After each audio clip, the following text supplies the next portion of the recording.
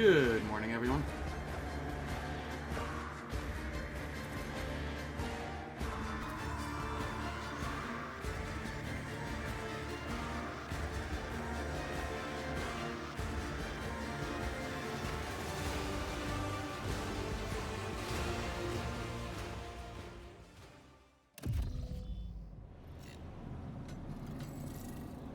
Alright, let's see. What was I doing?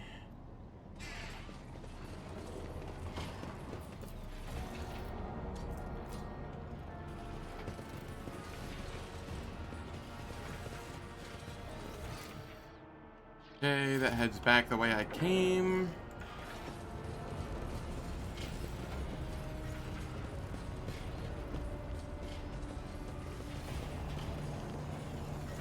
Victory awaits. This takes me down? Up?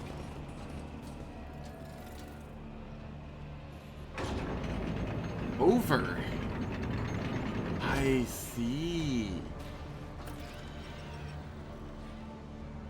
Okay, cool.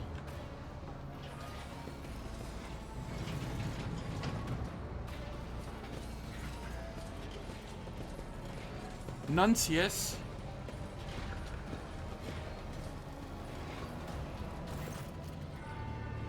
Something is enveloped within the sarcophagus's stasis field. Something that one would struggle to identify as a human being. The body's locked in a fetal position, the mouth open in mute agony, and only the tears streaming from the eyes, reminiscent of some weeping holy statue, reveal that the person is alive. Merciless waves of transmutation slowly and inexorably remake the body. The augmented fingers are covered with veins, vessels, and bones, and the blood that drips from them turns to mica, all in sepulchral silence, broken only by the breathing of the stasis sacculum apparatus. A funeral dragging on for half a century, attended by no one until today. Clutched in his hands, no, fused with his fingers, is a black cube of unnaturally smooth black material, and the endless cycle of excruciating metamorphosis.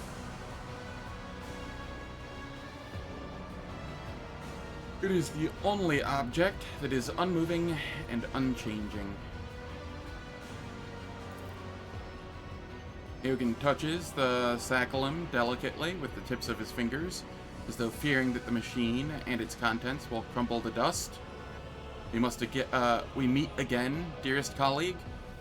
I would give anything to have you look at me now, your eyes brimming with reproach, resentment, even hatred. But all I see in them is pain and yearning. Is it yearning for life or for oblivion? I do not know. I stopped understanding myself long ago. Madness and guilt are bewildering. They muddle the brain. I've grown accustomed to it. But that I stopped understanding you, I can never forgive myself that. This cube is the artifact. A refractive transmuter. I had to confine it together with Nuncius. If it were removed, death would follow almost instantly. Of course, this is only a hypothesis, based on an analysis of my colleague's condition.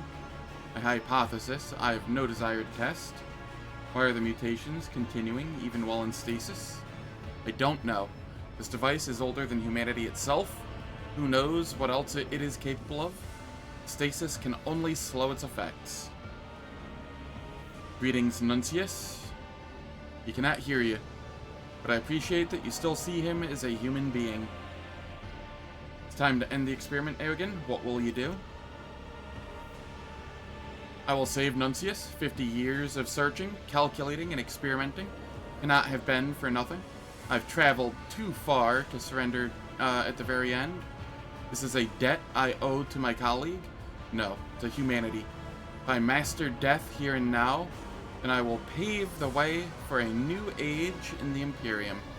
The methods do not matter. Does anyone remember the hundreds of failed attempts and sacrifices that are made in the search for a solution to a problem? If that solution ends up being the only correct one? Eogan asks vehemently, without looking at Nuncius. I will create a triasomata of myself, Nuncius, and xenotechnology. Oh dear God. The previous attempt was a failure, but since then, I have realized the true reasons for it. Imperial technology alone is not enough to restrain this corruption. I must resort to forbidden knowledge. There are still samples of our Necron finds here. They will allow me to perform the perfect transfer. I feel like I'm gonna lose Eogan too, and then I'm gonna be out both Cassia and Eogan for the final battles. And that is truly terrifying.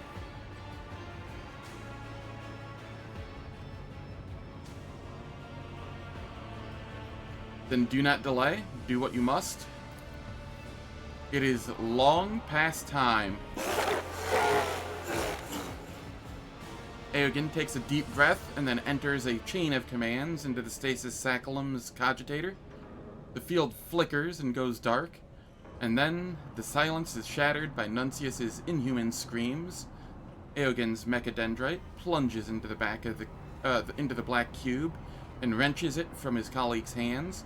Before the mutations can spread through his tentacle, Eogan cuts off the end of it with a plasma cutter and hurls it and the cube into the container where the artifact was once kept.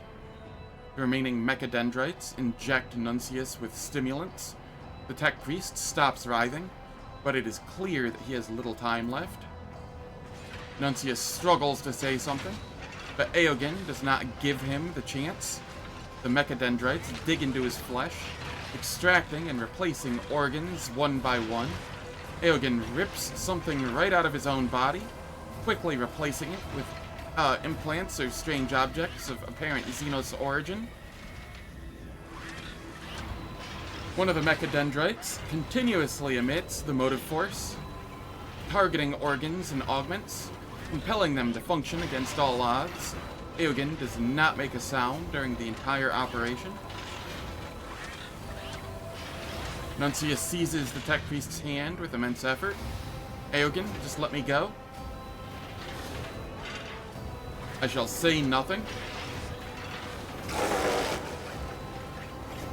Suddenly, Nuncius begins thrashing around in convulsions, a seizure so intense that he bites off his mutated tongue and begins choking on his own blood. No, blast it, no. Eogan roars gutturally, sending his mechadendrites swarming in panic. After a moment, Nuncius's body goes still. I'm still... Yes, Nuncius, yes, endure a little longer. We will be one. The Manipulus has lost his final shred of rationality. His gaze is now in full thrall to madness. He desperately extracts the distorted augments from the corpse and mercilessly reattaches them inside himself, heedless of the pain and blood. Last of all, he removes the cortical implant from Nuncius's head, a melted piece of dead metal, covered in lumps of brain matter. Whispering words you cannot make out, Eogan solders it next to his heart. Coughing up blood, Eogan collapses heavily to the floor. The triasomata is complete. Nuncius is in me. What have you done? I am the triasomata. Redemption from death. Nuncius and I are forever one. I will not be parted from him again. I'm so glad I was finally able to save you, dearest colleague.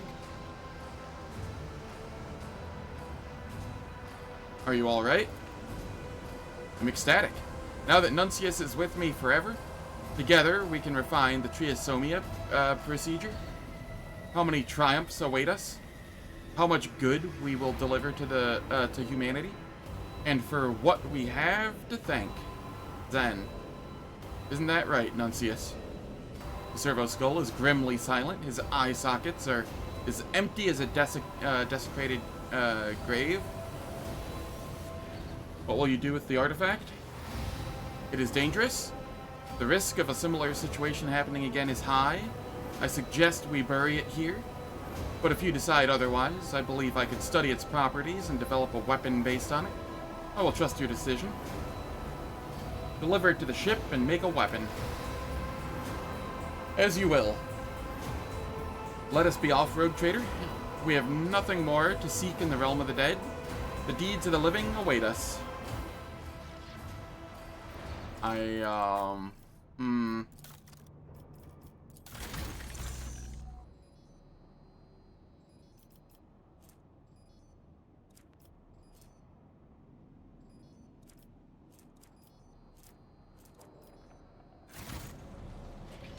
Oh god, why?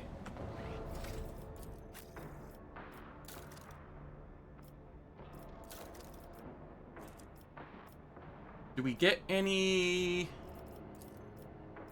new stuff here?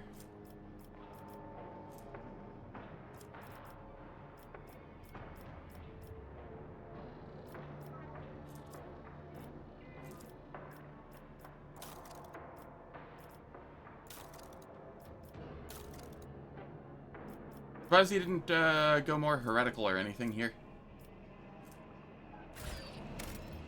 Alright. We save, and we go to the main menu, and then we come back so that we get rid of this horrid white light bug.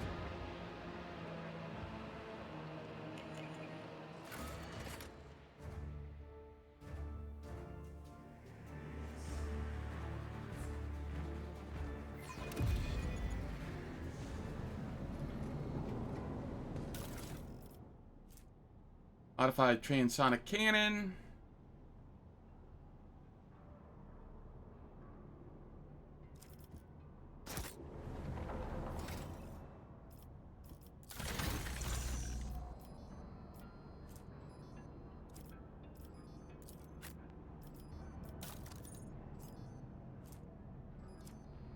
It is a shame that you can't use the transonic cannon and the Magna Rail Lance. He just never has anything for his Sinistral insertion.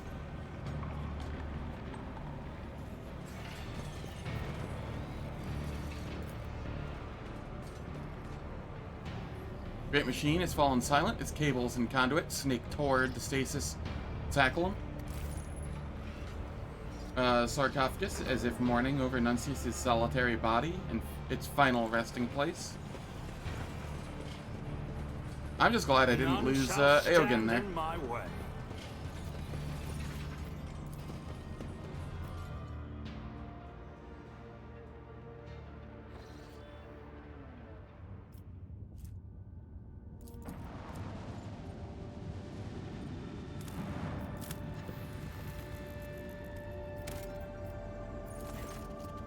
Confusion reigns among the Void Ship's auger operators. The unidentified emission keeps disappearing and then reappearing on our scanners. At first, it seems the sandstorms are to blame for this, hiding the source of the radiation. A team of explorers easily overcomes these storms and begins studying the surface. As their accounts suggest, the planet remains are littered with broken and mangled ruins of Xenos origin. Insect-like constructs flicker among the ruins, like static on a malfunctioning cogitator. Their black metallic bodies are equipped with grappling blades, which bring to mind the spindly legs of spiders. With each occurrence, the device looks more and more distorted, bent, and sometimes even appear directly in the remnants of walls or overlap each other. The only stable thing in this structure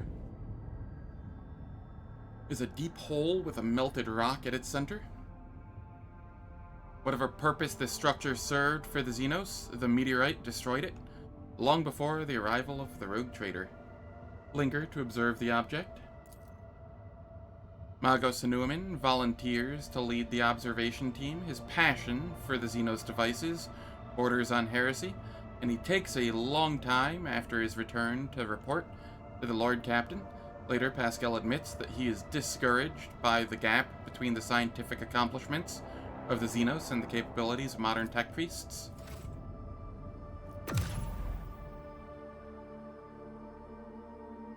Let's go speak with Eogan, see if he has anything new to say.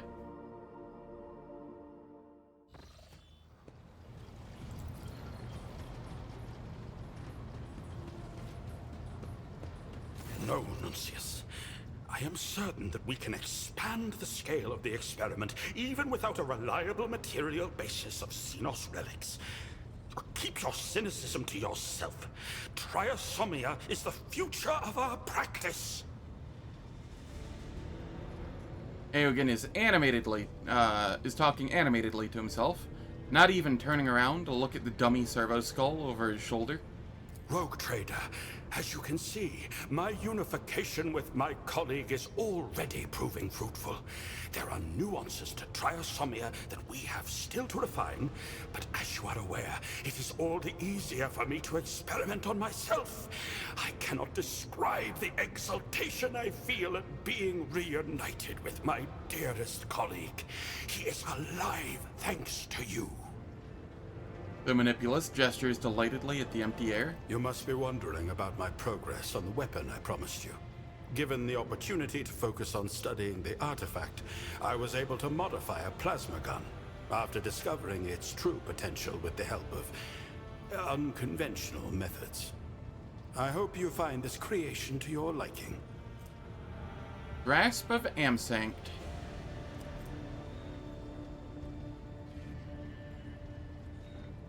Oh, that's actually really neat.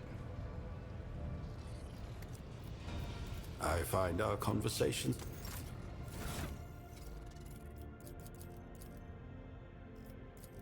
Eogan, you get to use this now. Enjoy.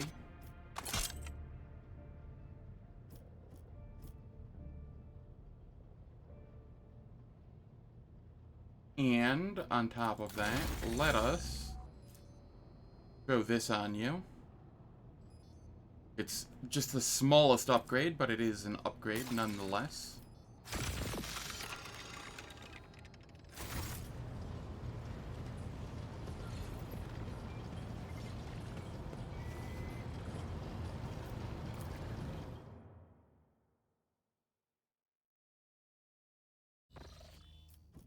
You know what? I'm gonna go see if Irliot has anything new to say to me as well.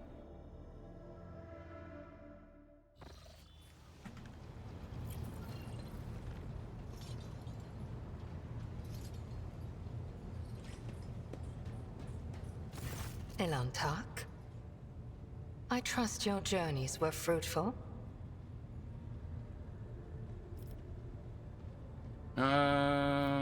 Allow me to ask you a few personal questions. What do you wish to talk about? Okay, never The mind. words of truth sound like music. This is what...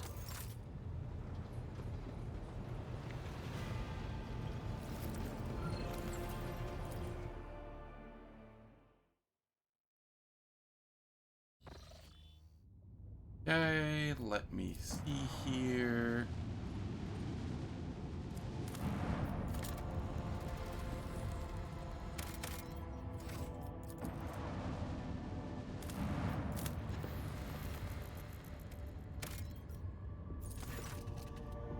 Most of the surface is covered in icy dunes with greenish highlights.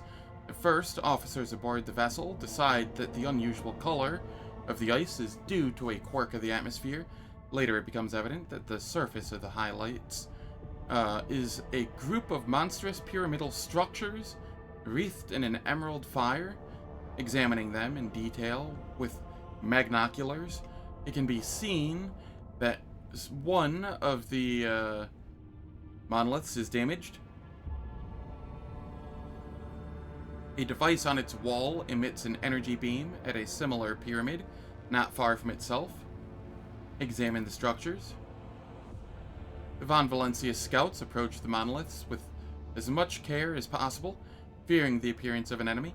The small servitor, sent to gather data about the energy beam, clearly demonstrated the destructive power of the xenotechnology. After carelessly making contact with the beam, it instantaneously broke apart, into minuscule pieces. It is curious that the second pyramid is still intact, and that only matter at the source of the beam is being destroyed. Study the surviving monolith. The energy beam barely reflects off the dark metal of the pyramid. Occasionally, a scarcely visible wave runs across the surface of the monolith's wall, after which the material appears to become even smoother. It's as if one monolith is feeding the other, not destroying it. A few scouts decide to come closer in order to better examine the phenomena. The soldiers of the Von Valentius notice a fragment of metallic ribcage melted right into the material of one of the walls, like a bizarre bas-relief. Between the rows of ribs and a talisman of black stone shimmers with colored light after each wave of energy. The end is nigh. How's it going, Juice Oosterman? Hope all is well. I have posted a final poll with all of the games that performed well on the previous polls. Well, as many as of them that I could fit on there.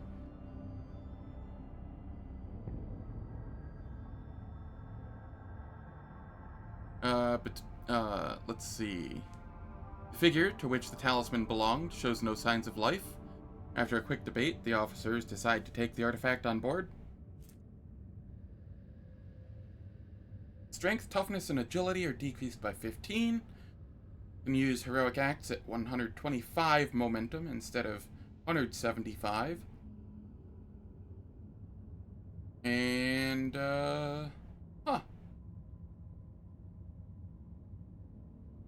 that is actually very interesting. I do appreciate it.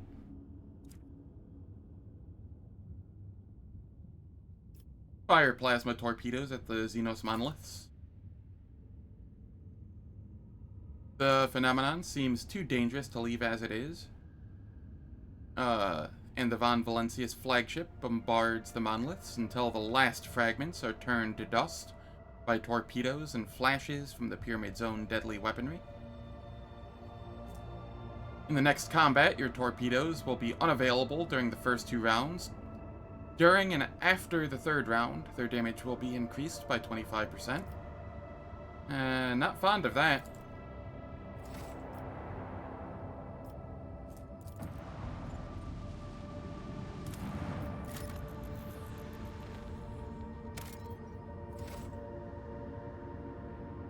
It is a good list of games. I am certain that whatever wins out, I will enjoy playing.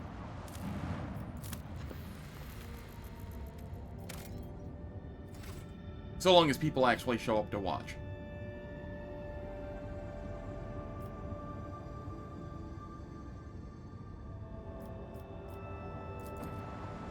Let us... The Augurs reveal 2 Xenos ships hurtling through clouds of cosmic dust. A message is coming from one of the alien vessels on an encrypted Vox frequency used by the Von Valentius dynasty. According to the transmission, Lady Theodore's people are aboard the Xenos ship. Request a report on the enemy.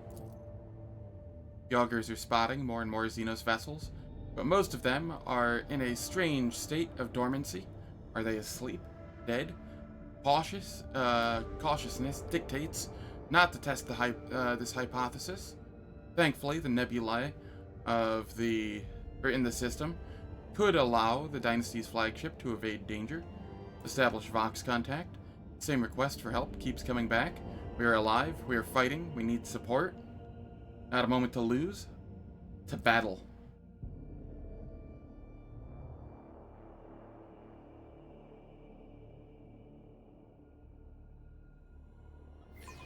Finally, some real action.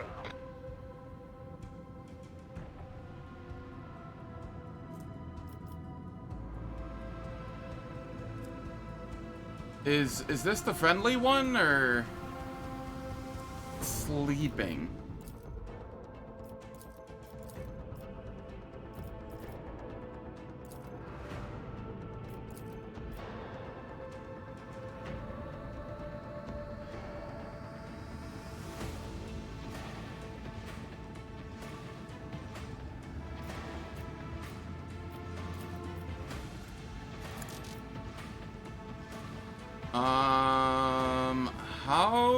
I want to go about this?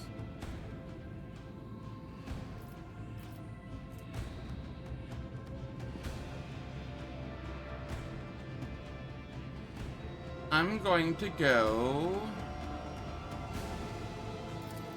for a new heading. Lay in the course. Come up this way. Protect my ass. And, throw this down. Yeah, this might be fine. Shallow jump to get even further away.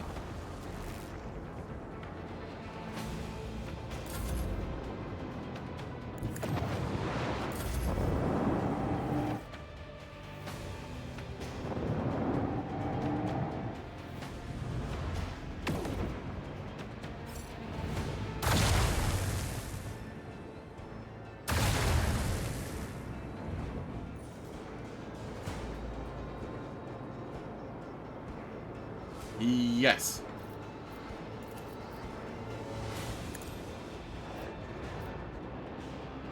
I thought this was known. The time has come. I will come up back around this way.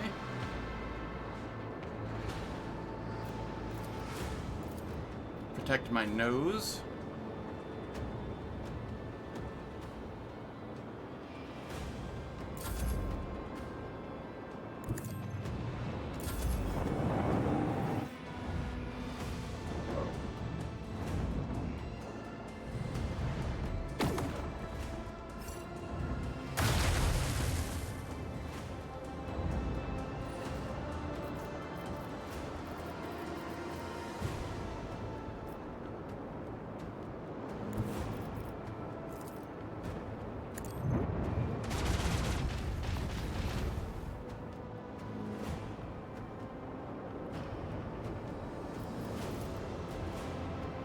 Annihilate them!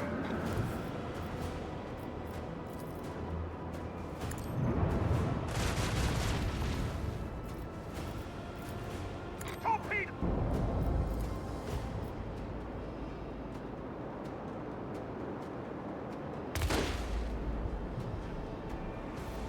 Okay.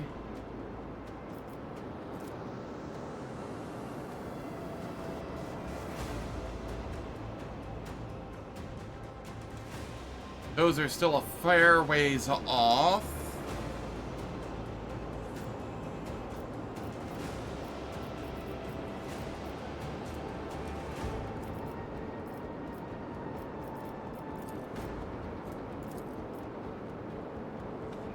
Reanimation is so fun, isn't it?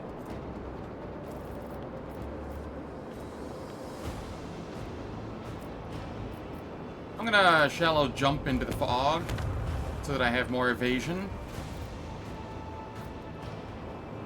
And hope that their angle has them hit me in the ass.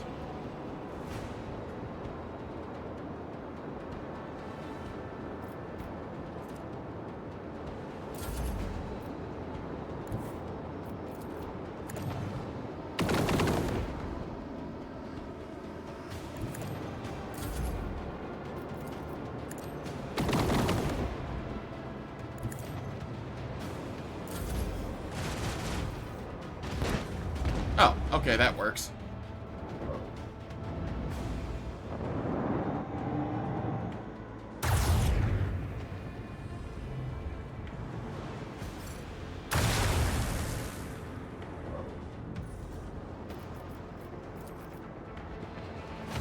That's not what I meant to hit. I meant to hit this. Okay, well, that makes things awkward.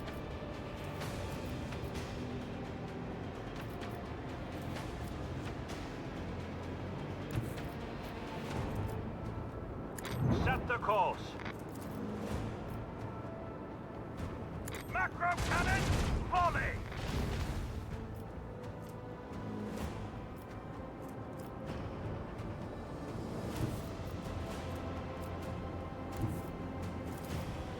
The time has come.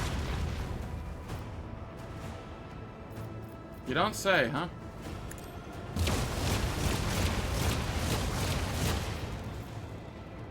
Well, that did fuck all.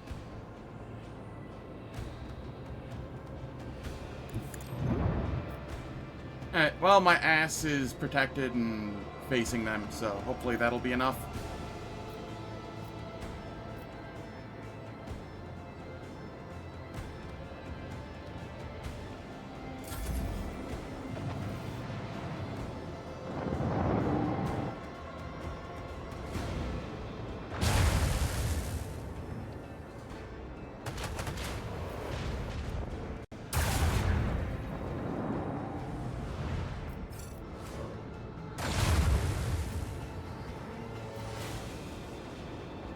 Okay, they didn't even attack me.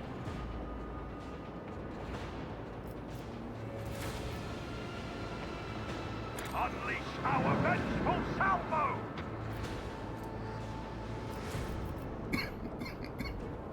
Pardon the minor coughing.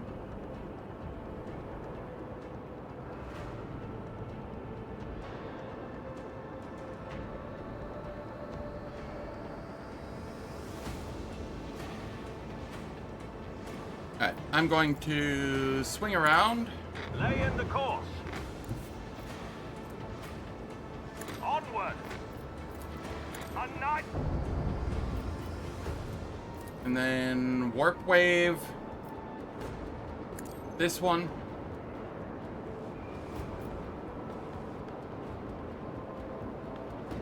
Yeah, I think we're fine here.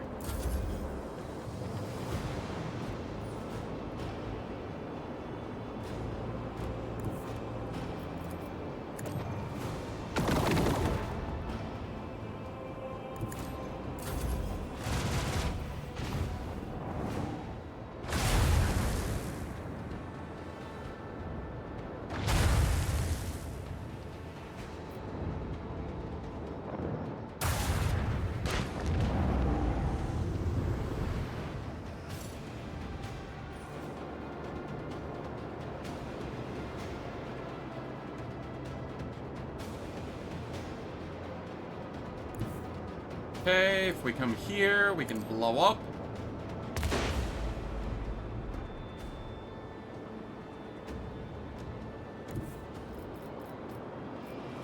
The time has come. Another salvo!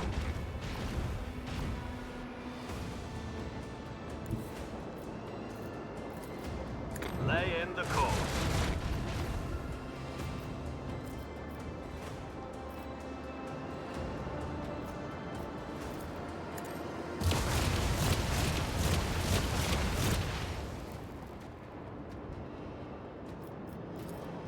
Macro cannon, volley!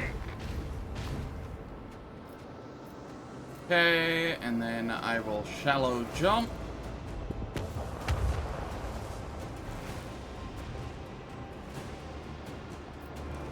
I feel like I should probably switch this to my right side. Oh, cool, I got my right and left.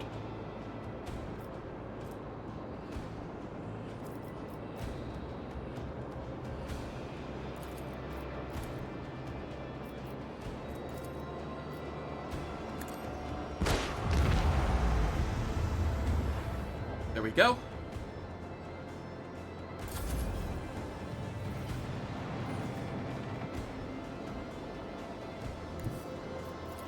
Let's go play with this one. It doesn't let me because it's not active. Oh, that's lame.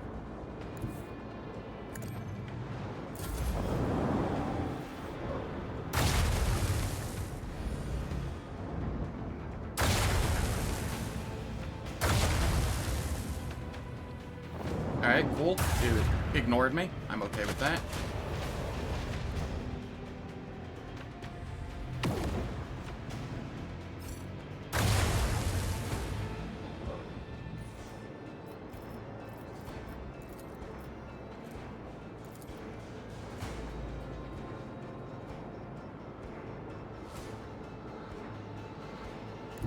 Set the course. Unleash our vengeful salvo.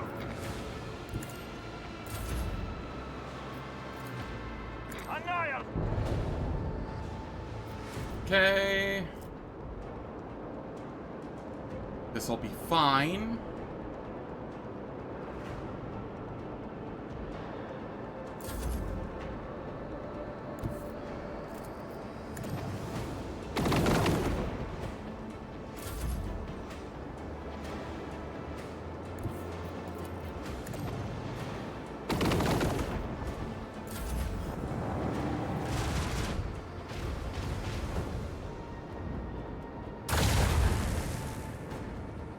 Rude.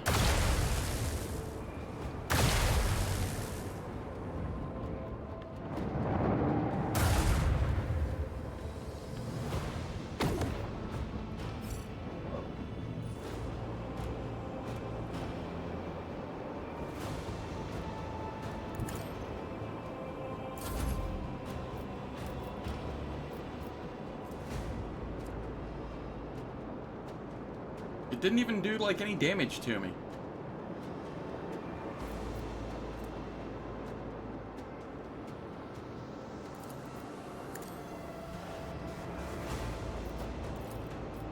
Leave their hole strewn across the stars. The time has come.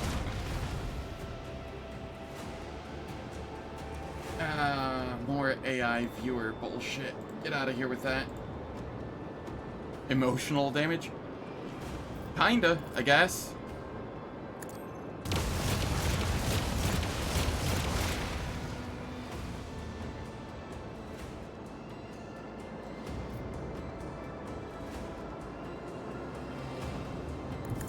Let's head into the mist.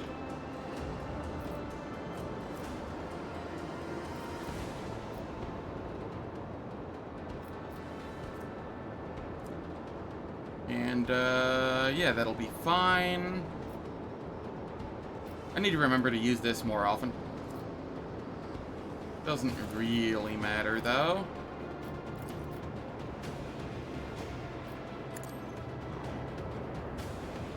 Trigger that one's, reanimation.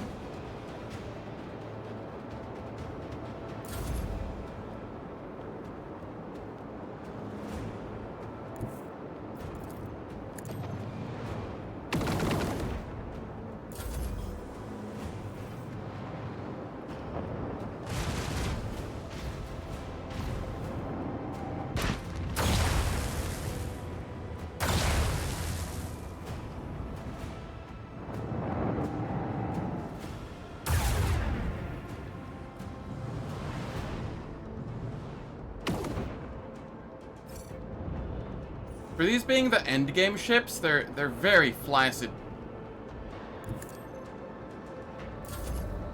They do a whole lot of nothing.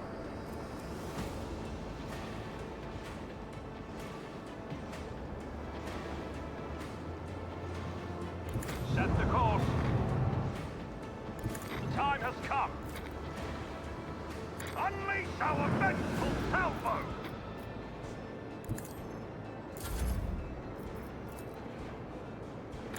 Enough.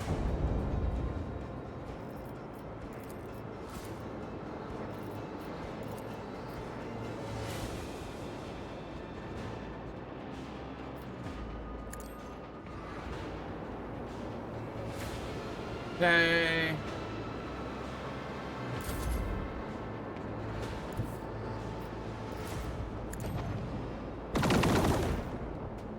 Nice, no damage. Adding extra few minutes to Act 5, you pretty much.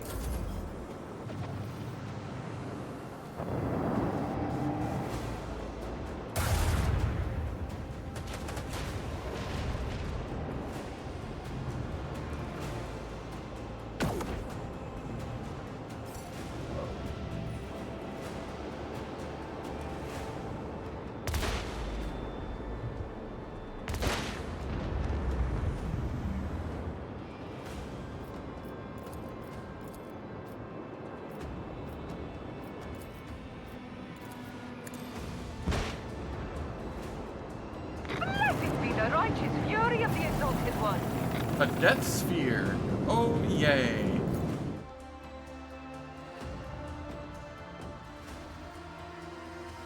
The Xenos are defeated and your men board the enemy ship. Cutting their way through the bulkheads to the source of the signal, they find the decayed remains of a Von Valencius boarding party. One of the corpses is clutching a voxcaster, sending the voices of the dead out into the void. All of them fell many decades ago. The data slate and a weapon that belonged to the commander of the boarding party were recovered from the dead men's belongings. The words "hope is poison, kill it, then death becomes easy and desirable" were scratched into the stock.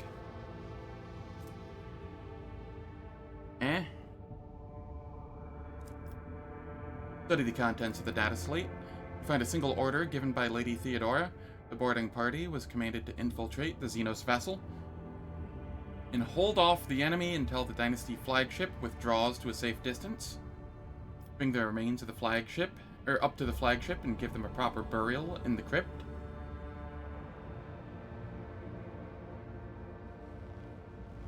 Did I get the secret companion? That's a very fair point.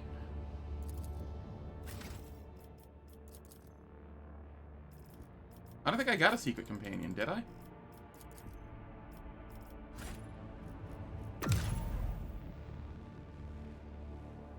I mean, Winterscale came aboard, but I don't think he joined me. Like, in party.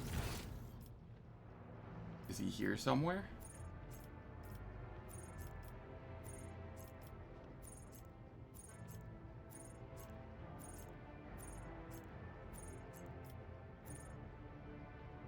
I don't see him.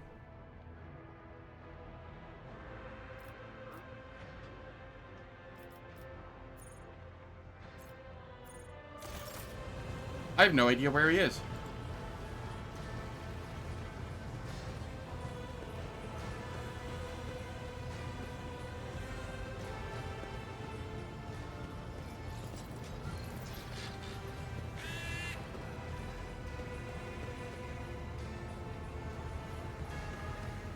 He did join the ship, right?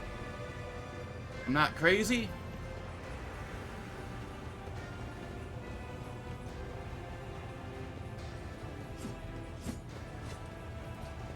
Yeah, I thought I got him too, but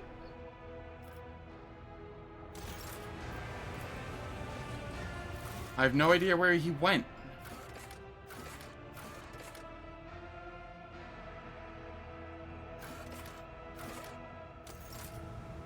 Oh well. Very nice.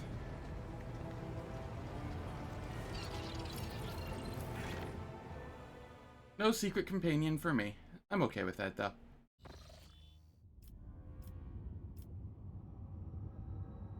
They were on the bridge?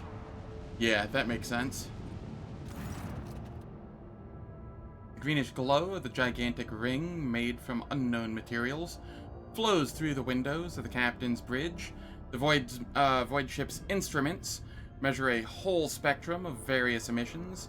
Sometimes the dull green is darkened by clouds of space dust, or bent by gravitational waves. The object most closely resembles a portal, albeit what's passing through it cannot be clearly defined. Send a team to examine the object. Additional equipment and a closer position allow the team to understand part of what's happening. The portal seems to resemble the gate devices used by the Eldari and Drukhari, only made of a different material. The metallic shine of the ring alternates with the darkness of the large blocks of stone, reminiscent of the material that makes up the famous Cadian pylons.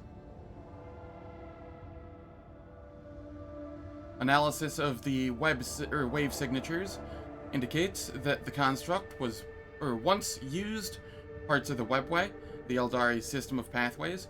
However, in its current condition, the portal's not fit for transporting vessels. It is unstable and often begins unleashing dangerous cosmic objects. Instead of transports, the gate spews forth dark light waves and deadly breaths of incandescent gas, the latter taken from a star's photosphere. Observe the anomaly. Arcs of incandescent star gases bursting from the ring pierce the darkness of space, reflected by the surface of the other celestial bodies in the system.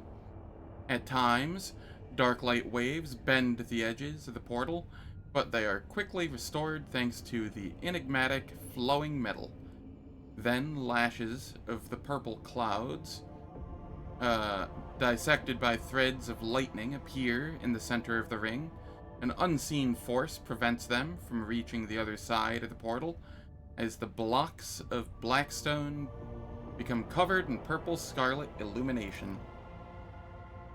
If the ring truly were a portal, it is not fit to serve as one any longer. Stellar heat and gravitational force forbid any vessel from passing through it.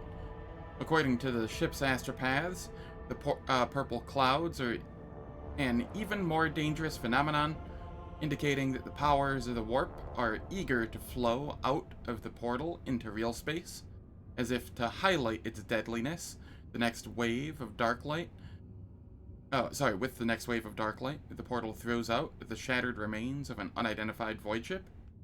Hard to believe that a civilization capable of creating a device as powerful as this could have undergone such a decline.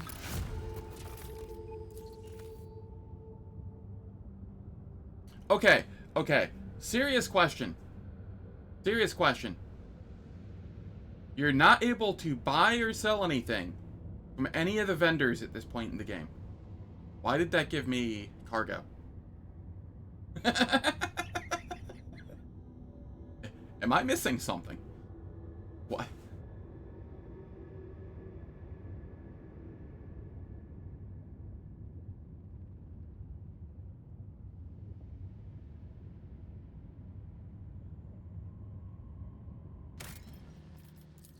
Nope, sorry. I'm reporting that as a bug.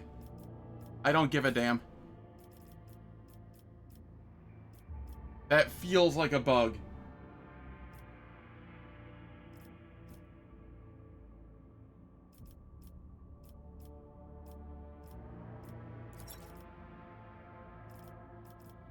What system am I in?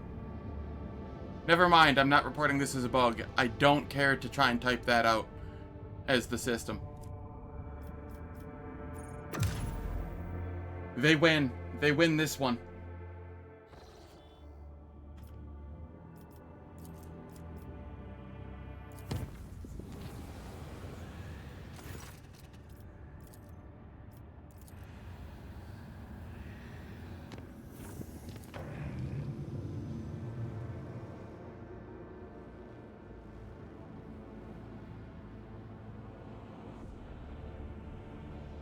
Yeah. At least +1 weapons you can theoretically equip. Cargo I can do literally nothing with.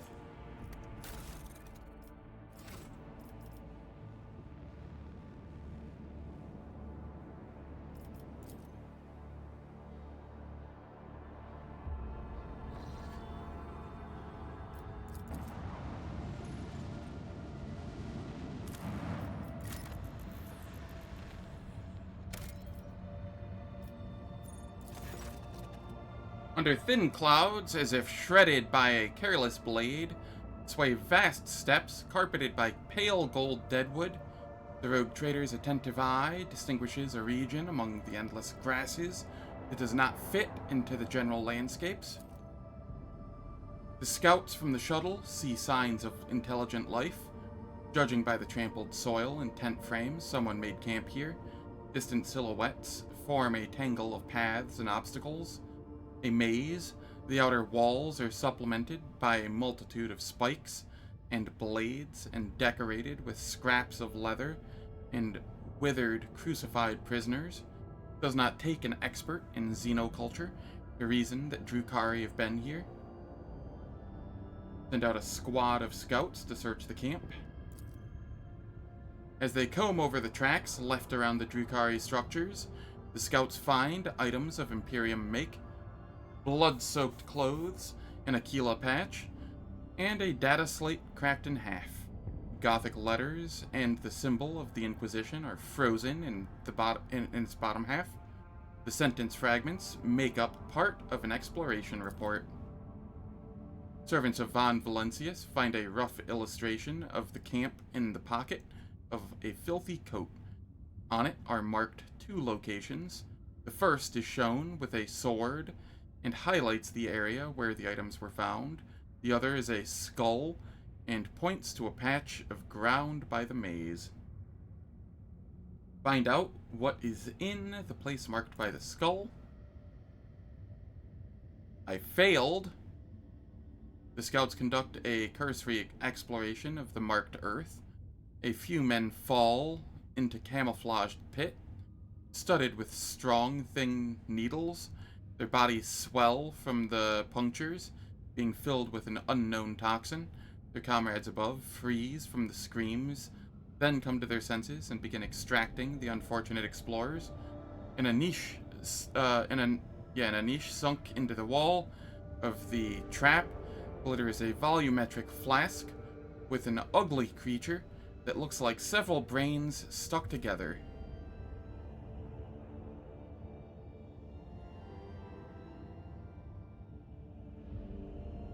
Alright, whoops. Oh well, that's whatever. All I need is warp wave. Analyze the nature of the creature. Rogue Trader's people recognize the grotesque figure as a Drukhari Medusa, a parasite capable of registering emotions and transferring them to its masters. This thing was left here as the equivalent of a picked recorder, collecting the suffering of the Drukhari victims. Eldar brain found. Oh no, we're going Baldur's Gate 3 again. An Elder brain. Sorry, bad joke, probably. Let's see. Continue exploring the area. Destroy the abomination. Pain blockers. The flask explodes into shrapnel fragments under a salvo from the scouts' rifles. The remaining liquid is collected into several test tubes to be examined on the ship's laboratorium, and put to good use or destroyed on the orders of the Rogue Trader. Continue exploring the area. Deep prints belonging to landing legs and a ladder are visible in the grass behind the maze. The relative positions of the recesses correspond to the design of an Imperial shuttle. When the Von Valencius scouts approach, they find a wax seal bearing the symbol of the Inquisition, and a monogram formed from the letters of XC. An officer voices the proposition that the initials correspond to the name of Lord Inquisitor Xavier Calcazar. Search for other objects in the grass. Last stand. While the wielder has less than 4 traumas, and an adjacent ally still in combat, the wielder's wounds cannot drop below 1. Each instance of lethal damage inflicts a random trauma instead. Ooh, that's actually spicy. A segment of the dry grass a few meters in front of the prints from the ladder has been cut as if scythed. Among the chopped stems lies a piece of a Drukhari trophy, a flap of dark skin stretched out by thin chains, most of it covered by a tattoo, a silhouette of a storm or tornado, and a black symbol composed of curved lines and sharp shapes.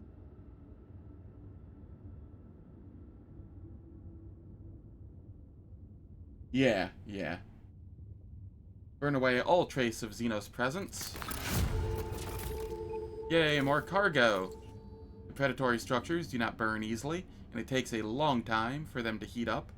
When the flames finally gather strength, turquoise explosions flash amid the yellow-orange waves. Whatever was down there was dangerous. Alright, it is time for ads. The ads will last for 3 minutes. The disable pre-roll and mid-roll ads on Twitch for the next hour. I don't do anything in the meantime, so nobody misses out on any content. Oh, short TLDR. How's it going, Durzak? My build is a melee and gun build utilizing the fleet combat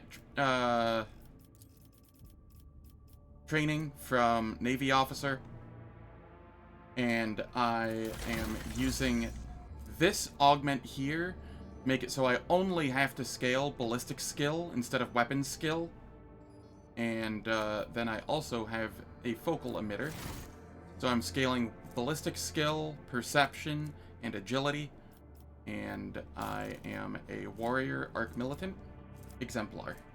That is my short TLDR before the ads, and I will catch everyone after the ads.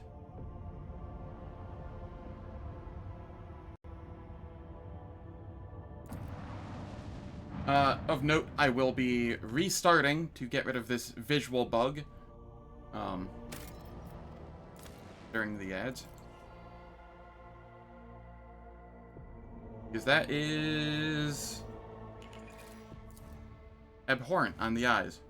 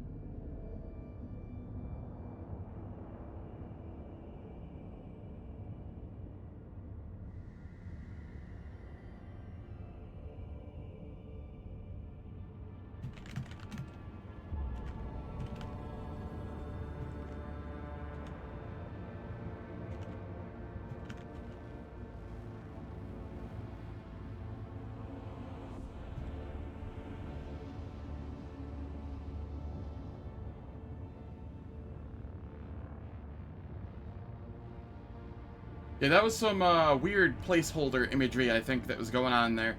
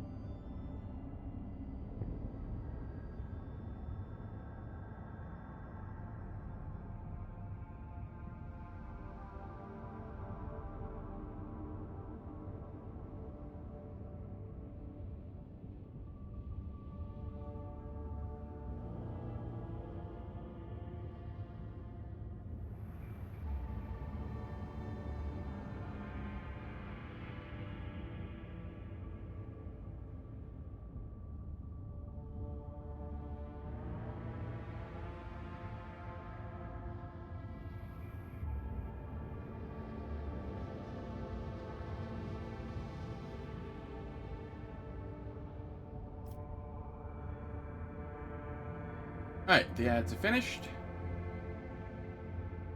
Alright, so, Durzok.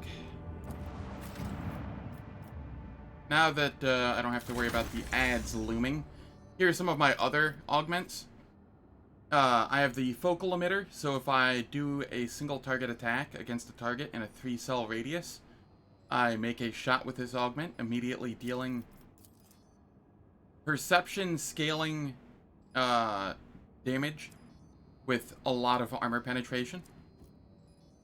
So that's really nice. Sadly, it does not count for versatility of Arch-Militant. Over here, I have this weapon optimizer. It gives lots of bonuses to different weapon types. But the big thing is, I can galvanize it, and then apply all of those bonuses to whatever weapons I'm currently using for an entire round. But then I gain a stack of fatigued until the end of combat.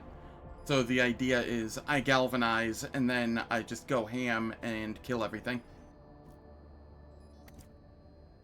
But the big augment here, aside from the cerebral inverter, big augment is this one here.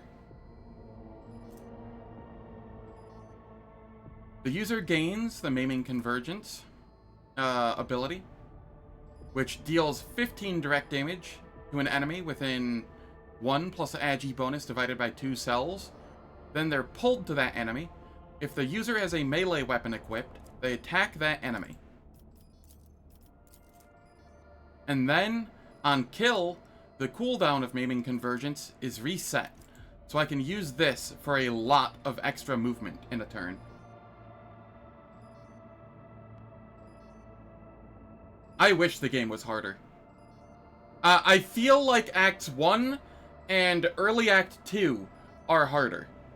Because they did some XP finagling for that part of the game. But you still end up, like, super over-leveled by the end of Act 2. And, outside of, like, 3 or 4 fights at the start of Act 3... you know, then it just becomes easy mode.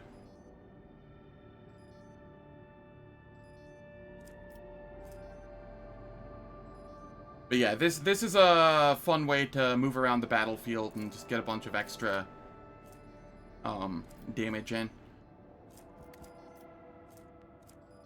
And because I have the fleet combat training, if I crit with my main hand weapon using Maiming Convergence, then I will get a shot off with my offhand, and then I will also get an eye laser blast as well. And these are the weapons I'm currently using. I'm using Tearing Vengeance, and then I am using the Elite Blast Pistol as my offhand.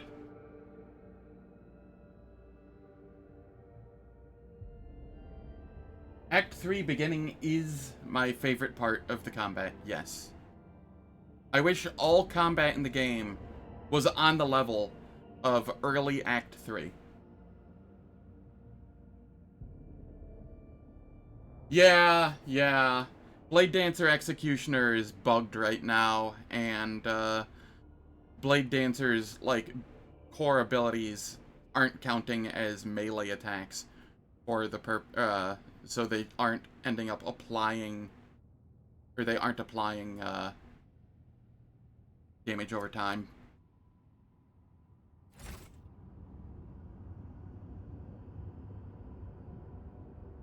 Oh yeah, no, I love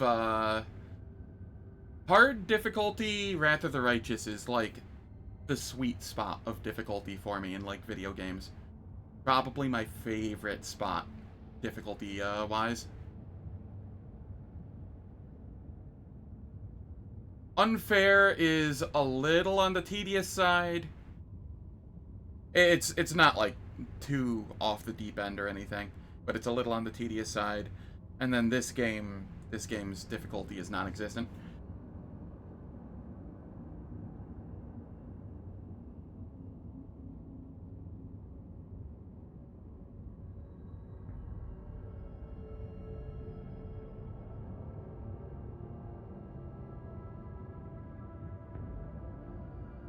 Yeah, that's fair.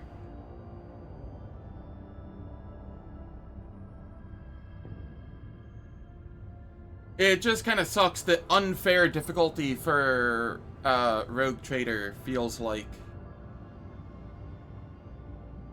story mode Wrath of the Righteous for 90% of the gameplay, and then it feels like normal difficulty or maybe even like core difficulty at like the start of Act 3. And then it goes back to story mode. Yeah. Well, you still get to fuck around just fine in hard difficulty as well. I have so many weird jank builds that I do in hard that work out just fine. Granted, I'm using a couple mods, like tabletop tweaks and such, which generally make it a little harder. But I'm also using Spellbook Merge, so Like, a bunch of half-casters can merge with some of the non-angel and non-lich paths. Like, Inquisitor being able to merge with Aeon.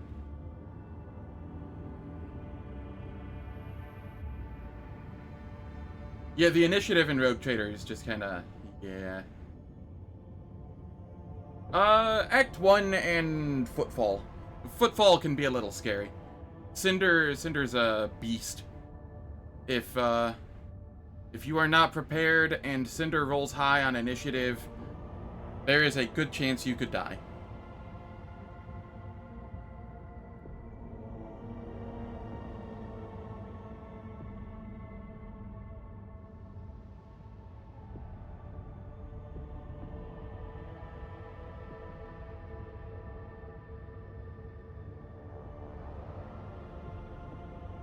Alright.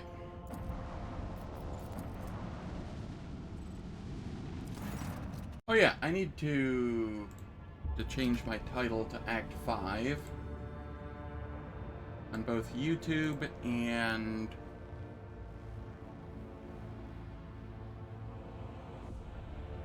Twitch. There we go.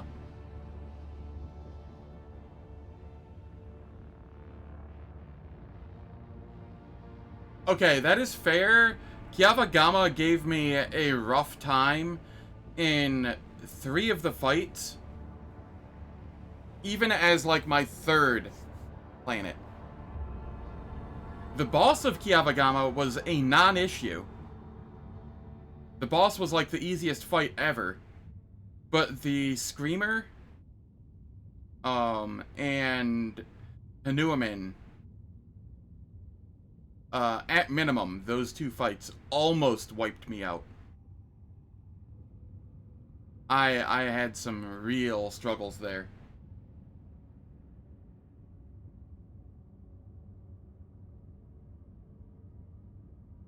Yeah. Aurora is a little neutered. It's still scary if they get a burst attack off on your party, but once you know how to spread people out and whatnot, it's not the worst. Sniper's still a little scary.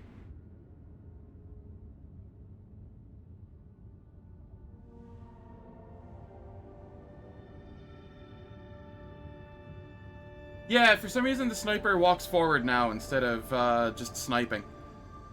They did something weird with its AI. One sec, I gotta blow my nose again. God.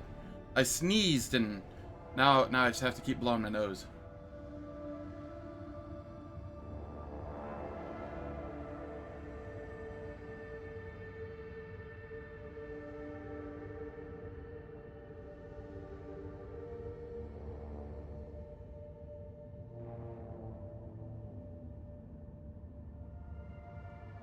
Lord Captain, there was an incident on the flight deck. The planet we discovered is located at the coordinates of interest to the Honorable Ulfar, Angel of the Emperor. The moment he learned about this, he chose to abandon ship. He ordered a shuttle to be provided to him and directed it to the world before us. We do not know where exactly he wishes to go, but the augurs have tracked the shuttle to its landing site.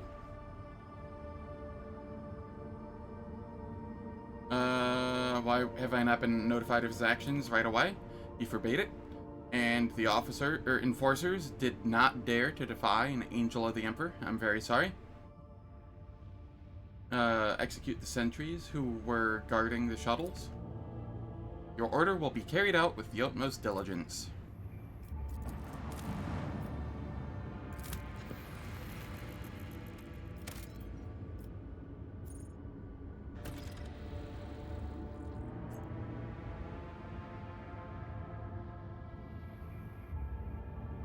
Yeah, I've heard there's less fighting, but that the fights are actually... that they actually pose a threat. So, I mean, that's okay. I'm cool with less but more meaningful fights.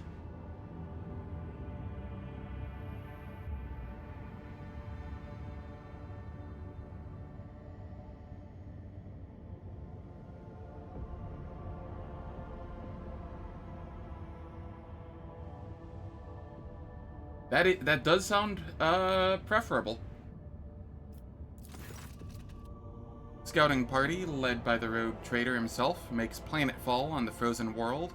The shuttle on which Ulfar Thunderlung departed, the ship, has been designated the starting point for the search. Also, how's it going, Cleve Wizard? Did I say hi to you yet? Hope all's well. In case you're curious, there is a new poll on YouTube for, it essentially took all the games that were doing well in the other polls and placed them against each other. So.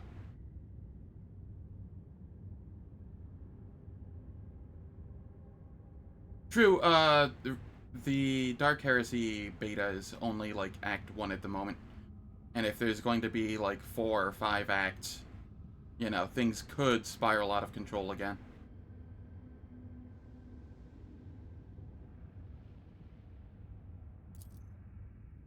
Said shuttles found at the landing site intact and undamaged. Scout out the area. Scouts discover numerous structures, burial grounds, and obelisks of the Xeno race that once ruled these star systems, all of which are now encased in ice and solemn sepulchral stillness. Contractually obligated to vote for XCOM, thus you have done. Awesome. The whole process of being investigator is pretty fun too. Sweet. I look forward to it. I have access to the beta. I have only looked through character creation though. I have not gone further than that. I want to go in mostly blind when it launches on Unfair Grimdarkness. And, just beat my head until I beat it.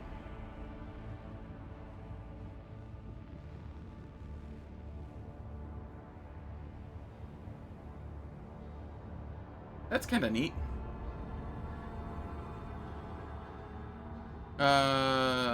No signs of activity by potentially hostile Xenos has been detected.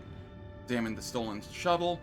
The machine spirit is in fine form and is ready to ascend from the world's surface. No clues have been found as to Ulfar Thunderlung's intended destination, but a keen-eyed scout sights several disturbed snowdrifts that may indicate the route taken by the Space Wolf. Follow the trail. The group bravely ventures onward into the realm of blinding white and crackling frost. The sky is soon blanketed with snow clouds that block out the star's light. The wind, howling like a pack of hungry spirits, sweeps away all tracks and whips up a furious storm. The path is full of dangers. A treacherous crevice, hidden under the snow's crust, suddenly opens wide underneath the Enforcer's feet. It is only the vigilance of the Lord Captain and his companions who hear the telltale crack in time that saves the soldiers from certain death. A few hours later, the expedition comes to a plateau. Rising up ahead is the dark hull of an Imperial trading vessel that once landed on the world's surface. Investigate the ship. The ship is identified as the Revelation Granted. The merchant cog commandeered by the baleful Howl on footfall. No signs of struggle or other misfortune are found aboard. Only some useful cargo in the hold. Contrary to expectations, no crew members are found, dead or alive. The ship has been abandoned and its fuel systems are non-functional. The Prometheum is frozen solid and ruptured the tanks and pipes.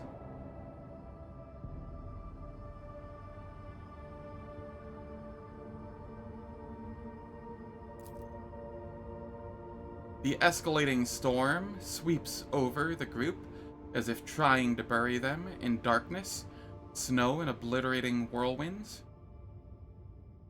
Send scouts to survey the area. Enforcers search the area and return without finding anything of interest. Not all of them return. In fact, several seem to have lost their way and fail to make it back to the ship. Look for signs of Ulfar. Fresh tracks in the snow leading out to the ship's airlocks indicate that he was here and recently. However, he was not alone. The scouts find strange dips in the snowdrifts surrounding the ship. It seems that someone was watching the ship from a position buried in the snow around the same time that Ulfar Thunderlung was searching it.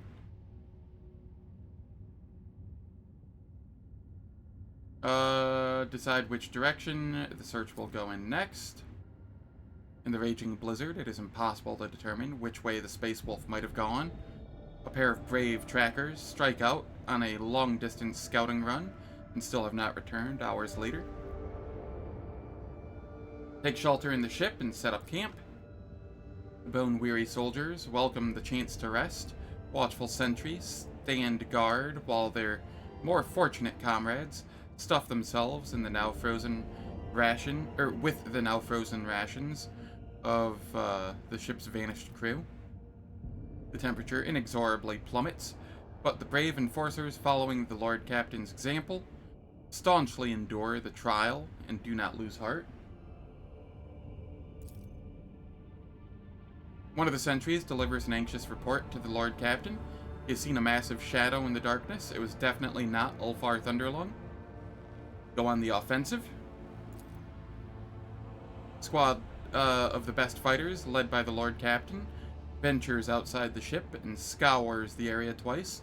Unfortunately, the only result of their efforts is several squad members disappearing without a trace. Double the sentries. Despite the reinforcements, the sentries cannot conceal their fear. The unknown has robbed them of their courage. A messenger rushes to the Lord Captain to report that one of the sentries is missing. Large tracks have been found near the sentry's post, as well as a few drops of blood. Arm everyone and have them take up defensive positions. Casting food aside and rousing from fitful sleep, every member of the expedition prepares to fight and defend the blessed rogue trader. A terrible rumbling cuts through the roar of the storm, the clash and clamor of battle. It is followed by a furious, agonized scream. Send the party toward the sounds of battle as soon as possible. Okay. How? I have a 100 ballistic skill, and this is a 55% chance. Tied together with ropes and bolstering each other with battle cries, the enforcers rush toward the battle in human chains.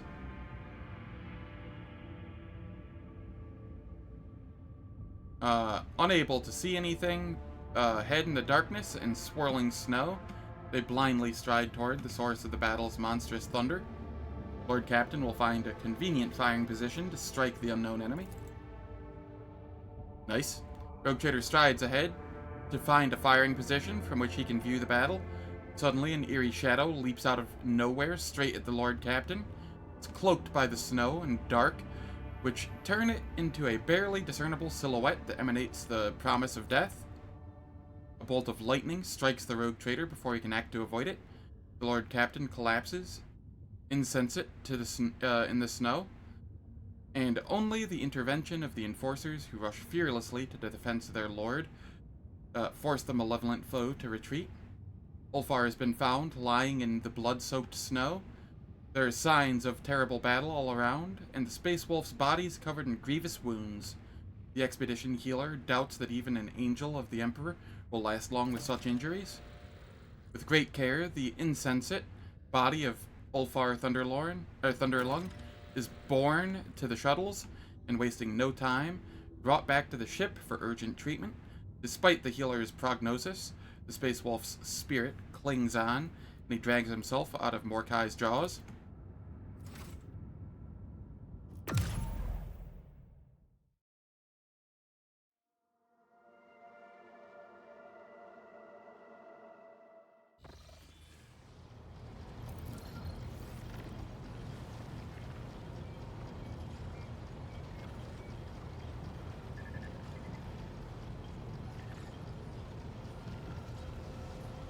Alright. Ulfar. Are you here, Ulfar?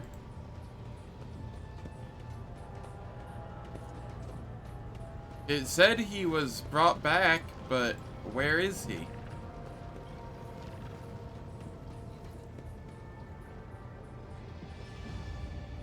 Hello?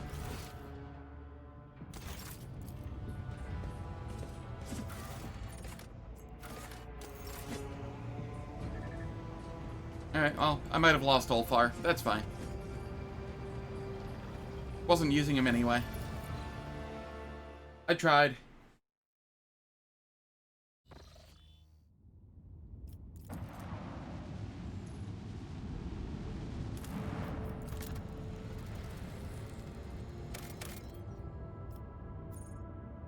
Okay, game, that's just troll. What am I gonna use this plasteel for?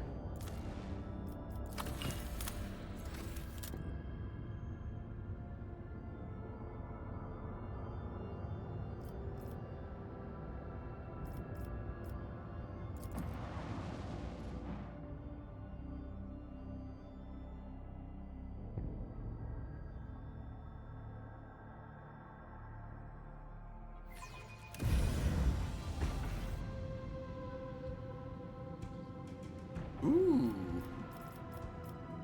We have some spicy stuff here. Torpedoes locked.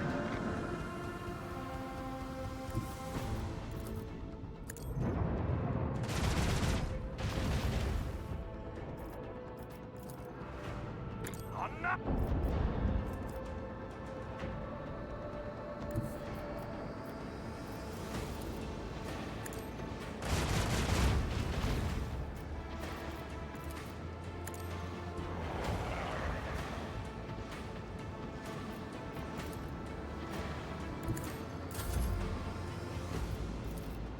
Macro cannon, volley! Fire right now! Okay. That is all good. And then from here, I will head back up this way Set the course. and guard my ass.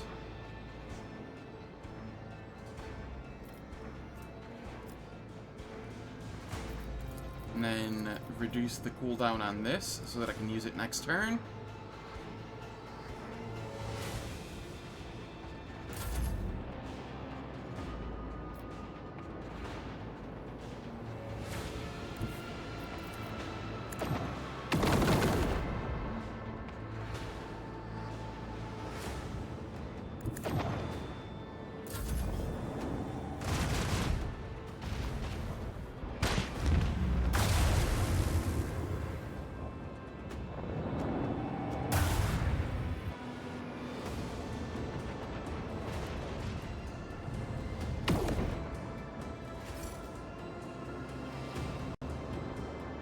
Torpedoes!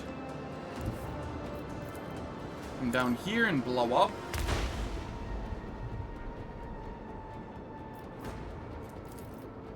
Leave the hull strewn across the stars. Macro cannon, volley!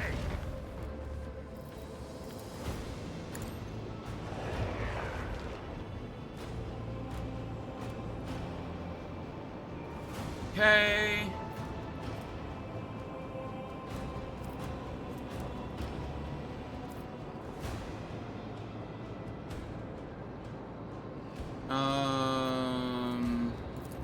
If I do this, it would still be this, and still be this. Would I be able to do it this way? Yes.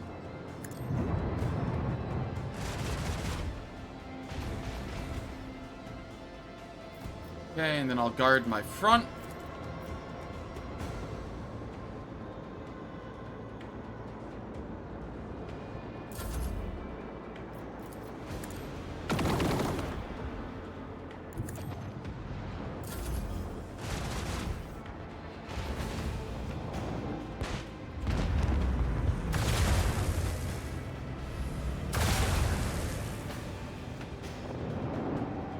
My escort ship. Whatever will I do? Another salvo! Leave the hull strewn across the stars! Torpedoes locked!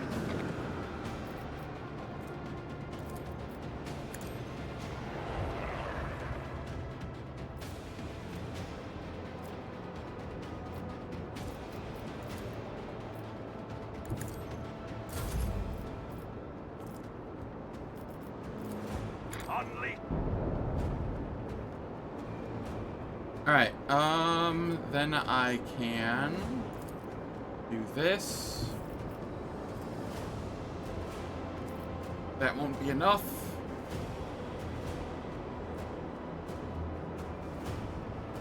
So I will... No, that's still fine.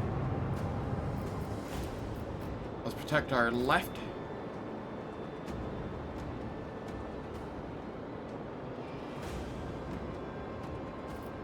And I will reduce the cooldown on that again. And try and ensure that they'd be attacking my left.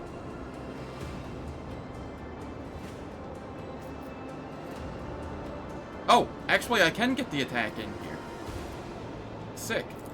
Extra range. Another salvo! Perfect.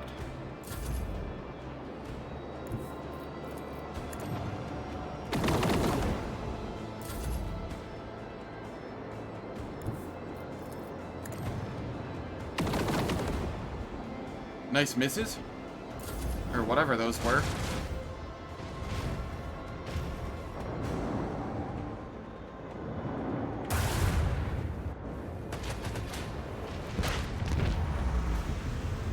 GG's. Archaeotech Plasma Battery. I have so many of those already. Thank you, game.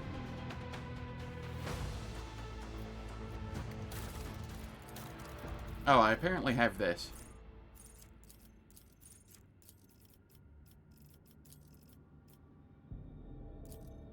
Sure.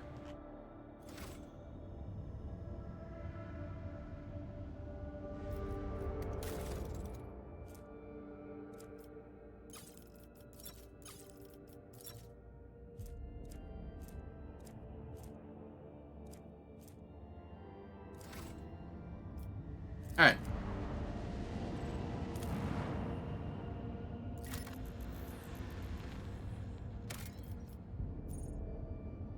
Ancient tunnels. A puzzled augur operator reports that an expeditionary shuttle belonging to the Von Valancius dynasty was detected on the planet's surface. Furthermore, according to its markings, it is assigned to your vessel. The operator also states that the entrance to a system of tunnels was spotted next to the shuttle. Request a full report on the shuttle. In the registry, the expeditionary shuttle number 712 has been designated as irretrievably lost. For many years, information about the circumstances of its disappearance is suspiciously sparse, as if someone deliberately erased it. From the crumbs of information that remain, you gather that it was sent to explore some object of unknown world on the order of the Lord Captain Theodora and never returned. Explore the tunnels. After disembarking, you notice that the shuttle is buried halfway in sand, and the Von Valancius coat of arms is practically erased from its side. This shuttle has clearly been here for a very long time. Next to the shuttle, you find crates of archaeological equipment, on which one can just barely make out the emblem of the explorators. Most of these crates are lying next to a massive black doors, the massive black doors of Xenos origin, the entrance to the tunnels. The descent into the depths takes several hours. You make your way through cramped corridors, giving way to huge black halls, where a dim emerald glow from no discernible source brings forth the silhouettes of equipment abandoned by the tech priests. The suffocating, oppressive silence that accompanies you during the descent is broken only by the echo of your footsteps, deafening and yet so insignificant against the background of the Cyclopean arches.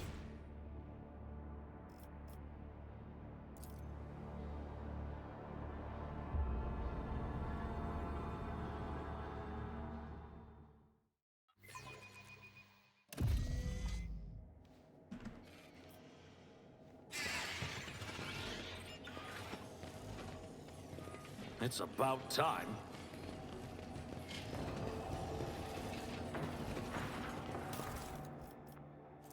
Okay. Hey, a Weber that actually does damage. Holy shit. This is like the first Weber I've seen that's actually possibly usable.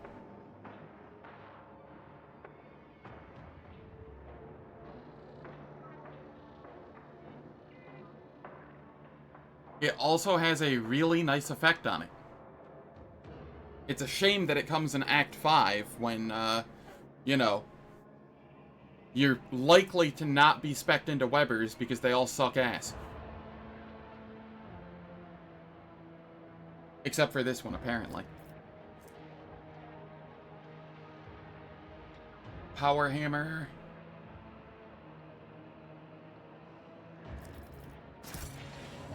I won't tolerate weakness.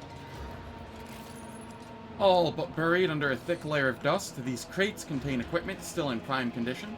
It is as though, even in the face of death, the tech priests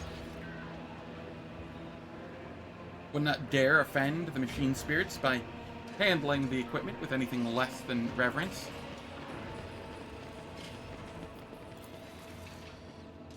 These sensors were erected by tech priests to ward off malicious Xenos machine spirits. It bears a monstrous resemblance to something I have seen before. I recognize the hallmarks of the Inquisition without a doubt. Sacrificing dozens of powerful but untrained minds to grasp the unknown, and then destroying the attained knowledge because it was too dangerous. Veering into polemics, Genitor, is evidence of the fearlessness that has overtaken you. May I offer some advice? Rediscover your fear. The methods of the Holy Ordos is a very unfortunate subject for debate. Alright, let's see here. Peach is completely motionless, like a black statue. The dark metal of its body shows no discernible damage. Nuncius solved this conundrum. The bodies of Skitari, whose flesh and armor have disintegrated in various places. Judging by their wounds, they were shot during a hasty retreat.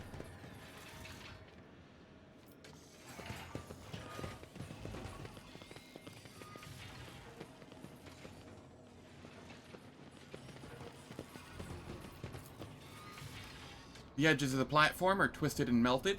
It appears to have been deliberately damaged by a powerful explosive. None shall stand in my way. It seems as though the dark hollows of its lifeless eyes could flare with the flame of ancient hatred at any moment, but the eye sockets remain empty.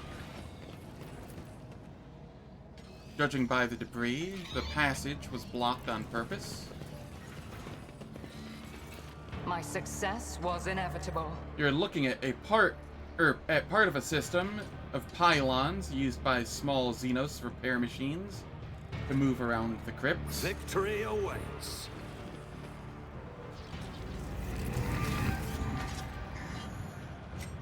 Invasion has come to pass as foreseen. The impotent perpetrator must be destroyed. Rise ye who have known slumber and exact your punishment. I get a combat. I forgot what that was like.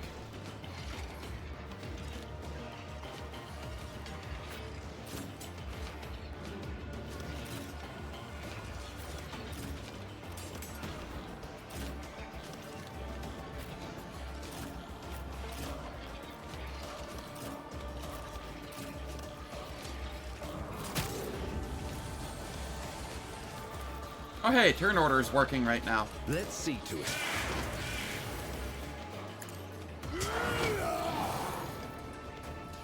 I won't object to it.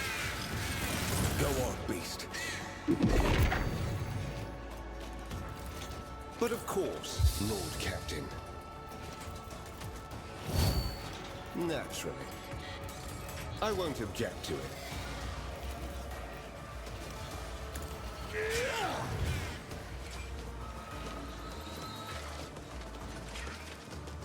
A Necron Immortal.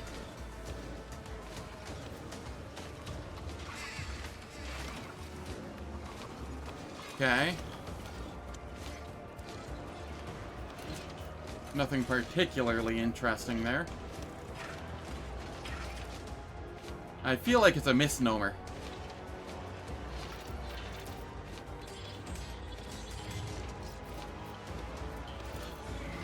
Do my bidding. Go on, beast. Let's see to it. Incomprehensible.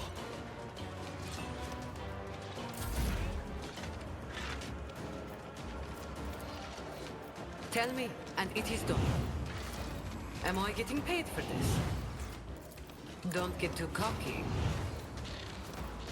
Okay, we just continue I can do buffing. that with the right incentive. Don't get too cocky.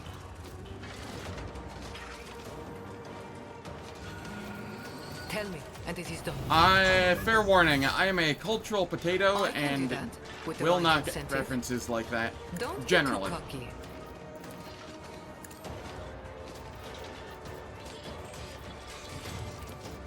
Eogan.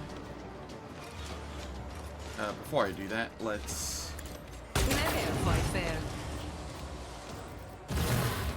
give I Eogan getting his paid turn for this? here. Useless. I'm relying on you. A valid argument. In Heresy, a lot of the abilities have either or restrictions, like you can charge or you can use Endure at the same turn on a warrior. Gotcha. Astute. That does make things more interesting, where you have to make tactical decisions. A valid argument.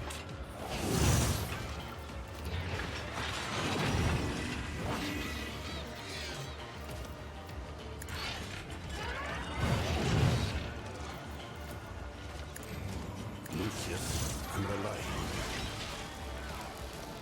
you. Astute observation. Okay, let's see here.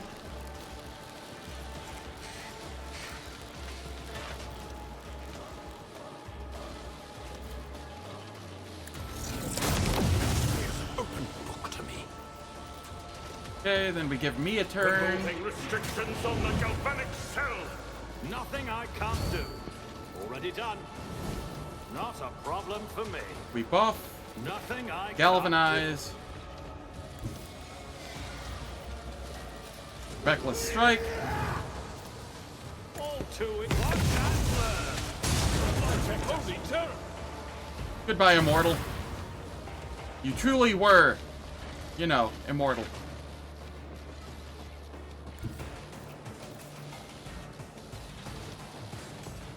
Never wavered in the face of adversity. For God's sake.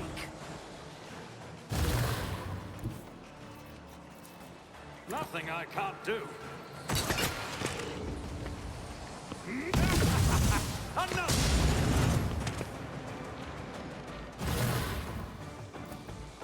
There's another immortal over there and an immortal back there.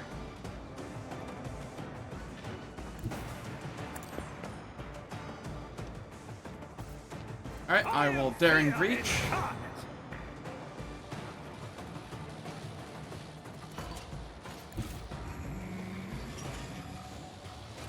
And I will come up here and to preserve Let's see how they movement. respond to this. Settlement commencing. Watch and learn. You didn't stand a chance. Not a problem for me. Playing tricks on us. Okay, then I can come up here. I want to preserve as much movement as possible.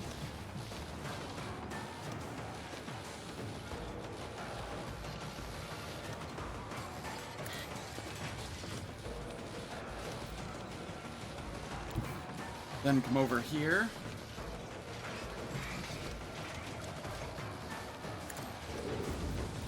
kick him, because I can. And then hook him. Nothing of value has been lost.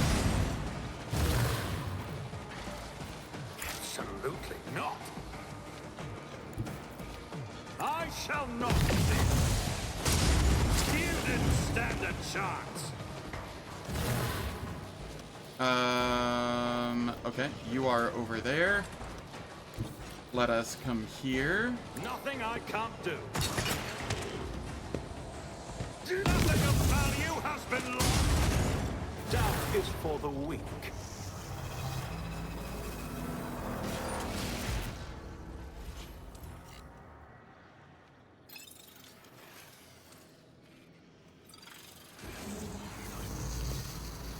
Okay. Sure. I don't see how this is going to help you.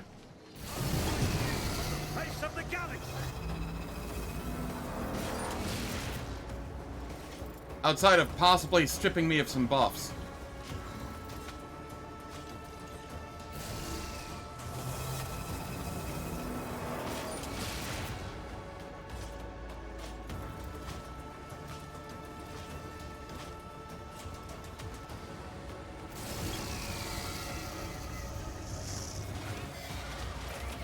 How do I get up there?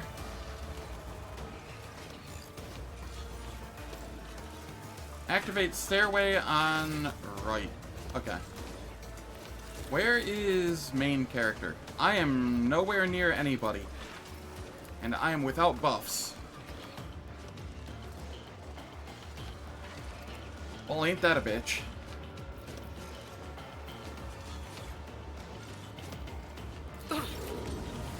They found a way to get me.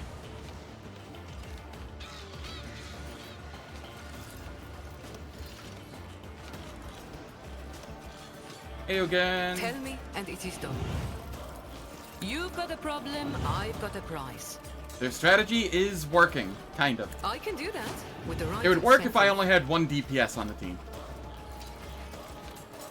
Unfortunately for them, Am I getting paid for this?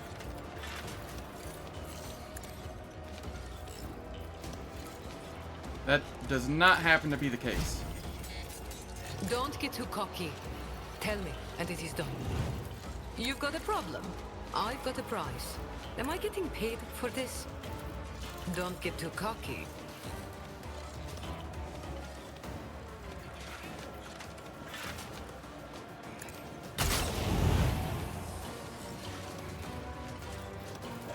Hey again. Tell me, and it is done. Have a turn.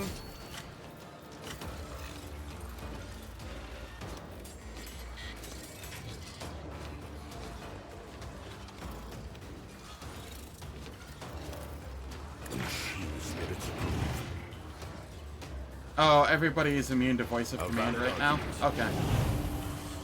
That's fine, I guess.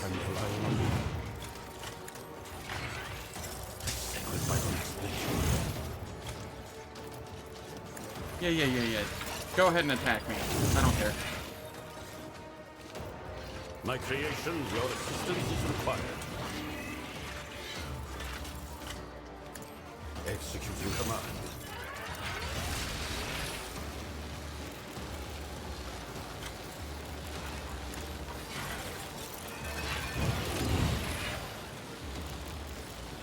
Okay. A valid argument. I cannot comply. Executing command. The force has guided my hand.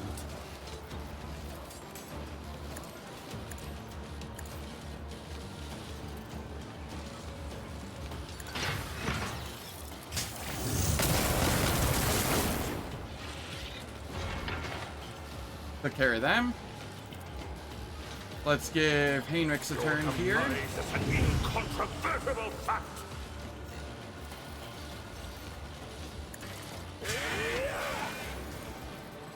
But of course, Lord Captain. I won't object to it. Do my bidding. Let's see to it.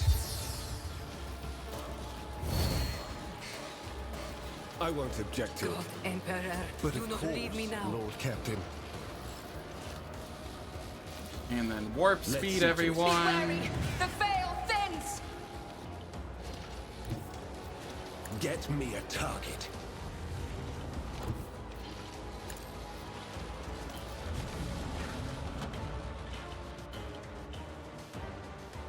Okay, there we are.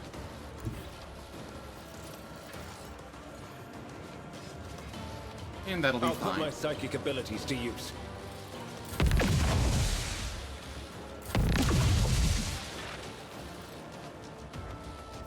Jai! Come here. Give Irliet a turn to shine. They'll write legends about me. We'll come up here. And I perfect move spot. swiftly to strike.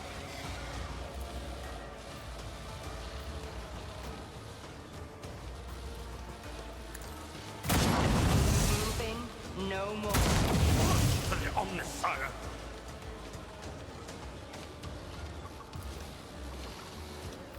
I understand.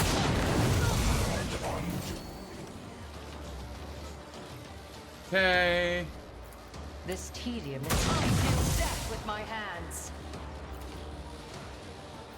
If it serves your another soul slips beyond the veil.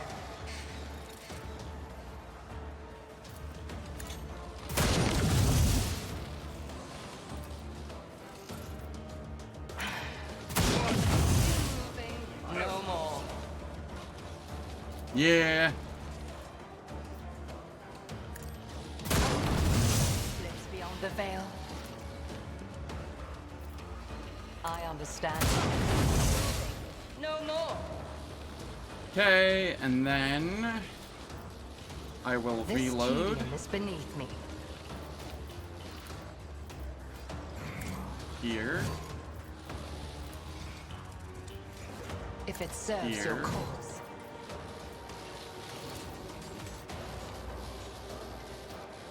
Here. If I must.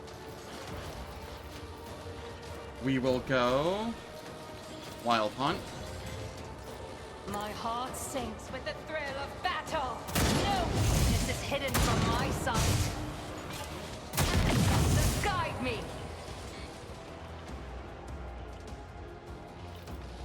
And then Flame the Bounty. I understand. I deal death with my hands.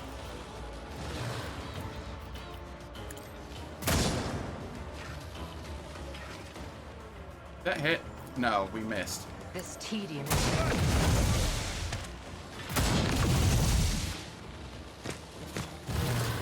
State your intention. There we go. Sometimes I am not needed as the rogue trader. Sometimes I won't tolerate weakness. Irliet will take care of it for me. You know?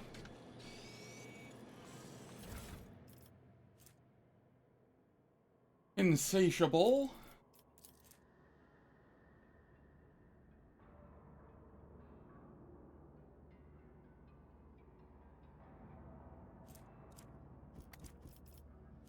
And then Last Confession of Magos Theseus, Delta Praximus. Run.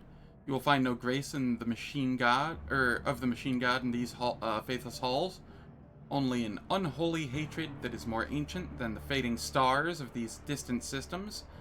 They are asleep, the legions of innumerable hosts, but their sleep is at its end, for no one's fault but mine. I have disturbed the slumber of an ancient mind, driven only by a thirst for extermination. Even death cannot snuff out the cold green flame of its lifeless eyes. I hear the lockstepped march of our doom. A silence echoes it. The silence of our assassins, if I could speak. For death has no need of words. Mercy is unknown to the Nephilimex, his wayward and unholy firstborn. We have blown up the bridges and barricaded the entrance in an effort to contain them, but their marching is ever louder, ever closer, ever more inescapable. As I listen to its resonant echo, I offer my last prayer to the Omnissiah, trusting in his mercy, for my transgression is great indeed. In my pride, I neglected the universal laws and attempted to harness the language of the ancient machine spirits that had once served the owners of these vaults, and I succeeded. As an infant comprehends the essence of words through images, so did I comprehend the meaning of certain symbols of his firstborn, and out of those I composed 2 or 3 forbidden litanies. My false orders sounded like just like the voices of those who commanded the essence of this eternal fortress. I stole their knowledge. More than once in my complacency, I uttered the dead words with my lips of flesh.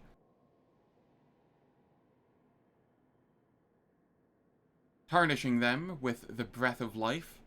I did so to open the sealed halls and bridge the chasms, so that our scouts could cross them, and by that unforgivable blasphemy, I condemned us all to death. To atone for what I've done, I've composed a crypto-lullaby out of the dead words, akin to one that plunged the Nephilimex into mindless oblivion. At the dawn of time, more stolen words, the Xenos altar of machine worship has begun to sing it to the spirits of the machines in the fortress, but I know that before it concludes, the awakened wrath will have reached us. As I prepare for our last stand, I leave this confession as a warning to any who may dare walk in our footsteps. This is my final testament. Run. That's Cyber Eagle things, which we don't use. A new challenge for me?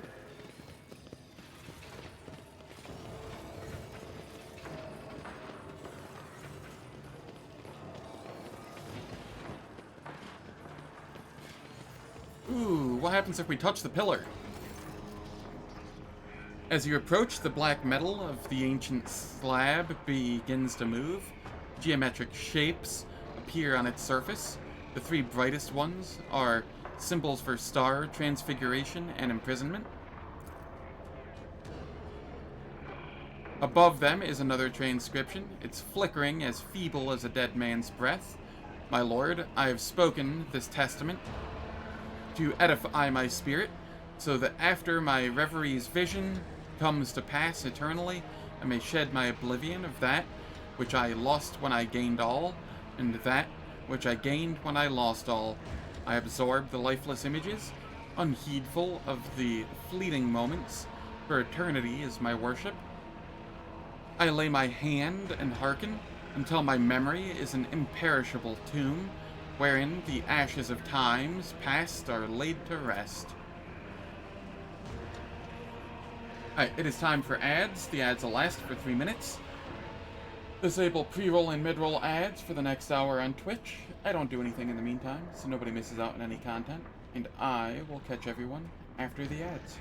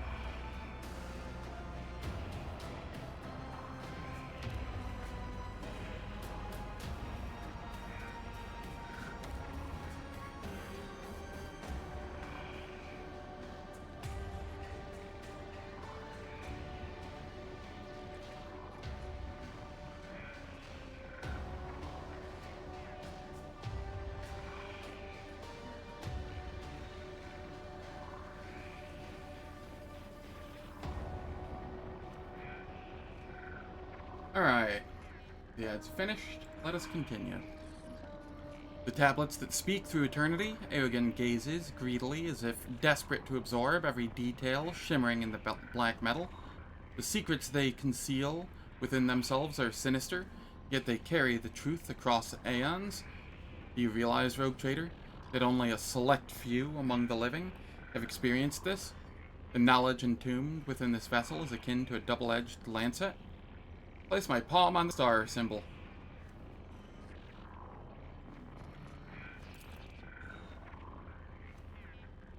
The slab surface wavers and ripples like a bottomless lake. The symbols are washed away and replaced with new ones. Their green glow is bright as it is lifeless. My lord, I behold the truth of them. The rapacious reapers who drank stars dark. Blind was their eyes, gaze that set upon us. Futile was their engorgement,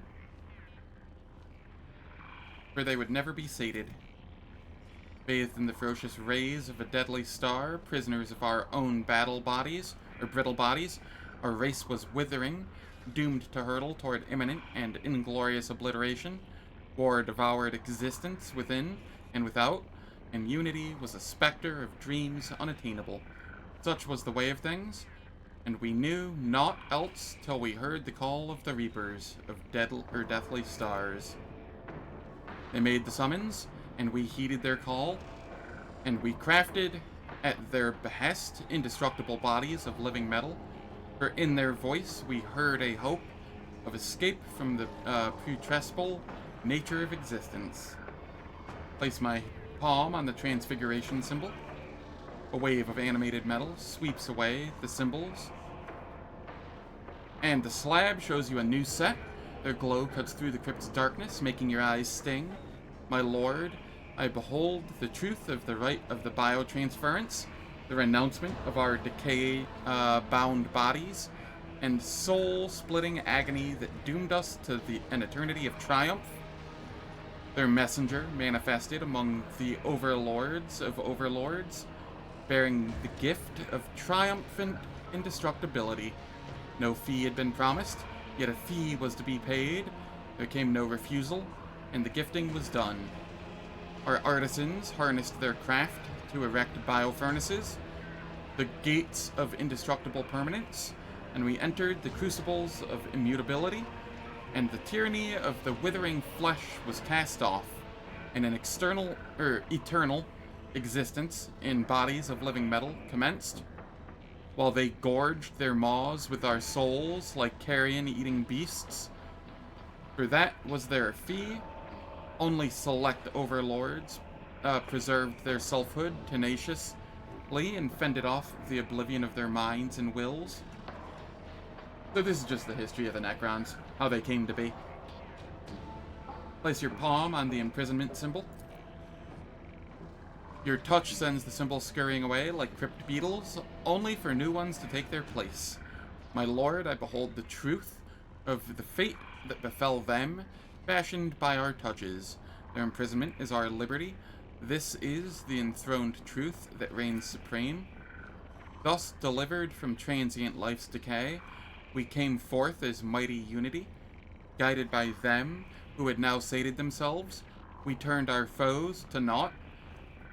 But their tyranny had not made us oblivious to deception.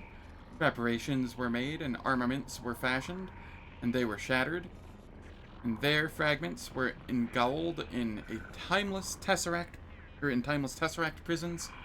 There was war. Born before death itself, they were strangers to inexistence. Therefore, my lord, I place one of these prisons in your immortal custody. For as long as the Yekmit endures, so too will its impregnable walls. You've come across theories that speak of an ancient Xenos race that gained a metallic form, of mighty beings that showed said race the ways of unlife, and of a cruel and bitter conflict that subsequently ended their coexistence. Now you have an eyewitness account to those events. I'll lay claim to the stars. Gaze of the Void.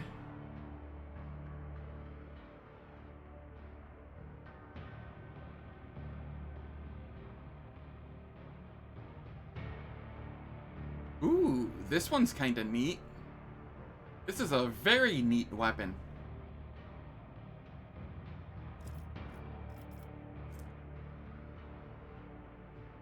Moves, one of their combat the bonuses granted in this area are doubled.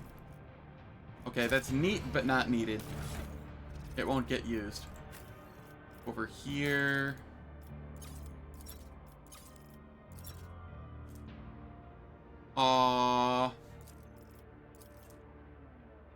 Requires Drukhari weapon proficiency. I see. Unfortunate. I could have thrown this in the offhand. Used this for when there's lots of enemies and then switched back to the lullaby for single target stuff. That's fine. Follow my lead! Didn't I give her Drukhari?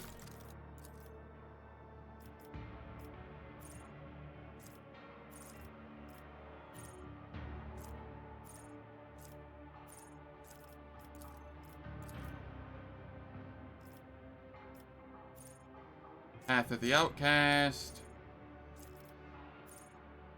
Drukhari equipment. Drukhari weapon proficiency.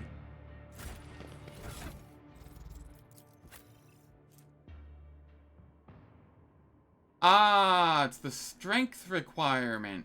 Okay, that makes more sense. It's about time.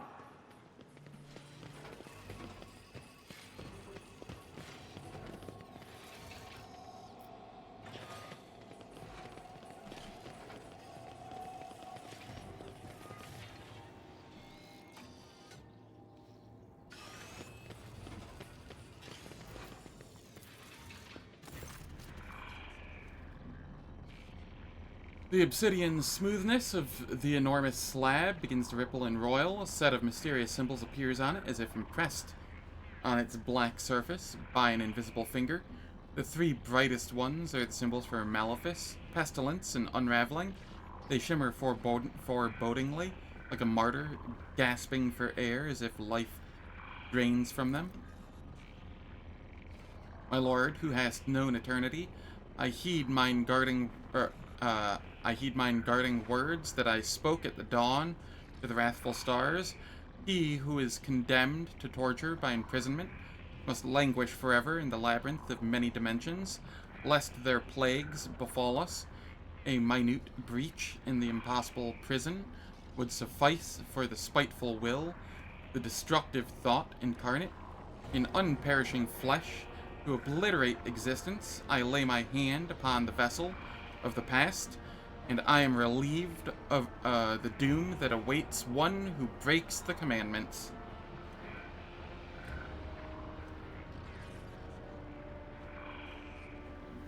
Strong elf, truly absurd idea.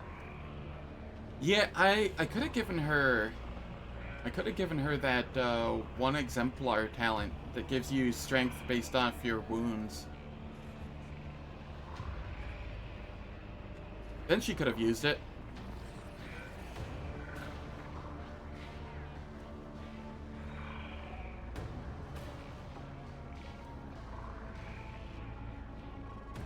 Place my palm on the Malefice symbol.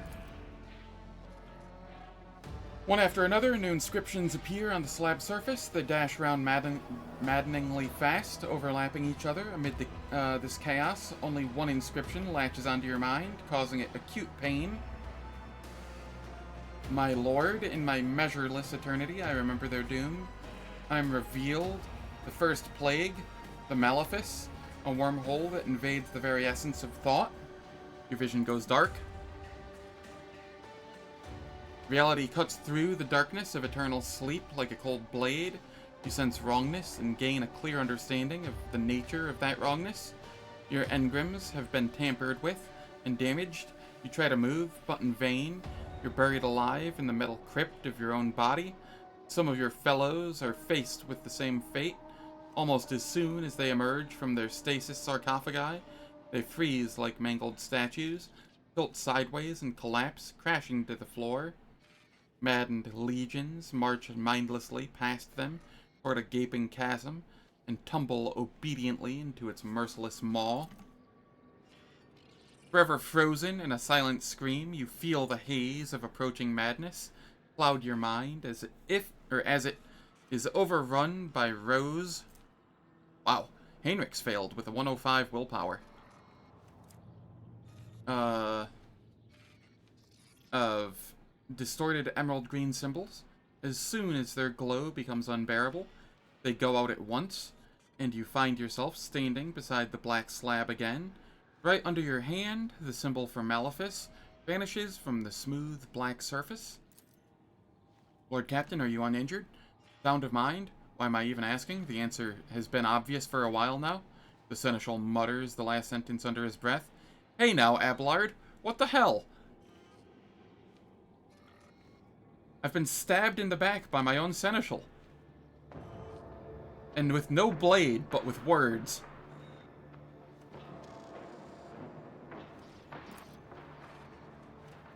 Eogan's Auspix briskly scans you. Rogue Trader's not compromised. Brain cell damage is within the acceptable range. With a greedy look at the slab, the Manipulus adds, repeated interaction is permissible. Place my palm on the pestilence symbol. As soon as your palm touches the symbol, the slab's metal pulls it in, enveloping it like water. The text is transformed. My lord, I dare not divert my gaze from the guarding words. I am revealed the second plague, the pestilence. It is not enough to merely behold it. I comprehend it, as my own lifeless shell learns the truth of its doom. The symbols begin to change at a frenzied pace. Their light burns your eyes, and their rapid flickering makes you nauseous.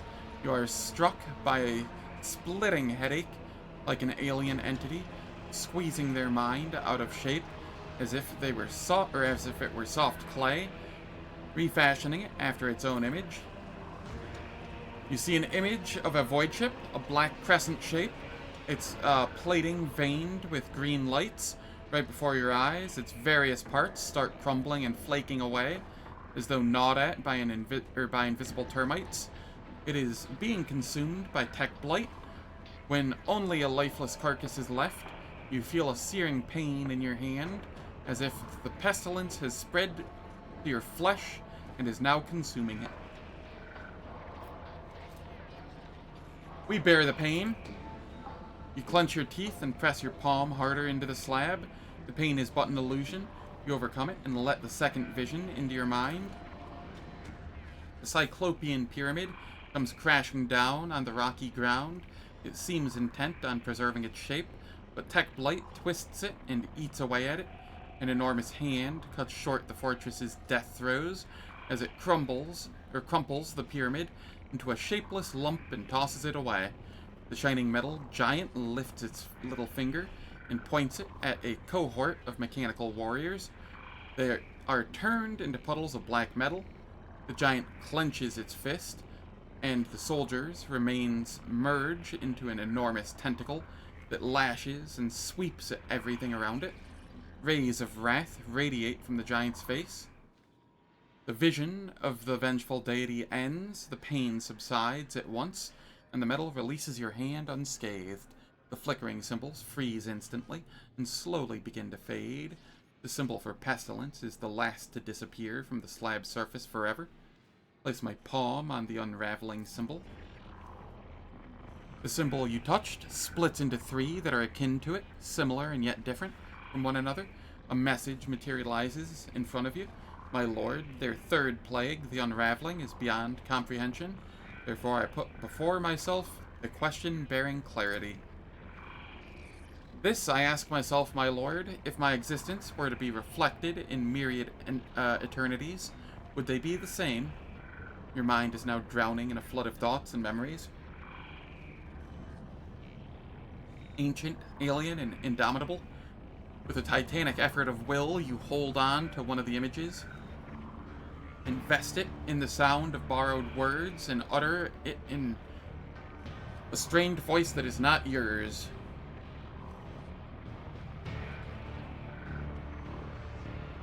I'm gonna go with 2. No, for every mirror has its own defect that flaws the resemblance. My lord, I am revealed the nature of the unraveling. It is an interminable flow of unmanifested defects by my eternity incarnate. The world known to me is unidentical to the...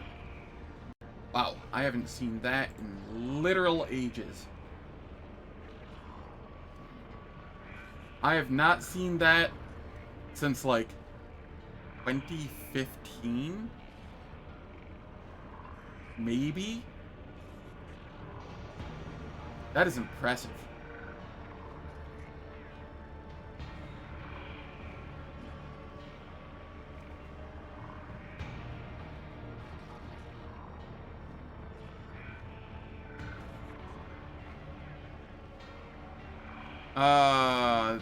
The other manifestations, the unlikenesses, will wage wars upon me, seeking to absorb and thus obliterate me. I dare not lose my way and doom my eternity to perdition. I am firm in my memory that mine alone is the true eternity whose existence is rightful. I will shatter the mirrored unlikenesses. It seems that the enigmatic text speaks of some distortions of causality, resulting in multiple alternate versions of existence. It also suggests that these versions are hostile to one another. The symbols come together again and underneath your palm, and then vanish from the slab's animated metal. None shall stand in my way. A fun little lore session.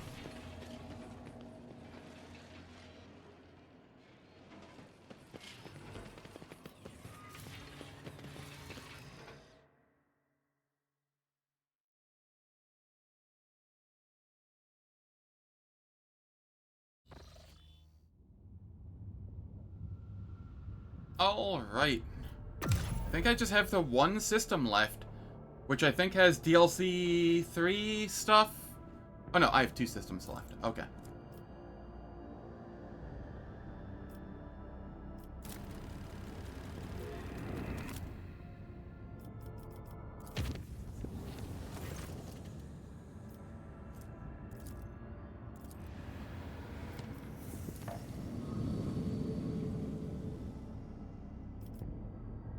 Okay, let us visit Woe's Reach.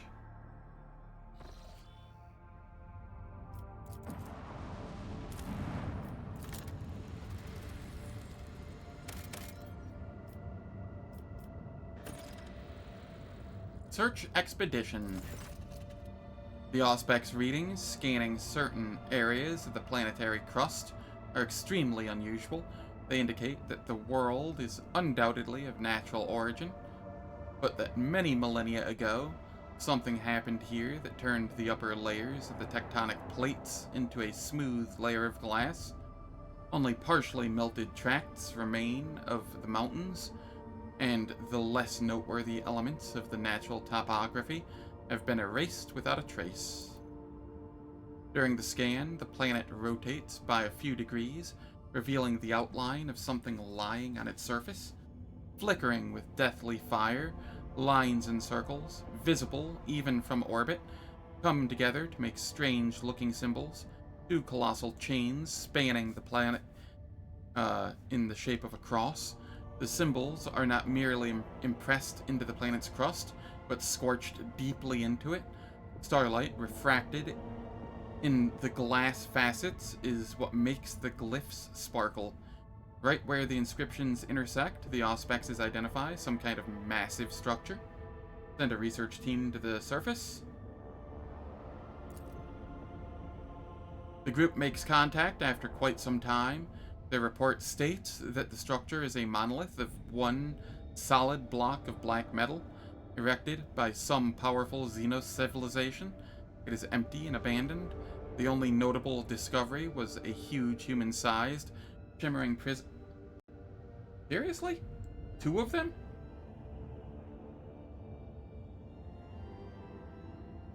What the shit?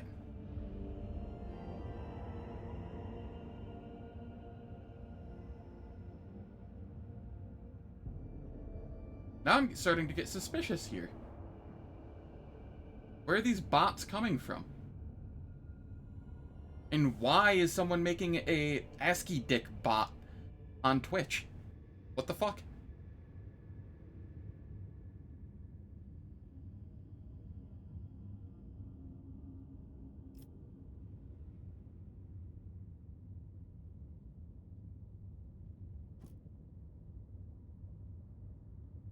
Alright.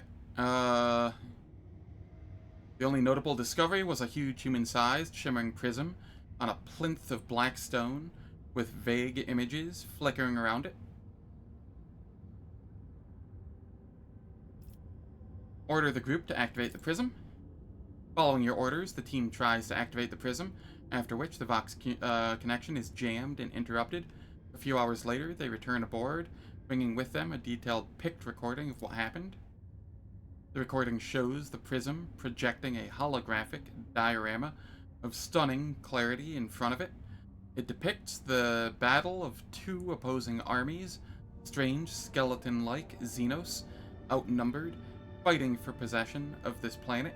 Assuming the heraldic meaning of the signs borne by the warriors of each side, you understand this to be a confrontation between two great dynasties, during which the planet was destroyed. The artifact you have found is a kind of monument to the deeds of the past.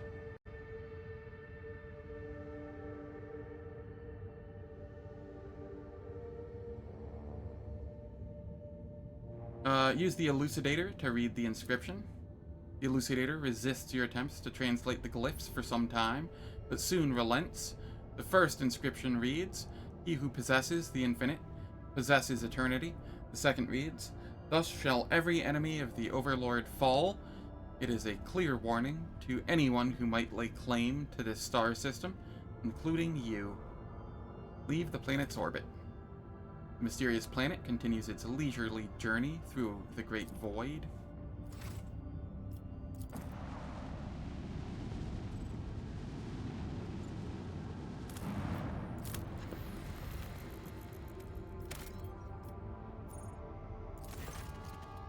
The Auspexes send out alarm signals as soon as your ship enters the planet's orbit. At first, the cause is unclear. Even though the planet's volcanic activity is immensely high, it poses no threat to your ship. However, when the tech priests analyze the data more carefully, they discover an unusual finding. The northern hemisphere of the planet is spanned by a ring of cyclopean obelisks lined up at the same latitude. In the center of this ring, at the planet's pole, stands a black pyramid. Faint traces of organics are present near it. An alarming howl echoes through the bowels of the void ship. A few minutes later, the Vox Master reports that every single psyker on the ship has fallen into a strange silent trance, and their life forces are rapidly fading. Take a sample of the obelisk material. The group of researchers manage to safely reach the obelisk and get what they are looking for.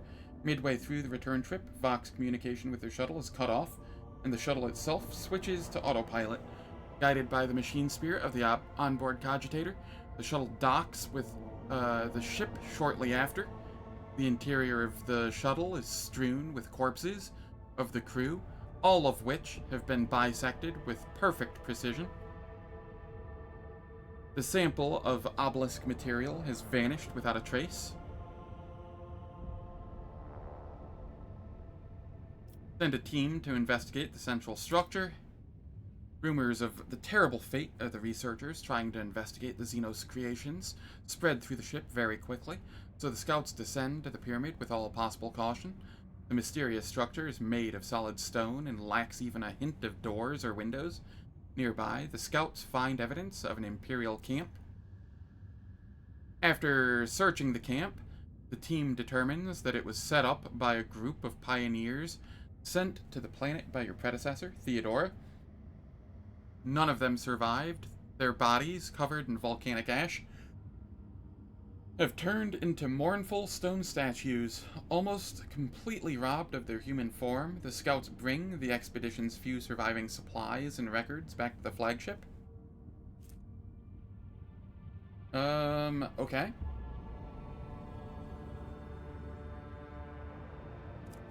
Ooh. Interesting.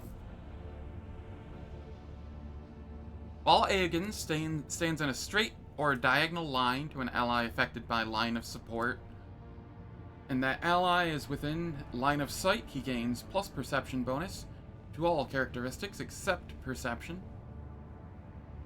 That's kinda neat. 30% of the damage dealt to an ally affected by line of sight as mental damage. All allied characters gain line of support. Does not stack.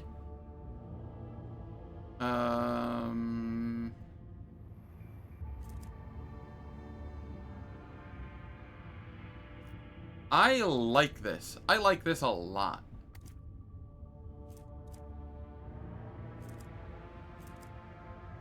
Small quantum shield emitter.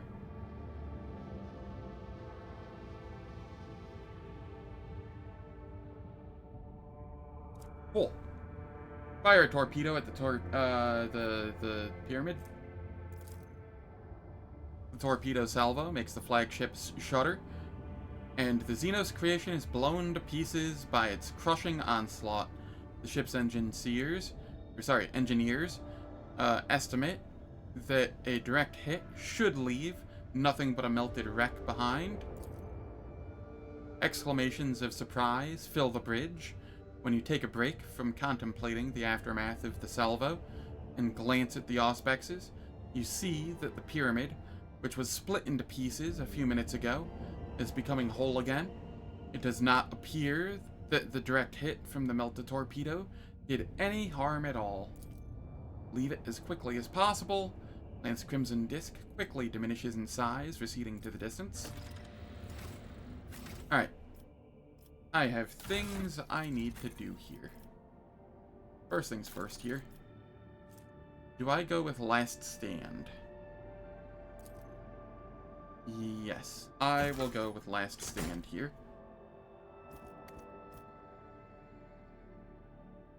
And ensure that he has his shield out right now. That is fine. Then we come over to the Manipulus. And, oh, but this competes with the long-range combat sensors. No. No, I can't.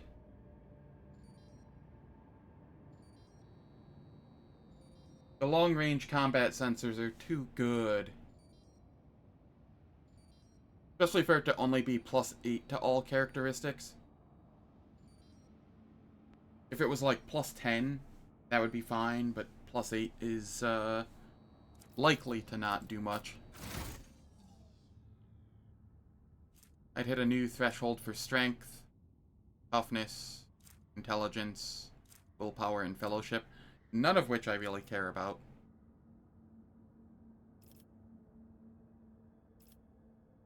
Yeah, not worth. So close to being cool.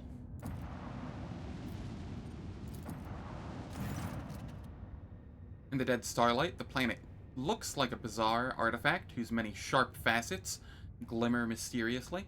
A thin, gleaming spiral curls around the planet, changing direction from time to time. If you look closely, you can see that the spiral is composed of many minuscule dots, enemy bombers. Vigdis addresses you with reserve, almost coldly. Lord Captain, the flagship is at the calculated arrival point. No unexpected incidents have been detected during the translation. Full battle readiness has been confirmed. The senior officers are listening and awaiting your orders. Examine the planet more closely. Technological horror has completely subjugated all life on this world. More than anything, the planet resembles a void station of grandiose proportions, twisted and disfigured by the Xenos' repulsive tech sorcery. The colossal towers, obelisks, and pyramids, arranged in strict and lifeless symmetry, can be seen even from orbit, and appear like black bones protruding from a carcass of an ancient creature. What are the estimated numbers and composition of the enemy's forces? The data is incomplete. The enemy planet is releasing emanations of unknown nature, which are disrupting the auger scan. The Voxmaster hesitates ever so slightly before continuing. During the assault, we will encounter at least one wing of interceptors headed by a cruiser. In the name of the Emperor, I, Rogue Trader Von Valencius, will call the fleet to battle.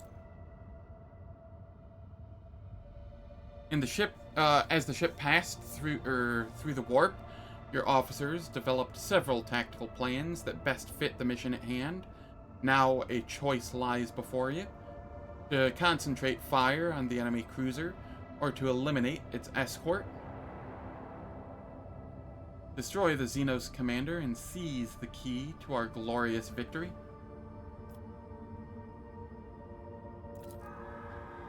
The response to the order was the rumble of many excited voices on the Vox channel. The transmission ends and your fighter armada, obeying the orders of the commanders, assumes battle formation.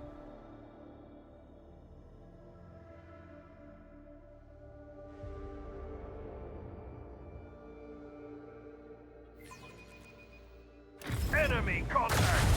All hands, make ready to unleash our fury! I don't get to go first? What is this?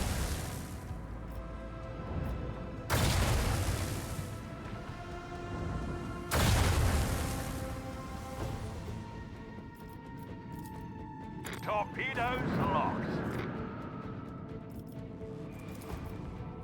Macro cannon, volley! Fire right now! Okay, and then I will... Can't expeditious reload right now. That's fine. Macro cannon, volley! Set the course.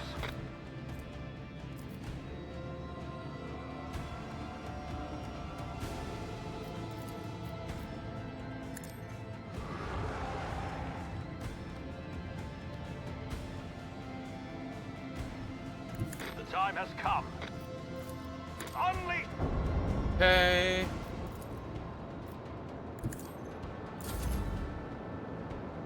And I don't get my second turn. Oh well, so be it. I will protect my left side. Oh. I will protect, yeah, my left side.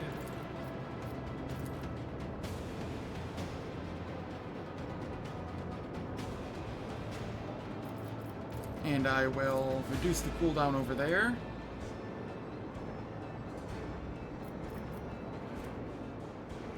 And I will also shallow jump to get further away from these ones.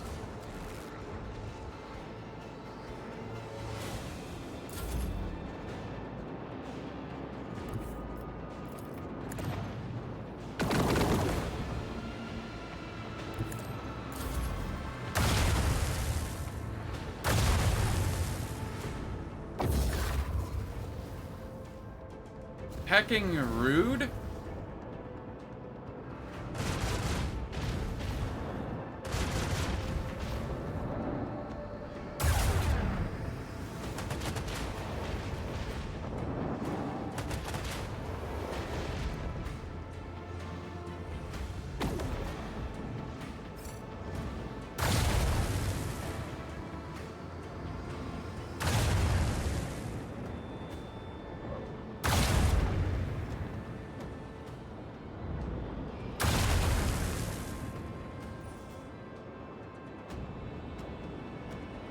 Alright, we'll come over here and blow up.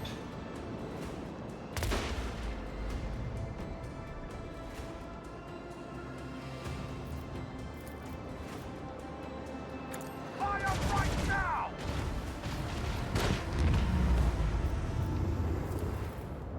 Leave their hole thrown across the stars!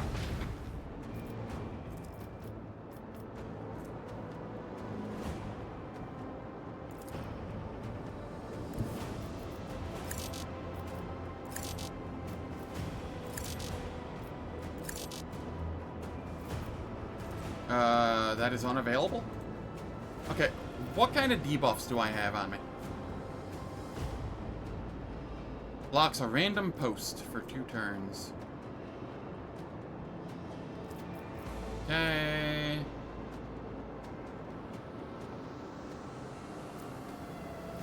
That is quite annoying.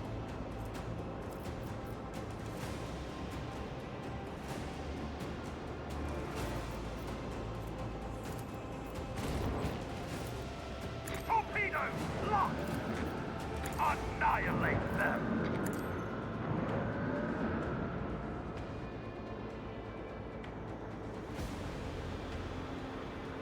Lay in the course.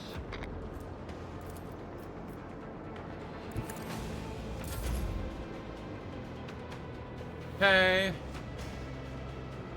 And then I will guard my left again. And then restart my shields for safety's sake. And I will shallow jump, get further away.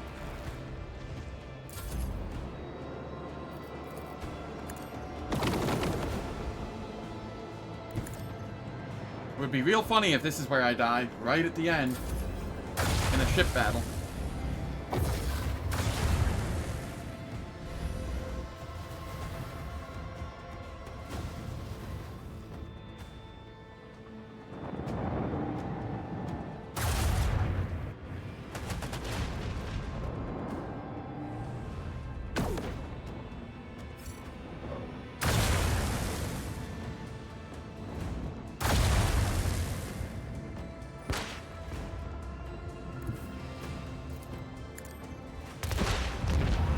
Okay.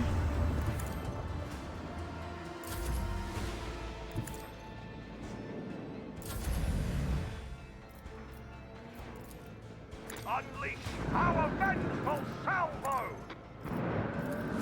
Torpedoes locked!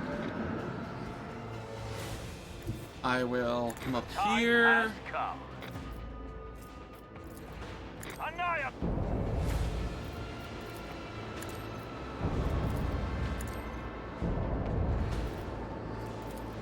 Warp wave.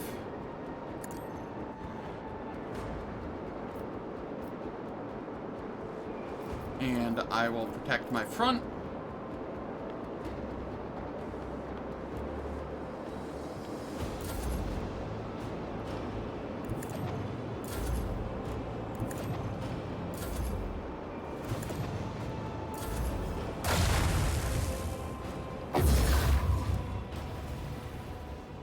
That'd be the way? Some lucky Necron lasers? Yeah, pretty much.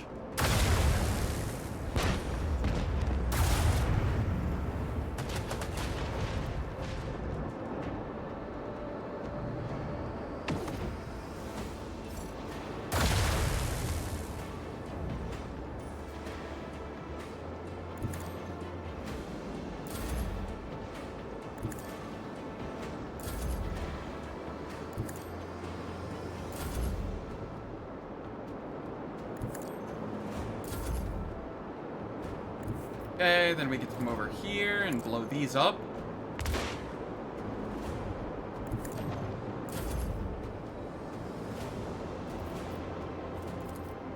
Annihilate them! Unleash our vengeful salvo! Lay in the course!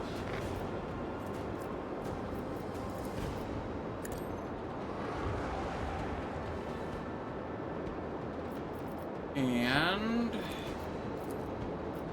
reduce the cooldown on that.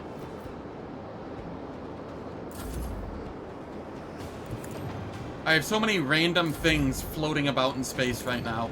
I'm just causing all sorts of space pollution.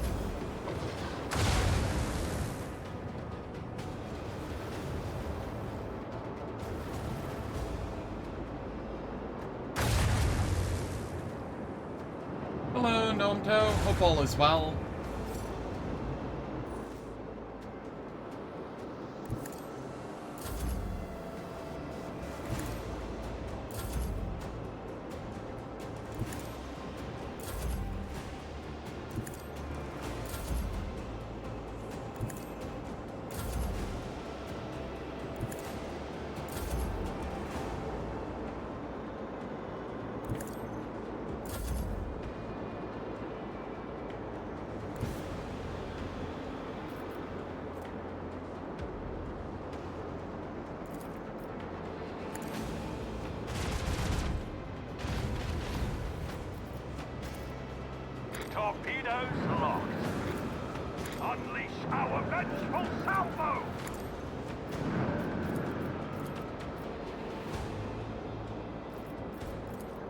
Okay.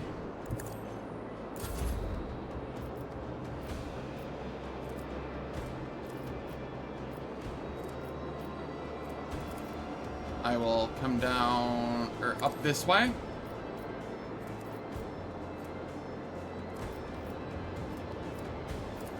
And then use this over here.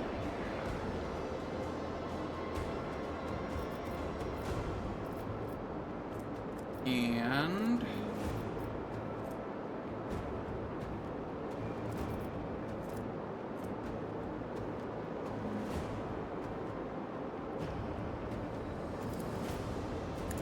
I should have done this first. That's fine, though.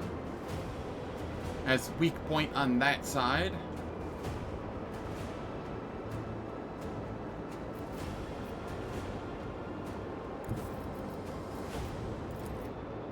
Set the course.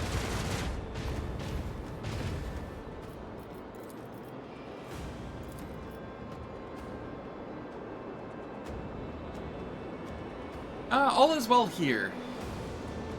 I am, nearing the end of Rogue Trader. And, I have some polls going on YouTube. Where people can vote for whatever game I play next.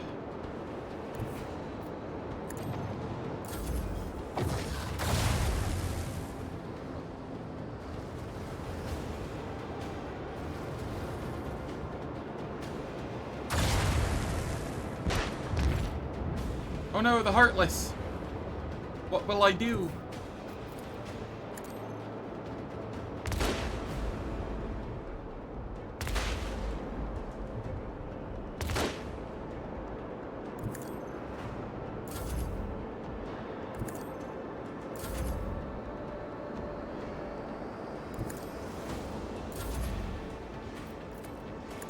You're not going anywhere. You're not going anywhere. You're not going anywhere.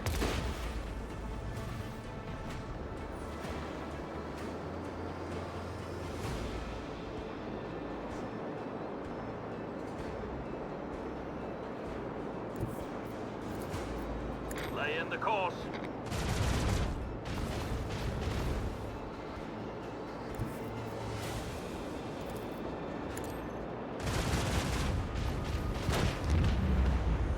Okay, that one's taken care of.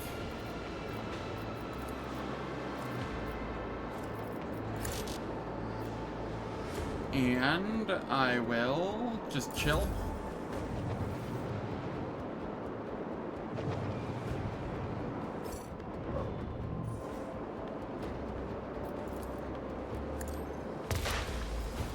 Can't reach the enemies. Yep, can't reach.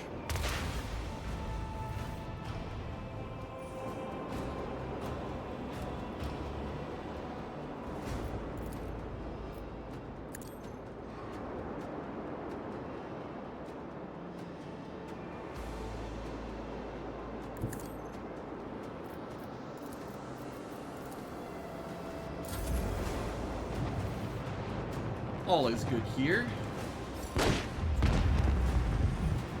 Fit for the fun Valancia saddles.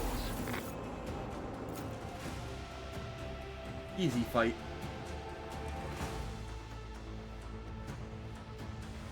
The enemy's onslaught has abated. The Xenos continue to offer feeble opposition, but the main forces of their guard squadron have been irrevocably destroyed thanks to the valor and skill of the pilots of the Imperium. In this battle, victory is yours. There is nothing to prevent the flagship from entering the dead world's orbit. Now, all that is left is confirm the readiness of those who will accompany you on the difficult mission to restore the warrant to its rightful owner. Okay, this is the DLC planet then. And to announce the launch of the operation over the Vox channel.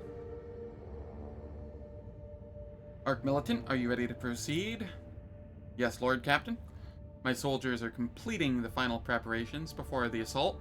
On your command, we are ready to begin the operation.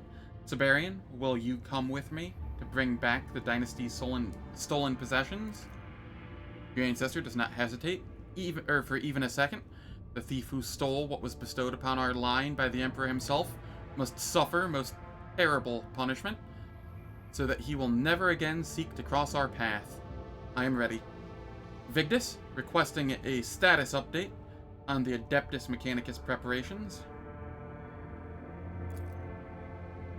The servants of the Omnissiah are ready to proceed, your lordship. The detachment includes both Skitari and explorers. Excellent. Time to begin. Obeying your will, the Voxmaster signals the start of the mission to all participants. May the Emperor protect you, Lord Captain. I've seen my fair share of battles, but never before have I witnessed anything like that which erupted in the orbit of that accursed dead world. The handful of fighter craft covering the flagship fought an outmatched battle with an unholy enemy's ever-swelling hordes. Yep, time to choose. Gives no choice in the matter.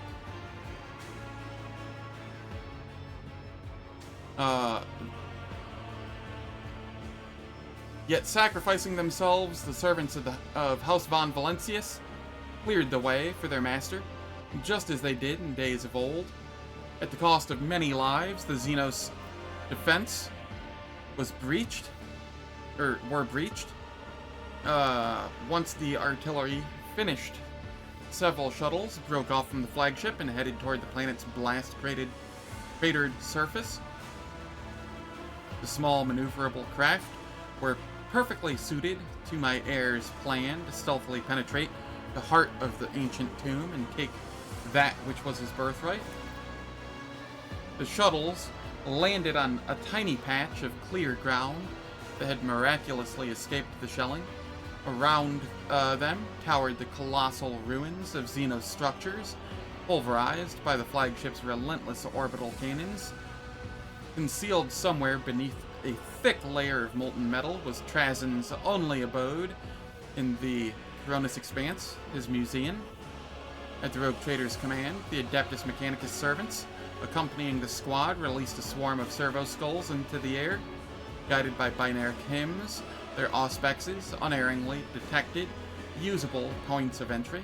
Without hesitating, Zen came up to a gateway where blast-damaged gates were blocking the entrance to one of the pyramids.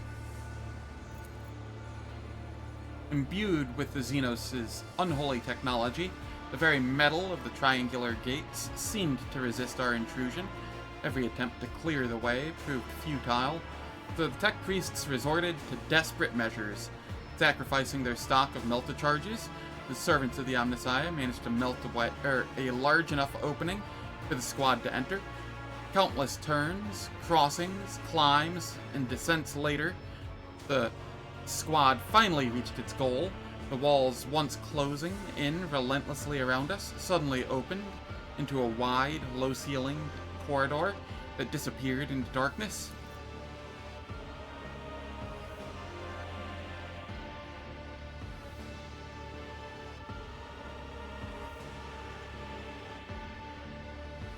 I hate that the augment doesn't let me... Okay, it wouldn't matter. This is an obscene check. Who decided that this check was okay?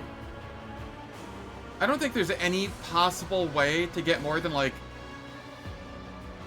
a 20% on this. This is absolutely nutty.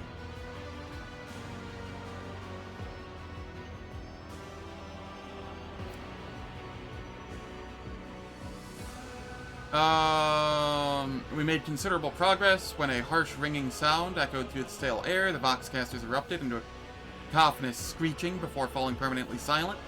Last thread linking us to our flagship has been severed. The second the squad reached the nearest fork in the passageway, the sepulchral silence was broken by warning signals erupting from the auspexes. The device's assessments were as precise as they were pitiless.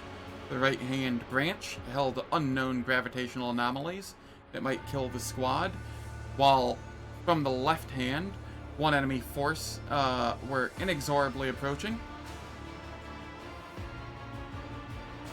We cannot waste our time fighting. Let's take the corridor on the right. This is a 25%. It's better than a 0. As soon as the squad stepped into the passage, a wall descended with a whoosh behind us, cutting off our way back. Prisms, shimmering a sinister green, were set on the floor and walls of the narrow corridor, too large and obvious to be mere decoration. The scout who led the way made the mistake of drawing too close to the glowing artifact. There was a sickening crunch as the man was crushed into a shapeless mass of flesh and bone. The scout's death was but the first of many, as the soldiers following him did not fall back in time. Their blood turned the black stone under our feet a rusty scarlet. Only a salvo from the plasma guns from the flagship's tech priests, who were marching in the rear, made everyone freeze in place. Plasma discharges vaporized blood and metal. With a hiss, prism after prism collapsed until puddles of molten metal were all that was left of those creations of the perverse Xenos genius.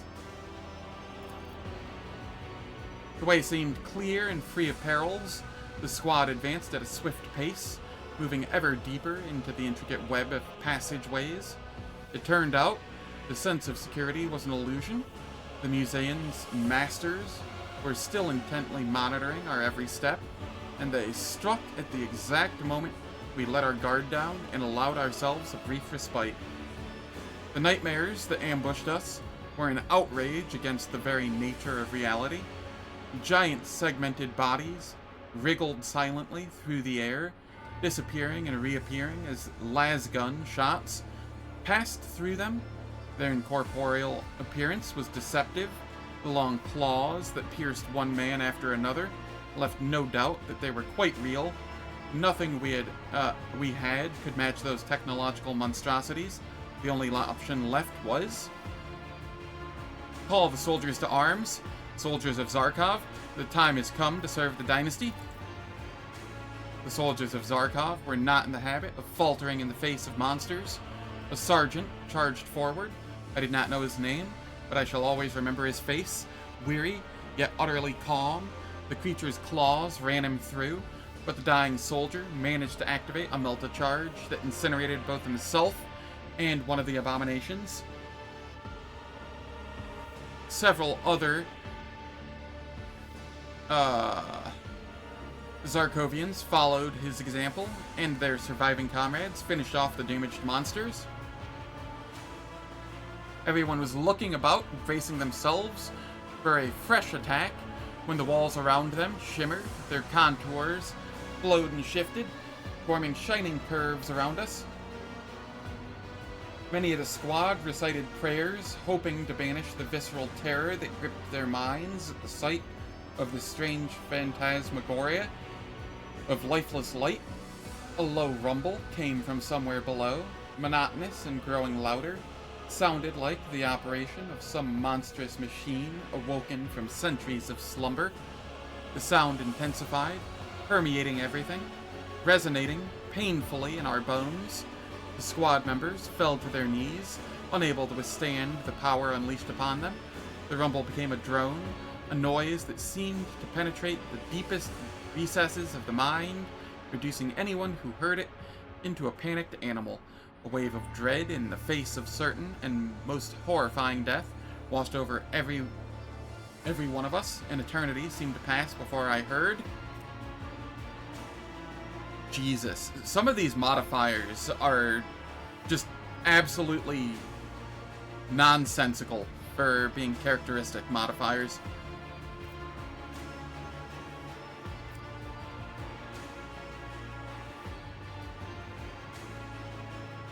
That is fair, Nomta.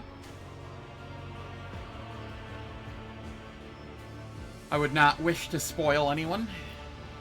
I fully understand if you need to lurk or minimize the stream or what have you.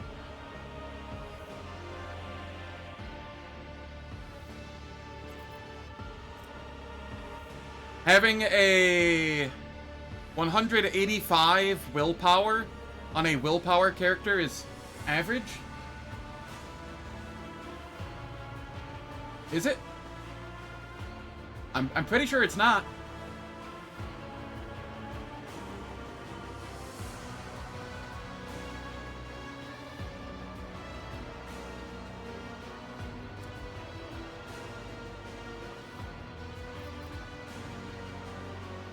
My own voice. Fear is but a phantasm, spawned by the enemy. Do not let it crush you.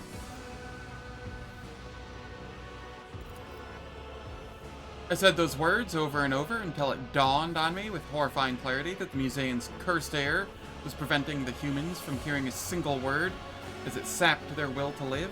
Living flesh was no match for the ancient terror brought forth by the maddened dead creatures of metal. Yet the wisdom of the God Emperor was still with me. The Vox Augment that had replaced my throat amplified my voice 100-fold, letting it drown out the crypt's dirge. My heir was the first to hear my call, and he found the strength to rise to it. Others followed, inspired by his example. For all its formidable power, the enemy's weapon did not succeed in breaking the mind of a true rogue trader.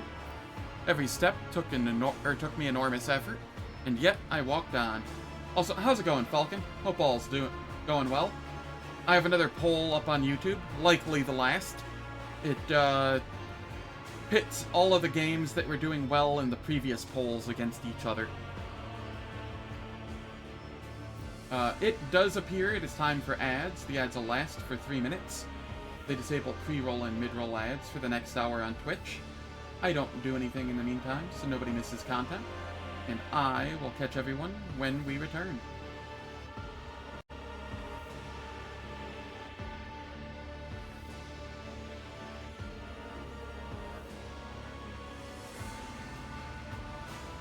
I actually think you don't know what you're talking about right now, Falcon.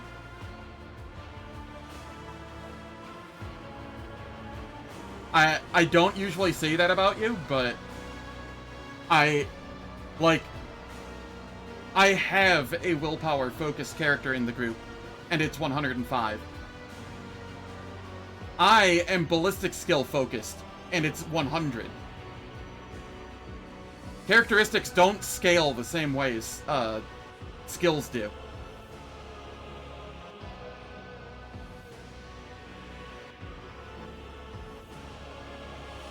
I'm willing to be mistaken, but yeah.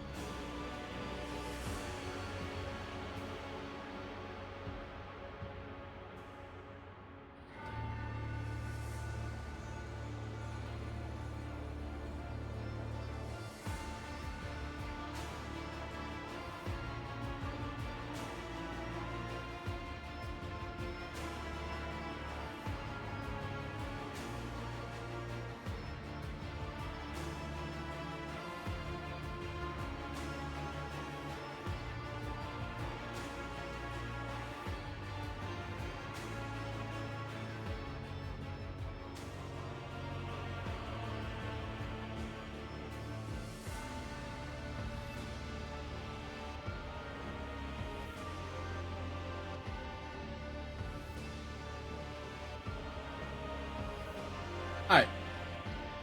The ads are finished.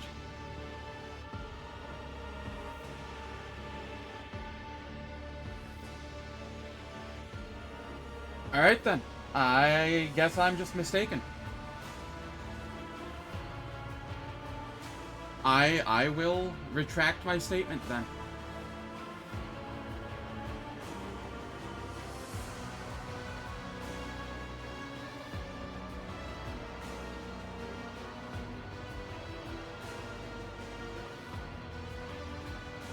The ads are finished.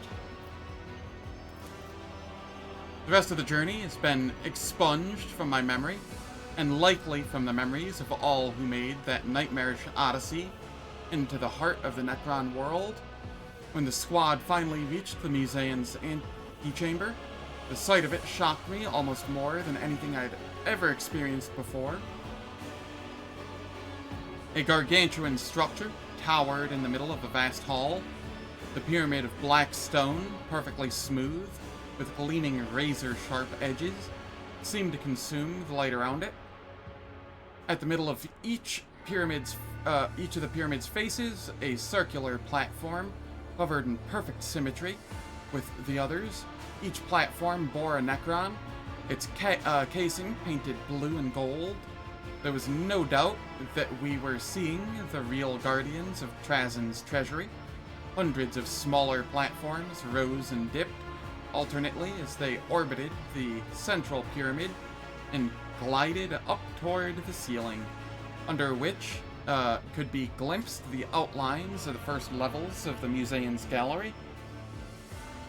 There's no time to waste. As soon as the Guardians saw us, the pyramid's faces lit up with countless chains of glyphs and ripples ran along the walls of the hall as they prepared to release hordes of the metal monstrosities. The surviving tech priests overloaded their generators, creating a barrier of motive force. Electric flashes, like the wrath of the God Emperor himself, pierced the air, shielding the humans from the death-bringing Xenos. One after another, the servants of the Omnissiah fell, spilling blood in sacred unguent, and reciting binaric litanies filled with righteous anger until their last moments. Their deaths granted us the precious seconds we needed to reach the soaring platforms. The platforms that carried us upward had already drawn level with the gates leading to the galleries of the Museion's lower floors when a terrible blow shook the crypt to its foundation.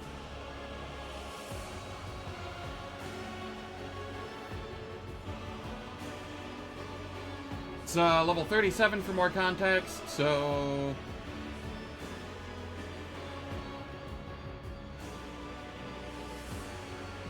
yeah, that's fair.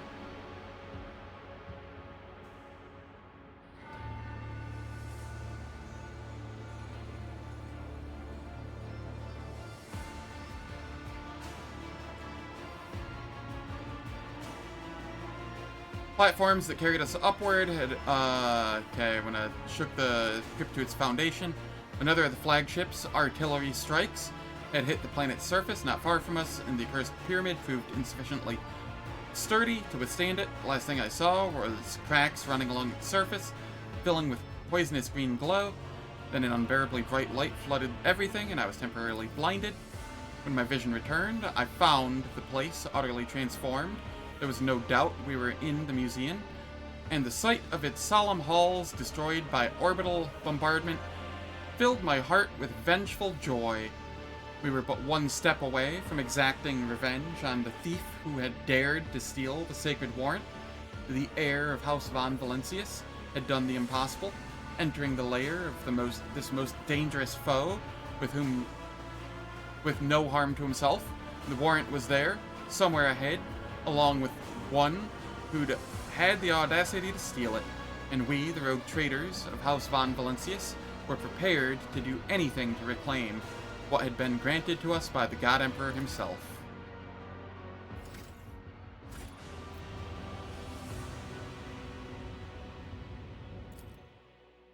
I'm a little worried about this.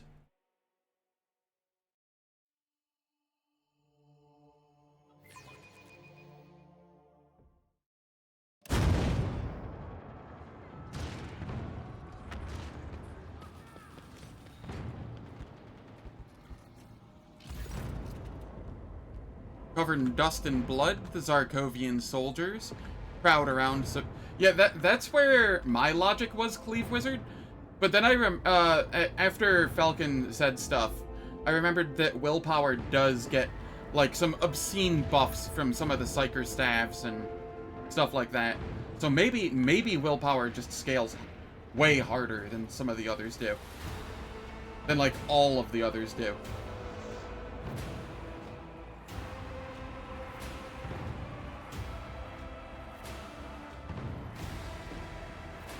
Covered in dust and blood, the Zarkovian soldiers crowd around Siberian, quietly talking to each other. Siberian himself hardly looks better. Some of his augmetics are damaged, and his sacred unguent slowly drips onto the floor. He sees you and gestures. The soldiers be silent. Zen, my time has come. Surely the old wretch will, you know, be useful. This is where I must take my leave of you and your retinue. We will meet again, if we are so destined by the God Emperor's will. And if we are not, Siberian bows his head, then our farewells are best said now. What are you planning to do, Siberian? Many years ago, when I took the Crimson Dance of Cain out of that crypt, I attracted the attention of abominable Xenos.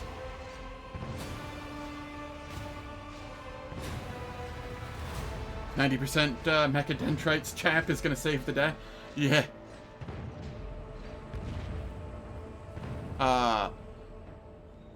Centuries later, the dynasty is still paying the price for the mistake I made, so I'm going to search for the Crimson Dance of Cain, Zen.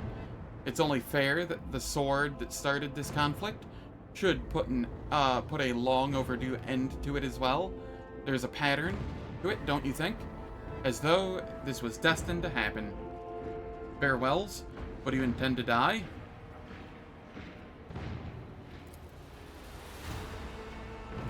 Let's face the truth, Zen. I'm no longer as agile as I was in the days of my youth. Not that I avoided grievous wounds even then. Look around you. We are in enemy territory, and the enemy is laying wicked schemes against us. To believe ourselves invulnerable to their cunning would be an admission of our own foolishness, but I am no fool, Zen. And I do not think you are either. Why are you going after the blade alone? The Cronus... I don't want to have to say that. I'm just... 1, 2, 1, 2, 1, 2, 1, 2. The Cronus Expanse doesn't need this fuck. He's been nothing but a menace to me. I refuse.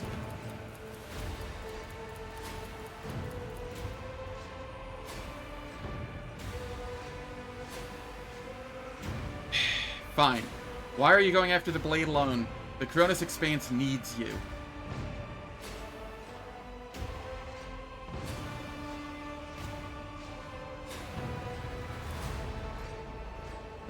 If you could only see the look on my face right now.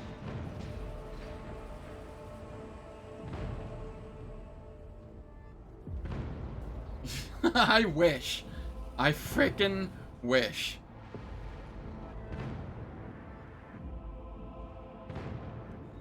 Yeah, pretty much. Forced dialogue trees with sentiment are...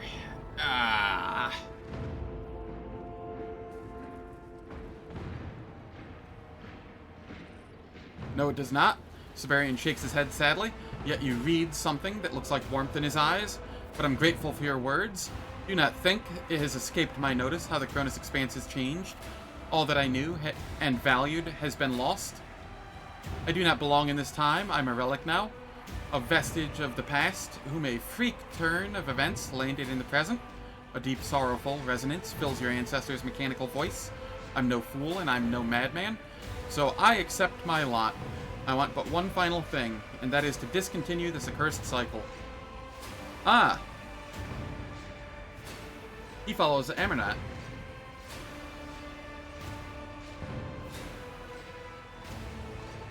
Have you spoken with Pascal on my bridge? It is my gift to the Protectorate, Zen, the only one this decrepit body of mine can give. You could help me rule the... no, you're wrong. Just imagine what we could achieve together. I can see you've already made your decision. I will not try to dissuade you. Goodbye. In a way, my decisions are already history. All that I strove for has been carried away by the winds of time. Only a single mistake stands between me and oblivion, and once I correct it, I may lay myself to rest. Perhaps the God Emperor will accept me after my death, and I will accomplish more glorious deeds at his side, fighting his enemies. So I will find the Crimson Dance of Cain, and together we will vanquish the Xenos. Siberian raises a hand and clenches his fist, as though the detested blade were already in its grasp. But if we succeed, what next?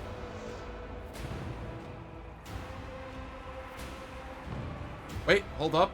Fazan claimed Laria's alive and in his clutches. Don't you want to find her?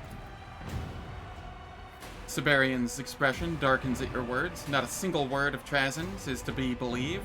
But if he is holding Laria, I have seen what the Xenos does to his captives. Laria is lost to the Dynasty, and to me. I buried and grieved for my daughter the moment the portal slammed shut behind my back. And all I can do now is avenge her. Burger sounds so good right now. I'm gonna have myself a nice large feast once I finish today's stream, I think. Maybe I'll make some garlic herb shrimp and pasta. That sounds good.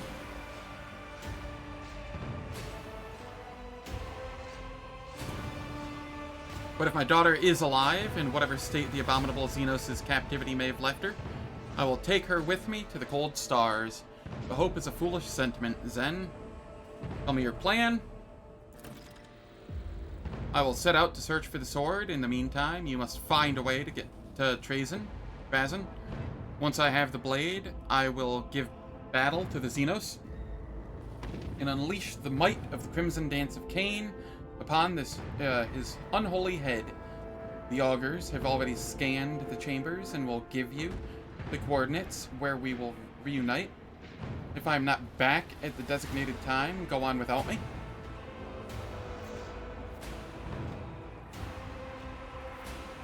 Ours is far from a familial relationship, but we will stand... We must hurry, time is against us. Good point. Soldiers of Zarkov, I, Siberian von Valencius, call on you to follow me. Do your duty and crush every enemy in your path. For House von Valencius. Inspired Zarkovians respond in unison with a military salute. Siberian gives you a final nod and strides toward one of the side galleries.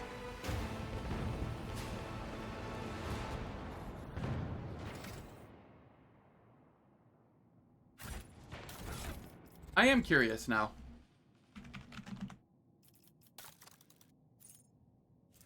We have 15 there.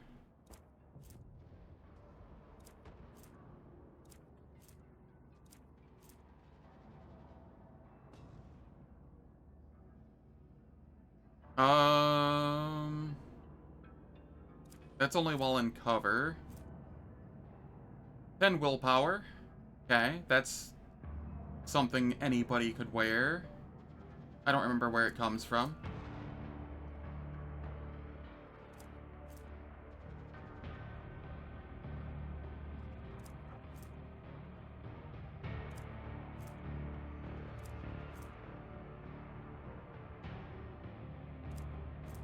Okay.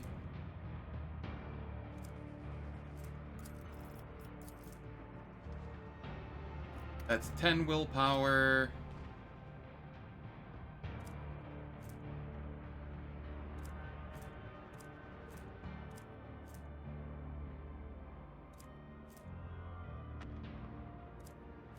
Sorry, the math nerd in me won't let it go.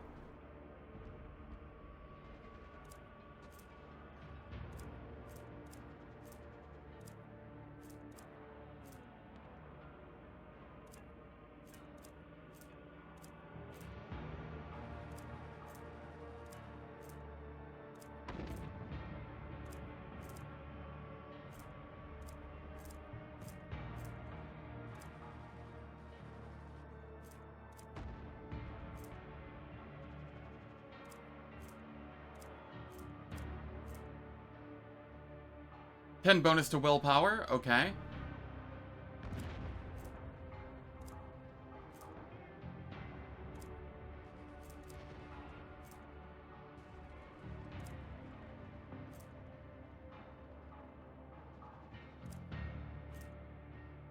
Another 10 willpower. Yeah, okay, I can see it. Because there's probably choices you could have made as well with planets and stuff that give, like, trace amounts of willpower that I didn't choose. Combat meditation. De-dum. I don't know where that would be, but...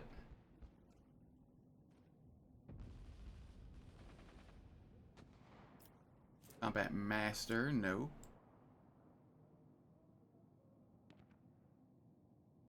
I have to go look at that now.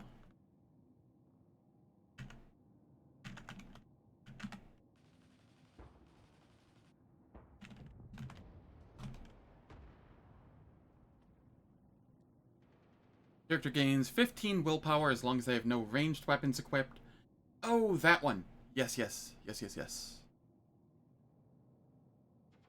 It is an exemplar talent, though. Which, I think he is decidedly not exemplar yet, which is why I wasn't looking there.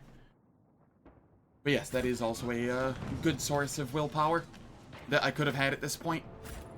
So yeah, no, you can easily hit the 100 on that. A new challenge for me? If you're stacking willpower.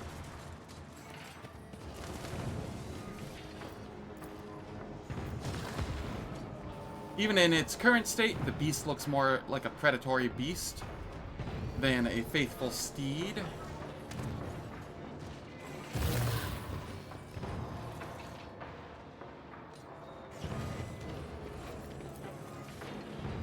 The Angel of the Emperor's gaze is full of silent condemnation, judging you for your failure to save him from a disgraceful end. Is this the same place I was last time?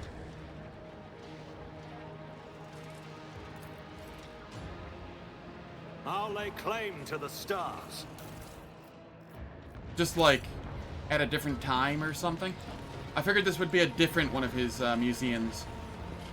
But it appears it's the same one. Give the Annihilation Protocol the highest status. Destroy the intruder immediately. Die, inhuman scum!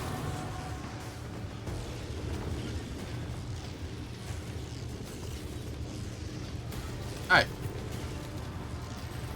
We come up here.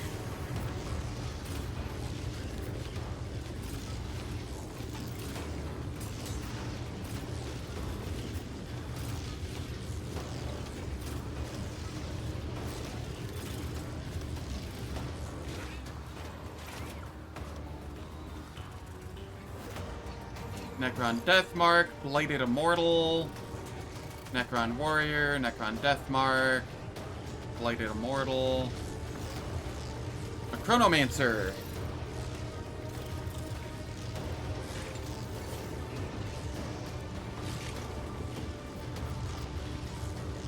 Temporal Chains.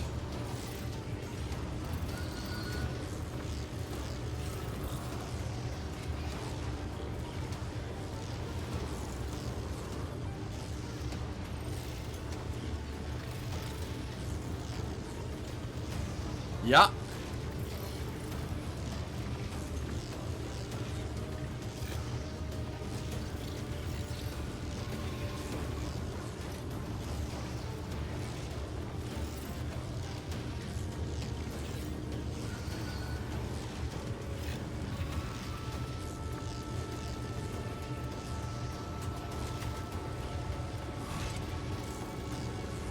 Oh no.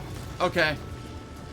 Okay, this is one of those, each time an extra turn is granted, it is timed to last only 30 seconds. Alright. Stop hitting me, Ashmog. Pain and suffering.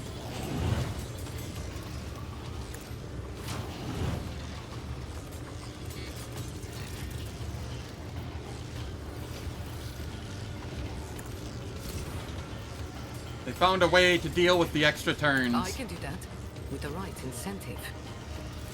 Am I getting paid for this? I can do that with the right incentive. You've got a problem? I've got a price. I can do that with the right incentive. Don't get too... Okay. Hey again, let's go. Quickly. Astute observation. A valid argument. Executing command. The machine spirit's proof. A valid argument. Astute observation.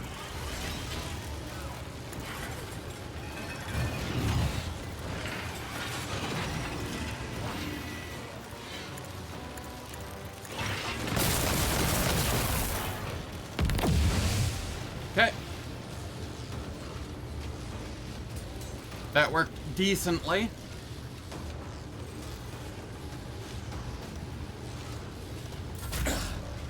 Throw and take you. I won't object to it. Thankfully, I rolled decently on initiative. I'm actually going third, which is very useful. I won't object to it. Go on, beast. But of course, Lord Captain. For the throne's glory. Witchcraft! Let's see to it.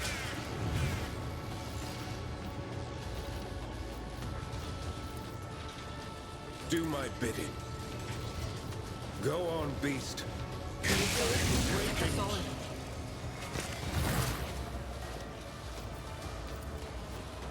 I won't object to it.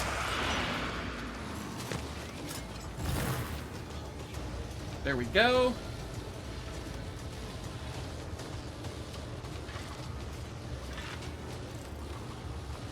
I don't know, and I don't care to find out. It's been so long since anything's actually attacked me. In reality. I mean, I've had some melee things attack me from, using the, attack that guarantees they get an attack back on me. But I usually parry that, so it really is difficult to say.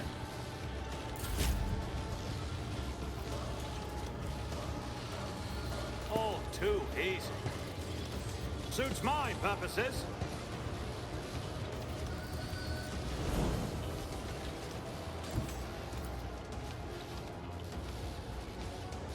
My tactics are Statistical.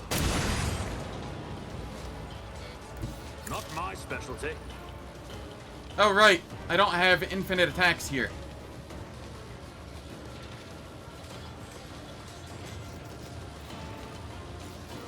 This is fine. Never wavered in the face of adversity.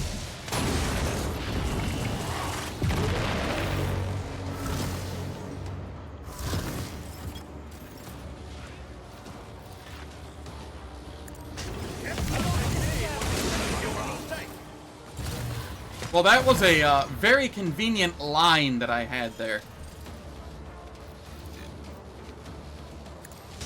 Nothing of value has been lost.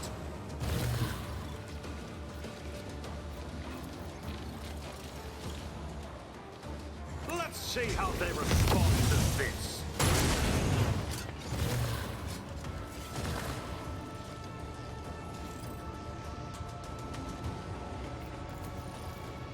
Not a you didn't stand a chance!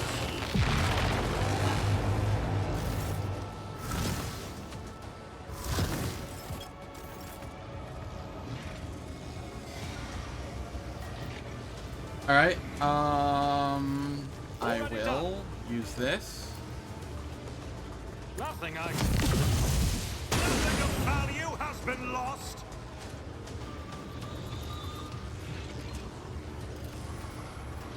And then I guess this. Suits my purposes.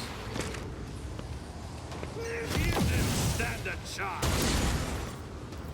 Then I can use this again. All too easy. The dynasty will rise.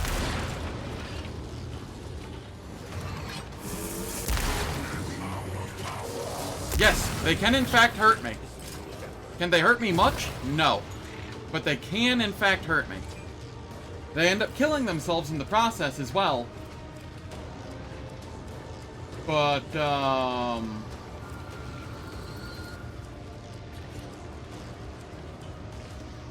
wish it didn't show all these temporary wounds things.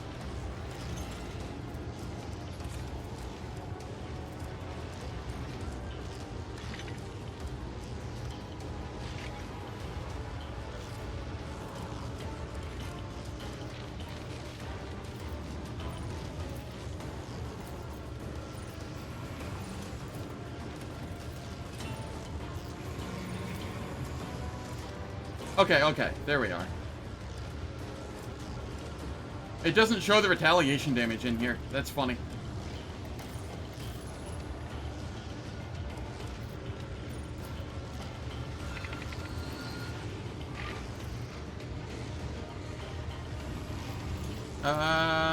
Charge here.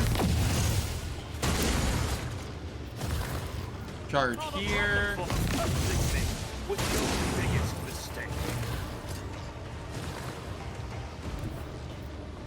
If I come over here, reload.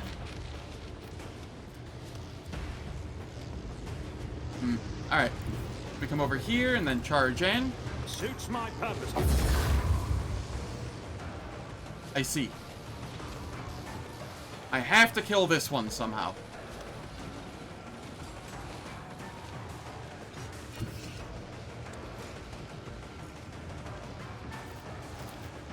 Nothing I can't do.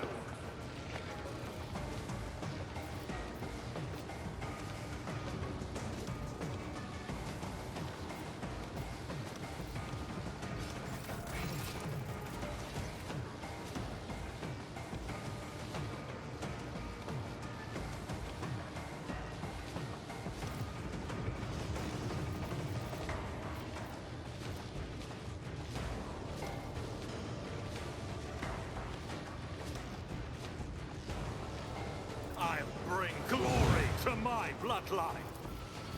Already done. Nothing of value has been lost. Okay. My tactics are flawless. Another confusing me was there we your go. Biggest mistake. I had to use the other heroic action that I don't usually use. Follow my lead. It worked out though. I feel so very threatened by the 9 damage that I took. It tickled me in ways that I don't appreciate, you know?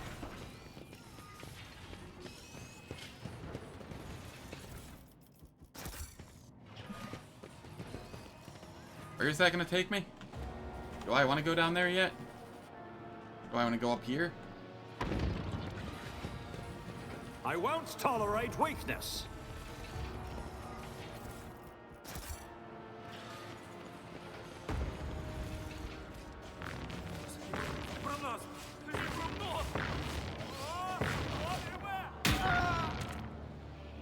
Didn't even shoot him, just clubbed him with the gun. What the hell?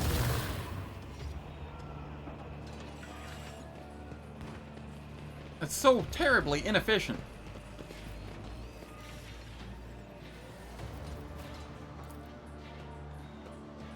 Nothing's impossible for this old officer. Wait, hold up here.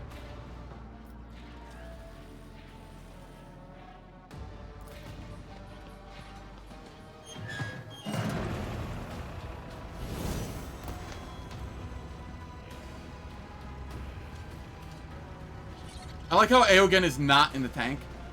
Like, decidedly not in the tank.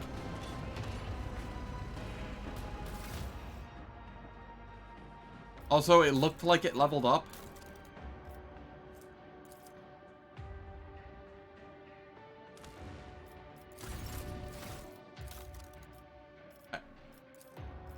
I don't think this is supposed to be the case. It's kind of funny, though. You can level up the tank. Should I level up the tank? Will it break the game if I level up the tank?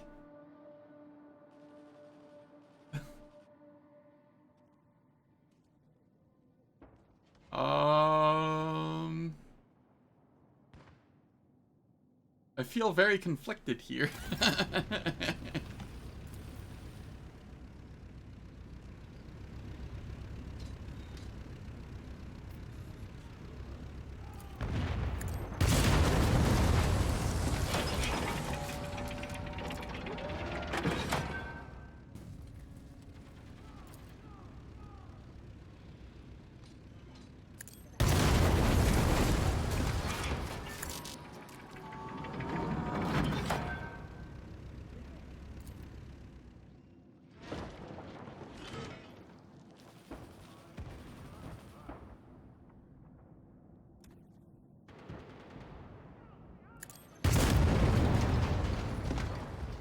Alright, I guess I've done everything I can do in the tank.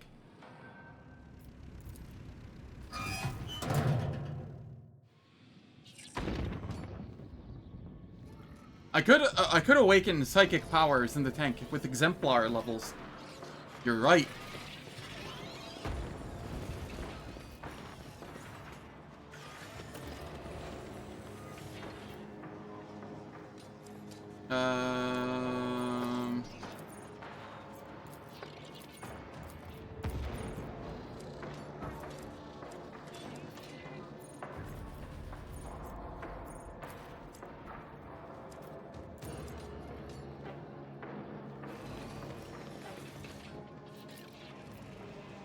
You recognize the shard on the pedestal. It is the mysterious artifact stolen by Trazyn the Infinite from the Rogue Trader's chambers. Why does it say mysterious artifact? We know it's a shard of the Crudorak at this point.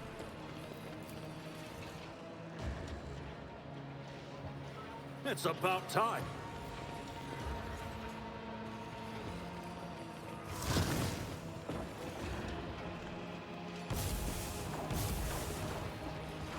I have an eye for treasure. All of this cargo that I have literally no use for ever.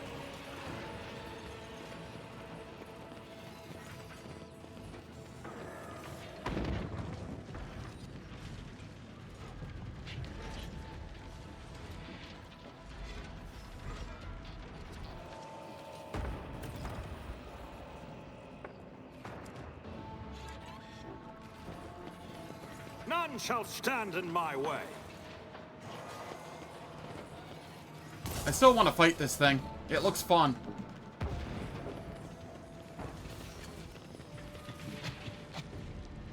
Oh, hey, these, woke up. Nice. I'll purge you from existence. You'll make a suitable sacrifice.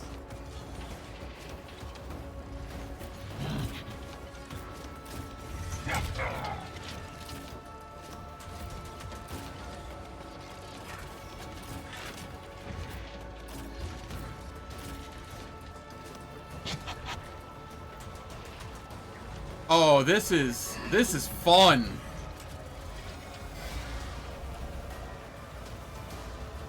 This is gonna be all sorts of fun here.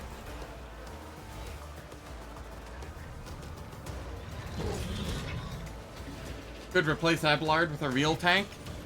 Theoretically. Too bad I never leave debts unpaid. Rounds until the Defiler awakens. Shame it won't get to be awake.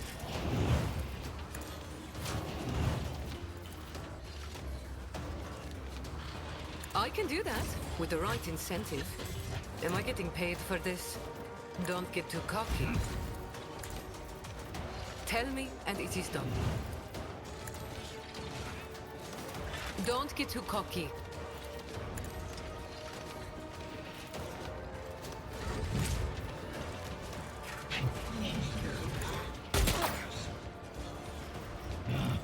Okay, let's give Aogen a turn. I can do that. with the right incentive.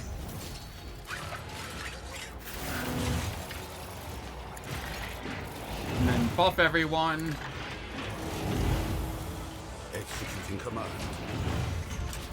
A valid argument.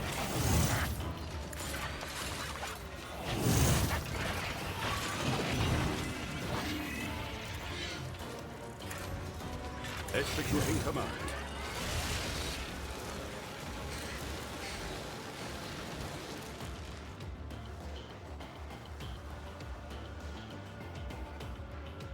Okay, then.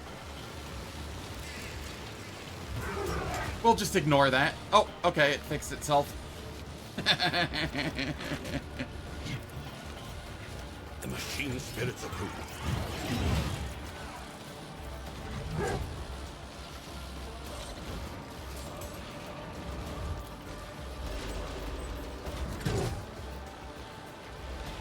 The stew of is an open book to me.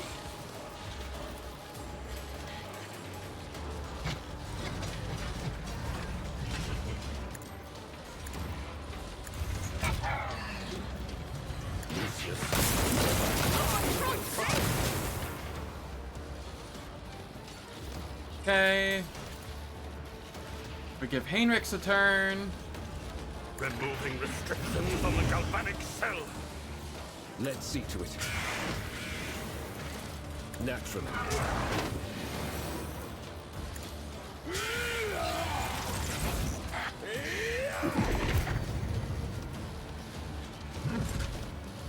This was part of the Museion. It was one of the exhibits, and it got awoken by the fact that we've destroyed large chunks of the Museion.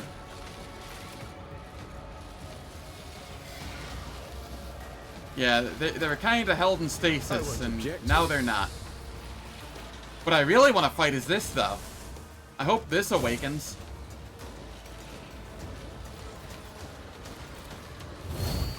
Let's see to it.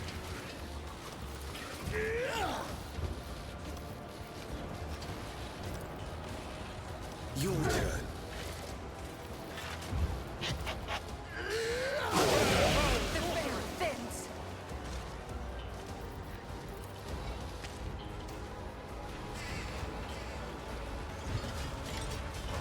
But of course. Comprehensive.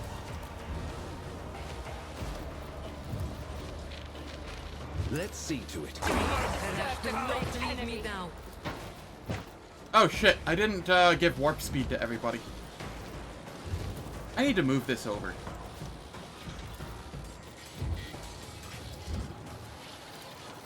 I'll give warp speed to me specifically. The veil thins.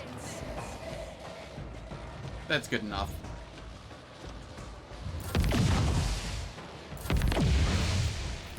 And then we give me a turn and I clean up.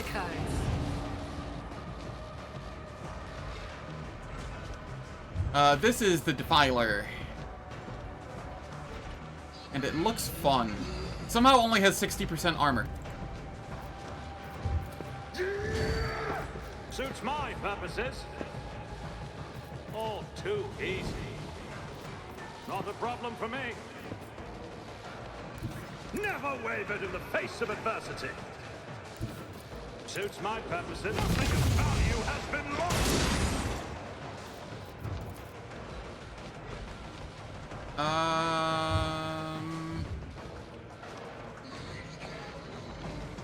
I know, right?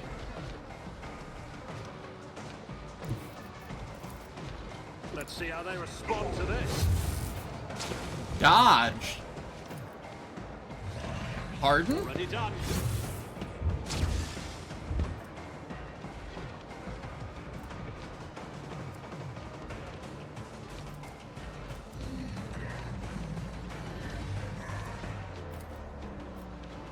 Only a 50% chance of hitting. I have 207 perception. How was he dodging so much?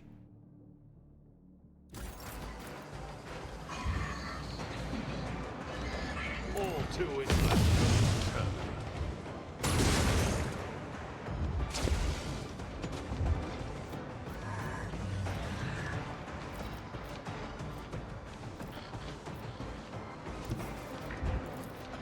Not a problem for me.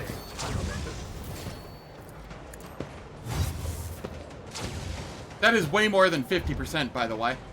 I just want to point that out. Nothing I can see was your mistake.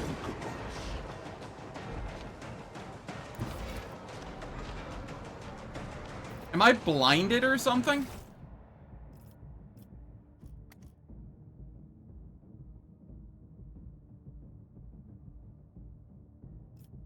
Soaked in pus.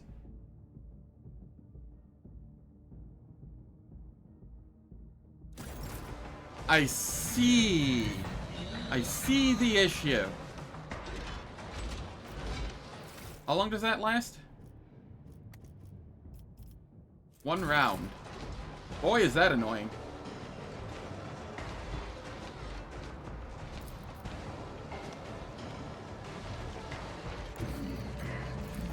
Forge ahead.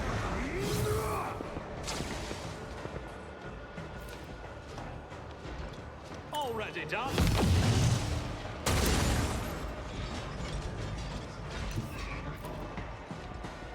I shall not fear.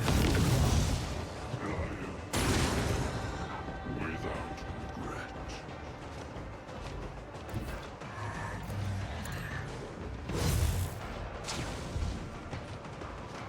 I'll pass. Not a problem for me. Okay. Charge in. I was born for a greater fate. Come over here. Charge in. Too easy. Stand the chance. Come over here. Charge I in. don't have time for this. Aw. Can I charge in from here? Suits Yes. my purposes.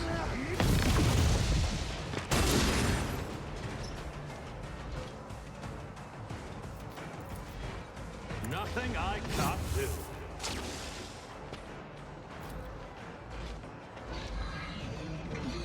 Suits mine.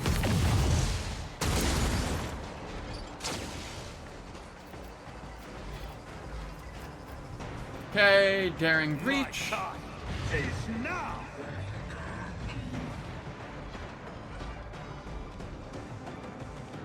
Yeah, that would be a shame.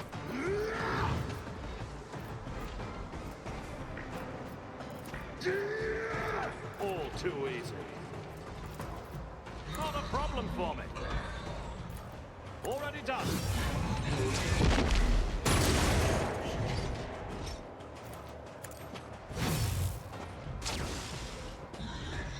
Nothing I can... We shall... That's okay, we still got it. Game? Game, are you crashing? I'm always ready. No? Okay. I thought it was crashing for a moment there.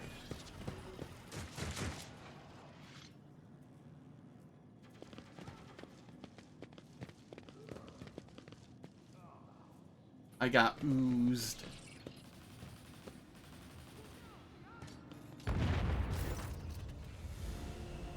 Near an overturned Drukari aircraft, a woman is curled up, desperately trying to stop the blood gushing from her from the terrible wounds on her body. She barely has the strength to lift her head as you approach. Laria Voigtveer smiles with grayish lips upon seeing you in Siberian. Father, you came? You returned after all? The pupil of Siberian's organic eye dilates to its utmost, almost filling the iris. Siberian leans over the wounded woman, gripping the hilt of his newly recovered sword with such force that the components of his bionic arm howl with the strain. His very posture speaks of the deepest despair. Hold on. Help is here now. Uh-oh. Laria gives you the faintest of nods and closes her eyes. The only sign that she still lives is the rasping gurgle of her pierced lungs in their stubborn struggle to draw breath. I succeeded. It is astonishing that the grievous injuries inflicted by the tormentors did not kill Laria instantly. The cruelty with which her body has been mutilated is horrifying. Most of her bones are broken, her torso has been flayed alive, and each of her vital organs bears crudely inflicted lacerations. What was done to her was not torture, but slow execution. Even the most skilled Medicae could not save her here and now. Laria, what happened? I broke free, Zen. When the bombardment began, the Xenos no longer had time for me. I fled into the galleries, further and further, searching for a way to escape this place, but Laria is seized by a coughing fit and spits out several bloody clots. I did not reckon on the other fugitives here. The servants of the archenemy, the ones you destroyed, they caught me. The results, you can see for yourself. I'm sorry, Sabarian. May Trazyn and his treasures be cursed. Sabarian's voice is hollow with grief. The ancestor forces his back straight, attempting to project at least a semblance of confidence. What am I to do, Zen? I cannot leave my true daughter here, but we could arrange an evacuation. Don't try to give me false hopes, my heir. Evacuation is impossible. You know this as well as I. Surge of the motive force flashes in Severian's bionic eye, and a drop of machine oil seeps from the juncture where the Ferrum Sanctum meets the living flesh. Futile efforts only hasten the inevitable. He steps toward Laria and gently lifts her. Laria's voice grows weaker and quieter with each passing second. I dreamed for so long of escaping the clutches of that filth, 5 centuries of captivity, and now, at last, that moment has come. Her voice drops to barely an audible whisper. I'm journeying to the cold stars, Father, together with you. The last spark of life leaves the wounded woman's eyes. In complete silence, Sabarian reaches out his hand and closes the eyelids of his daughter's still face. Long moments pass before Sabarian moves again. A rough, almost growling command issues from the Vox Grill. Arch-Militant, soldiers, remain here and secure our rear. Follow me, my heir. It's time for the foul Xenos Trazyn to answer for the wicked schemes he has wrought against our house.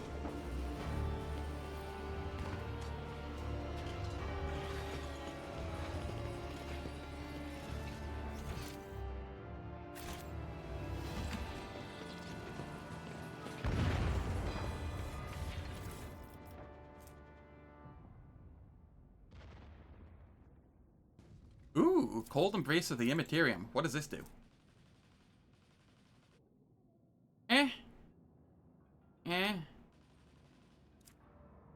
Meh.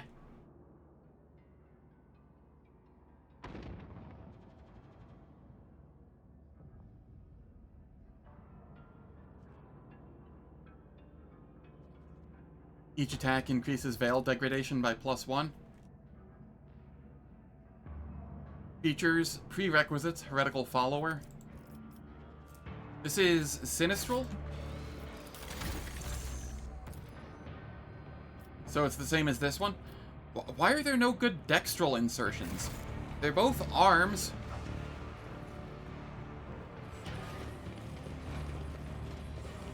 A new challenge. If that had been dextral, I would have used it. I rise to the occasion.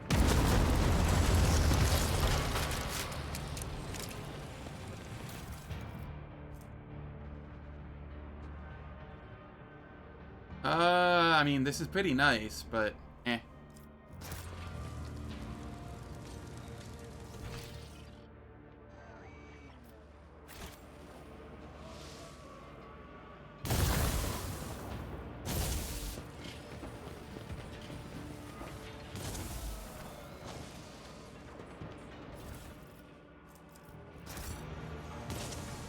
Follow my lead.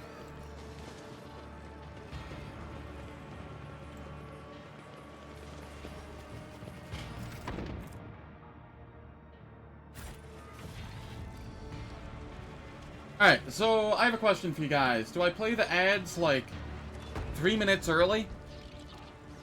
When this is likely the confrontation with Trazyn? Or do I go into Trazyn and then let the ads play, like, probably halfway through conversation? I think I play the ads early. They're gonna last for 3 minutes. They disable pre-roll and mid-roll ads on Twitch for the next hour. I don't do anything in the meantime, so nobody misses any content. And I will catch everyone after the ads.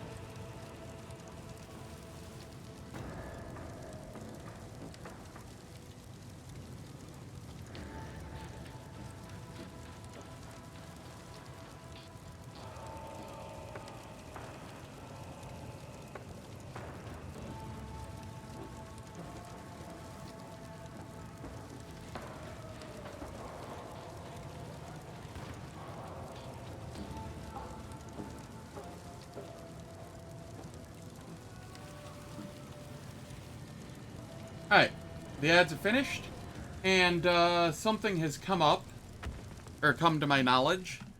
The newest patch is out, and it has fixes to some epilogue stuff and whatnot. So, we are going to exit to desktop, and then I am going to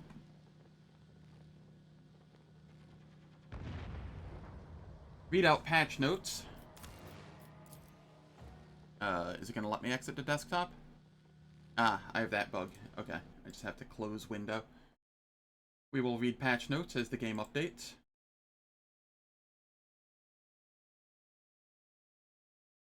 So let's see here. Epilogues related to Malice, Abel, the Commissar, Achilles, and Clementia were displaying incorrect portraits, leaving some companions in the bottomless pit, lacked an epilogue.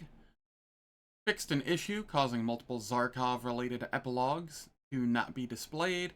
Epilogues related to Turquoise 4 were not displayed if a certain choice was made.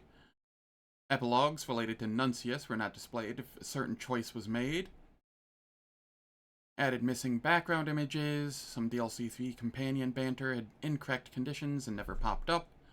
Eogan will never, or no longer, sometimes insert his comments that were meant for another conversation. Eogan's options were not correctly displayed in Zarkov Chronicles 1 and 3. Added additional reactivity. I fixed a bug that allowed possible to repeatedly call Solomorn to the bath, causing his dialogue to break and his equipment to disappear. That's funny.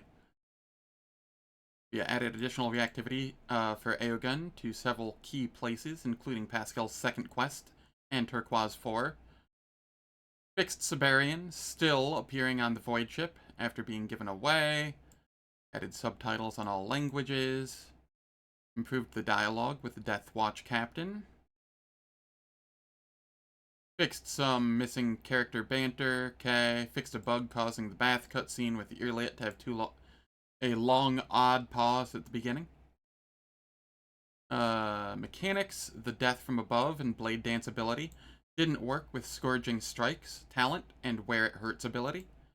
Sweet, they fixed Blade Dancer. Supposedly. Assassin's talent, Imminent Demise, now properly scales damage from attacks.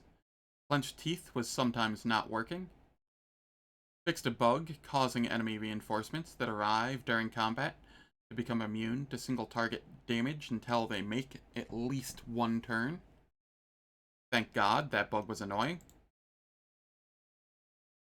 Killing Trazyn while he's under the effect of Lord of Histories no longer breaks the fight. Oh. Well, that's a good thing, considering I'm about to head into that fight. Long odd pause is on brand with the Earliet, though. True. Especially if she walked into a monkey bathing. Kimura debuff will now correctly removed from Pascal if the Xeno augmentation was removed. Fixed a bug during the battle with the Chronomancer, which could cause Zoriel to stay in combat forever if the Chronomancer was killed before his arrival.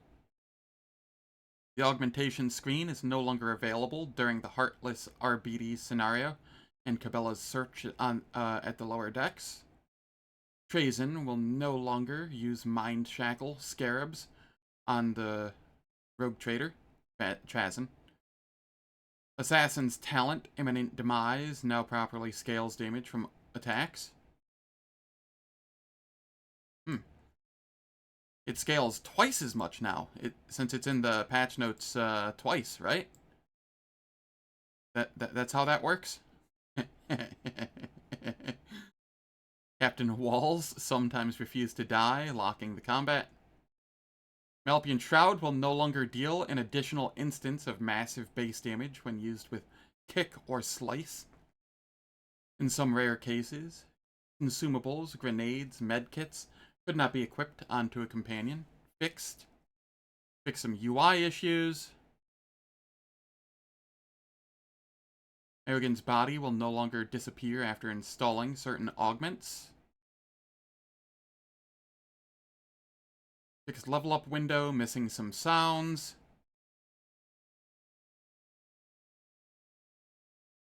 The Infinite Museion achievement will no longer require keeping Siberian alive. Kill the Xenos achievement had a typo in the code that caused it to never pop up. Cool. Smallish patch, but a very, very needed one.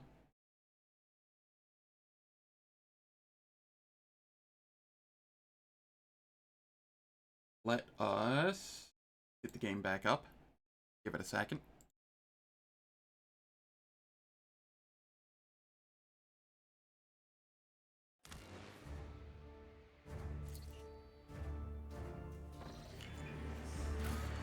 Has something been working as intended? But sorry, I don't follow.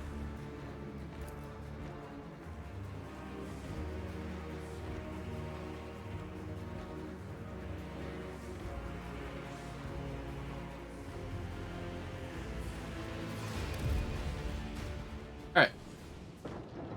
Let us go down to Trazen.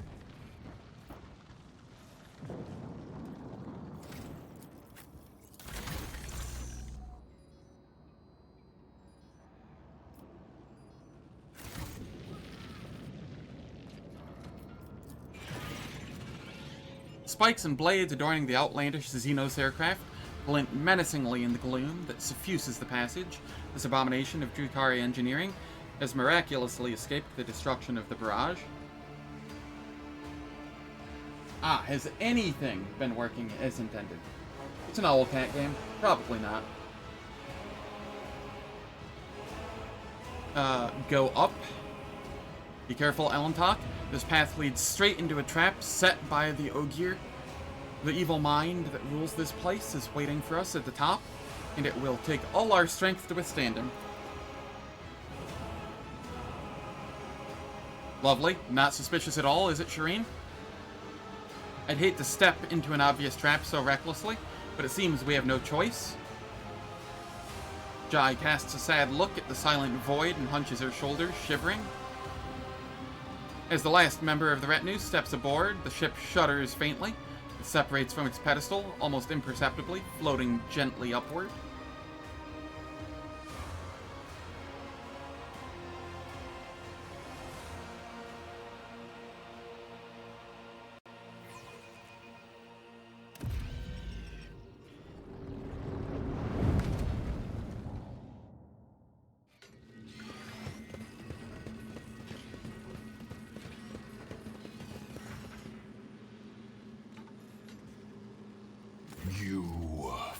Primitive pests. I could spend centuries explaining the catastrophe you have wrought by violating the integrity and hermetic containment of this place, the repository of history itself, but your limited synaptic connections are not even capable of processing and absorbing this information in all its monstrousness. My throat thanks it. You wanted me back, Xenos? Here I am. I will destroy both you and these unholy halls. The ruins of your museum, so dear to your cursed soul, if you have one, shall serve as a funerary monument to Laria Voigtveer. I see you have found your precious toy once more, little thief. This is a momentous occasion in its own way. This all began when the Crimson Dance of Cain fell into your hands. And this is where it will end. For you and for your last surviving heir. Look around. In a hall full of unnatural Xenos creations, your gaze catches on a poignantly familiar object. Your warrant, put on display like an exhibition piece, or like a taunt to the people it was stolen from. Didn't you demand that Siberian be returned to your collection? Are you claiming that the destruction of the Museion and the despoiling of my collection was at my request? Your pathetic attempts at humor will not serve you well.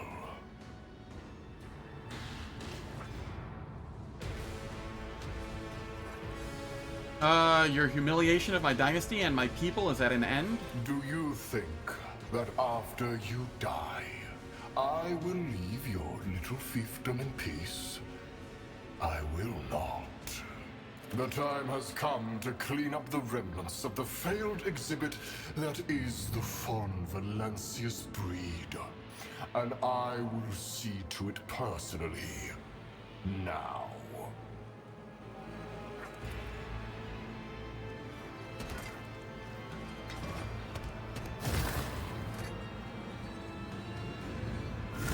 Time to end you.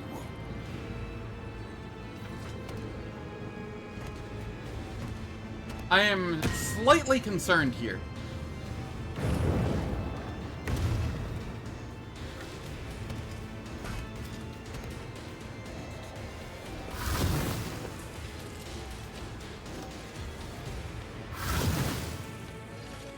I've heard this is actually one of the scariest fights in the game, if not the scariest fight in the game. You will find nothing but obscurity.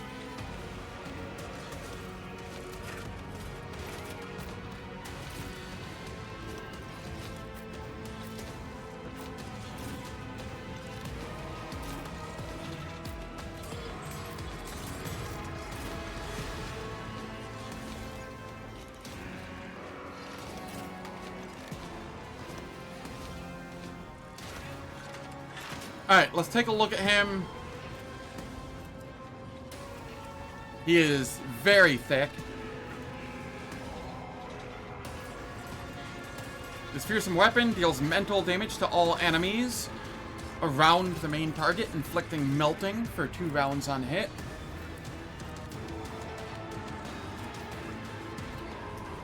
Okay, temporal synchronization. Whenever a character gains an extra turn, Trazen gains one as well.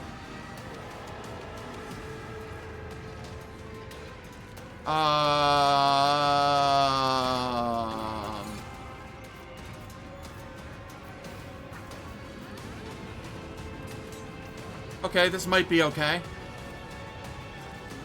Whenever a character attacks or uses an item or ability, Trazen gains a stack of this effect. At 8 stacks, he removes all stacks and gains an extra turn.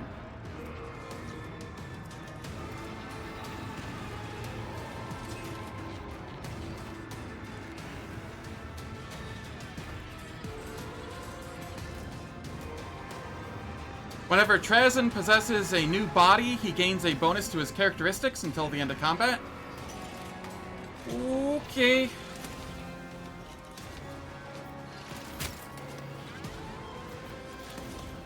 But of course, Lord Captain.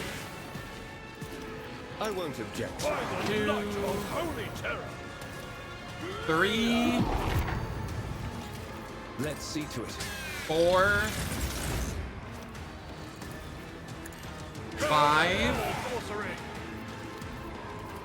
I won't object to it. 6, For the throne's glory. 7, 8. How hard is this gonna hurt? Too bad I never leave debts unpaid. Vengeance will be swift. Okay. Okay, that tingles a little.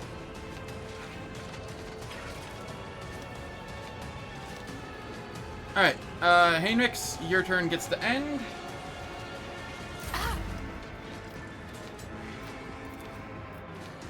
Am I getting paid for this? 2, You've got 3. a problem, I've got a prize. We throw this down. 4. Double its value. Too cocky. 5. I can do that. 6. With the right incentive.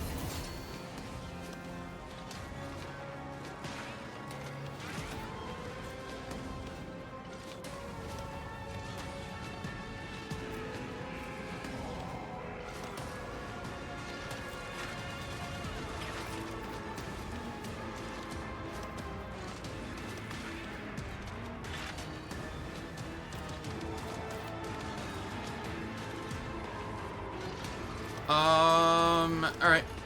Am I 7. getting paid for this? Present gets a turn. Miss. Duty go hand in hand. Okay, that's fine. He's gonna get an attack off here. The machine spirits approved.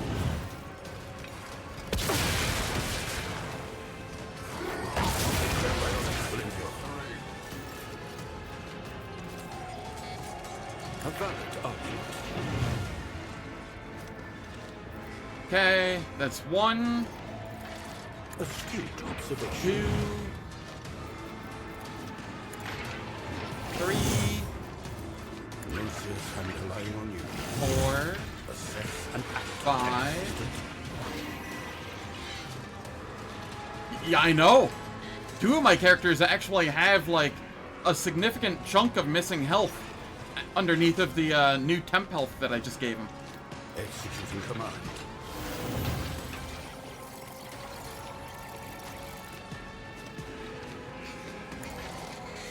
The machine spirits approved. Astute observation.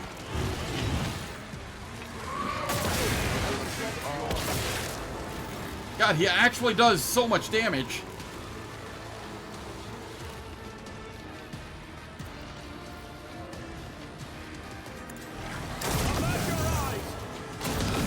Fire can unmake both flesh and machine. Okay, we're gonna give me a turn now. Your demise is an incontrovertible fact. Stop hitting me! Ashmak! Not a problem for me. Nothing. And I think we're good. That was a little scary for a moment there, but it wasn't scary enough.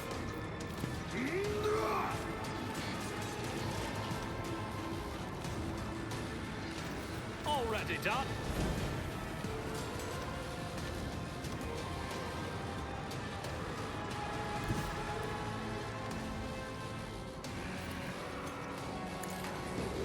Nothing of value has been lost. Accept your inferiority.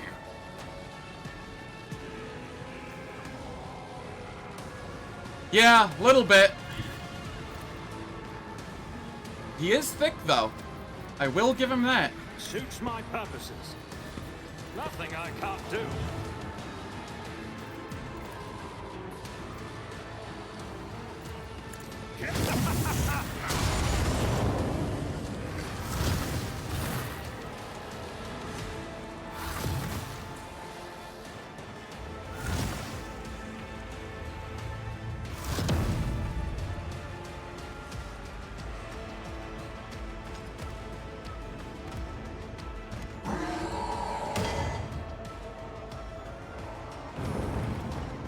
He does apparently get stronger, though.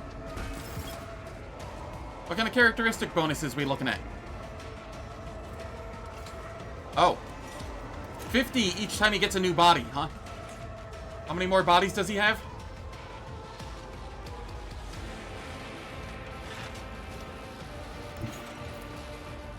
Suits my purposes.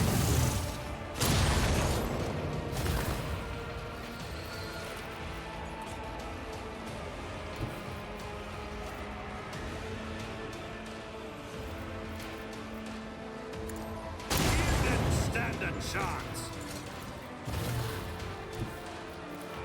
All too easy. Nothing of value has been lost. What are these? They look destructible, but I don't know what they are. I can't right-click them either.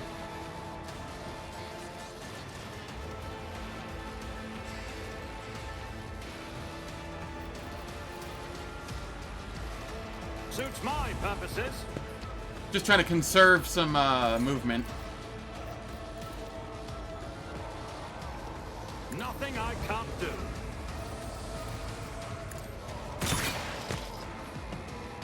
Hurting me was your biggest mistake. Already done.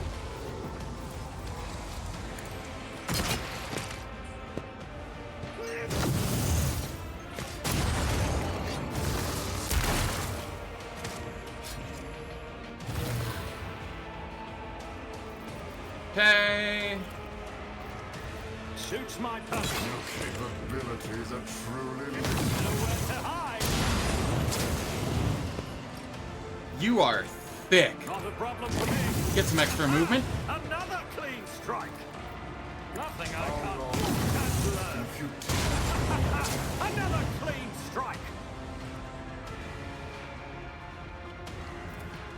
Already done. Nowhere to hide. Another clean strike. Reload.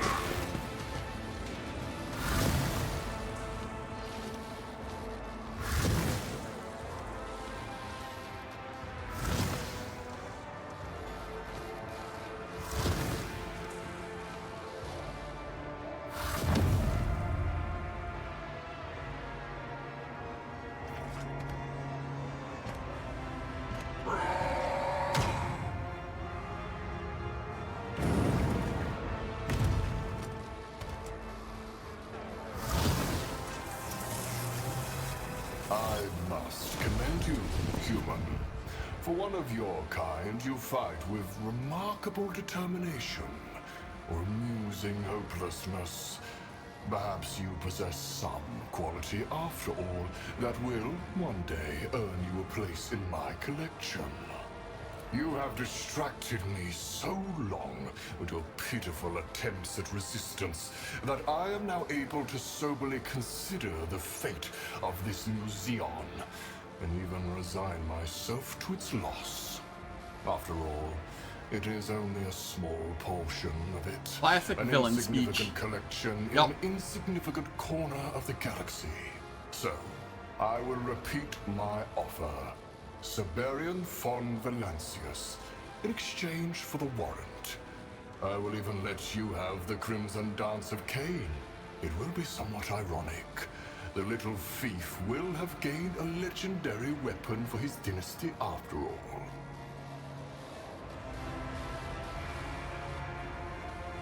One-shot him to get him to shut up. Hey, Jade. I don't see you here often. How you doing, fam? We need to get you more time to play. I wanna see you get through the tutorial and stuff.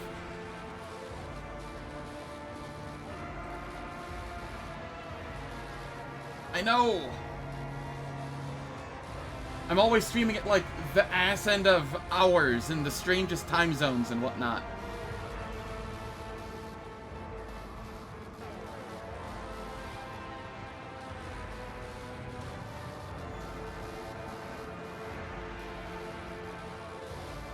Yeah, you live one hell of a busy life.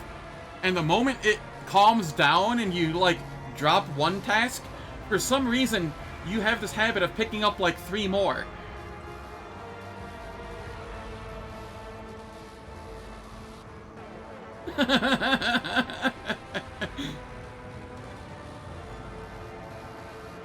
How many pet programming projects are you working on right now?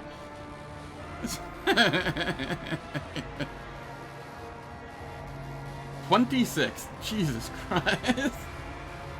Yes, this is DLC. How's it going, Zep? Hope all is well. If this Museion is finished, why do you need Siberian? I will take him to another vault in my collection and place No him base game in a spoilers for new this moment. exhibit. Correct. I will have to select a new moment in history in which the rogue trader will play the protagonist. Perhaps I will recreate the scene that is unfolding around us right now. The crumbling Museion. The phantom hope of victory that slips through his fingers at the last moment. I accept your offer. Take Siberian von Valancius.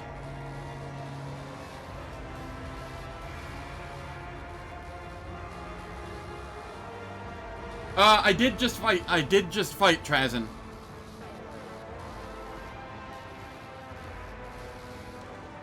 I mean, I wasn't able to kill him, but I was able to, you know, stall him long enough to talk him down, essentially.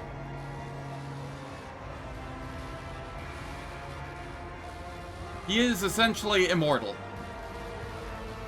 Yeah, to impress him, more or less.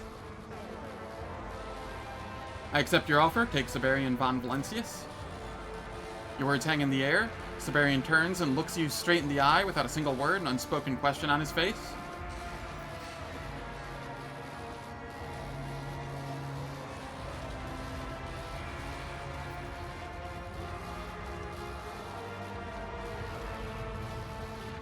Canonically speaking, yes, they're immortal. I don't know if they're indestructible, though. Trazyn, on the other hand, is kind of both, in that he just kind of switches from one body to another repeatedly.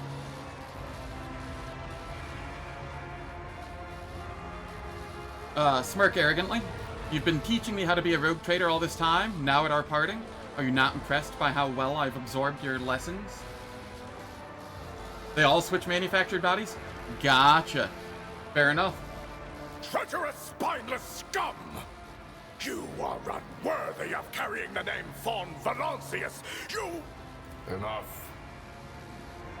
Trazyn clicks his fingers, and Siberian von Valencius, legend of the dynasty, an illustrious rogue trader, vanishes in thrall to unknown xenotechnology.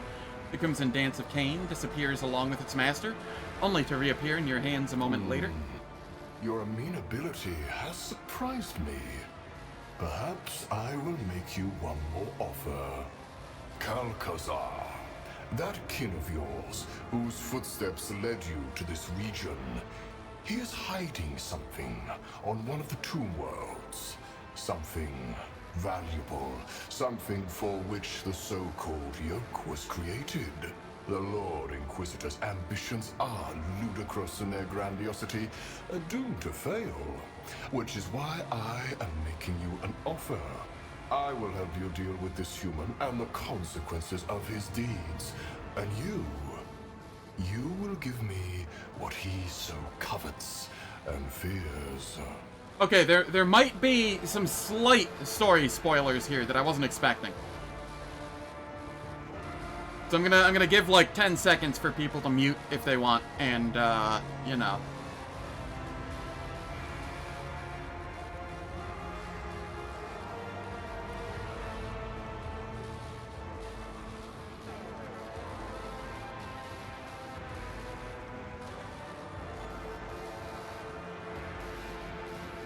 Alright. Continuing on. Or, in exchange for a favor, I will accept into my collection one interesting article I spied on your ship when I was observing the dynasty through your eyes. I did not expect to encounter something unique on an ordinary human vessel. You call it Nomus. I am intrigued by the nature of this phenomenon and would like to have it for my own. In exchange, I will help you deal with Kalkazar.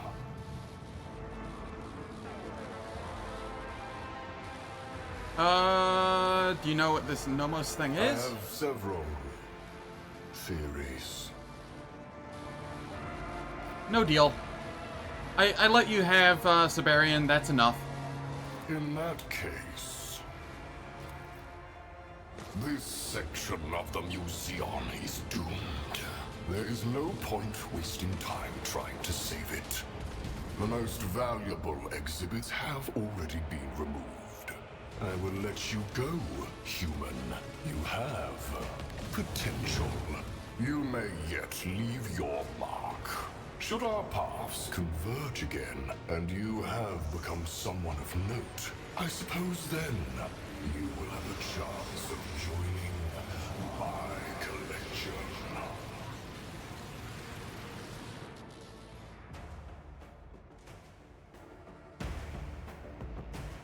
Alright, anything past this point is probably going to be massive story spoilers. Just a heads up.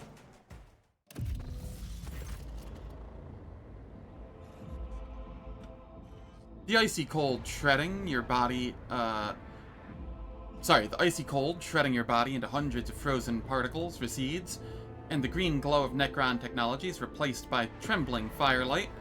You are on the deck of your ship, and something soft, rustling, and muffling your footsteps bunches beneath your feet. An expanse of thin, beautifully preserved paper, covered in neat high Gothic lettering. A great artifact of antiquity, your dynasty's warrant of trade is spread out beneath your feet.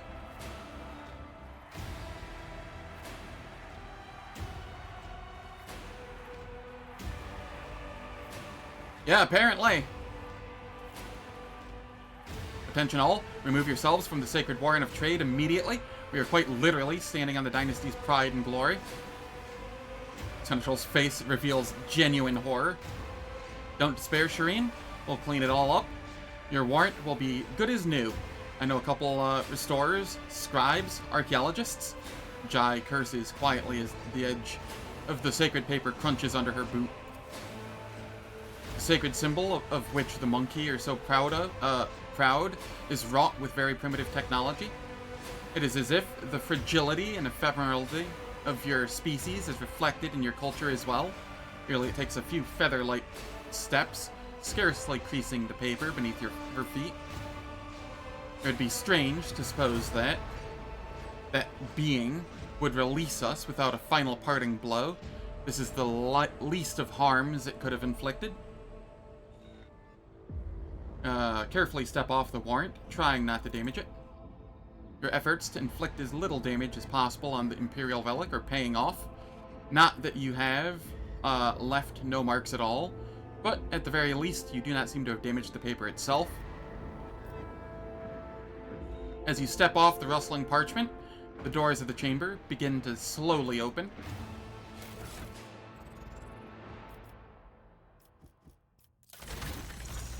Okay, cool. They fixed that bug, too, I think.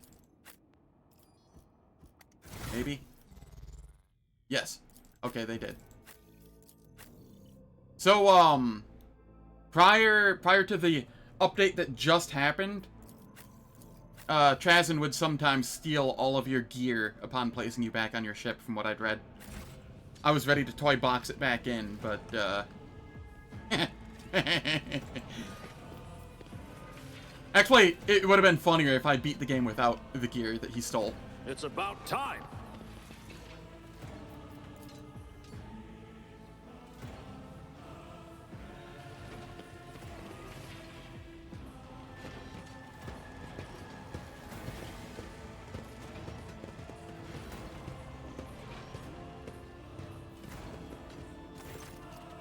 Lord Captain, disbelief is written on Sarbek's face as if she cannot believe what she's seeing. But you, suddenly regaining her composure, the Master-at-Arms, throws back her shoulders, standing at attention. Why are you all here? The tech priests detected an anomalous surge of energy. We came here to investigate, your lordship. Nothing to report on board, I hope. Correct, Lord Captain. Nothing worthy of your attention has happened since your landing. The ship is still orbiting the dead world. We have prevailed and retrieved the warrant. The Xenos capitulated and cast us back to the flagship. You defeated that unholy thief? Sarbek asks, as if unable to believe what she's hearing. Well, I couldn't have hoped for anything better, except for the death of that accursed Xenos as well. Make arrangements for the ceremony and return the warrant of trade to its proper place. Of course, Lord Captain, I will immediately make arrangements for the solemn ceremony and reconsecration.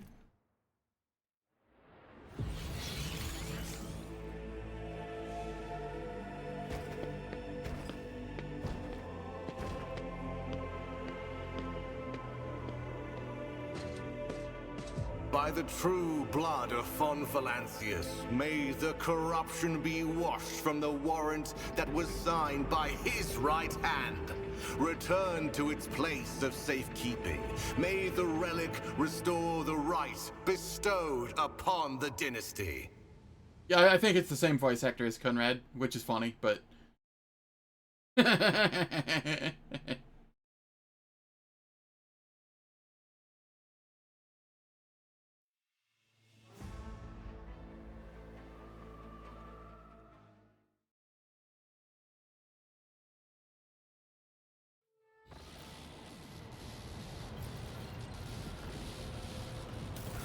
just to ensure that everybody still has their gear. Yep.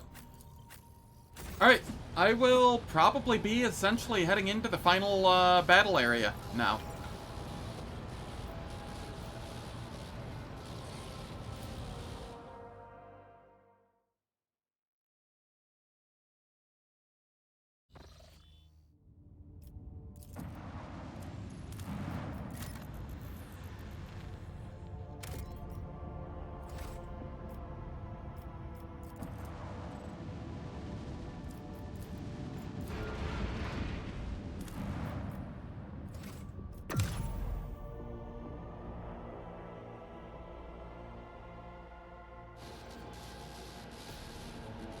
Heck yeah! How far have you gotten, Jade?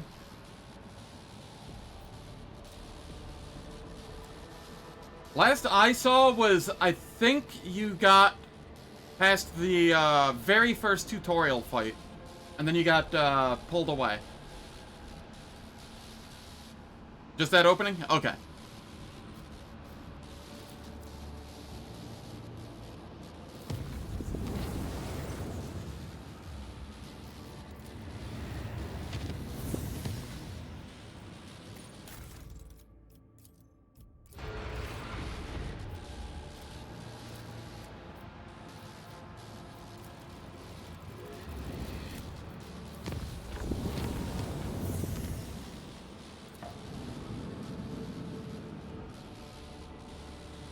I feel like they did something weird with the audio in the world map now, after that patch.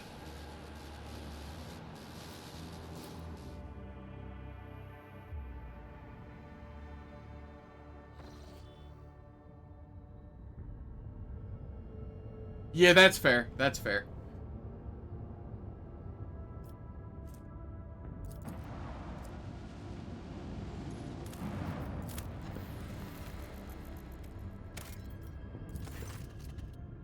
It seems that all colors died from this world. Gray masses of rocks give way only to brownish sand and the black voids of gorges. The team barely notices a strange detail amid the drab landscape, an extensive area where the land is too smooth. As they approach, this area turns out to be a lake of moving metal, in the center of which burn green arc discharges. On its shores lie the ruins of the pyramidal constructs. Through magnoculars, it is determined that the remains of the pyramids are slowly melting, creating flows that dump new metal into the lake. The smoothness of the lake is lightly rippled by currents trying to extinguish the flames in the center. Jade switching over to the YouTube. The machine spirit cries.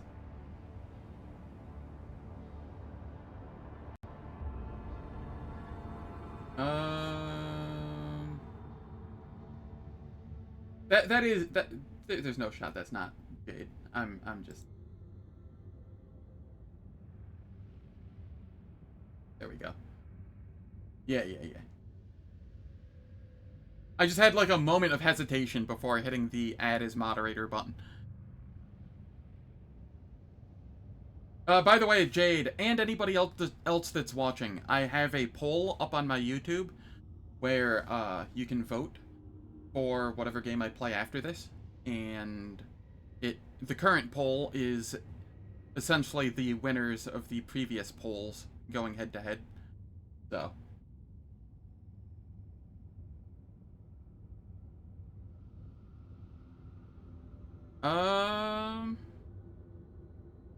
send an exploratory shuttle to the surface.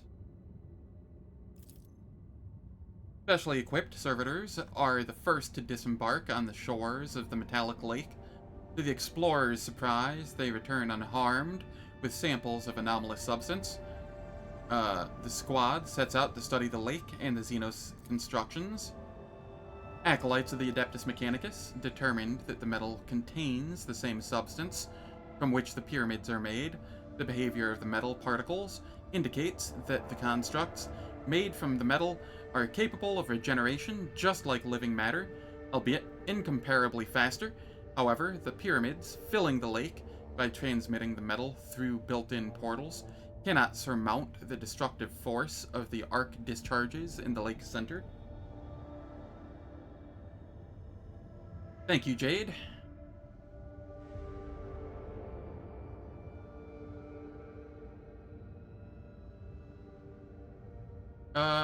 Let's find out what happened to the pyramids. One of the pyramids lining the lake's shore is more damaged than the rest, judging by its melted edges and the direction of the breaks. This damage is the thing that started the fires at the lake's center. Analyze the movement of the metal. Endless flows of metal pour from the portals of every monolith. However, one of the flows is noticeably weaker than the rest. Looking closer, officers notice a small object blocking part of the portal. With the help of servitors, they are successful in removing it and bringing it on board, bringing it to the Von Valencia's shuttle.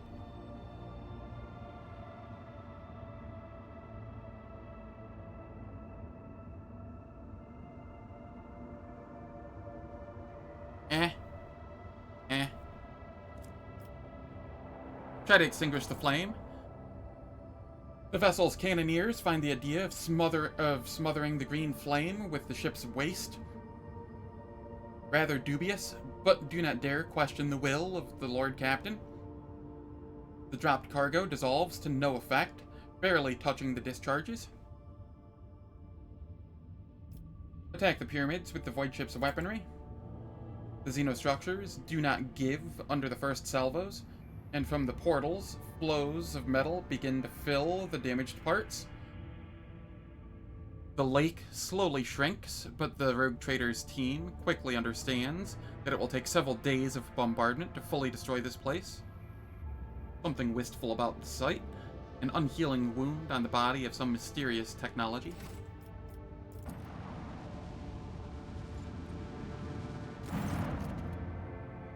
Judging by the orbital trajectories, this is the parent star of the system.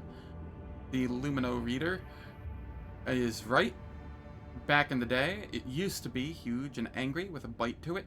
Not this half-dead firefly. What happened to it? I can't imagine what could have drained a deadly beast like this. Or like that. The Lumino reader swears that the rays of this star would have continued withering all life in the system for millions of years more. It was too young to have faded like this. It's like it was gnawed out. It was attacked. Suddenly and fiercely, a hungry predator bit into its magnetic field and drank as much of its energy as it could. The predator was starving and would have surely devoured the star had it had more time. Nomos, where did you get this information from? I do not know, but I can read the traces of what was committed here as if I have seen it happen 100 times. We are done.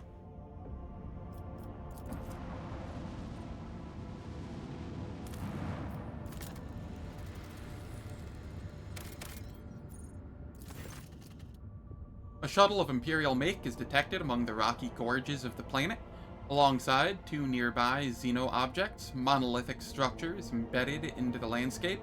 When scanned, the objects distort the signal, but no signs of enemy activity nor signals from the shuttle are found.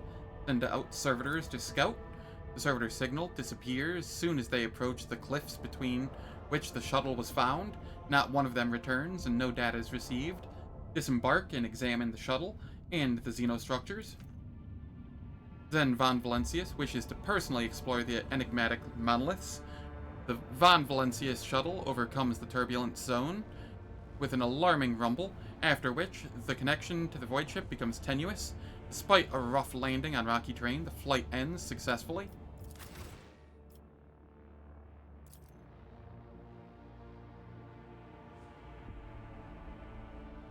Yeah, there's going to be one last ship battle. I think. So long as this isn't the final fight area. I won't tolerate weakness. I imagine the final fight area is under the ship. Interrogator von Kallox, I would like to talk to you about what I saw on Kiava Gamma. How would you characterize that monstrous example of heretical machinery? That would be funny. That would be the funniest shit. The trajectory of your curiosity is troubling, Genitor Febris. A few more questions like that, and I will be moved to take an interest in the nature of your research. Okay, cool. Follow my lead.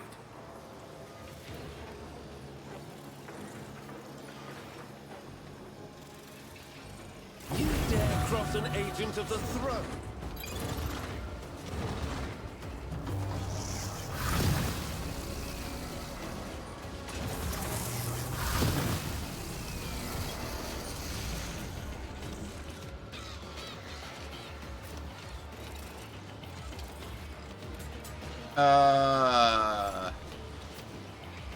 Oh, I only have certain positions I can place people in.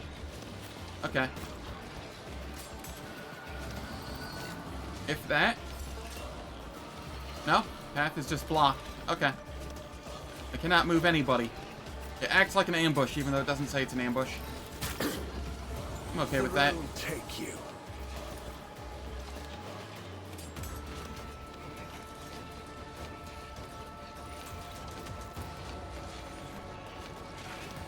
Do my bidding. Okay. I won't object to it. But of course. Witchcraft! Rebuff.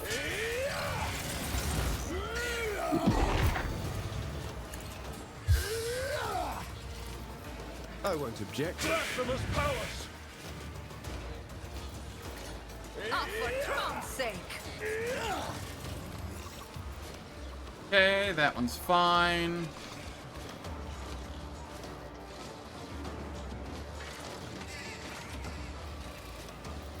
And then I will do this, and then just end my turn. Ah, screw it. Let's see to it. I've seen this before. In my exile. Okay, now I'm really riled up. Don't Hey get too again. cocky. You've got a problem? I've got a prize. Enjoy buffs.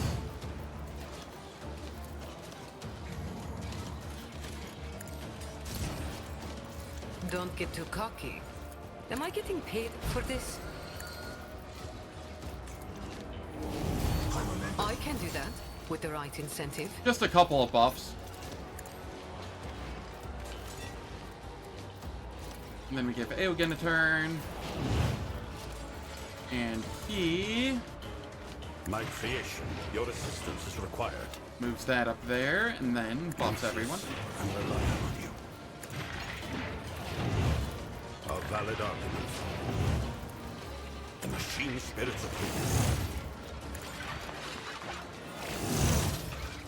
Curious. Take assistance. Engage.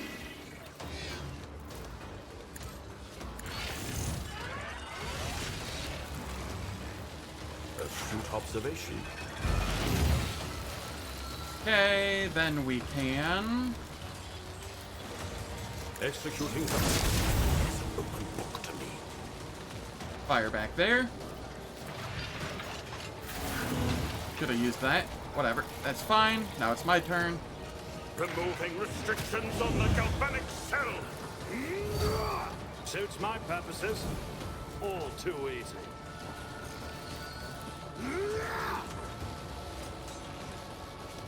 I will come up here. Suits my purposes. You're outraging.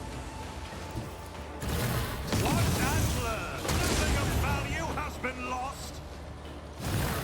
Come down here. Save some movement. Already done.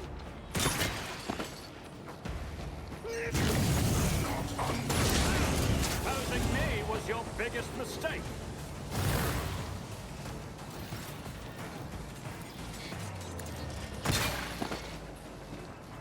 You didn't stand a chance.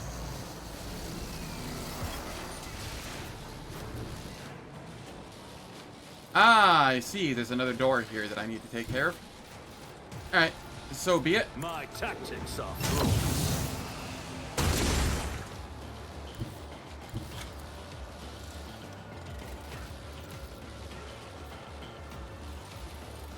Nothing I cannot do. Suits my opposing me was your biggest mistake. I shall not fear. Okay, then I can just start charging around. Not a problem for me. And nothing of value has been lost. Nothing I can't do. Opposing me was your biggest mistake. We shall prevail. GG's.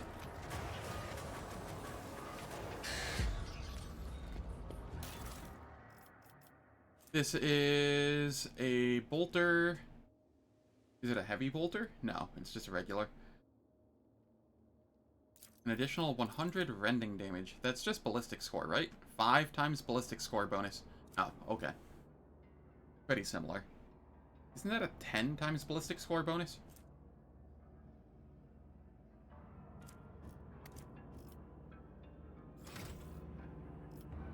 Yeah, that's a 10 times ballistic score bonus. Whatever. Heavy void suit.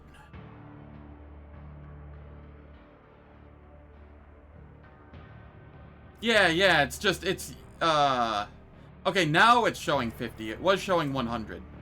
I was confused. Now it's showing properly. The Vox does not produce sound immediately. The officer who made the recording speaks clearly and confidently, but also softly with a barely perceptible vibration in his low order-like voice. Yeah. I must have still had some buffer another from combat. It seems that the tape is partially damaged. Entry 1, we landed successfully, but were unable to report to her ladyship. The communication channel was filled with interference. The navigation system has been affected as well. We will not be able to take off anytime soon, let alone return to the ship. Sergeant Damani is looking for the source of the interference. Only thing left to do is keep a log. Entry 5, thanks to the information we received earlier, we managed to partially decipher some of the inscriptions on the obelisks. Only the general meaning is clear. The creatures buried here are extremely hostile. We have not been able to identify the source of the interference affecting our communications and navigation. Lady Theodora made it clear that the expedition is extremely important, so we will continue the exploration regardless of obstacles. Whoever finds this Vox log must give it to her ladyship personally and no one else. Entry 18. One of the structures being inspected incinerated Corporal Monroe. We buried him with as much dignity as was possible in these barren rocks. His sacrifice need not be in vain.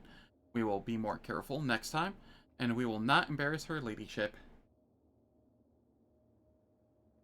The explosion of the Xeno artifact damaged the engine, the fuel compartment, and the cargo hold where we were keeping supplies.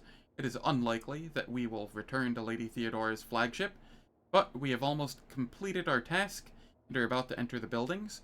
What matters is the preservation of data we have obtained. There were no dead people behind the monoliths. The creatures attacked us as soon as we managed to activate the gate mechanism. In one of the buildings, their weapons destroy flesh and plasteel with equal ease, and their bodies recover from any wounds. The words are interrupted by a bang and a yell.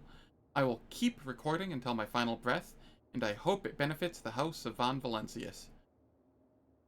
The weapons of the Xenos burn with green fire and hurl bolts of lightning, and energy charges burst from their blades. Damani has fallen to the ground and cannot get up. Her body is breaking. The rocks beneath it are about to crack. Tell Dahlia that her father gave his life for the good of the Von Valancius dynasty. May she be proud of. A new challenge for me?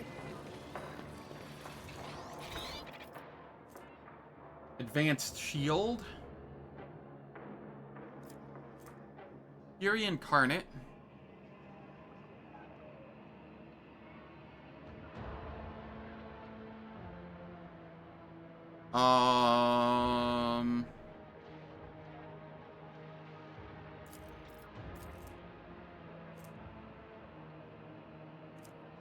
I just equipped this to myself, right?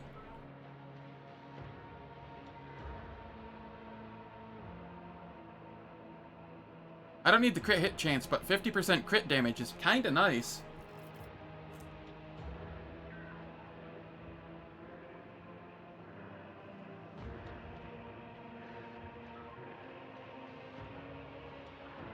Oh, that's just gross. Alright, alright. Come here.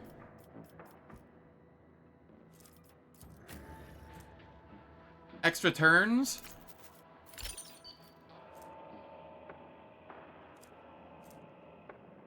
I'm okay with that.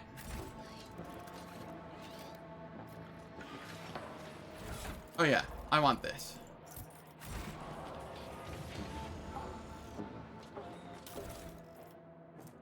Here we have Gloom Rifle.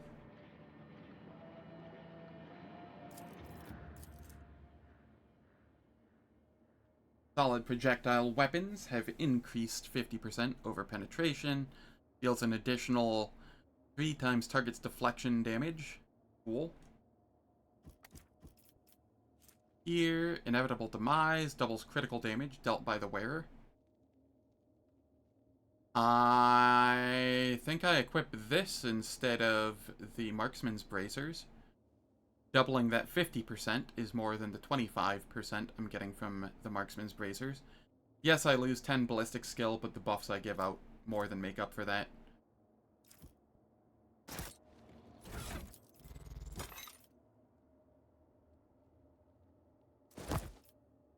And after a couple sacks of versatility, it'll make up for it as well. I'll lay claim to the stars. Broken body's been smashed into the ground with such force that there are cracks radiating out from under it. You can still recognize the Von Valencius coat of arms and the half-abraded emblem on the side of the shuttle. Parts of the hull and equipment look as if something vaporized the ship's components one layer after another.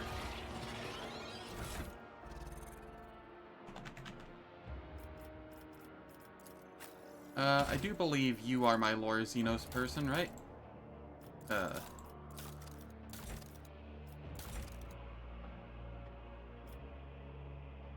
Lord Xenos, 180, 169, yes.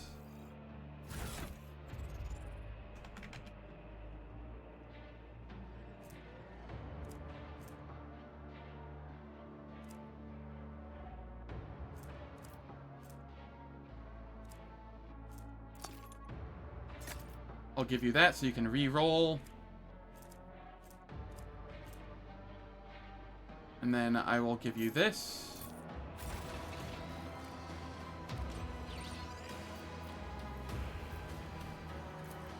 I have learned much in my exile. Drawing upon your patchy knowledge of the Xenos, you guessed that these monoliths were once part of a mighty transport ship, capable of transforming into ground-based structures. And give me one moment here. We're just going to reload so that we get rid of that white slice.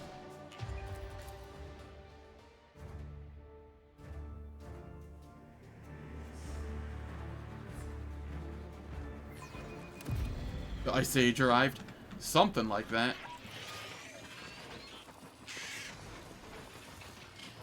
The dust particle slice is hilarious. Yeah. Happens far more often than you'd think in, like, the last 2 acts. I've had it happen, I think, 5 times total so far. Thankfully, it's easy enough to fix. Hypnotizing. And then reload.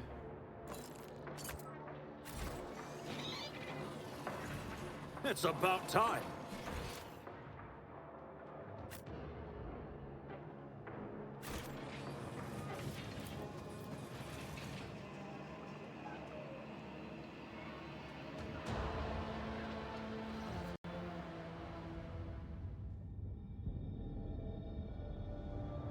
Alright, it is time for ads. The ads will last for 3 minutes. They disable pre-roll and mid-roll ads on Twitch for the next hour.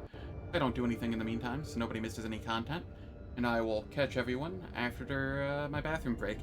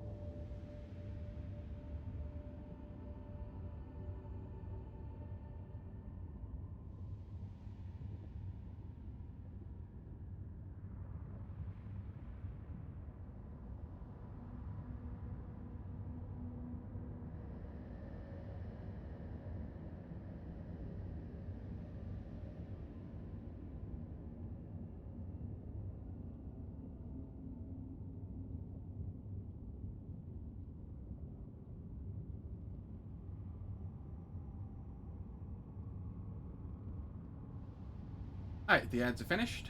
Let us return to the game.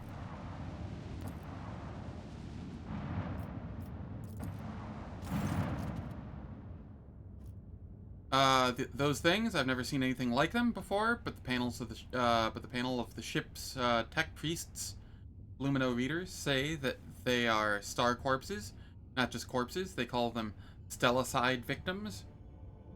What did the Lumino readers mean? Who knows with those star sages? Apparently, when a star dies a natural death, it's different. These look like they were murdered and plundered. All their energy was siphoned, like when a spider sucks the innards out of a fly. And witnessing these husks, if you don't mind me saying, scared the Lumino readers so much that they wet their metal trousers. Don't you think that we are observing far too many stars here? I agree, Lord Captain. The stellar trajectories also suggest that most of these stars didn't used to be here. Someone was hoarding them in this system, and I wouldn't like to have been here at that time. The gravitational currents would have been pure chaos. Who could have pulled off something like that? Was it Drukhari, dragging stars around like they are... Their property is quite in character for those damn Xenos? As curious as all this may be, we still have a job to do.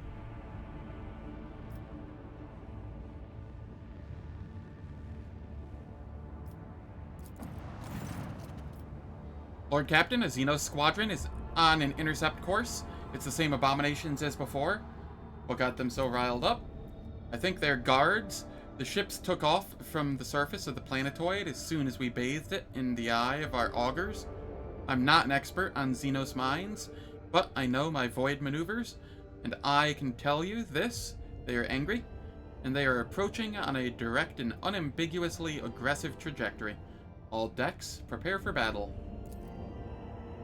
Orders received. Glory to House von Valancius. The final space fight. May it be glorious. Back to prologue time? Oh, no, don't be saying that. Would be funny. Would be very funny. But I'm so close to the end.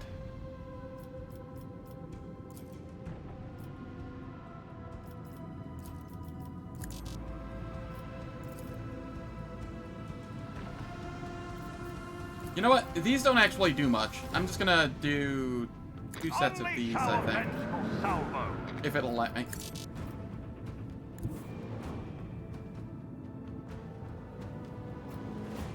I am going to about face.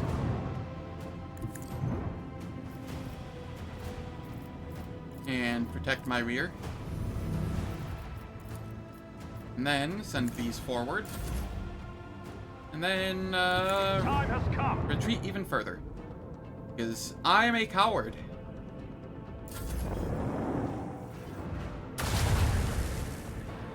And I only need a little bit of damage on these.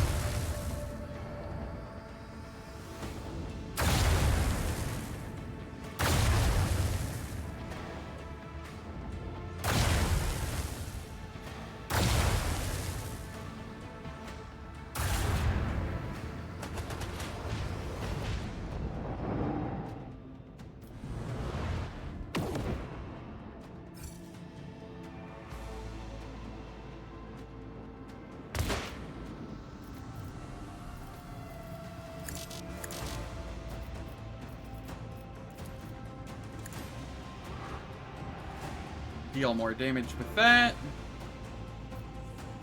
And then I will come around.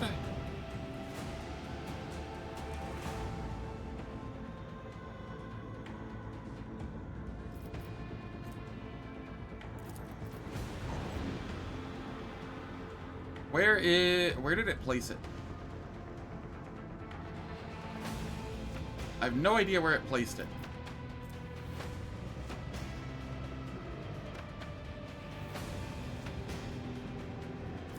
Where is this favorable tactical position it placed?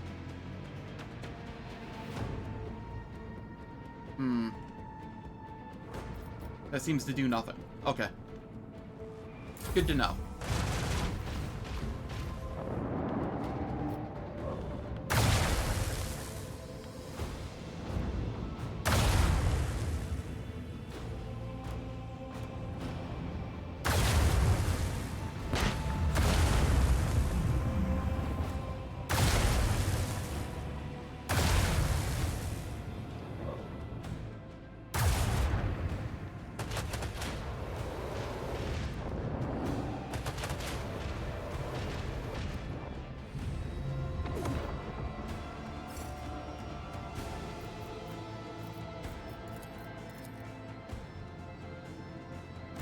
Okay.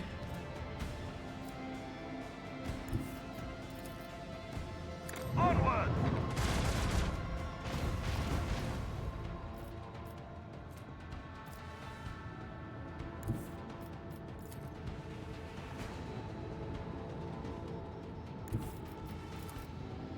Annihilate them. There we go. Reanimation protocol taken care of.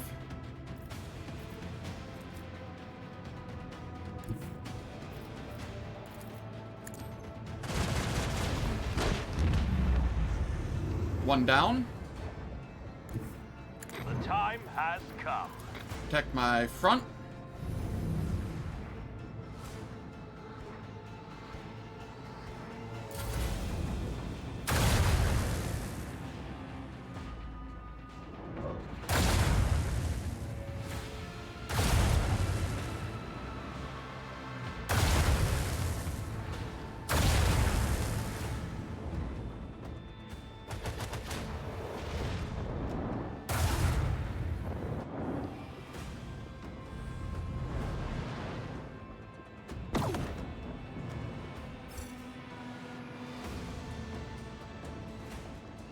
Alright, let's see here. If I go here, can I reach with anything? Negative. Alright.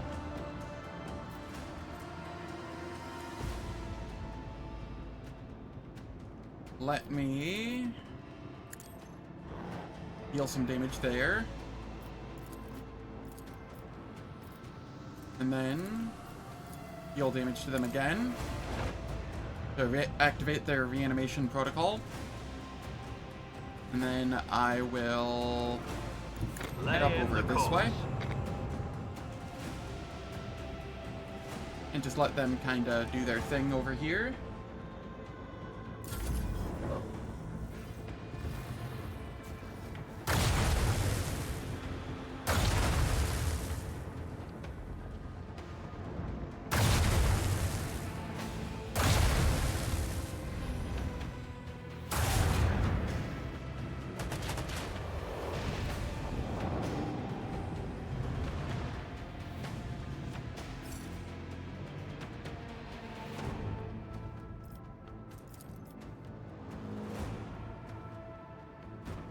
Set the course. Unleash our vengeful salvo! Okay.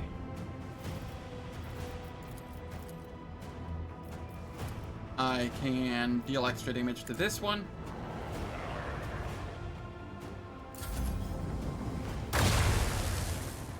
I might lose the Heartless here, which is a little worrisome. It makes a great distraction.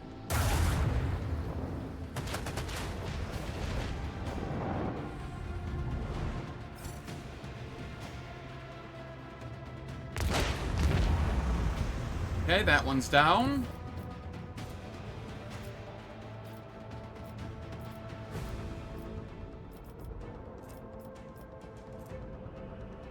The time has come.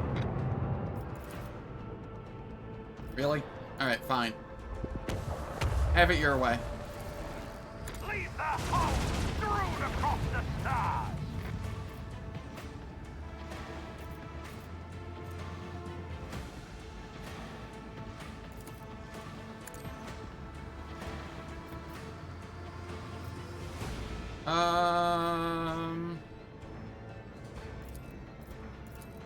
I will use this again. Make them face away from me. And, yeah, I will protect my left side.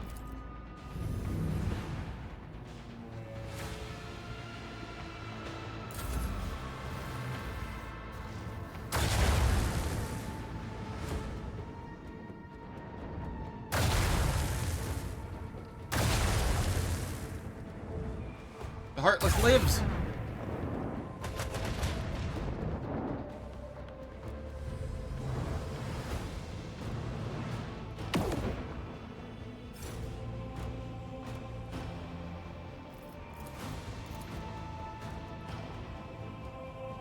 Oh, okay, I see the spots now.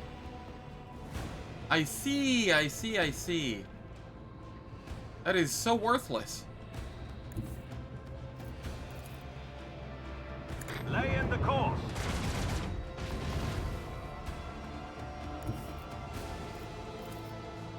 Set the course.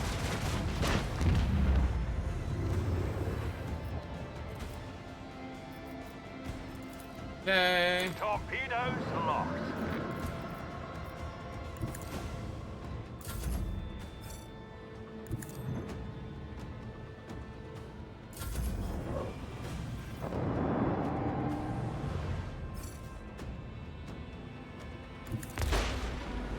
Right, they just blow up in that. That's whatever. Lay in the course. This is my left.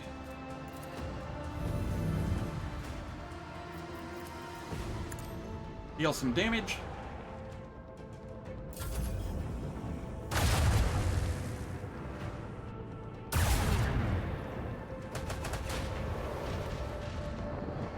Three HP on the Heartless. Let's go.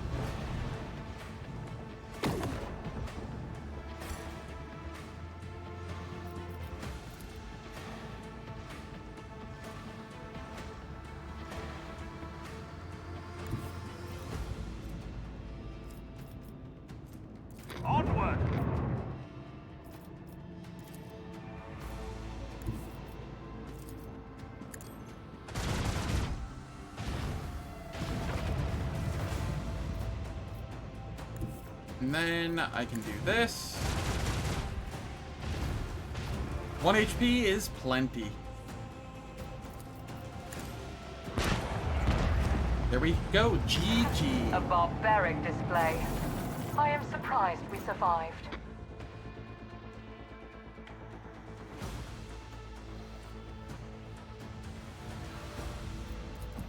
Tomb World, Epitaph.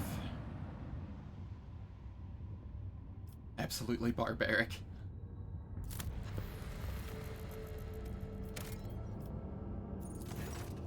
Lord Captain, we've spotted a planetoid with an unidentified xenostructure.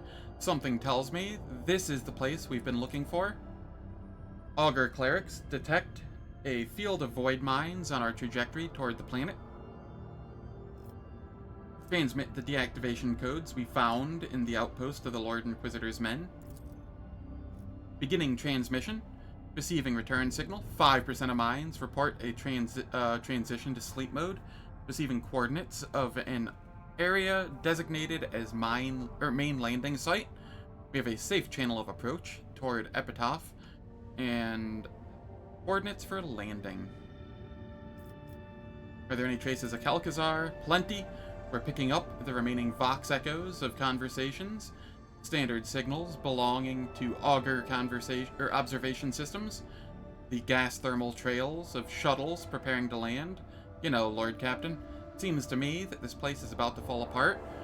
Augurs detect a multitude of signs pointing to structural damage in the tomb located on the planetoid, and they are fresh. Commence preparation of the landing party. I will lead it personally. Are you certain, Lord Captain? I beg your pardon for such audacity, but this old void wolf's gut tells him that this tomb is very likely to become ours. I have this bad feeling, as if, forgive me, your lordship, I've completely lost my senses, giving out advice like that. I'm ready to, face whatever lies in wait. We make the landing. Be careful, your lordship. We'll wait as long as it takes for your retrieval signal, even if every Xeno fleet in the world appears to swat us from orbit.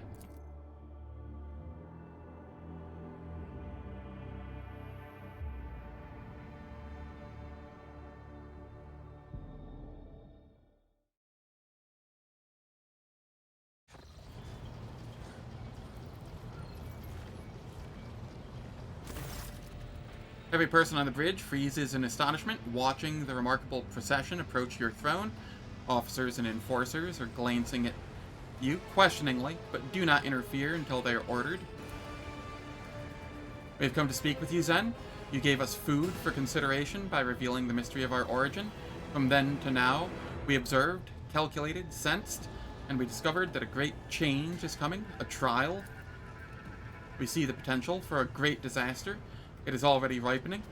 The wave could crash down upon the Coronis Expanse and perhaps extend beyond it. We are headed for suffering and death. You are the one who can prevent the disaster, and we want to help you. We do. Let us help. Nomos are not human.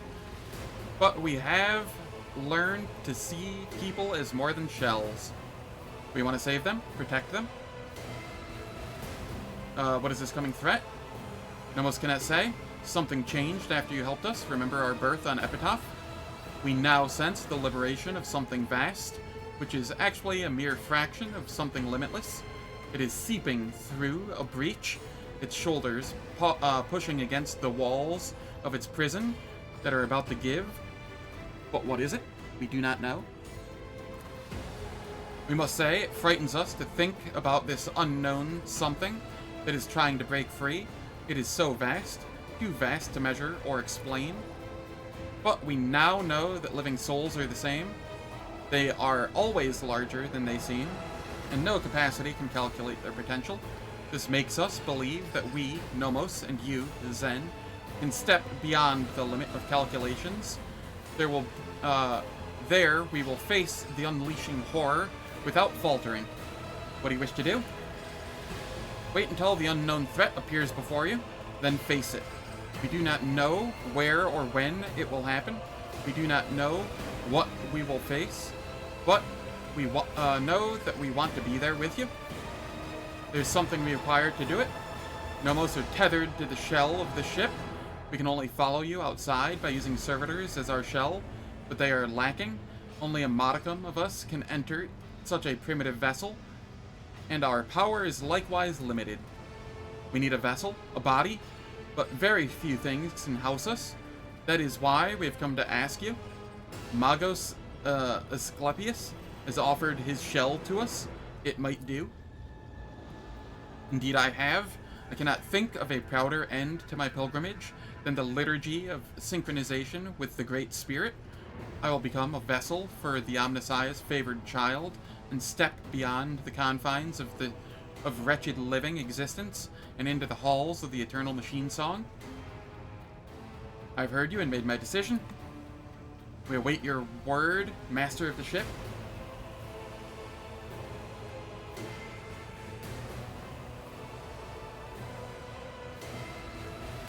Yeah, that would be awesome. Please give us freedom. We will stand with you in the hour of great need. You can take Asclepius' body.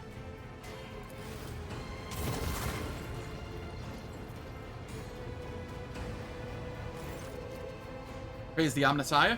I kneel before his favored child and humbly offer this shell as a gift. May I become a temple to the machine and a vessel for its great spirit. How interesting.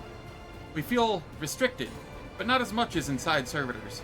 Some work must be done on the new shell, then it will be ready for journeys to the outside.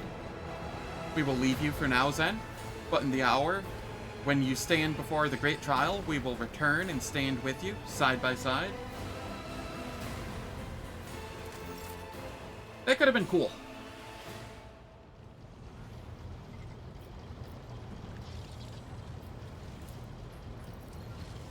Good, Sirocco.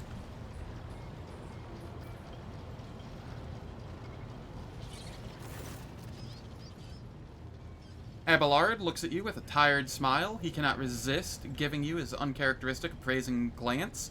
Well, Lord Captain, my service to you began under the most remarkable circumstances. I should hardly be surprised that you've delivered us into circumstances more unexpected and surprising than ever before. Of one thing I am certain, the Von Valancius dynasty will cover itself in glory today. Abelard, no matter what happened, you were always by my side. A Seneschal's place is at the rogue trader's side. As you have learned, others can betray and abandon you in your darkest hour. If the Lord Captain cannot count on his Seneschal, there is no one he can count on. That is not a fate that I wish for you, though I am doing my duty. You have a highly organized mind, so you must have already considered what you're going to do once this campaign of ours comes to an end. Somewhat embarrassed, Abelard tucks his thumbs into his belt. Now that I have your blessing, it is about time I took care of my family. The Worsarian clan is gone without its patriarch for too long. I should make time for my descendants before some noble upstart tries to chew them up again. Are you ready to follow me all the way? As always, Lord Captain, I would follow you into fire and back. God Emperor be my witness. I have had the honor of serving under 2 rogue traders and survived one, so there would be no shame in going down alongside the other, if it comes to that, naturally. Ready, Abelard? We have quite an ordeal ahead of us. We've been through worse. The old Seneschal grins cheekily and for a split second looks younger by a good 100 years. He then bows his gray head. I serve House Von Valancius, Lord Captain. Still need to say my goodbyes. Argenta. Argenta greets you with clear and burning gaze. I pray, rogue traitor, I pray that the hearts of your comrades remain strong, that our courage holds, that our weapons prevail. I pray that the light of Terra does not turn away from us even for a moment, that the fire within us only burns brighter as the foes before us grow fiercer. And I pray for you. Terra's light is what guides us through the darkness, but you are the force that keeps us from straying from the path. Make the sign of the Aquila, together till the end, sister. In his name and for Terra's light. In his name and for Terra's light. Have you had time to think about the future? What will you do should we prevail in this pivotal battle? I will carry on in my service to the Emperor, as I always have, but no longer as a fledgling sister of battle, but as the keeper of a relic that has been bestowed upon me by his will. I want to bring light to all the faithful in the Cronus Expanse, as Saint Argenta did in her lifetime, and I know I am ready for this mission. Prepare yourself. I am prepared, now and always. Our journey together approaches its end. One last push, and the secrets of the Expanse and Kalkazar will be laid to rest. I cannot wait. I'm tired of the shroud of secrecy that has hidden the truth even from me. You'll meet your mentor again down there. And I have questions for him. I want to know why I was left in the dark about everything that was happening in the shadows of the Expanse. Why all the acolytes died on their way here. Well, almost all of the Lord Inquisitor's acolytes. Why? I want to hear what he has to say, and then make my judgment. When this is all over, what will you do? I feel uneasy even thinking about it, but if Lord Inquisitor Kalkazar falls today, someone has to take the rosette of the Ordo Xenos, at the very least until the Inquisition Enclave determines who will be a worthy successor. Epitaph awaits. Steel your heart. Lead on, rogue trader.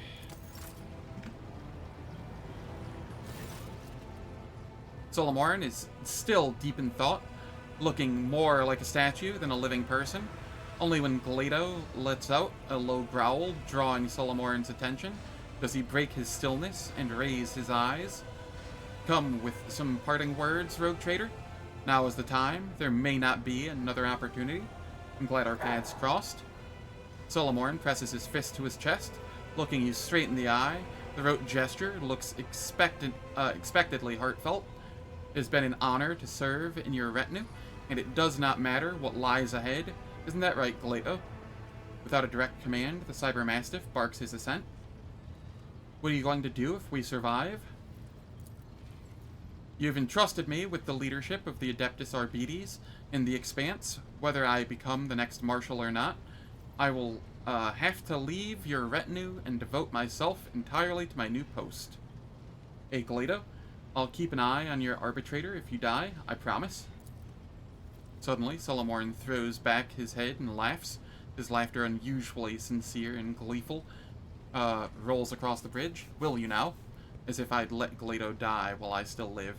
Ready, Solomorn? You know I am. Pascal. The tech priest is checking his gear, whispering prayers to the Omnissiah. He looks up at you and speaks matter-of-factly.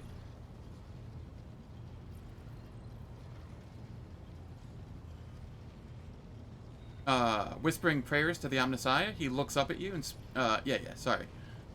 The tactical equipment audit is 97% complete.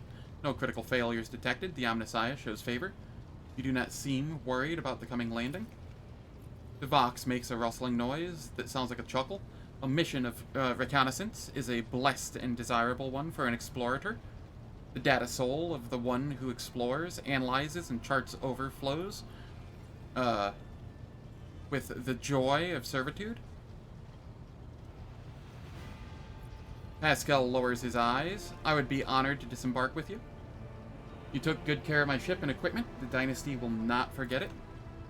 Where the iron flowers of the Omnissiah bloom, there must also be his passionate gardeners. Thank you for honoring this unit by letting it serve the formidable spirit of the Von Valancius Dynasty's flagship and your lordship. When the campaign comes to an end, will you stay on duty or return to your fellow tech priests? It has been an honor to work with you, but the time of servitude for this unit has come to an end. Servitude is the way of one who has questions, and I now have the answers. I will gather my flock and give them answers, not as a servant, but as a ruler and a mentor. May we have good fortune. There's no such thing as good fortune. May the statistical probability be predictably positive.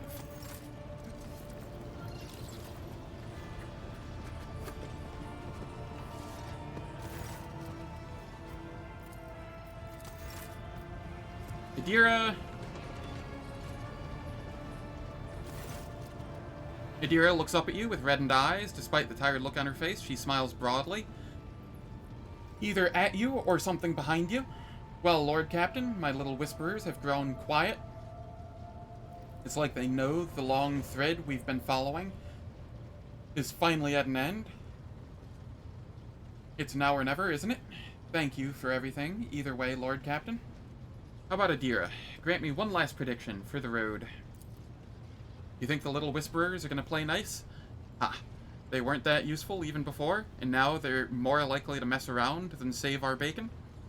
Lord Captain, your fate is in your hands alone. Do not let the words of a deranged psyker confuse you. You're not meant to listen to the grumbling beyond the veil. I'm glad you've been at my side all this time. Adira sobs at your words. I thank you, Lord Captain. I can't imagine why you've shown me so much kindness. After everything we've been through, you are the only reason I'm still alive. There were so many ways I could have died. I know I've been harping on all this time about Lady Theodora this, Lady Theodora that. You know, you may never become who she was, but she could never have been who you are either. And I'm glad it was you who replaced her, and that life threw me together with you, and not with somebody else. So there. Now let's change the subject before I get all sentimental. What do you think awaits us after this last skirmish? Well, I have no doubts about you. Everything's going to come up roses for you. As for me, Adira catches herself. You know, maybe I won't live long, but it'll be a good life. I'll leave behind so many tales to tell. Let them remember my name over a mug of something foamy and laugh at the stories of my, well, our exploits. I'll hug her. She needs one. She sobs fearfully, but in the next moment hugs you back. There, you really have lost it, haven't you? He's silent for a few seconds and mutters something before letting you go. Thanks. Pull yourself together. We have a tough battle ahead of us. If it were an easy battle, who would have ever bothered to tell tales about it? Nobody, that's who. Let's show him, Lord Captain. Zen, Irliot's voice is soft and melodic, enveloping you with calm. No matter what lies ahead, I will walk this path with you to the end. Such was my promise, and such is the will of my soul.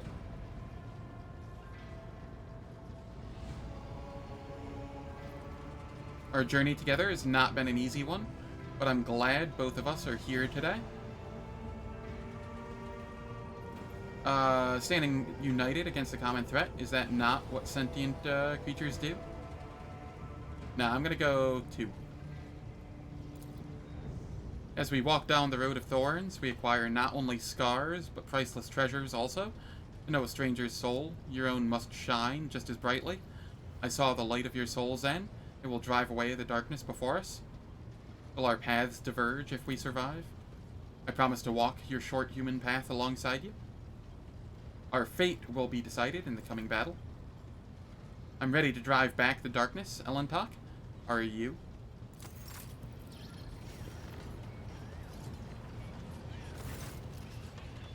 Shireen? Jai's solemn gaze is suddenly fixed on you. Long have I followed you wherever you go, like the midnight moon, striving to catch up with the morning star. How is it that in chasing after your light, I now find myself on the threshold of an unknown darkness, one in which a terrible enemy lurks? Are you afraid of what's to come, Jai? I am not afraid of dying, Shireen. I'm afraid of staying alive, only to discover that everyone else has perished in the darkness. So do try to avoid any fatal wounds. After a pregnant pause, Jai continues in her usual playful manner. So, what brings you to me, Shireen? Not parting words, I hope, because I despise goodbyes. I feel as though they rob me of my future. You never want to hear goodbye, after all, but only ever see you again under the same stars. Just wanted to say I'm glad of your company, especially now. As long as you need me, Shireen, I will be smiting a smiting sword in your hand, a punishing scourge whistling over the heads of your enemies, or a loyal helping hand. Curious to see what you will do once all this is over. You mean if it's ever over, and if the Aji don't play their evil tricks on us. I think the best place for people like me is in the shadows, Shireen. I know how the Caspelica mission operates in the Expanse, and how desperately it needs talented intermediaries to work with the powers that be. How fortunate it is, then, that Jai Haydari possesses the Mercatum Tabula Officiale, and is a trade representative of the Imperium. The Cold Trader shoots you a self-satisfied smirk and winks. Get a grip, Jai. We have a hard battle ahead of us. Rest assured, Shireen, when it comes to matters of being in Oblivion, Jai Haydari has the coldest mind and the bravest heart.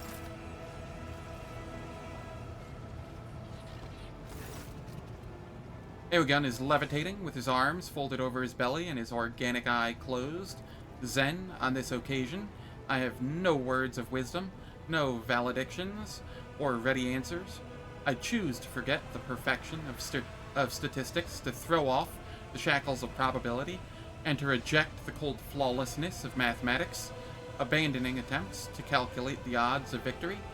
There is a time for contemplation. That time is at an end. May the Omnissiah guide our deeds. Now again, I'm glad that we crossed paths.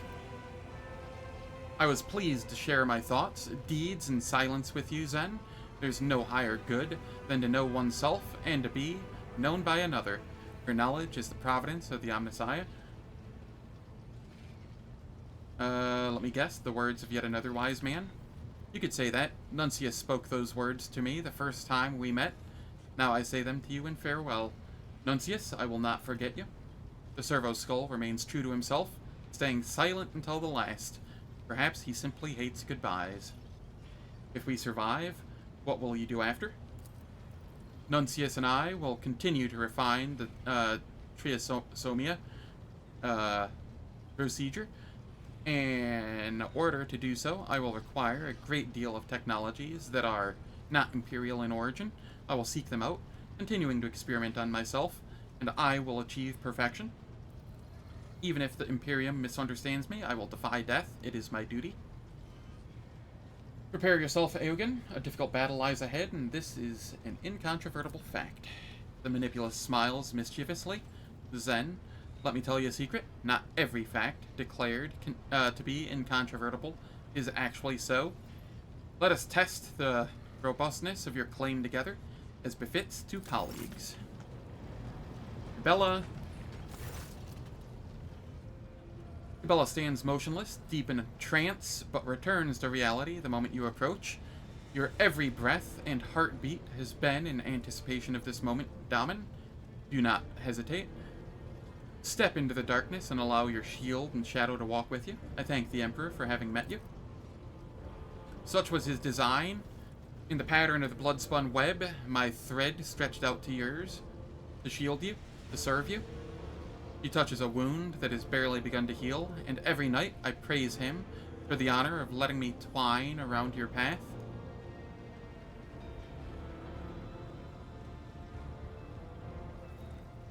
Have you thought about what happens afterward if we survive?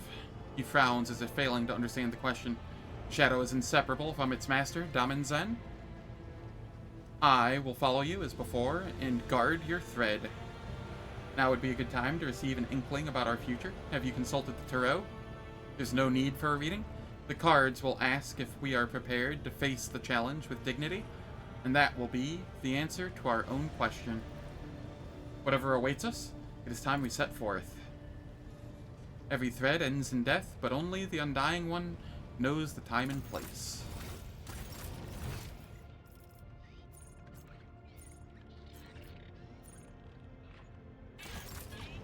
Alright. I think I'm set.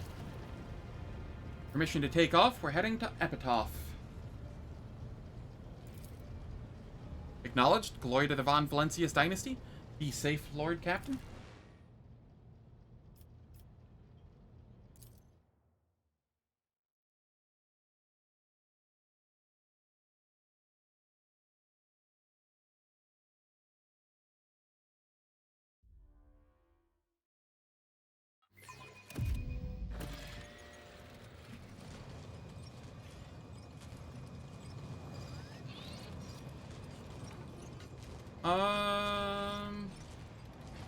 It appears there's a lot of Necron here already. I don't know what's going on with that. Last None stretch. shall stand in my way. I know several individuals who would be willing to lay down a lot of thrones for a pile of this dead scrap. And a couple of obliging explorators, too. Mistress Haydari, if you ever manage to pull off such a trade, I would be extremely interested in the identities of the purchasers.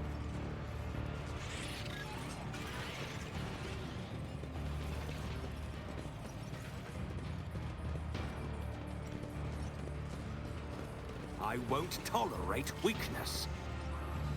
The Xenos is not showing any signs of aggression, simply staring ahead. There is an odd, disoriented quality to its movements. An odd haze obscures your vision, and for a moment you see the metallic corpses at your feet turn into the bodies of soldiers clad in the colors of your dynasty.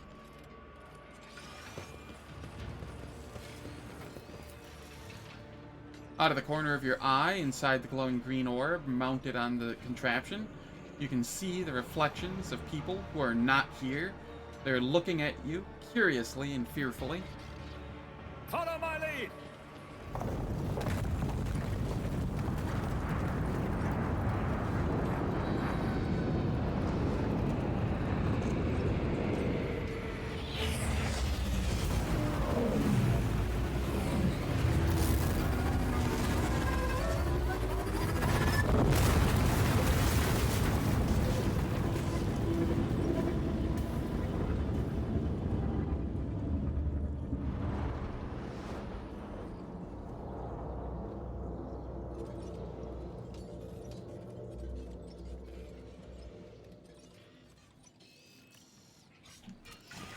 Trap or treasure? Ooh, goods. Wisdom is a catalyst for knowledge. I possess both. Necron tech, hot shot las gun. Alright, this looks pretty neat. Last ditch armor.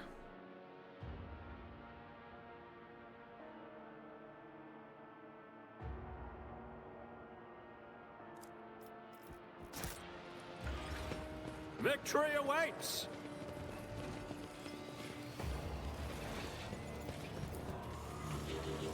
The Xenos is making the same rhythmic sound over and over as if trying to say something, but losing its train of thought and starting anew every time.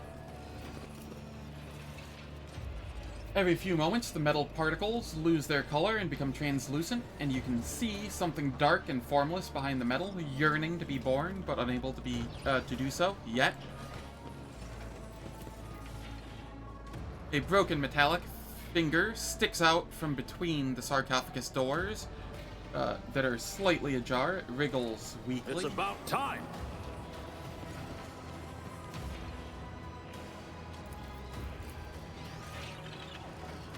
The machine god was benevolent to me. The rack. The ruin. Astral currents.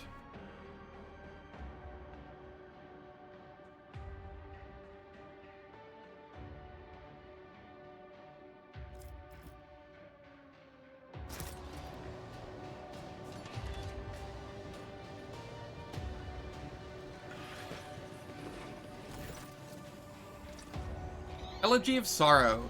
The drawn-out metallic groans form a painful and melancholy melody, but one that oozes with venomous spite. I exist again, and I behold discord, an abominable sight. Great conquerors brought low by a fleeting pestilence, corrosion everywhere. The hollow insides are ablaze. The grating roar is more like the sound of a metal torture instrument than a sentient being's speech. The runts of the universe shall be eliminated. I rout them, and I pulverize them into bloody dust. I rid myself of them, and of my sorrow. The cursed one will regret ever existing. The Xenos starts to shake.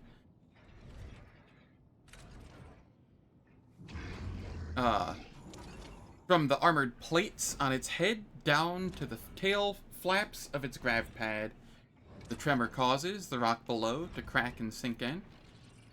You're an ancient nightmare from a long-forgotten past. Its breathing becomes unsteady as she stares wide-eyed at the being opposing you, or opposite you. I have encountered others like you, Ogier, once before, and I will do to you as I did to them, send you to the depths of your tomb. An ancient weapon that was broken in battles, forgotten, worthless. Examine the creature. The Xenos' entire skeletal body is made of an unknown metal, interlaced with greenish energy channels aglow with currents. Below its waist, the flares of a grav pad are humming and rattling. Its upper limbs fuse into a formidable heavy cannon. Not a single part of the monster's body betrays vulnerability. Without a doubt, this is a technologically superb machine designed to annihilate all life. Disabling it will not be easy. Is that your name, Xenos? The Vox translator spits out several metallic sounds, and a new flash of anger makes the Necron's bulky body rumble. Desecration of intelligent speech. I will sooner see it obliterated. What is going on here? The Necron screeching distantly resembles laughter, or perhaps sobs. Rust does not have the privilege of witnessing the noble metal perish. The destroyer shall be destroyed. The accursed one is sowing disease. The great and mighty do battle. The petty and worthless shall fall. I destroyed nothing. I take no blame for any of this. Rust is rust. It devours one day and disappears the next. I shall unmanifest it. Annihilation. Human scum!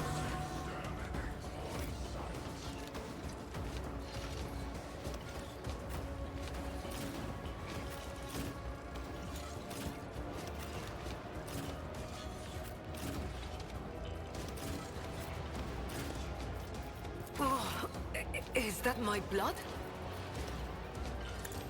And of course the turn order is messed up for this Don't fight. get too cocky. Tell me, and it is done. But I am not Don't worried get about too this cocky. fight. I took care of Trazen. Everything else should be a piece of cake. Sorry, I can do Trazen. that with the right incentive. Don't get too cocky. You jest, surely. Hey, Ogun, you get a turn. I'm amended. Lucius, I'm relying on you. A valid argument.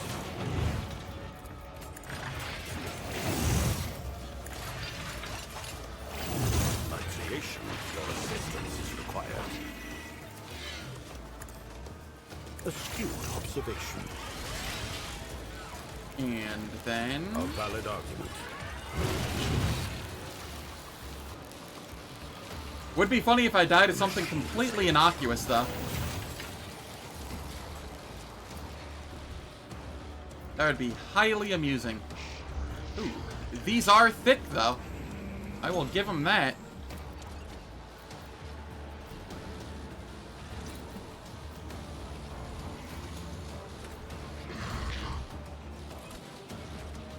Lucius, fire can unmake both flesh and machine. Ainrex. I am a conduit of the machine god's will. Naturally. But of course, Lord Captain, for the throne's glory. Let's see to Be it. wary. The veil thins. I won't object to it. Your turn. Beware all sorcery! But of course, Lord Captain. Okay. Endure. Relocate. Do my bidding. Go on, beast. For the throne's glory. Incomprehensible. Okay.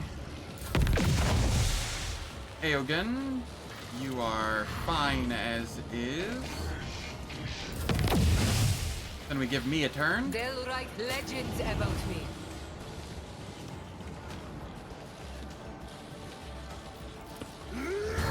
Endure, Suits my grace, purposes.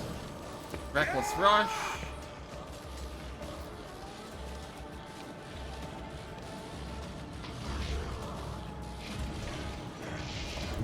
Come up here.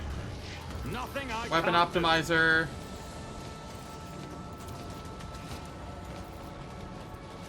Reckless Suits my Strike. purposes. Already done. Devastating Attack. Suits my purposes. There's nowhere to hide. Then I get to come back here. Oh. Yeah.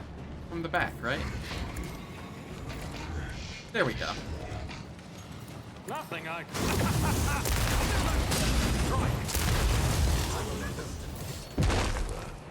It's down. Nowhere to hide. You didn't stand a chance. Suits my purposes. Unfortunately, nothing of value has been lost. Cannot be stopped. Okay, how do I want to do this now? I can come over here and hook this Never one. wavered in the face of adversity. Witchcraft. Move up a little and hook this one. Done. Facing me was your biggest mistake. Watch and learn. You didn't stand a chance.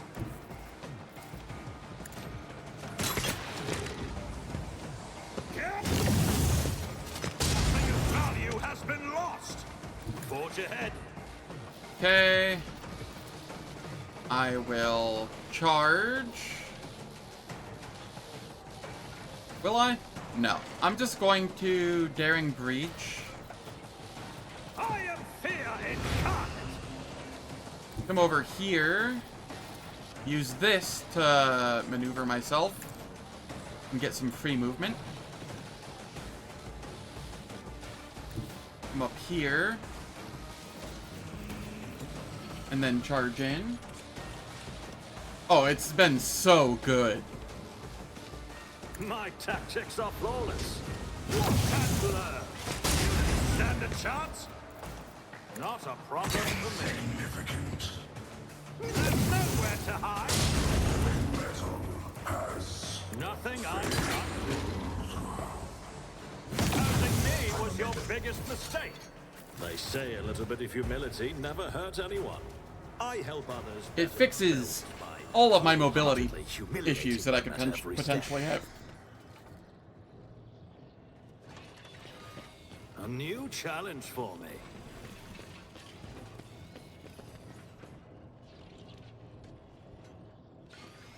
We need to Okay. investigate. Oh, hold up. Goods.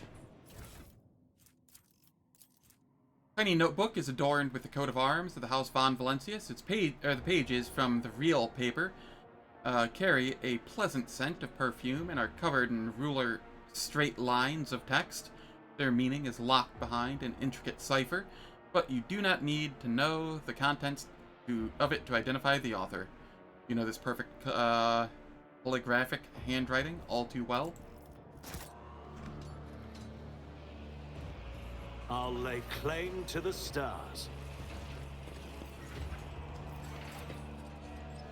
Tech Blight voraciously gnaws away at the human metal, but not as eager. I see. Not as eagerly as the walls of the crypt. Tanakia, ragged breath punctures the oppressive silence of the room. Someone is still alive. Something of interest.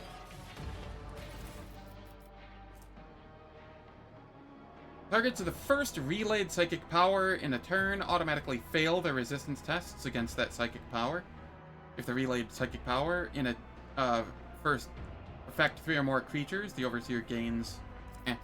That's for, like, offensive.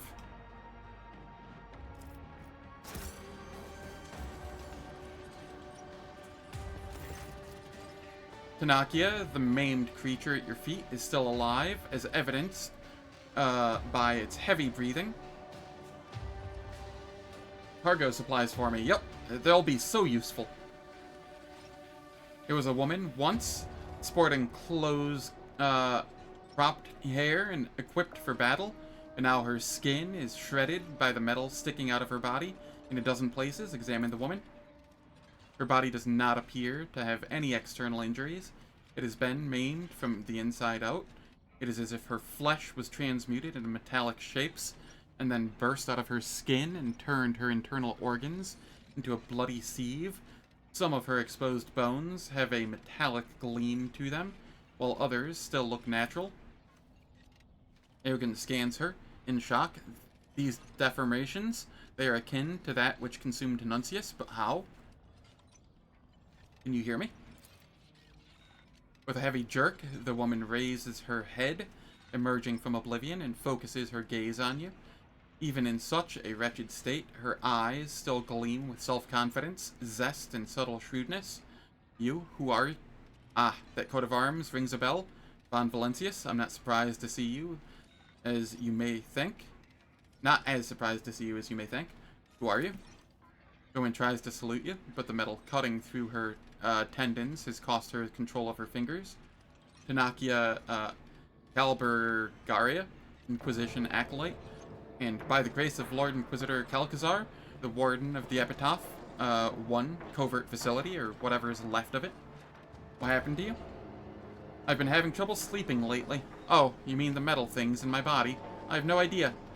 Looks like something has gone terribly wrong in the crypt. Her voice becomes more serious and dry. The Auspexes detected some unknown radiation, and then everything went crazy. The Xenos didn't feel like sleeping in their coffins anymore, so they started trashing the place. And the pylon I was standing next to suddenly grew a dozen tentacles, and one of them grazed me. I blacked out, and when I came to, I looked like I tried to give birth to a shuttle. If the crypt itself, or whatever took control of it, can manifest such things at will, we cannot contain it. The refractive transmuter is nothing against this power. A timely observation, Genitor Febris. But where was this wisdom earlier? Although, come to think of it, promptness never was your virtue. By the way, how is Nuncius? Did he get to see you in the end? I'm looking for Calcazar. Where is he? At the facility in the crypt, making preparations for the emergency launch of the operation's final stage. At least I hope so. Or else he's already dead. Now that I think about it, there are enough reasons to assume the latter. What facility? What operation? I guess you're still too young, or still young if you don't know that in this world, whenever the big boys and girls say the word facility, that almost always means a colossal secret weapon capable of destroying worlds. And that's all you're going to get. It would be very disrespectful of me to spill a secret that so many have given their lives to protect. I see. If I sated your curiosity, then I'd like my favor returned. There's a pack of EHO in my breast pocket. Give me one and you can keep the rest. I'm feeling very generous. Why does my coat of arms look familiar to you? Oh, I should know. It was on the uniform my agents wore. The ones I sent when Calcazar took an interest in her lady ship Theodora's retinue. They didn't wear them for long, though. When I presented Theodora with Calcazar's ultimatum, she purged her retinue of our operatives. I'm fairly certain Theodora would have preferred to have my head as well, but the Lord Inquisitor recalled me here to guard this treasure cave. Just in case Theodora decided to return for what she thought was hers, or the Drukhari started causing trouble. Alright, it is time for ads once again. The ads will last for 3 minutes. They disable pre-roll and mid-roll ads for the next hour on Twitch. I don't do anything in the meantime, so nobody misses any content, and I will catch everyone when we return.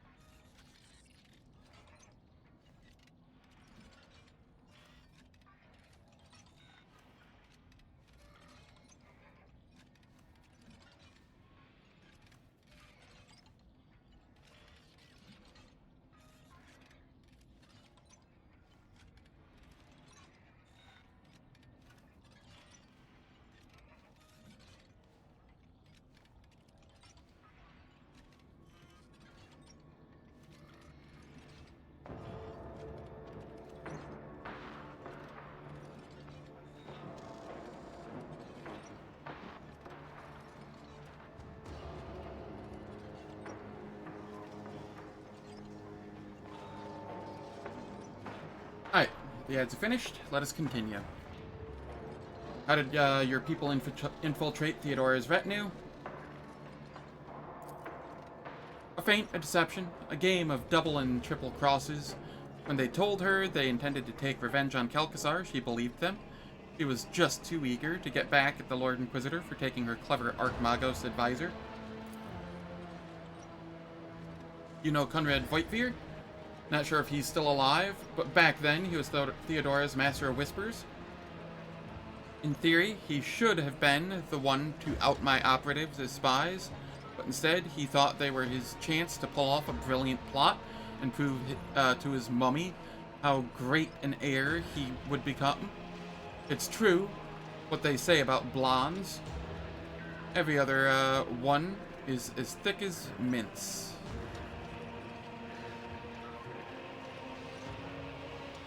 What was the ultimatum you gave Theodora? Merely a message saying that her dirty secret was now our dirty secret. She was the first to visit Epitaph, and she found something here, something too good, even for someone of her exalted status.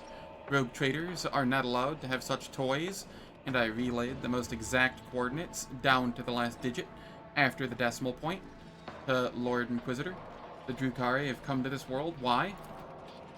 The Xenofreaks, my favorite partners. They had a crucial role to play in the operation that you mustn't know anything about. Their visits to Epitaph have left me with so many unforgettable moments.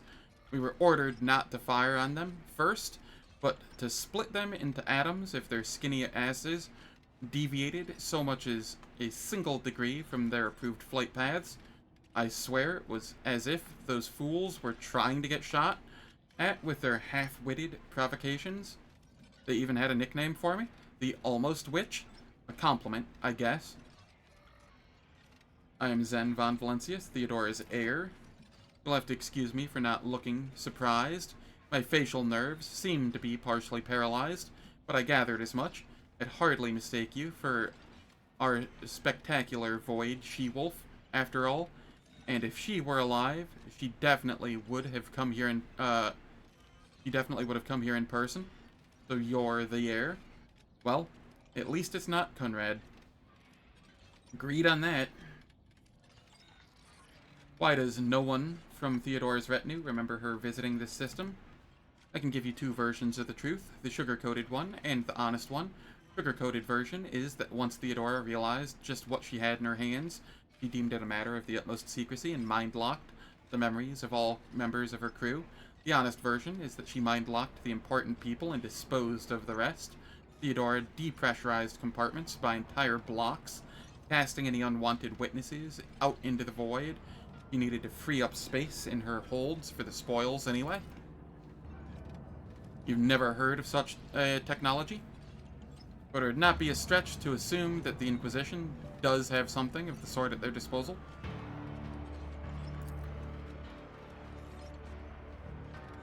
What was the Lore Imperium check that I needed to pass? Because I'm pretty sure Jai has like a 250 or something.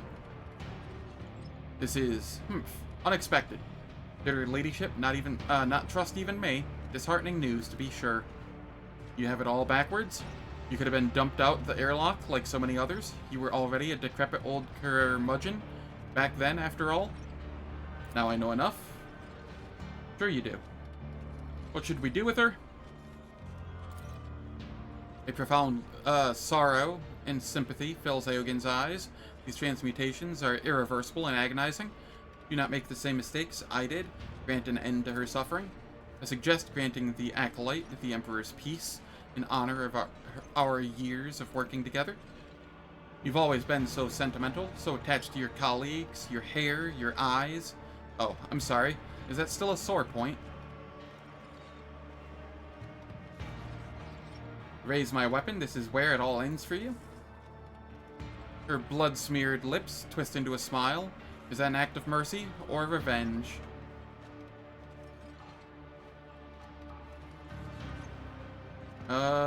Mercy. Rest in peace.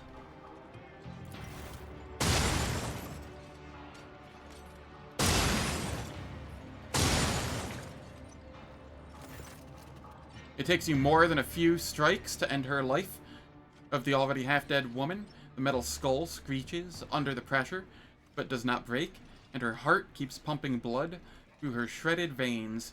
Finally, her agony comes to an end.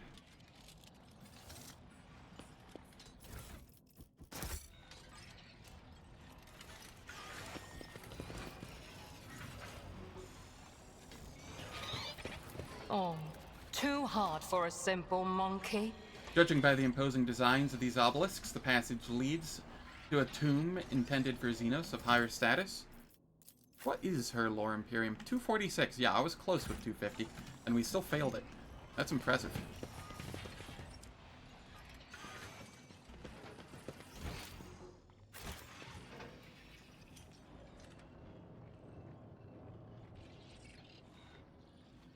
Follow my lead.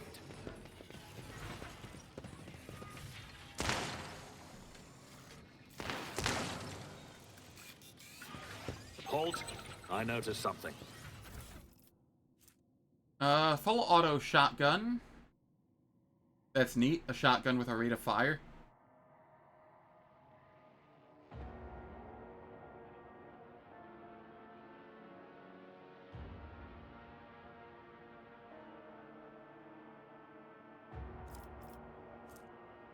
Sanguine Thirst. This feels like just worse than Tearing Vengeance. Unless you're applying bleed.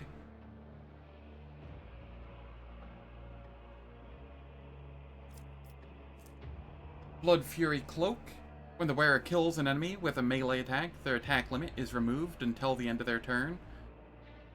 But every one of their attacks also deals... What? Whenever the wearer kills an enemy with a melee attack, their attack limit is removed until the end of their turn. But every one of their attacks also deals 10% of the wearer's maximum wounds, direct damage to the wearer. Ah, I see. Yeah, I won't be wearing that. The elevator system leading to the deeper sections of the crypt was installed a long time ago. Seems every bolt is stamped with your dynastic coat of arms. Victory awaits!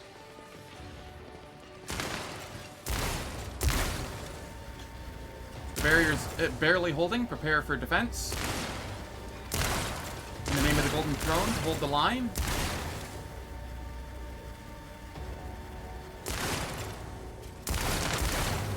That is a very funny cloak. Yakmet will eradicate the filth.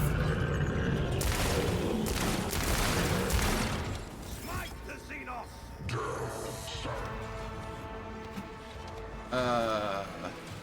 Okay, there's a ladder there. I was like, what the hell? How?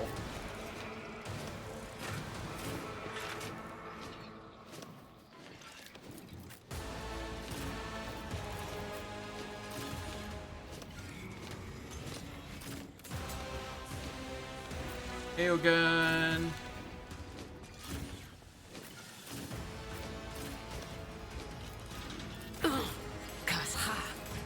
You've got a problem. And we buff. I've got a prize.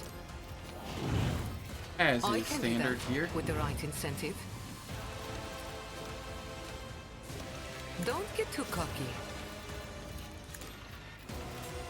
Tell me and it is done. Am I getting paid for this? You've got a problem, I've got a prize.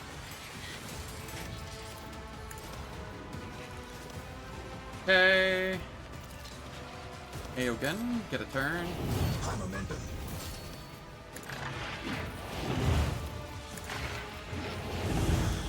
A valid argument.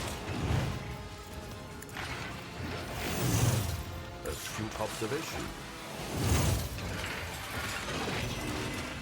Lucius is skeptical about this.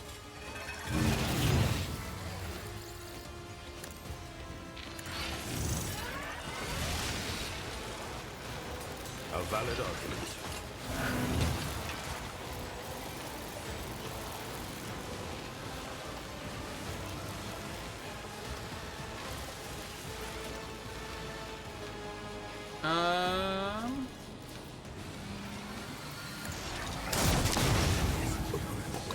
some damage in on both of those. Give Heinrichs a turn. Your demise is an incontrovertible fact.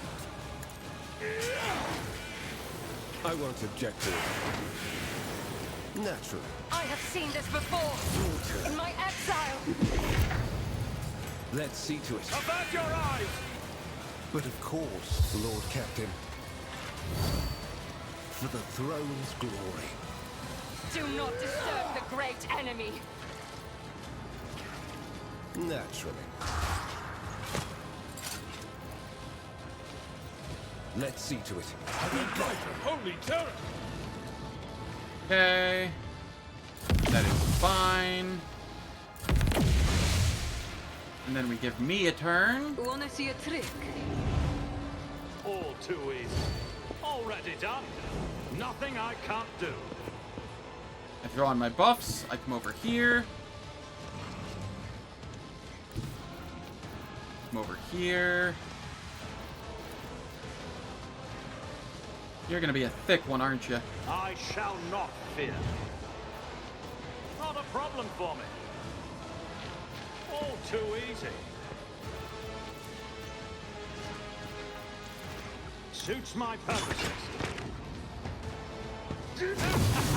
Enough!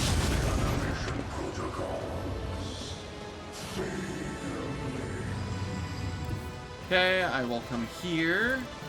Nothing And then hook. I can't do. Watch and learn.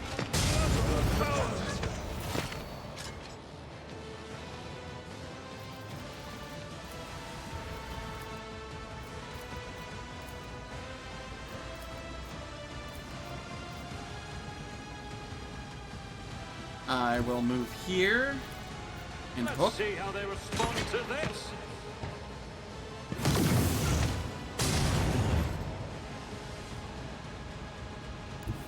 Then come over here and hook. Over here and hook. Never wavered in the face of adversity. Watch and learn. The world is playing tricks on us.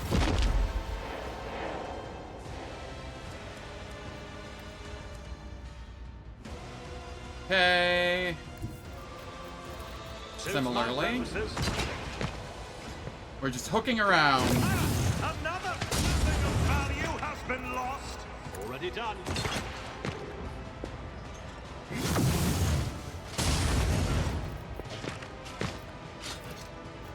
All too easy. Avert your eyes.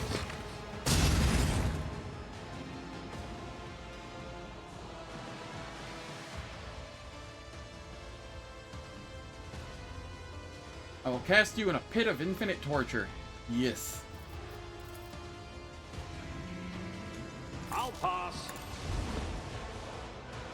Sounds like a pleasant time.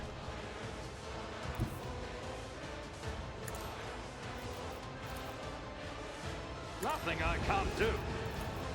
Not a problem for me. I didn't get to use my heroic action. The crypto-geometric sentinel, the colossal warrior's formidable underframe can no longer bear his weight. With armor plates clanging, his great bulk slumps, a low sound is born in his chest, which your elucidator turns into words. Let woe befall the unworthy Yakmet dynasty. Sleep is nearing its end, and thraldom returns. In my vestment of shame, I peer into the stormy horizons of the future. You notice the convulsions in the Xenos limbs. The light is flickering in his eyes. Perhaps something went wrong during this monster's awakening from stasis, damaging his engrams and plunging him into madness. What are you? Xenos' limbs shiver at the sound of your voice. The elucidator takes on a tone of revulsion. Despicable, an overlord's moment of grief is befouled by the influence of transient life. Rage has clouded the purity of the morning. The warrior makes a futile attempt to get up, only to convulse again. Something bursts inside him, making a ringing noise. The entire crypt echoes that sound with a resonant, rumbling tremor. Shame upon the crypto-geometric sentinel, who was entrusted with guarding the paths of actualization and failed to be vigilant. Unworthy feet have trodden those paths. The voice-like hum from behind his lowered visor fades. A warrior of iron, sentinel of the tomb of the Ancient Ones, a child of Ingir, of the Star Devourers, and an eternal enemy of the Assyriani. Merely grips the weapon in her hands tightly, as if expecting the terrifying warrior to spring to life and attack any second. Terrifying warrior, I just kind of bopped it on the head and it fell over. What is it that's making you grieve? Is it your imminent death? The warrior turns his gaze directly on you. The green light in his eyes flares up like a bonfire. Inexistence is entropically preordained. It is no cause for grief. The egregious mistakes are. The violated imperatives are. The Yekmet dynasty took watch of the seed of the cataclysm. The seed was neglected. A cataclysm has sprouted from it. Honor has been trampled underfoot. You appear to be looking at the overlord of a minor dynasty of the Xenos. He is clearly a member of a destructive cult that loathes living flesh with a visceral passion. However, as much as he resembles an animated metallic statue, he was once a living being, and the ideals of duty and valor that used to guide him still exist in his mind. What is this cataclysm unfolding here? The Star Devourer is asleep yet awake. His breath is a poisonous pestilence. His dreams are engrammatic acid. Quantum uncertainty is his shroud, and that which came to pass is entangled in it and interwoven with that which came not to pass. Possibility becomes actuality. Actuality becomes itself. If we accept this statement as truth, we face a dilemma. Is this a manifestation of the divine, or its opposite? We cannot solve it, rogue trader. It is reasonable to conclude that the monster is talking about a probabilistic alternate universe, about probabilistic alternate universes. Instead of fighting each other, we should unite to halt the impending nightmare. Unacceptable. The rot of transient life must be eradicated. Grant the warrior an honorable death. Your watch is over.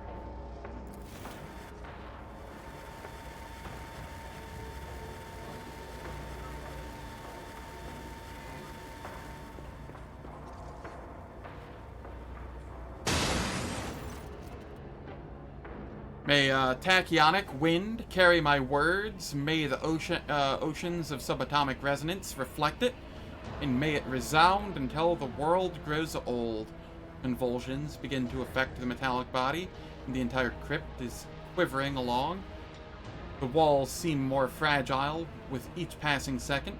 Impossible anomalies are now rampant in them. Let the Yekmet dynasty be cursed. A terrible rumble comes from somewhere deep inside the crypt. As soon as the green fire goes out in the fallen warrior's eyes, the glow of the glyphs upon the walls becomes chaotic and disarrayed. Something just broke irreparably in this crypt. Doubt is for the weak. It's about time.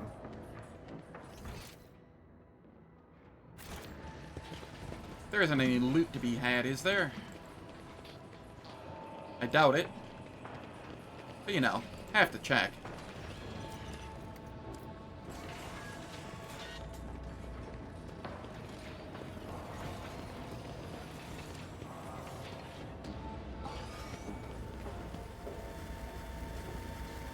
Deactivate the shield. The Lord Inquisitor is expecting the rogue trader below.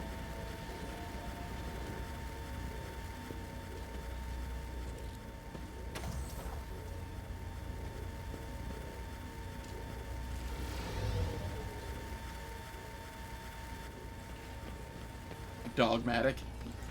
Yeah. The surviving soldiers bear grave wounds.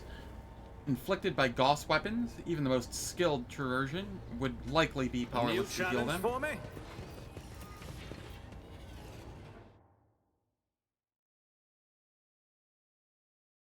wonder how much further I have in this crypt.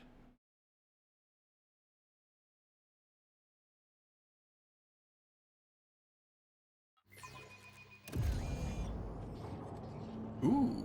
Ooh.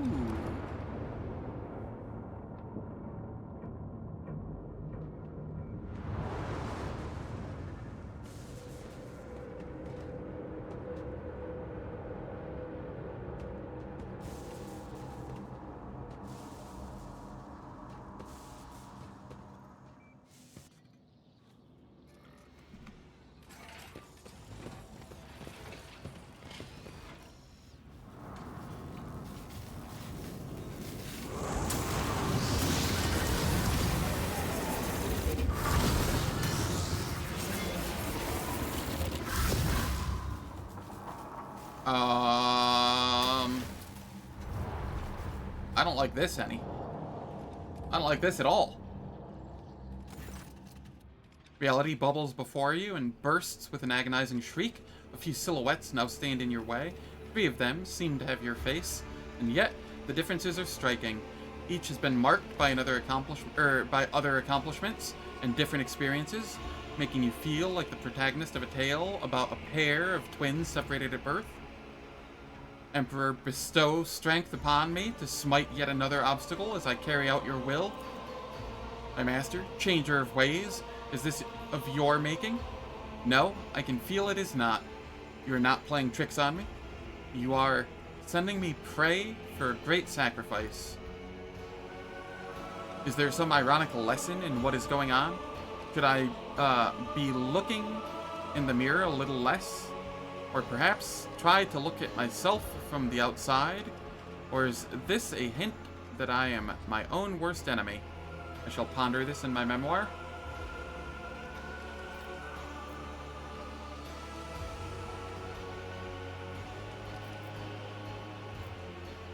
Look at where your doppelgangers came from. The blatant abuse of the fabric of existence is causing the motes of reality to flare up. You see the mirages of the Cronus Expanse in their glow, altered past recognition by the decisions that you have made, or could have made in some other world. Who are you? Your replica smiles in understanding. I'm Zen von Valencius, the Magnificent. And if I know myself, which I most certainly do, you are now pondering what that makes you. The answer is simple. You are my reflection from a less glorious reality, a product of the malign influence of the treasure that I seek. The doppelganger makes the sign of the Aquila and utters, I'm a blazing paragon of humanity, unbroken by tribulations, the first to venture into the darkness without fear, and the one who unites and brings back that which was forfeited. I am Rogue Trader of the God Emperor.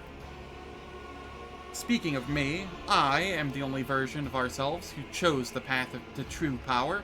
I serve the Master, the Changer of Ways, and I already chanced upon my reflections in his dreams, which is why I am the only one without a dumbstruck expression on my face.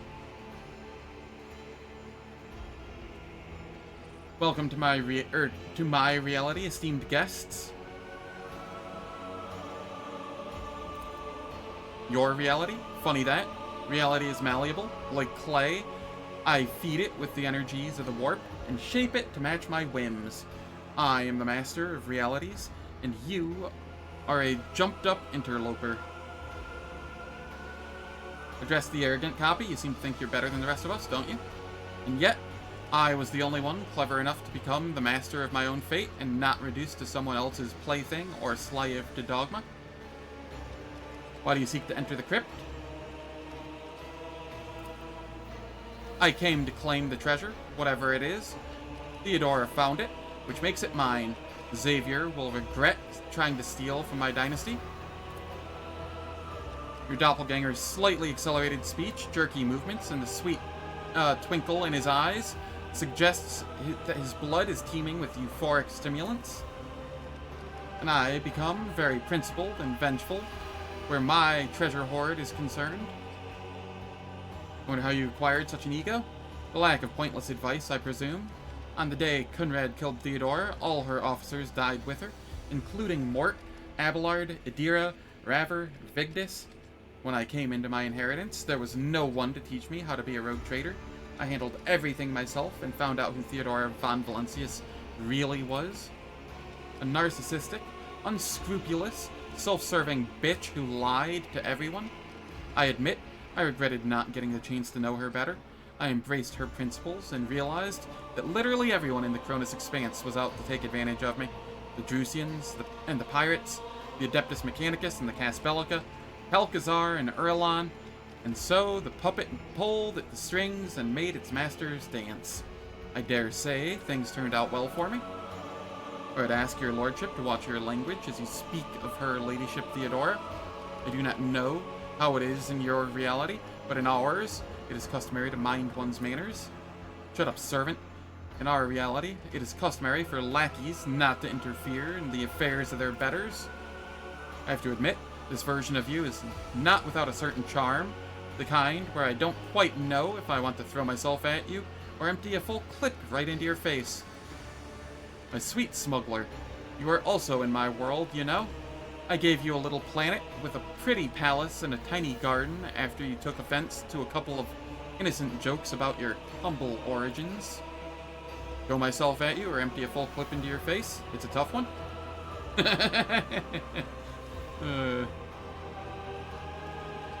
Have you achieved much without loyal allies?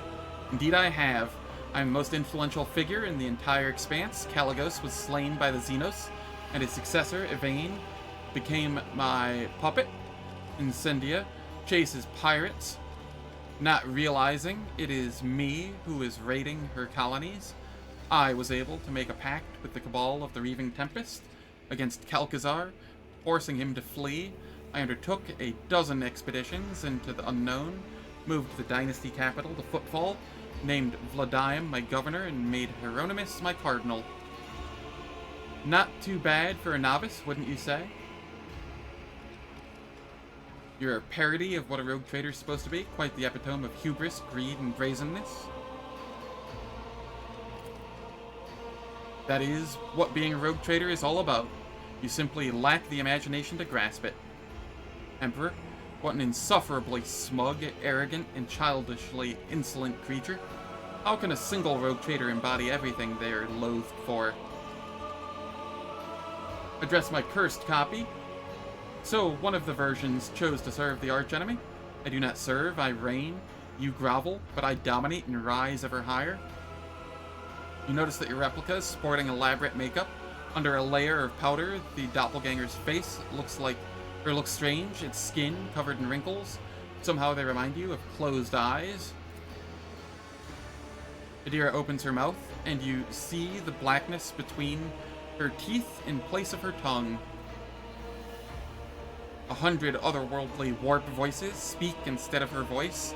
The master requests a sacrifice, a living sacrifice. Toss them into the warp. Their paths will be unraveled and woven into yours. Why did you come to Epitaph? Master, the changer of ways, directed me here and revealed my destiny. This is where I will cut short the life of the Corpse Emperor's champion and claim the great trophy. This is where I am fated to become one with the warp. I wonder at what point your soul was tainted by heresy. Happened on the day Kunrad Voitvir wounded me with the cursed blade. From then on, I started hearing voices. Fortunately, my companion Adira taught me how to avoid going insane, and I began to listen to and heed their wisdom. They revealed secrets to me and whispered the dark rituals. I raided the Von Valencia's crypt, made a dark offering of Theodora's skull, and enslaved her spirit. I learned all of her dirty secrets, all of her lies. I saw the full picture and realized that only the strongest survive in the Expanse, and any strength is good enough to survive. Have you achieved much on your profane path? Oh, I have. My empire is no paltry protectorate. It stretches across Winterscale's domain and the worlds of Chorda, with my brother Kunrad as regent. Together, we rule many planets. I deceived Erlon, the fool, and banished him from the Expanse after subverting his cult. I taught the brazen Drukari a lesson by sending the Orcelio navigators into Camorra to cause the most powerful disjunction in history. On Quetzaltemer, I struck down the furious Caligos, a rival for the favor of the Dark Gods, and used his blood to make a pact with the Edge of Daybreak, my illustrious teacher. Emperor, why do you so rarely send me heretics who are this eager to confess? My job would be so much easier. Now I see that Assyrian has blessed my path, for in this reality I met a human with a powerful and radiant soul, unyielding to corruption. I remember you, little Xenos. I remember you and your kin begging for mercy as I sent you off, one after another, to the feast of the Lord of Pleasure. You're disgusting. I won't you won't believe how little I care about what you think. Address the pious copy. Your faith seems to be stronger than all of us combined. I remember in whose name the sacred warrant was granted. I remember by whose hand I am ordained to exist. I believe, and my faith is as a bright light driving back the darkness. But your faith is cold embers, and when I look at you, I feel ashamed of myself. Did you come here to help Kalkazar? The future is not known to me. The Lord Inquisitor did not give me the full details of Operation Precious Sentinel, but he mentioned its importance to the entire Imperium. I've come to lend him my aid, or to stop him if his plans go against the will of the God Emperor. Your doppelganger vigorously chops the air with his hand, and you notice some stiffness in his movements, as well as a subtle grimace of pain. As you look closer, you realize that lurking under your replica's clothes are chains of penance, with jagged hooks digging into his flesh. Such instruments of humility are only worn by the most fervent believers. Lies. Where did such piety come from? It filled me on the day that Sister Argenta and I executed Theodora for heresy. I saw all her wickedness and depravity, and felt unclean, stained by her blood, so I swore to redeem the name of the dynasty. The Lord Inquisitor from your reality must be pleased with you. By the Exalted One, my fiery-hearted Shireen, our friendship would not have blossomed under the light of every star, it seems. The copy casts a contemptuous glance at Jai. You, the abject, groveling creature who chose to sell out to the archenemy instead of atoning for her transgressions under my guidance. Your rotten soul was reborn in cleansing flame. That's what I'm talking about. And how many feats of faith have you accomplished? Not yet enough. I struck down Caligos Winterscale, a champion of Khorne, in the ruins of Dargonis. I joined forces with the benevolent Incendia Chorda to purge the cult of the Final Dawn, when they incited a rebellion and used Footfall to summon a greater demon, named the Edge of Daybreak. The unclean spirit is now sealed within the station that I proclaimed forsaken forever. After the purging of Janus, the Xenos of Krudarak and the Cabal of the Reaving Tempest forged a profane alliance against my protectorate, but with the noble Space Wolves I defeated their combined forces and banished them from the Expanse. Such strong faith commands respect. I'm ready to acknowledge your repentance and dispense justice. The situation has just become complicated. How are we going to resolve it? We shall fight.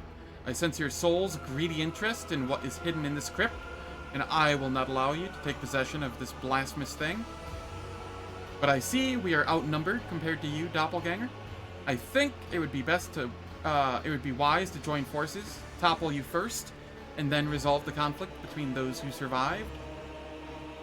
I concur. We will finish off the one with the biggest retinue first, and then decide who is worthy of the prize. However, I already know who it's going to be.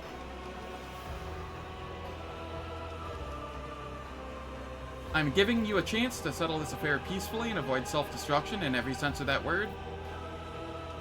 Nah, now I'll show you who is the original and who the imperfect replica is. Killing yourself is a peculiar form of martyrdom. Martyrdom in the name of profit. I won't heed your cries of mercy. Looks like we have a problem on our hands.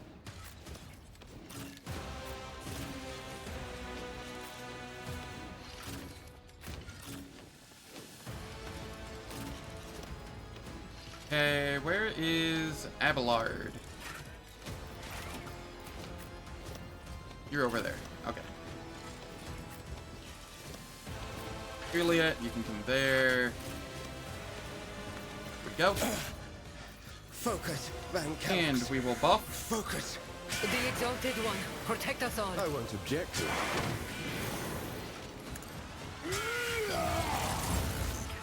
For the throne. Foul witchcraft! I won't object to it. But of course, Lord Captain. Naturally. The warp is playing tricks on Let's us! see to it. Alright. And then... Glorious Reflections, huh? That one's a bounty hunter. With an anti-vehicle revolver and an auto-striking power sword.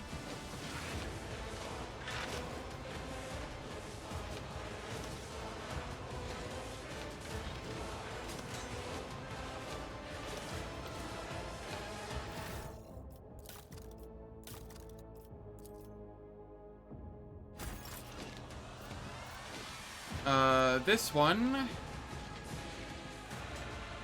has a Staff of Shock and Awe. It's a Psyker version of me.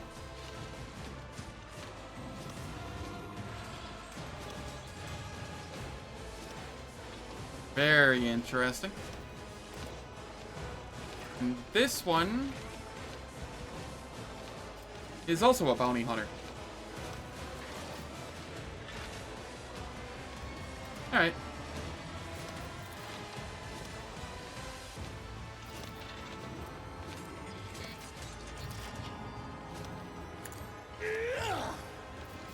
Do my bidding. Before, in my exile. Okay. Jai.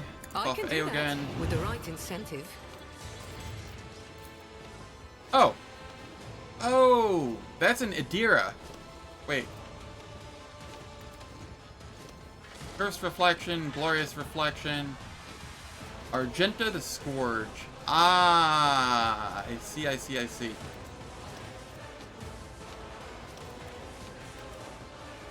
Interesting. Okay.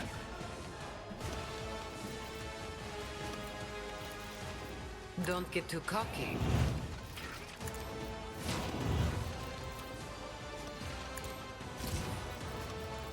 Tell me, and it is done. And we just keep throwing down the I buffs. can do that with the right incentive. Don't get too cocky. You've got a problem? I've got a prize. Funny the Iconoclast is alone. Yeah. Am I getting paid for this? Tell me, and it is done. I can do that. Never cross a Kazbalikan. We give Eogan a turn.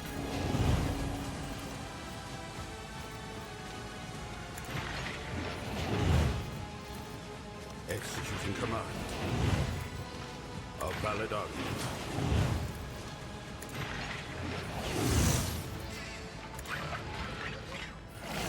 Assess and act existent.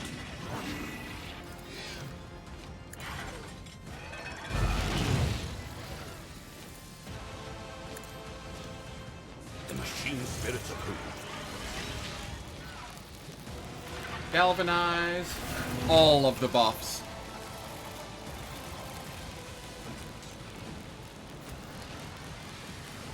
Executing command.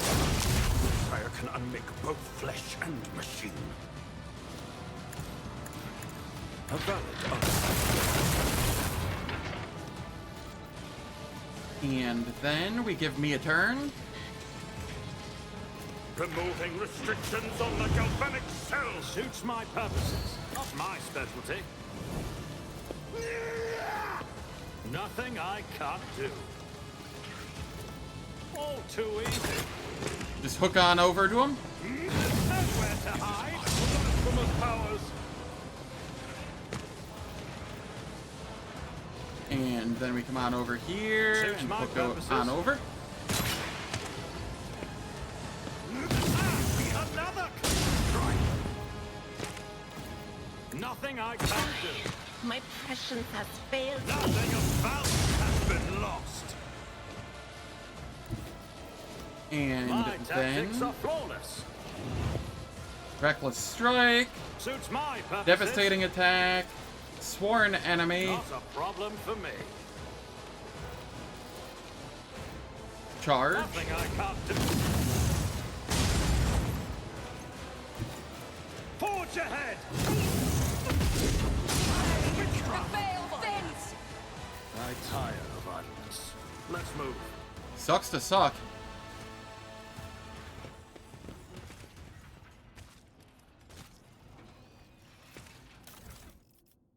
Anti-vehicle revolver, auto-striking power sword, and the panoply of the assassin.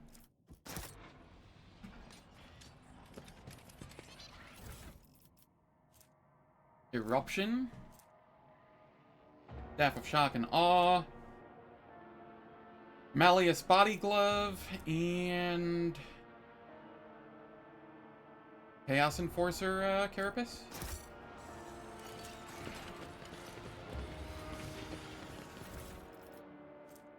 Improved Heavy Bolter. And the 1-star.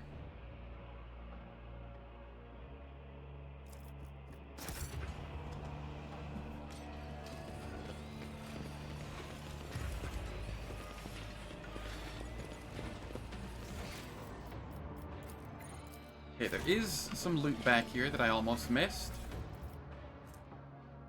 Exodus, Long Last.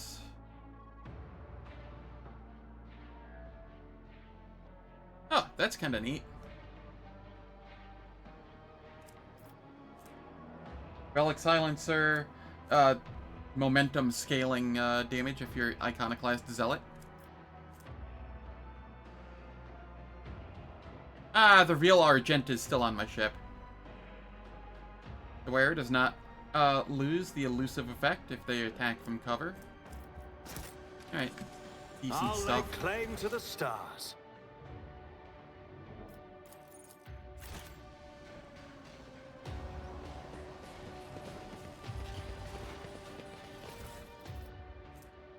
Incandescent Storm. Is this better? No.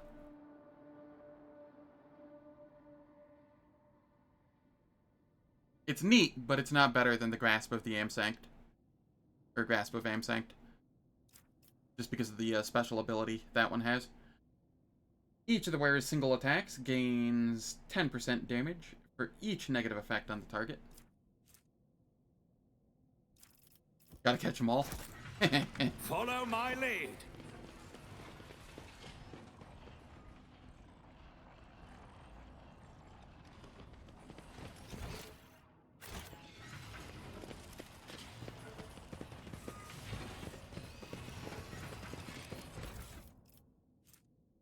Rosary of Defense. The wearer gains number of unyielding beacon stacks, % chance to ignore any incoming damage.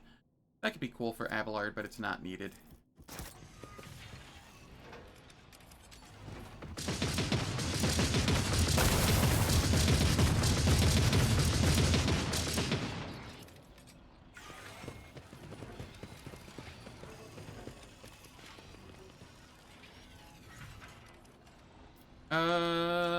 Let me see here. I want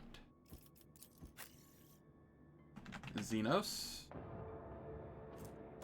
I will throw this on, and I will throw this on.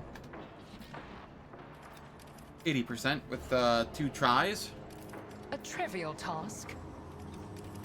As soon as you touch the obelisk, ancient Xenos symbols appear in your mind, forming the words, "Open the pocket repository."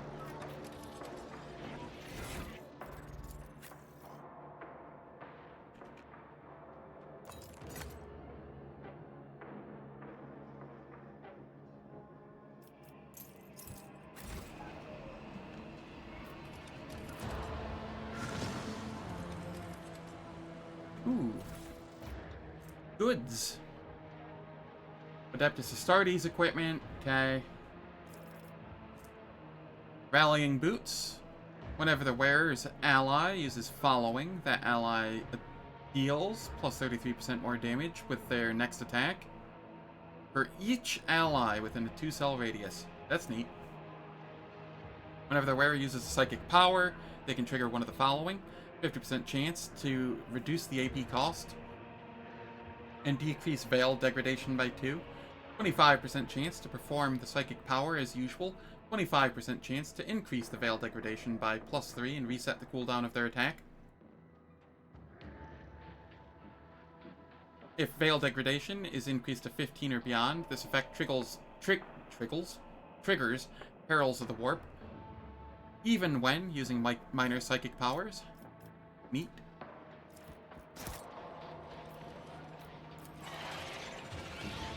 Nuncia solved this conundrum.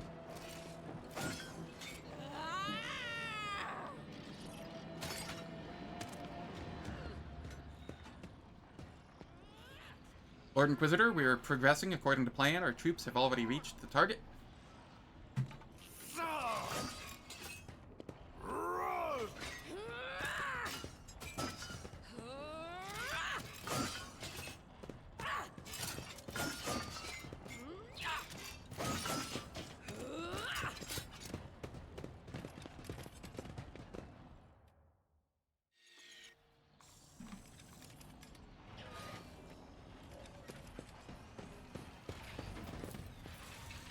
Unnatural energies torment the Xenos' dead body, destroying and reconstructing it over and over.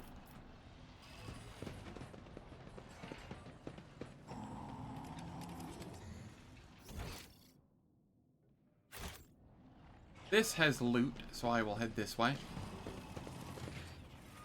None shall stand in my way. A curious, if unpleasant. Never mind. Not going that way. We shall prevail. Back into the fray. Once again, just like in the early Get a game, hold of yourself. turrets are my enemy. Forever my enemy in this game.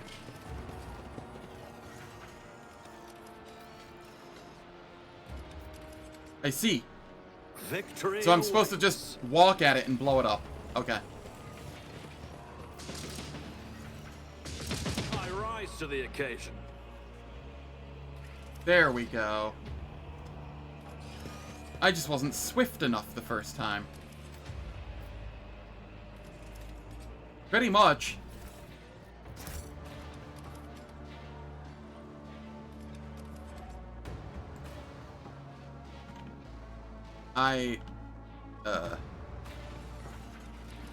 The camera wants to be weird here. A new challenge for me? I have old man reflexes. Jade, you've played FPS games with me. You know this.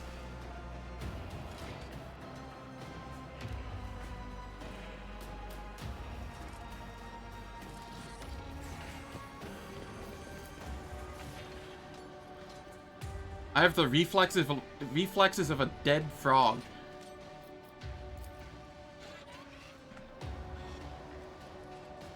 Destructive web of tech blight is spreading along the walls of the crypt. It's about time. I did fine. My ears are ringing. I had to. I had to get the last laugh in on the, Doubt is for the weak. on the turret. I could not let it have the last Now, laugh. where were we? I stand in recognition. Oh, these ones don't get rid of wounds? Okay, fine, be that way. Back into the fray. Need a little morale boost? The healing is much appreciated. What? Where did the camera go? I tire of idleness. Let's move. Follow my lead.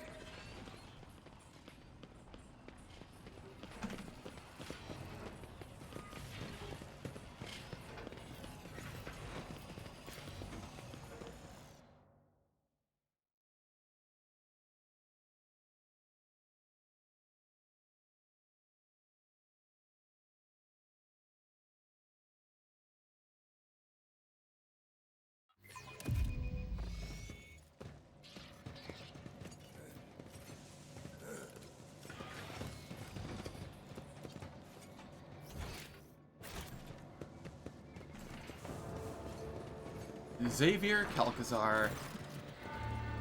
I see that you did not heed my warnings. Your decision to come here in spite of them may have consequences, but we still have a chance to turn it to everyone's advantage, if your lordship listens to me very carefully. With all due respect to you, Lord Inquisitor, I shall ask you to refrain from any further threats directed toward Blessed Rogue Trader, lest you face repercussions from me. Oh yeah, the camera is definitely suffering from the Z-axis. How courteous of you to warn me, Master Museion. I will remember your words. Master Van Calix, I'm pleased to see you. How was your journey? Illuminating, Lord Inquisitor. Enix's tone would have frozen anyone else solid, but not Calcazar. The line you're treading is a dangerous one, Calcazar. Stop this madness. You are the one who's attempting something mad and dangerous by acting with insolence toward me. By the Emperor's end, I am in no mood to squabble with a rogue trader. Not even with your recently installed lordship. Point to the Xeno construct. Is that what you're here for? What is it? We call it a shard, and yes, as you've noted quite aptly, it is the reason I am here. This construct contains an ancient, or rather a pre-ancient being of cosmic power. They were called the Catan. The entity is currently trying to escape, and I'm here to collar it. Calcazar nods at the giant device, whose design clearly points to it having been brought into the crypt from outside. No one in this world is capable of taming the power of the true Ungir, or Ingir, the Star Devourers. And if you think even a small and imprisoned part of one of them is going to yield to you, you are mad, monkey. Mad and short-sighted. Of course, the Inquisition wants to collar it. How typical. Jai's honeyed speech dissolves into soldierly crudeness. Drone, damn it. Even I can see that no good can come of this grok shit crazy plan. Yup. What is this Catan shard, and what is it doing here? I know what a Catan shard is, but, you know, what is it doing here? Heresy to believe that they could collar it? He can't be heretical. He's the Lord Inquisitor. Didn't you know? He can't be heretical by nature of his job. That's what he keeps telling me.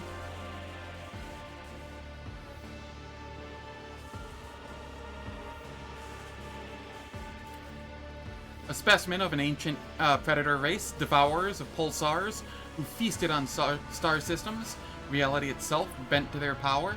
But many millennia ago, an ancient Xenos race managed to defeat them, shatter them into pieces, and lock them away in prisons, like the one you see before you. It's heresy only if you get caught? The Ingir are no mere predators, monkey.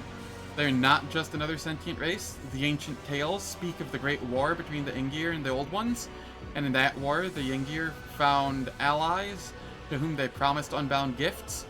You have seen them, Elentok. Your species calls them Necrons. The Ingir granted them everything they needed to fight their enemies, but their largesse came at a price.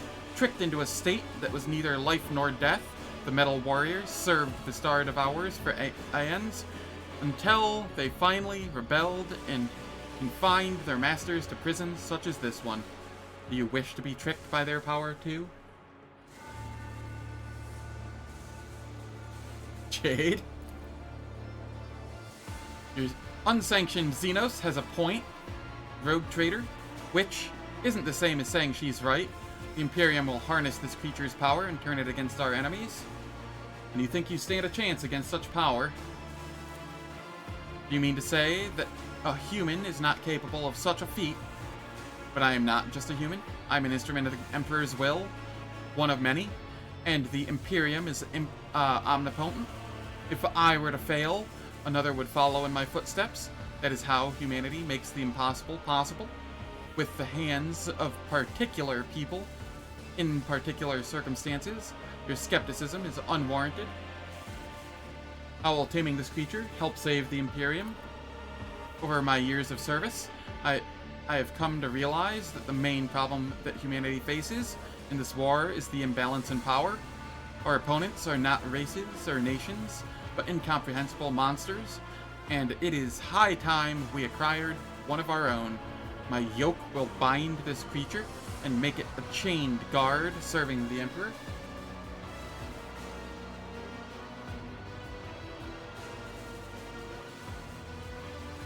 Jade.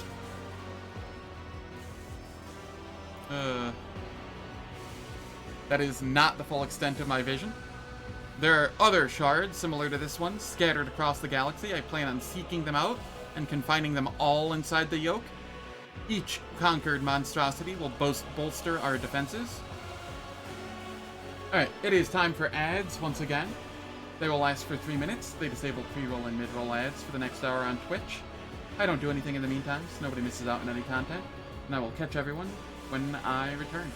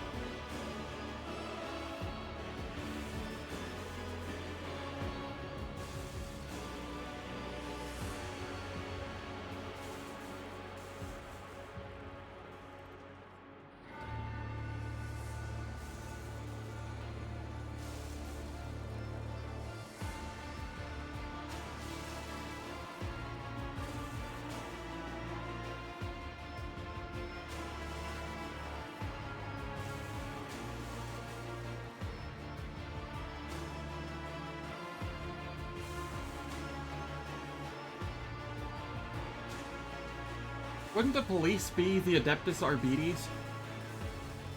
I don't know what to qualify the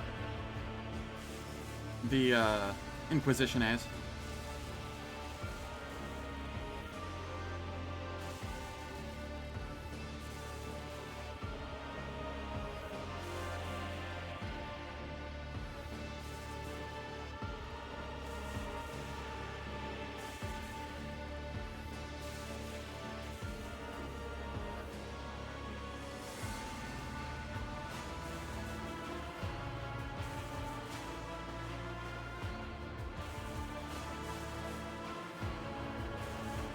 Alright. Heresy police? Okay, that's fair. It is. We are back from ads. Let us continue.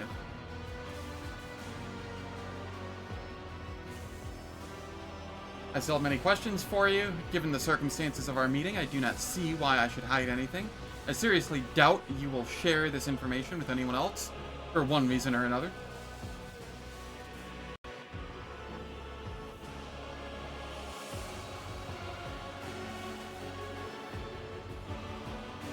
How did this thing end up in your possession?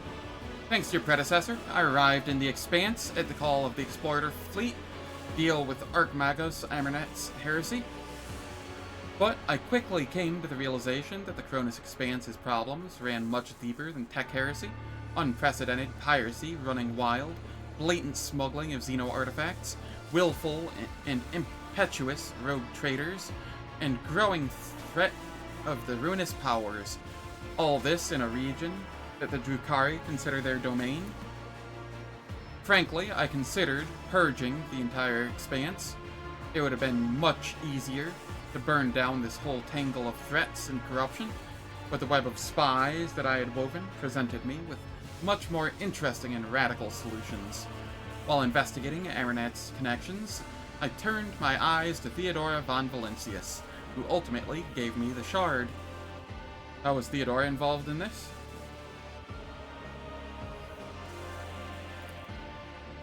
Theodora's instincts were uncanny. She spent decades hunting for a key that could open the dimensional gate, as if she knew that that there was something incredible waiting for her on the other side. Her ladyship was lucky enough to discover the shard during one of her expeditions, a trophy that was too much for her to handle. Archmagos Amsanct studied it on Theodora's behalf, creating weapons in exchange for access to dangerous relic. But their research was too primitive and unambitious compared to the true power contained inside the shard. I had one of my own acolytes, Tanakia, send her spies to Theodora.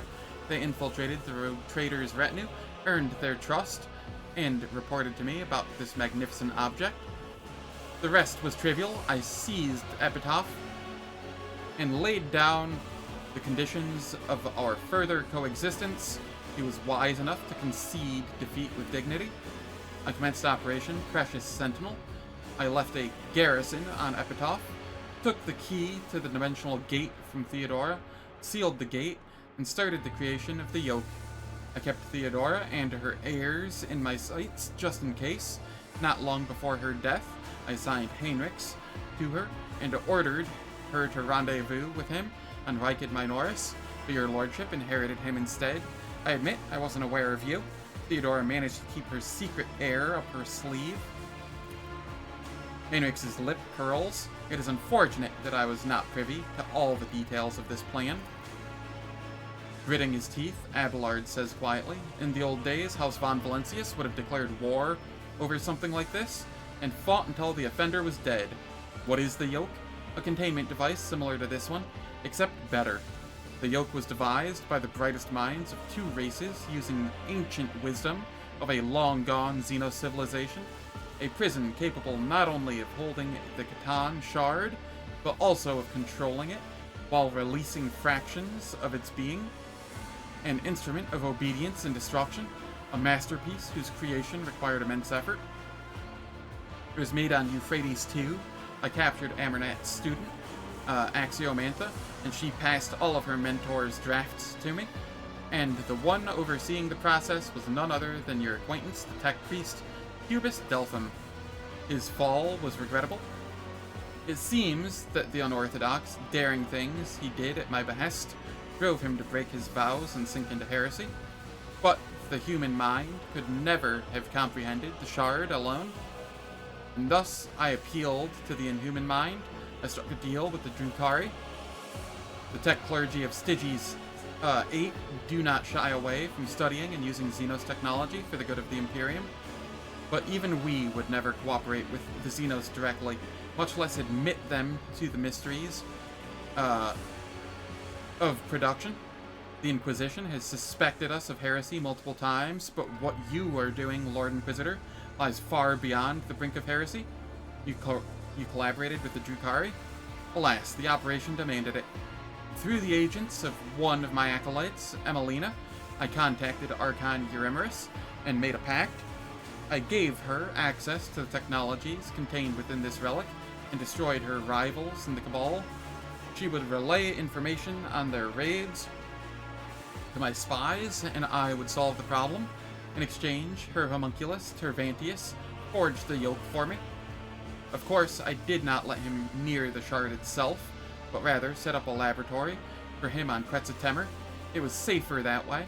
All the pieces were contributing to my plan, but none had enough information to comprehend the entirety of it. Heinrichs cringes at Calcasar's words. He disposed of Emelina like unwanted rubbish, like waste material, after all her years of faithful service to the Golden Throne. Unfortunately, I had to send Emelina away and remove her from the board. A shrewd woman of principle, I used to value those qualities of hers, but suddenly they started to get in the way of my plan. It would have been safer to eliminate her before she could figure out what was going on, but I must have grown miserly over the years and was loath to part with a good agent, or perhaps I was simply being sentimental. I might have to help my dad with groceries here in a moment. Just a heads up.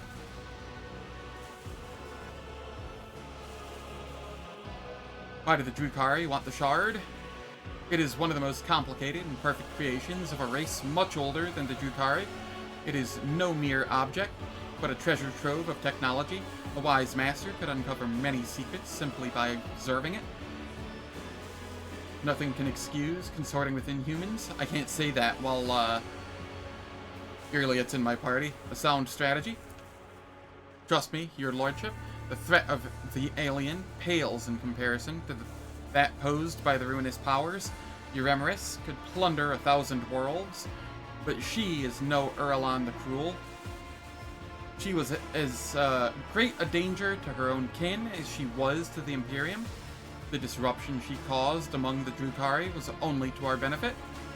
She intended to trigger a powerful disjunction in Kimura, thereby destroying her rivals and elevating her own cabal in the process. Knowing full well how precarious her grand plan was, I made no attempt to talk her out of it. With a little luck, we wouldn't have worry about Kimura's influence. And I take it you decided to get rid of your Xenos allies? There was no more need for them, seeing as the yoke was almost complete, and the situation was escalating out of control. Theodora was dead, and the Cult of the Final Dawn had reared its head and was preparing to strike. And Euremeris had forgotten her place. She was putting forward too many elimination requests, and when I told her to curb her appetite, she retaliated. The theft of the Reichhead Star was timed to occur when Master Van Kalix would be on the planet.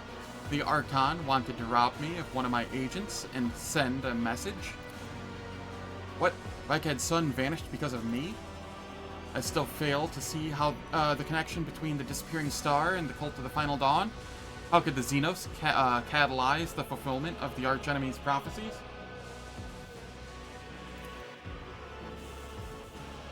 And then the Coronis Expanse was engulfed in flame. I had to rush the operation and declare sector-wide martial law. The webway gate that Euremeris warriors had been using was destroyed, and the facility on Quetzaltemur razed. I evacuated the half of the yoke that Tervantius had completed, but it was too late to retrieve the second half from Euphrates. Ruinous powers did nothing wrong. They never do.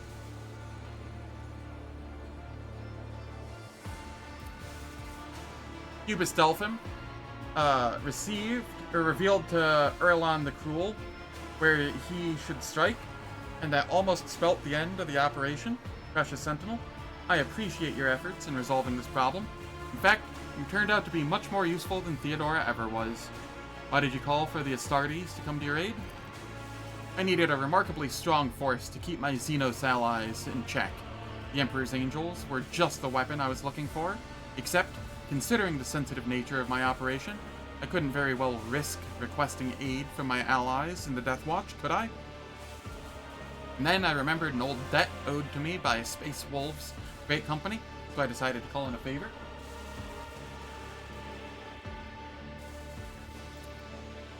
They were an asset at first.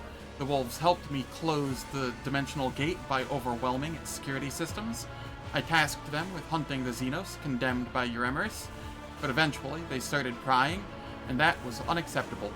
I could control Thorvald by giving him more tempting targets with a baleful Howl Pack. They raided an outpost where my agents had been meeting with the Drukhari. The pack took prisoners, but lost to the esteemed brother Ulfar. I hoped they would give their all to the search, but instead the wolves forced the system's coordinates out of their captives and came crashing down on my head. They had no gate to transport them. They used nothing but their warp engines. Thankfully, they realized their situation too late, so Tanakia managed to neutralize them. Oops. I see. You've come so far in pursuit of answers, Zen. It would be too cruel to leave your curiosity unsatisfied. Being as the inhabitants of this place almost killed you, I gather that something went wrong with this plan of yours. Not at all. Operation Precious Sentinel is in its final stages. The increase in Xenos activity is a vexing yet trivial development in the grand scheme of things. They were supposed to guard the device, but they slept through the intrusion. And only the Catan Shard's emanations could make them stir.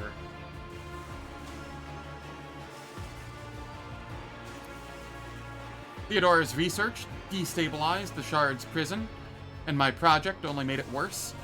Whenever particles of the Catan Shard's energy seep out, many curious phenomena occur. The destruction of the crypt, the warped reality. When I tame the monster, I will order it to stop disrupting the laws of the universe. And that brings us to the most interesting part of our conversation. You know my plan. So now, I want to know yours. Will you admit that I am in the right and join me in this undeniably ambitious act? Or will you try to stop me?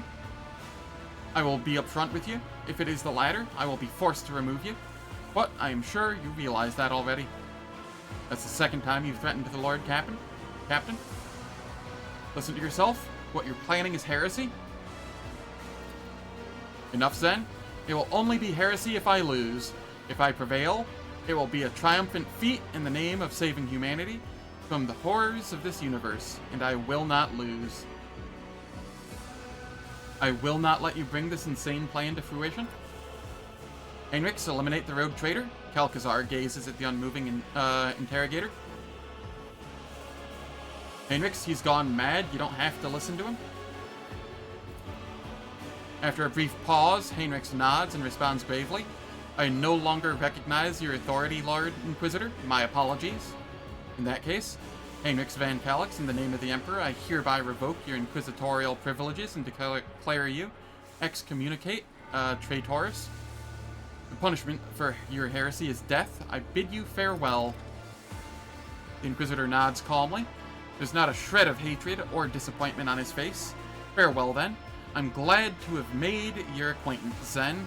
Despite everything, eliminate the rogue traitor.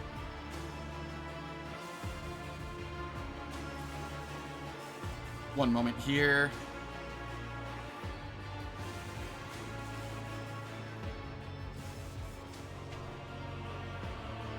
I don't know what my dad called me for. Usually that's just a, he's gonna be home with groceries here and he needs help bringing them in, but he's not here yet and it's been like 11 minutes, so I'm just gonna start the combat. He'll have to wait if he comes home. Take a knee and bow before me. Stand your ground. Abelard. Where is Heinrichs?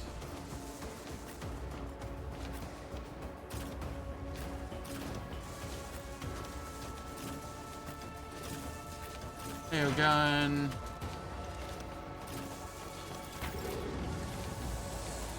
You've got a problem. I've got a prize. Don't get too cocky. I can do that with the right incentive.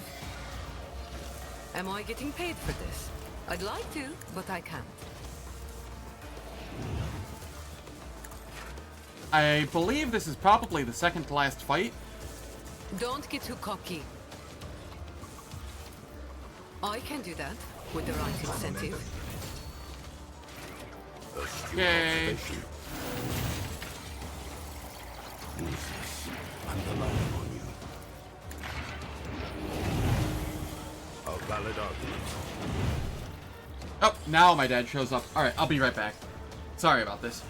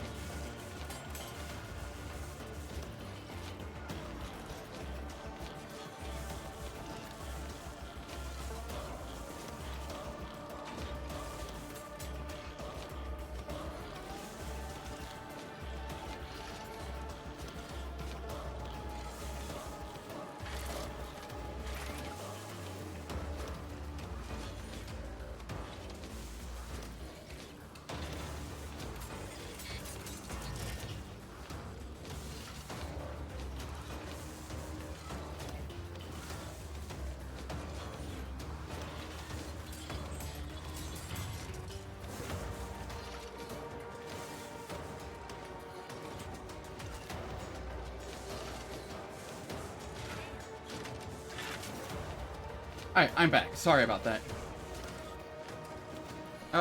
Okay. I was in the middle of buffing. Executing command.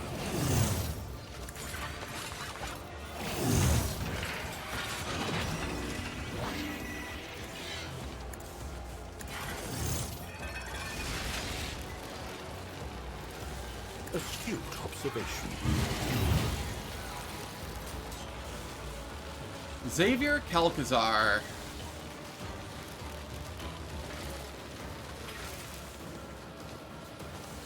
Alright, so our buffs are going to be a little worse. That's fine.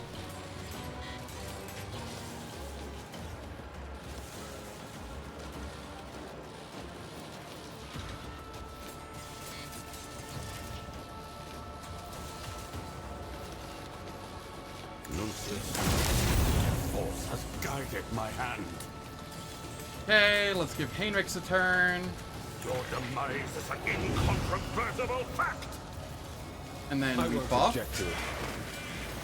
Let's see to it. I won't object Do to it. not disturb the great enemy. Let's see to it. Emperor, Your do not turn. leave me now.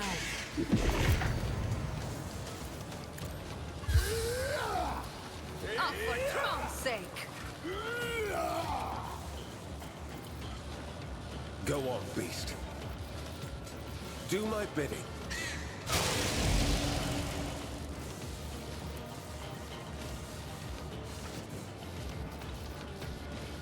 For the throne. Playing tricks on us.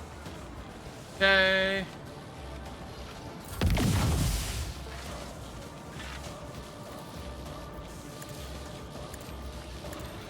Executing.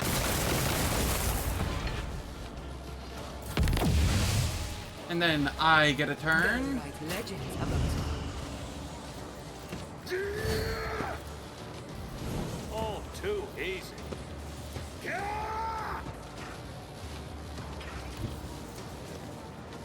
There's nowhere to hide. Kalkazar is already, like, on his deathbed here, essentially. Suits my purposes. Over here, we will Reckless Strike. Already Devastating done. Attack. Sworn Enemy. Suits mine. Another clean strike.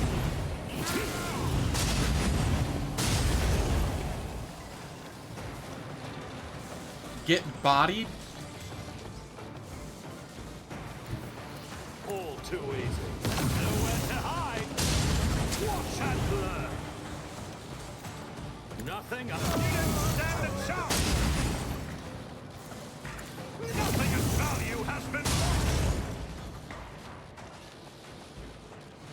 Okay, I will come over here and hook Let's over. see how they respond to this. Opposing me was your biggest mistake. Not a problem for me. Nothing of value has been lost. I shall not fear. Opposing me was your biggest mistake. The coup de grace to his face was wholly unnecessary. No, it was 100% necessary. You'll feel similarly once you've played to this part in the game. Already done. You didn't stand a chance. Suits my purposes. Another. Opposing me was your biggest mistake.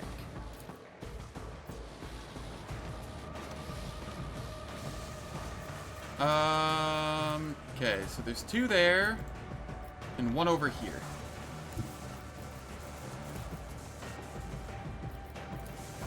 My tactics are flawless.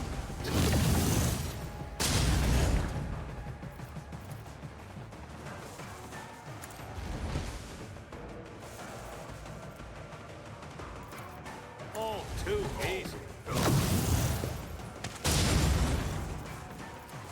Absolutely not. Nothing I can't do. I'm always ready. No. It is too early. The yoke must be activated, or all is lost.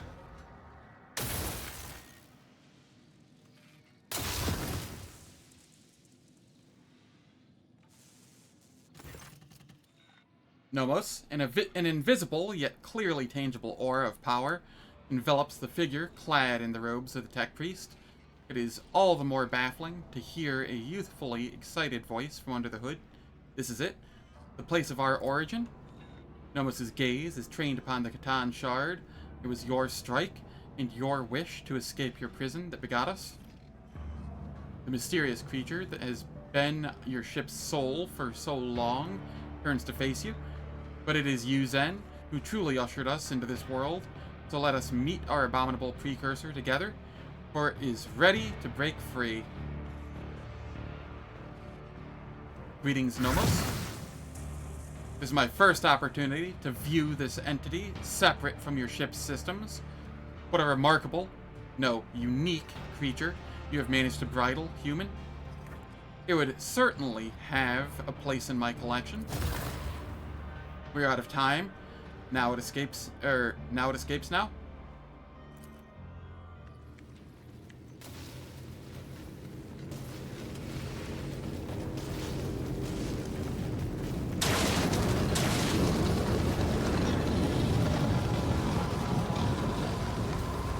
Yeah, I know.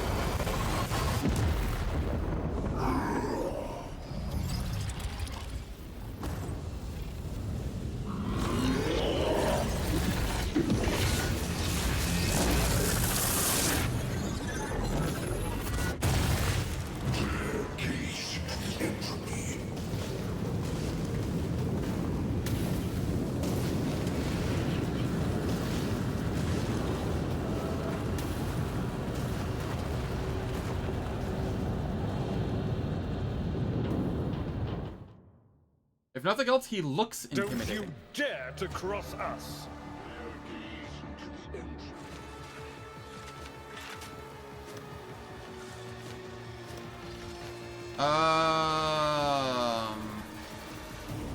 Where even is it?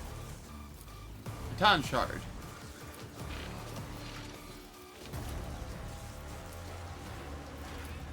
Oh, he just gets like multiple turns? Okay. 21,000 HP with 250% armor. Disperse teleports the enemies to random positions of the battlefield.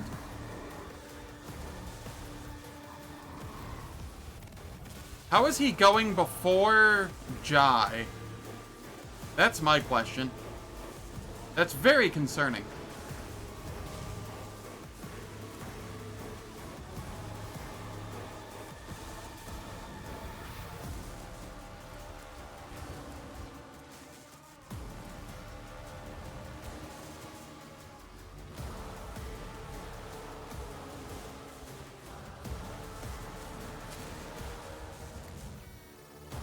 Okay.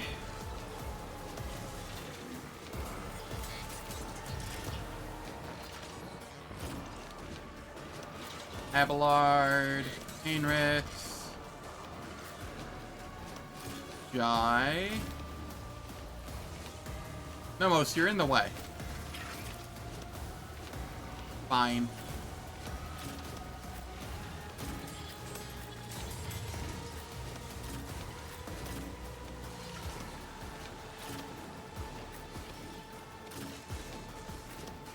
Aogun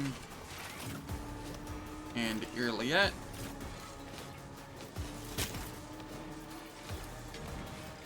Let's see to it. I won't object. By the light of holy terror! Naturally. Be wary. The veil thins. For the throne's glory. Go on, beast. Let's see to it. Blasphemous powers! But of course. Have a good one, Jade. Captain. Thank you for stopping in. Always a pleasure to have you around.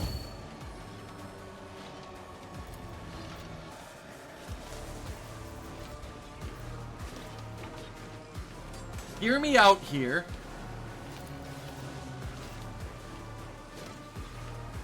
I won't object to Oh, for Tron's sake! Don't get too cocky. You've got a problem, I've got a price.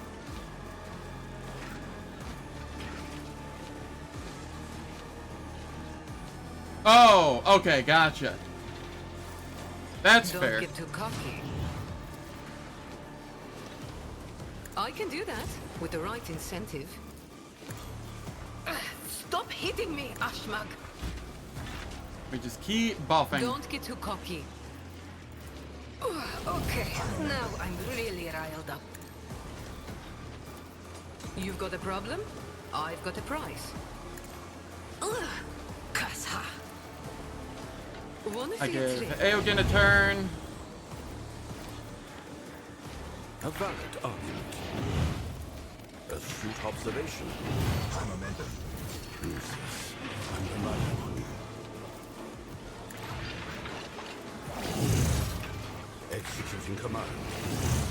Curious. Pegasus. Engage. A valid argument. I cannot comply. Oh, I don't have enough. Okay. Well, the solution there is to do this.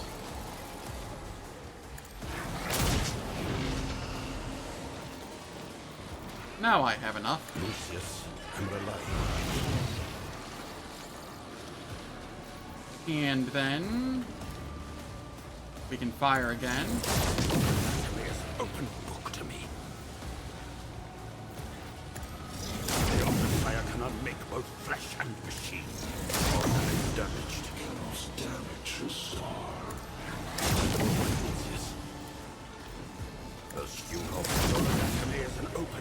I am trying to make use of Eogan's weapon here. Target hit by this weapon suffers minus 15% armor and minus 1 deflection for each stack of Ferrum Sanctum, lasting until the end of combat. This living weapon reduces all positive effects granted by living metal by 50%. So I'm trying to use that to debuff this guy, but it doesn't seem to be working.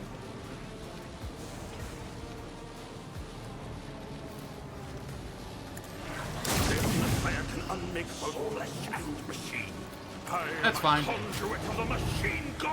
I will take my turn and I will just beat him into a bloody pulp. Nothing I can't do.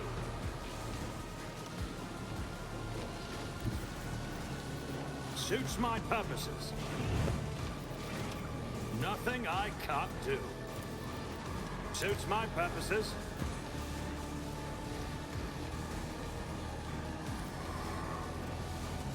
Yeah, but it's still supposed to reduce their armor and deflection, which it wasn't doing.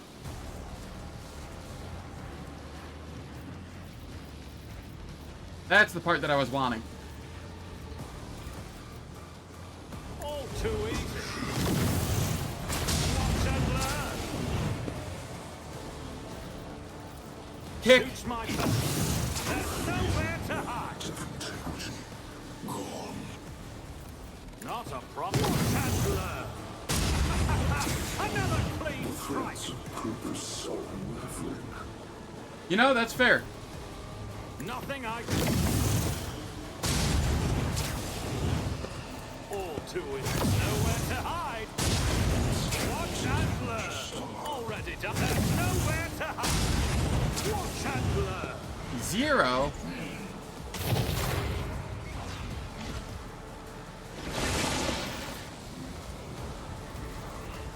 Uh-oh.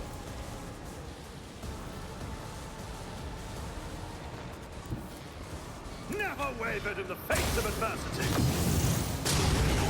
Has been lost. Echoes of time see their last. Come over here. Not a Look problem over. for me. There's nowhere to hide. I suffered the singularity of annihilation. they respond to this? Opposing me was your biggest mistake. Okay, I think it's just the Catan Shard now. If I can come back over here. I'll pass. Alright, come back over here and charge in. Forge ahead!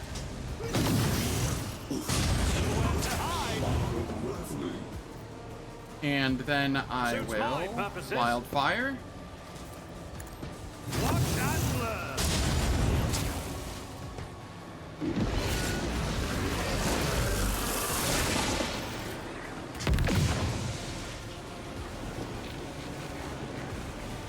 I see. I see.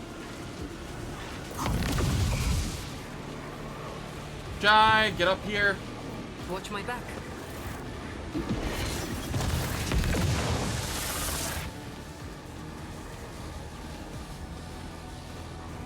The gimmick is active. Yup.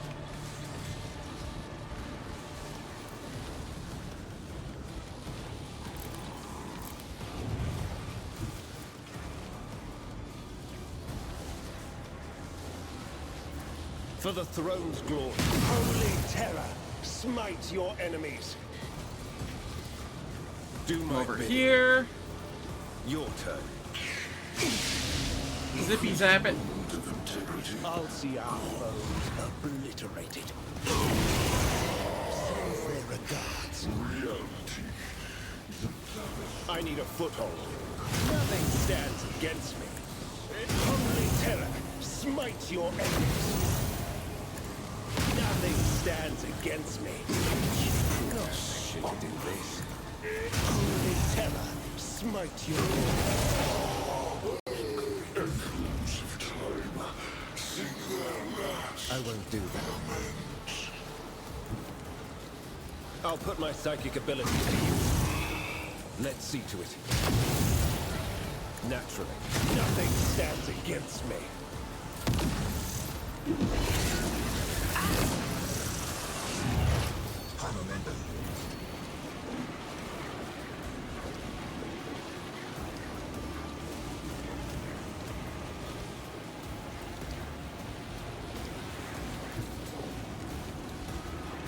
Alright, this is fine. Perfect spot. Fortune favors the swift. If I must. I will analyze. This tedium is beneath me. Coal. I understand your intent. Fortune favors the swift. I am not your ancestors. Guide me. No weakness is hidden from my sight. If it serves your cause, fortune favors the swift. Okay, and then I will dismantling strike, I suppose. Fool creatures!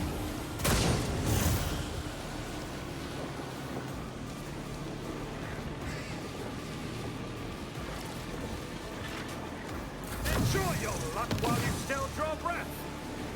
And now Abelard comes in to save the day. As Victory was is imminent. foretold.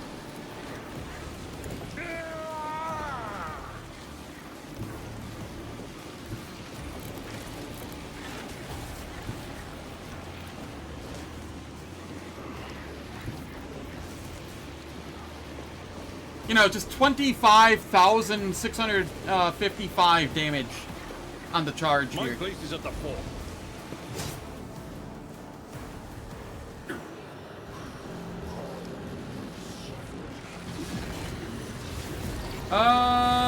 Nearly at last got to attack during one of the Necron fights. Earlier today. It's casual 25k damage. Look no further. Abelard getting the look no further in.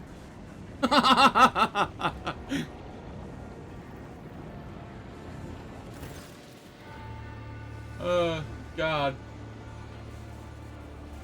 The ancient monster struggles against the energy manacles of the yoke. It is impossible its impossible powers that make reality itself burst at the seams are now being forced into a compact dungeon, quirk by quirk, returning it to a cruel and painful non-existence in that moment, or in the moment.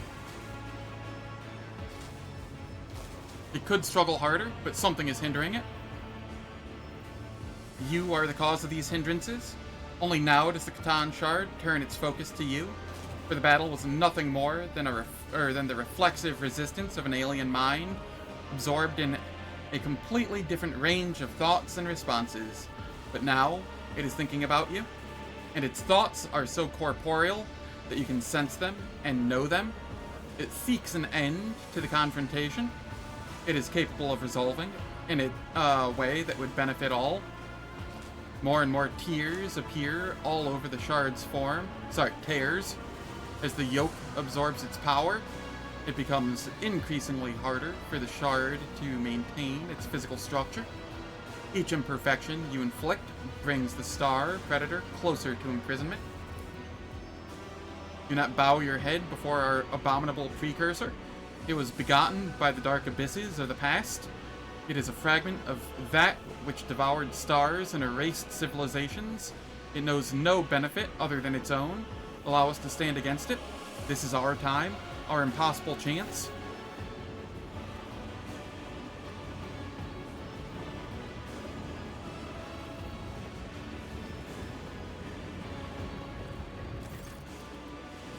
As yet another layer of reality cracks, a figure appears before you.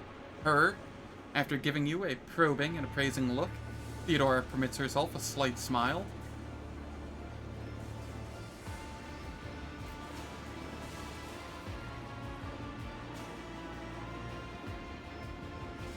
Nomos, if our birth ever had a purpose, then it is here and now. Why do you call the shard your precursor? Because that is what it is, and what we are. We have told you before about Theodora's ambition, Amernat's mind, the ship's cradle, and Epitaph's secret. One sprouted into another and spurred yet another. Thus Nomos were born. We were but an echo of the shard's power, an echo that left its prison. But we have become something so much more with your help. What do you intend to do? Flash with the precursor, touch it, absorb it, so that the reflection becomes the object reflected, so that the shard becomes Nomos. Then, and only then, will its threat be eradicated forever. You think you can do this, Nomos, and what will happen afterwards? We stand at the threshold of probabilities, and outside the bounds of the predictable. It is beyond possible to know whether or not we can or cannot. But we believe that we can. And that is what drives us to try. And if we succeed, we will obtain power beyond compare. We will become a shield against any threat, in whatever form it may manifest. I've made my decision. You can sense the shard's reaction, observation, analysis, and an almost intangible anxiety. Try to touch Theodora. Particles of reality around you begin to boil, trying to heal the wound upon existence and preventing her from entering your version of reality. You and she can exchange words, thoughts, glances, but a physical connection is an impossibility. You're merely a fleeting phantoms that could scatter at any moment. She is silent, her gaze still trained on you, as if she's trying to commit your every feature to memory. I'm at a crossroads, Theodora. What should I do? Her smile grows wider. To walk bravely, first into darkness, to unite and reclaim what was lost, to triumph over nightmares untold, to hold boldly the reins of fate, to walk steadily the road of thorns, through pain to greatness.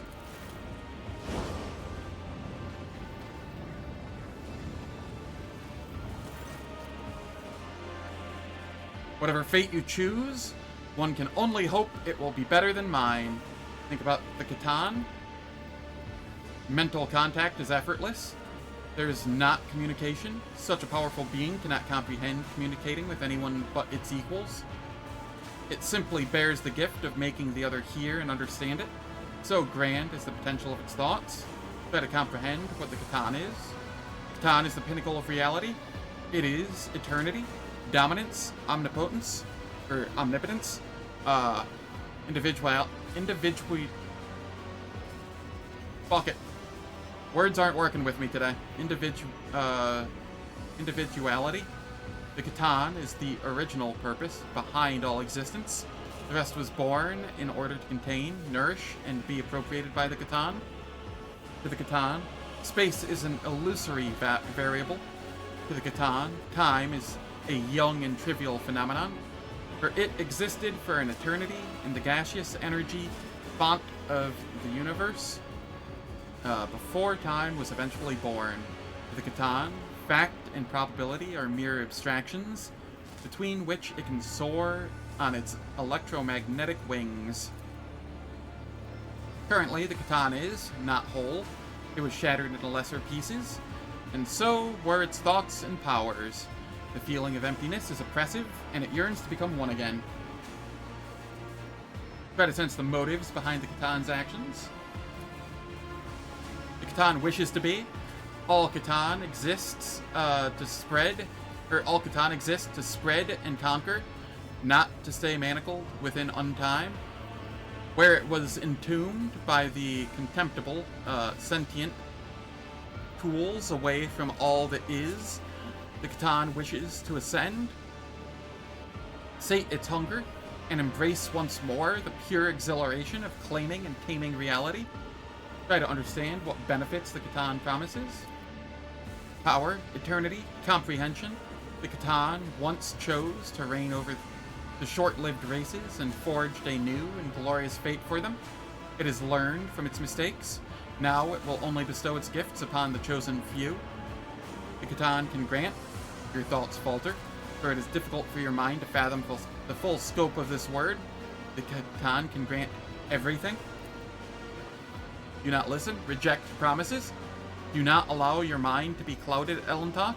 No one is capable of receiving everything, or granting everything. Not even a star-devouring Yingir. And this shard of an Ingir can't even grant itself freedom. Stop thinking about the Catan. Face Nomos. Act now, my child. We are ready for the most important battle of our life. Wish us luck. Nomos steps toward the shard, and the whole world explodes into a terrifying whirlwind. You can hear the colors and see the touches. Ice burns your hands, while fire leaves you freezing. And in the midst of this madness, you can clearly sense a battle raging. A clash of two beings, one endlessly ancient, and the other endlessly young.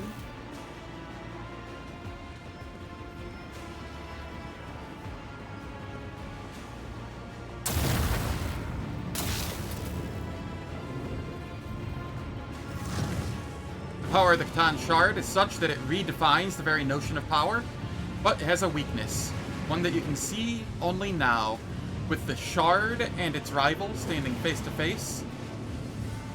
The Shard is just that, a shard. It is incomplete, it is not whole, and it cannot be what the Catan was before.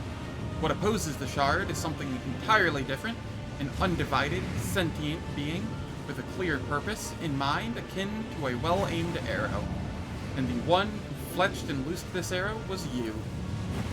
The battle goes on, and on, and on, outrunning the course of time, but you do not need the gift of clairvoyance to know who will emerge victorious.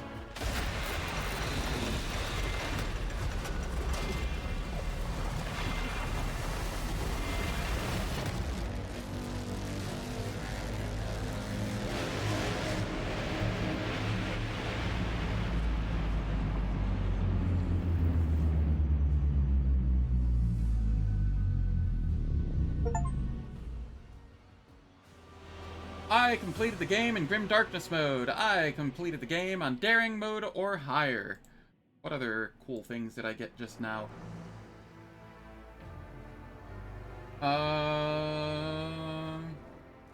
Completed the game with any conviction, zealot or zealot on daring difficulty or above. You raised your own ambition, or sorry, abomination. You completed the game on daring difficulty or above. Yeah. Became a votary, iconoclast, and completed the game. Yeah. Finished the game. Cool. That got me up to 69% achievements. Nice. The Catan Shard transmuted into a new form, and their name was Nomos. Possessing the power of an ancient being and nurtured by the rogue trader, the young star god watched over the Coronis Expanse, their new domain, with curiosity. Gathering its bleeding worlds together again, the rogue trader dared to build something more noble and civilized in the Expanse, a haven for those drifting and unprotected in the strict hierarchy of the Imperium. It would be an unbound frontier where freedom and compassion were not wholly extinct. The shackled monster under Von Valencius' control ensured the survival of the fledgling utopia. The Star God destroyed all who threatened its peaceful civilians and instilled fear in those of little faith. The Expanse tasted the sweet fruit of freedom and tolerance with reverent fear. The Imperium could not forgive such insolent deviation from the order prescribed by Holy Terra. The Von Valencius dynasty was accused of the seditious formation of their own empire. An invasion fleet gathered in the Calixis sector. And the young utopia did not outlive its creator. Protecting the young kingdom of freedom, Nomos created dimensional barriers that cut the Coronis Expanse off from the Imperium more soundly than the Great Rift. The humanity of Expanse was left in isolation, relying only on themselves. They either had to build something new and different from the Imperium, or fall to the horrors lurking in the darkness. The ideals that Zen was committed to were alien to the Imperium, but close to the hearts of many in the Expanse. Anyone who could not resolve a dispute, or who was denied justice, rushed to the palace of the rogue trader in search of mercy. Rumors and stories of his humanitarian rule formed the foundation of the Valencian school of philosophy. The sect united commoners and aristocrats in the belief that for the Imperium to flourish, it should stop seeing its subjects as mere tools. The dangerous heresy was denounced in many systems, but persecutions only hardened and multiplied its followers. Having lost its leader and lacking a worthy successor, the Chorta dynasty began to weaken. The grim legacy of the abominable Aspis revealed itself, and the Protectorate fell into chaos. Grasping claimants tore the defenseless domain apart. Resisting the temptations that besieged him, Caligos Winterscale returned to his domain and began to piece together the shattered remains of his Protectorate. Until his dying day, his actions and thoughts were dedicated to saving abandoned worlds and protecting survivors. Alas, he was not able to achieve much in the time he was allotted. He breathed his last breath on the same throne that he refused to leave for decades, adamantly refusing augmetics that would restore mobility and power to his legs. Thanks to the patronage of the Von Valencius dynasty, the cult of Saint Drusus was successful in spreading its influence across the Expanse. Overshadowed, the cults of other saints lost their followers and faced a harsh choice: slip into obscurity or swear allegiance to the ideals of Drusus the warrior. Hieronymus Doloroso remained the most revered priest in the cult of St. Drusus. He turned no one away, hearing confessions from pirates, bilge-rats, deserters, and beggars alike. It might have been one of those undeserving wretches who infected him with the rare form of leprosy that robbed him of his sight, yet his heart could always see the corruption in the souls of his repenting children. The deal struck with the Cognizance fleet and the Von Valencius dynasty. replenished the explorers' dwindling supplies and allowed them to re-embark on a rapid and unrelenting expansion campaign. With powerful bases established in the Expanse, the Omnissiah's scouts bravely ventured forth toward unnamed stars with the same drive that propelled their ancestors to explore the Expanse itself. The schism of discontinuing the cycle engulfed the entire Cognizance fleet, and soon civil war was over. Disregarding the commandments of their forefathers, the explorers started down a dangerous path of new comprehension, creation, and revision of procedures and algorithms. The fleet was united once more, and in its unity, it was ready to stare down any horrors standing in the way of the catechism of maintenance and operation. Magos Dominus Opticon 22, one of the first to hail the return of the Messiah, took the helm of the Mother Squadron of the Cognizance fleet, unquestioningly embracing the teaching of discontinuing the cycle. He personally saw to the crushing of any renegades who did not accept the Messiah's word as truth, and earned himself the identifier Chrome Scourge. Profitable deals made between the Fellowship of the Void and the Von Valancius dynasty helped them subdue smaller brigand squadrons in the sector.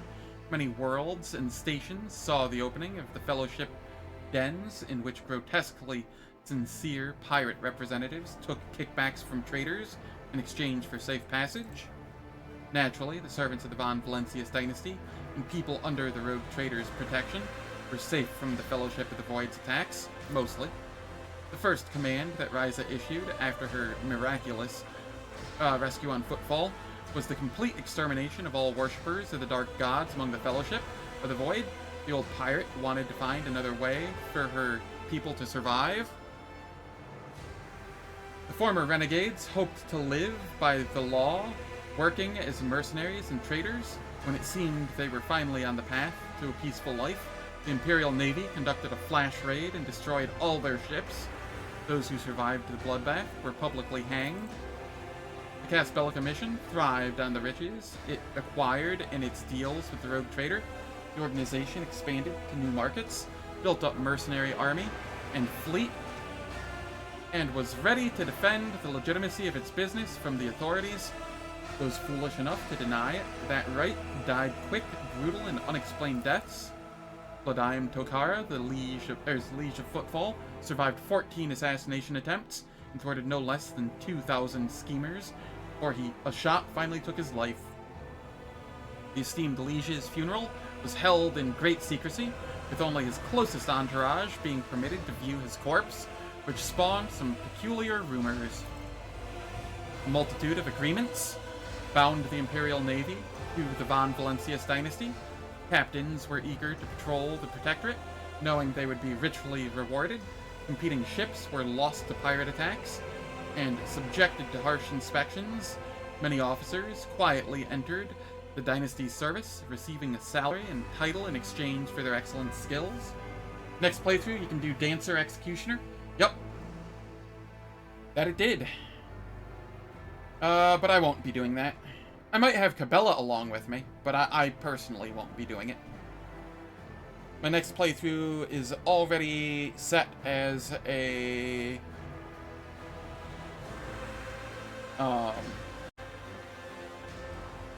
What did I have it set as? It's on my sheet somewhere.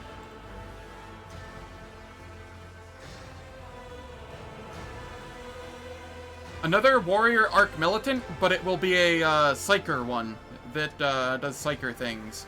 As a heretic, using a two-handed sword, and yeah. Same classes, very different playstyle.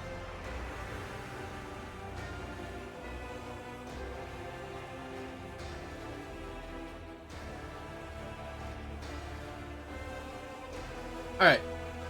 Unfortunately, it is time for ads again, and it doesn't look like I can snooze them. So I am going to have to let them play, and then we will finish up with the credits, or the epilogue afterward. Catch you all in 3 minutes.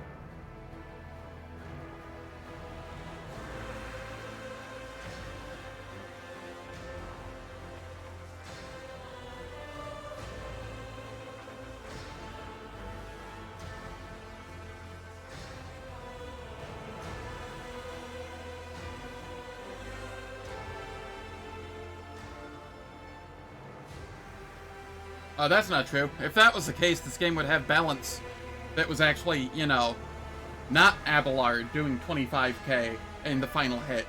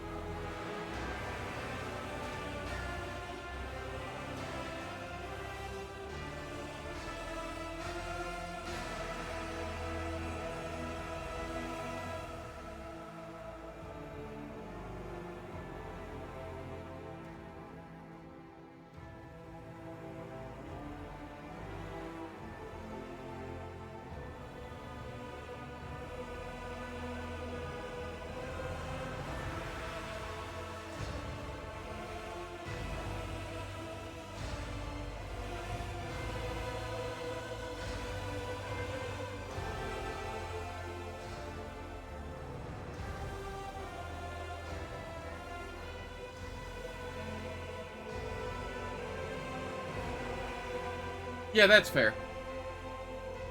At least they don't nerf it out of viability. They just nerf it to the point where it's significantly less OP.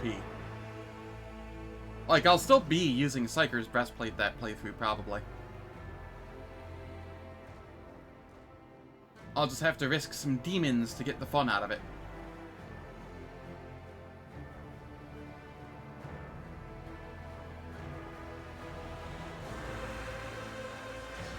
Alright. Ads are over. Let us continue.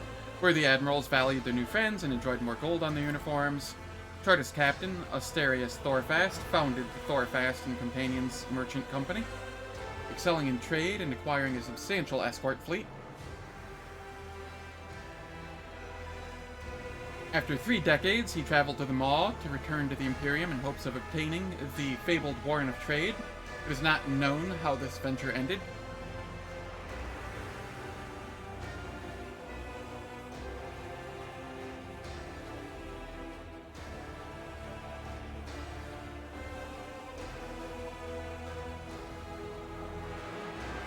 I don't know what Fiend/Notes/Malign is, but yeah, pretty much.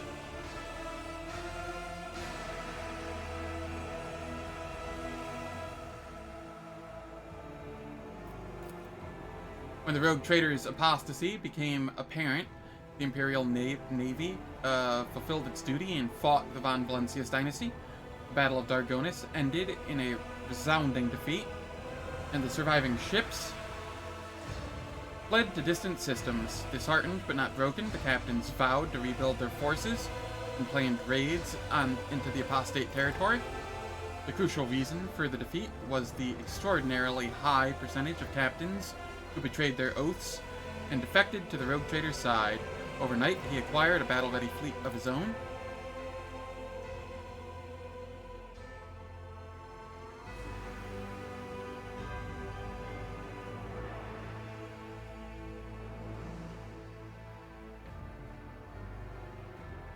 Dargonis grew and prospered until it became the capital of the Cronus Expanse. The planet was like a giant magnet whose pull held together the worlds of the Expanse, absorbing the treasures and vices of the sector. The voracious and shameless nobility of the Expanse flocked to Dargonis in search of the forbidden pleasures. Its librarians harbored dangerous volumes, and its dark corners harbored dangerous people. The rule of law could not reach the tops of the spires, shrouded in a veil of sinister and mystical rumors.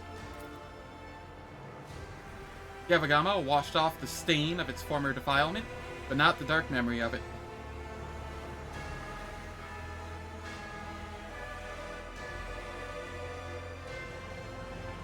Oh, okay. Yeah.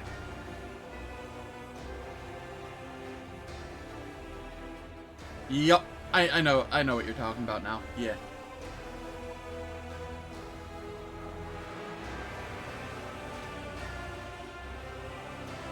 Lethality would require me to go assassin, though, I think. Wouldn't it? Am I mistaken in that? Yeah. So I'll probably just use 2 parts of that and scale the damage in another way.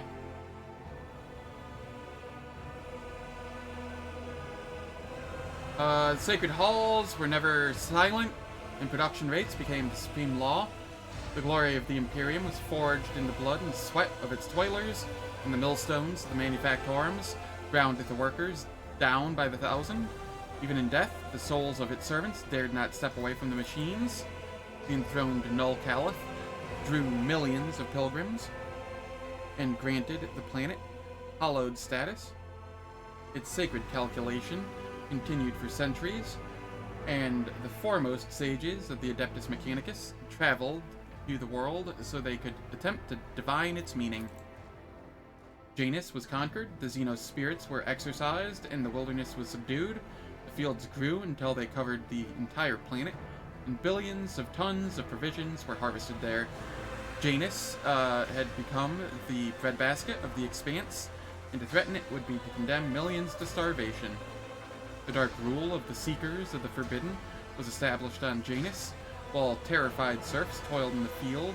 In the lofty castles, the wise renegades studied the knowledge of the Xenos, learned their filthy language, and embraced their culture. The mists born of irrigation devices hid the evil work from the righteous.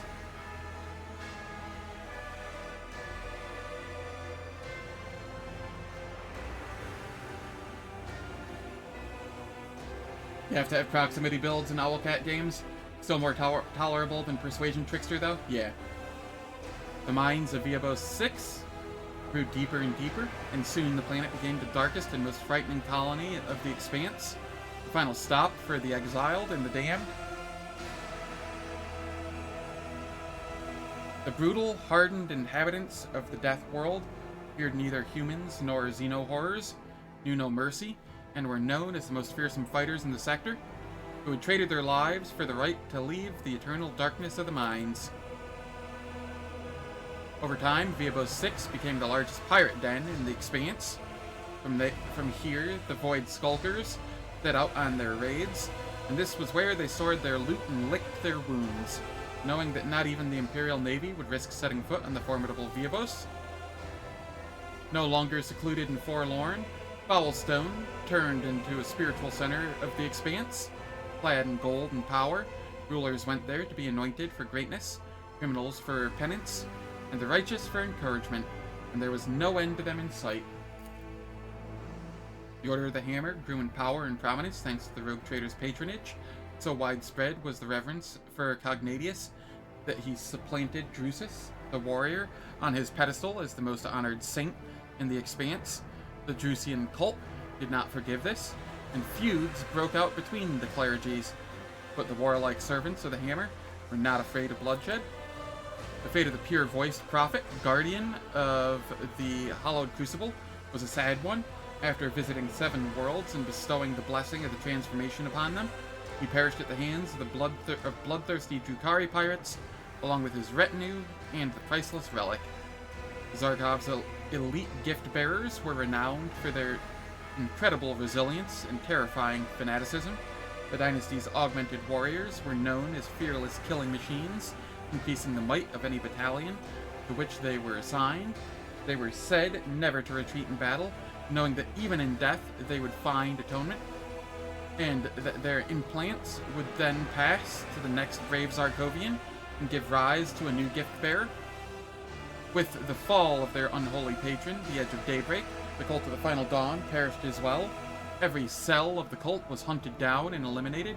Rumors that some worshippers of the ruinous powers had managed to get away, hiding the writings of their warp-banished lord under their robes, were baseless.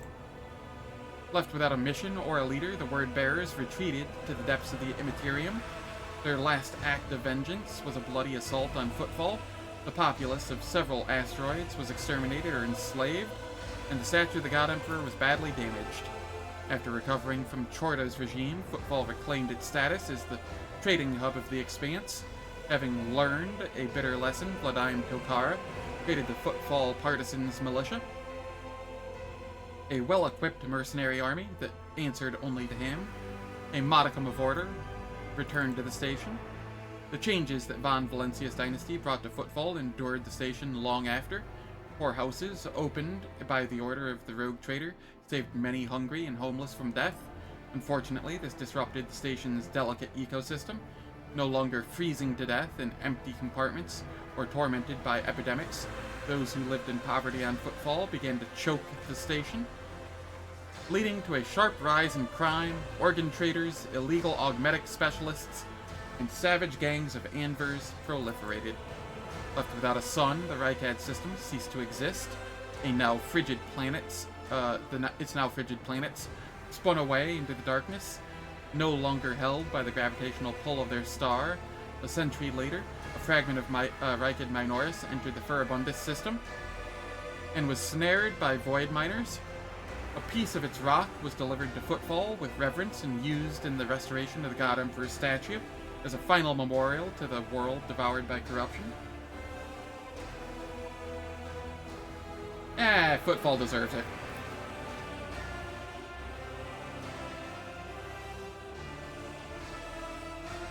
After the rogue trader's departure, a fleet arrived on Thessara, equipped with hypogene material extractors, intending to destroy the cursed mineral in its entirety.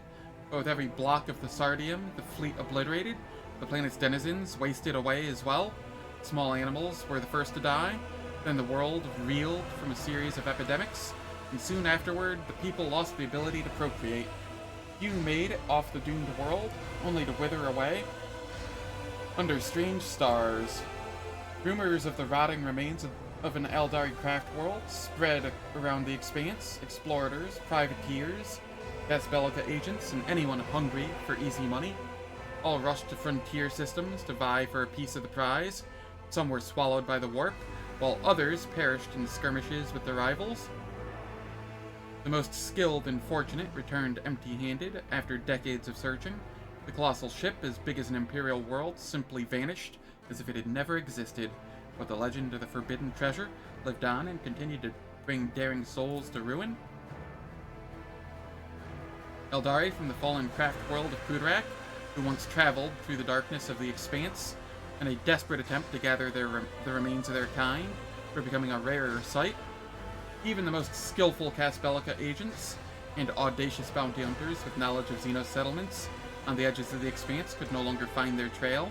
Squads of Eldari Rangers suddenly appeared on different worlds and disappeared abruptly without shedding a drop of blood. Their purpose remained an enigma.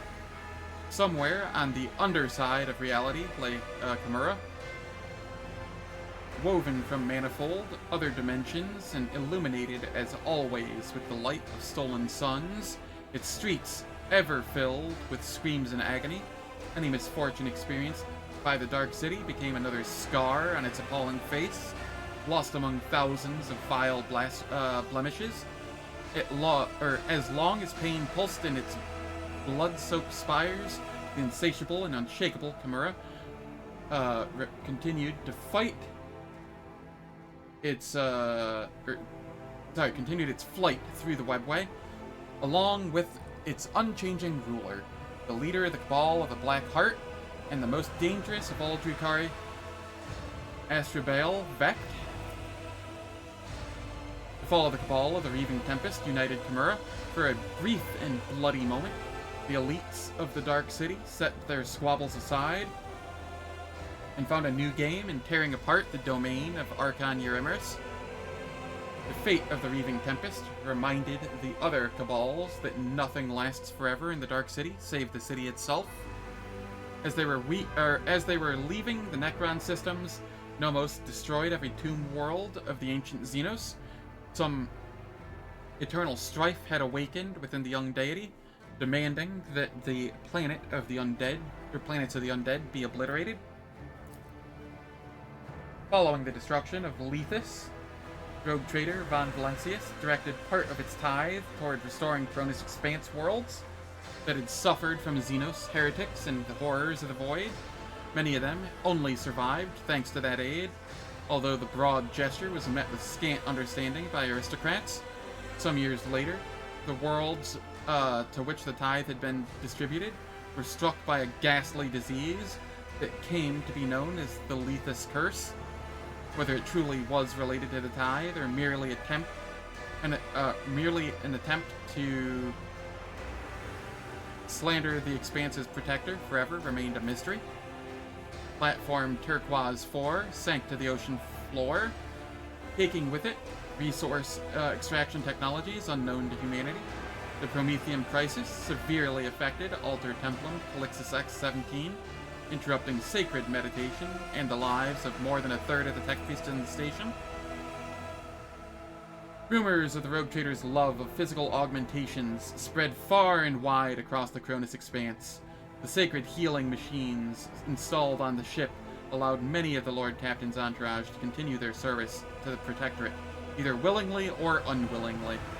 The upgraded implantation throne lifted the veil on the eternal preservation of life in metal for the genitors of the Sector Bionica. The sacred technologies from Alter Templum Calixis X-17 allowed the tech priests to create augments that could completely replace the delicate processes of the human body and save lives even in the most hopeless cases. Rumors of the miraculous archaeotech spread throughout the Expanse, drawing both pilgrims seeking salvation and those who wished to seize control of the relic. Soon, the sect known as the Cult of the Inexhaustible Progress emerged from among those augmented by the throne. Its followers staged a mutiny and attempted to forcibly augment other crew members. After the cultists' demise, their conduct was deemed a sign of madness in the throne's machine spirits, and the throne was declared anathema and destroyed. The installation of implants in ordinary people became so widespread in the Protectorate that the practice ceased to be an oddity. The devotion of the common folk, eager to repay their ruler for the resources he had spent on them, enabled the dynasty to rebuild and strengthen many of its possessions, with the number of incidents caused by negligently installed or poorly maintained implants soared. The lower decks of the Rogue Trader's flagship teemed with half-decayed subjects, seeking salvation in yet more metal. The culmination of this was a plague epidemic that cut down thousands upon thousands of unfortunates in one ill-fated warp jump. The ship suffered huge losses, including a large portion of the working population, as well as both Traversians who had tried in vain to save those who still had hope. The legends of how Lord von Valancius challenged an ancient, indescribable evil and vanquished it in battle spread throughout the Cronus Expanse, long after passing from mouth to mouth and gaining more incredible details with each telling. The legacy of House von Valancius was restored, and its power was strengthened 100-fold. The truth, however, was that many years later, Trazyn, the Infinite, returned to the Expanse, this time with the sole purpose of claiming the legendary Rogue Trader as his complete and undisputed possession. The outcome of that confrontation is unknown, and the latest mentions of it have been lost to time's abyss. The voice of Voxmaster Vigdis Suri Ada of the Talaman dynasty has long resounded in the Expanse, bringing hope and trumpeting the arrival of the merciful Rogue Trader. Known for her wisdom and acute understanding of ship systems over her long life, she taught many generations of future Vox Masters from the Talaman dynasty. Her body was built into the bridge itself, and in times of need, her voice flowed through the Vox, dispelling delusions and despair. After years of dedicated service, Master Helmsman Raver was granted, despite his objections, the privilege of rest. The wise servants of the Omnissiah implanted an augment into his brain that restored his ability to sleep. Soon afterward, something unprecedented happened aboard the ship. The Master Helmsman overslept and missed the start of his watch, but his temper did become much more agreeable from then on. Many years later, High Factotum Janris Danric sought permission to retire. He said that age had softened his heart, and that a more worthy, young, and assertive successor should take over his position. There was no shortage of candidates. Under all that fat, Danric had a sentimental heart. He spared nothing for the orphans of those who had died serving the Rogue Trader. The children were given an excellent education and were eager to serve the von Valancius dynasty. Jocasta Sarbek served as Master-at-Arms for years, but eventually her zeal faded. Yeah. Janris was really nice as a character. It appeared that having tried every form of violence in existence, he no longer derived out of any of them the joy it once held. Jocasta humbly submitted her resignation and went back to her home on the capital world. Since the Sarbek family had been wiped out as punishment for their treason, Jocasta believed she could not start a family and give life to an heir. She devoted herself to her faith in the God Emperor and took a major temple on the capital world under her care. She developed a reputation as a strict but pious matron and died at an advanced age. No one was around to accept her last words, save for the golden image of the God Emperor installed in her chambers. After many years, Zachary Weiss mustered the courage to take personal apprentices again. He searched throughout the Expanse for astropaths whose masters were harsh and cruel to them, and recruited them into his choir. He gathered a cast of talented men and women by his side, and was their guardian and mentor. Weiss died defending his wards from cursed words spewed by the Immaterium. Sealing the sound of those words in his mind, he preferred a horrible death to repetition of his shameful past mistakes. Vivisector Martinex, left in charge of the Sector Bionica's chirurgeons, served on the flagship until the end of his days. When age and fatigue took his strength and talent, the Vivisector's remains were used in the creation of a Medicae servo skull by Janitor Ferenz. This great honor allowed him to continue toiling for the benefit of the rogue trader. Janitor Ferenz dedicated his life to researching implants capable of replicating the precision of a chirurgeon's hand movements. Vivisector Martinex assisted him in his research and dedicated to the assigned servo skull, and dictated to the assigned servo skull one of the most comprehensive treatises on the nature of augmentation in the Cronus Expanse. For a long time, Arch-Militant Vedga Donowski managed to strategically distribute the Protectorate's vanishingly small military forces, but the poor discipline of her recruits compelled her constant presence on the battlefield. During one such operation, Vedga was killed by her own regiment's misaligned gun. High Overseer Gregorus Strax of Viabos 6 rendered his duties with zeal unfathomable to the common mind. Under his leadership, the penal world became a paragon of order and a place of incarceration that criminals feared more than death. Yes, they have.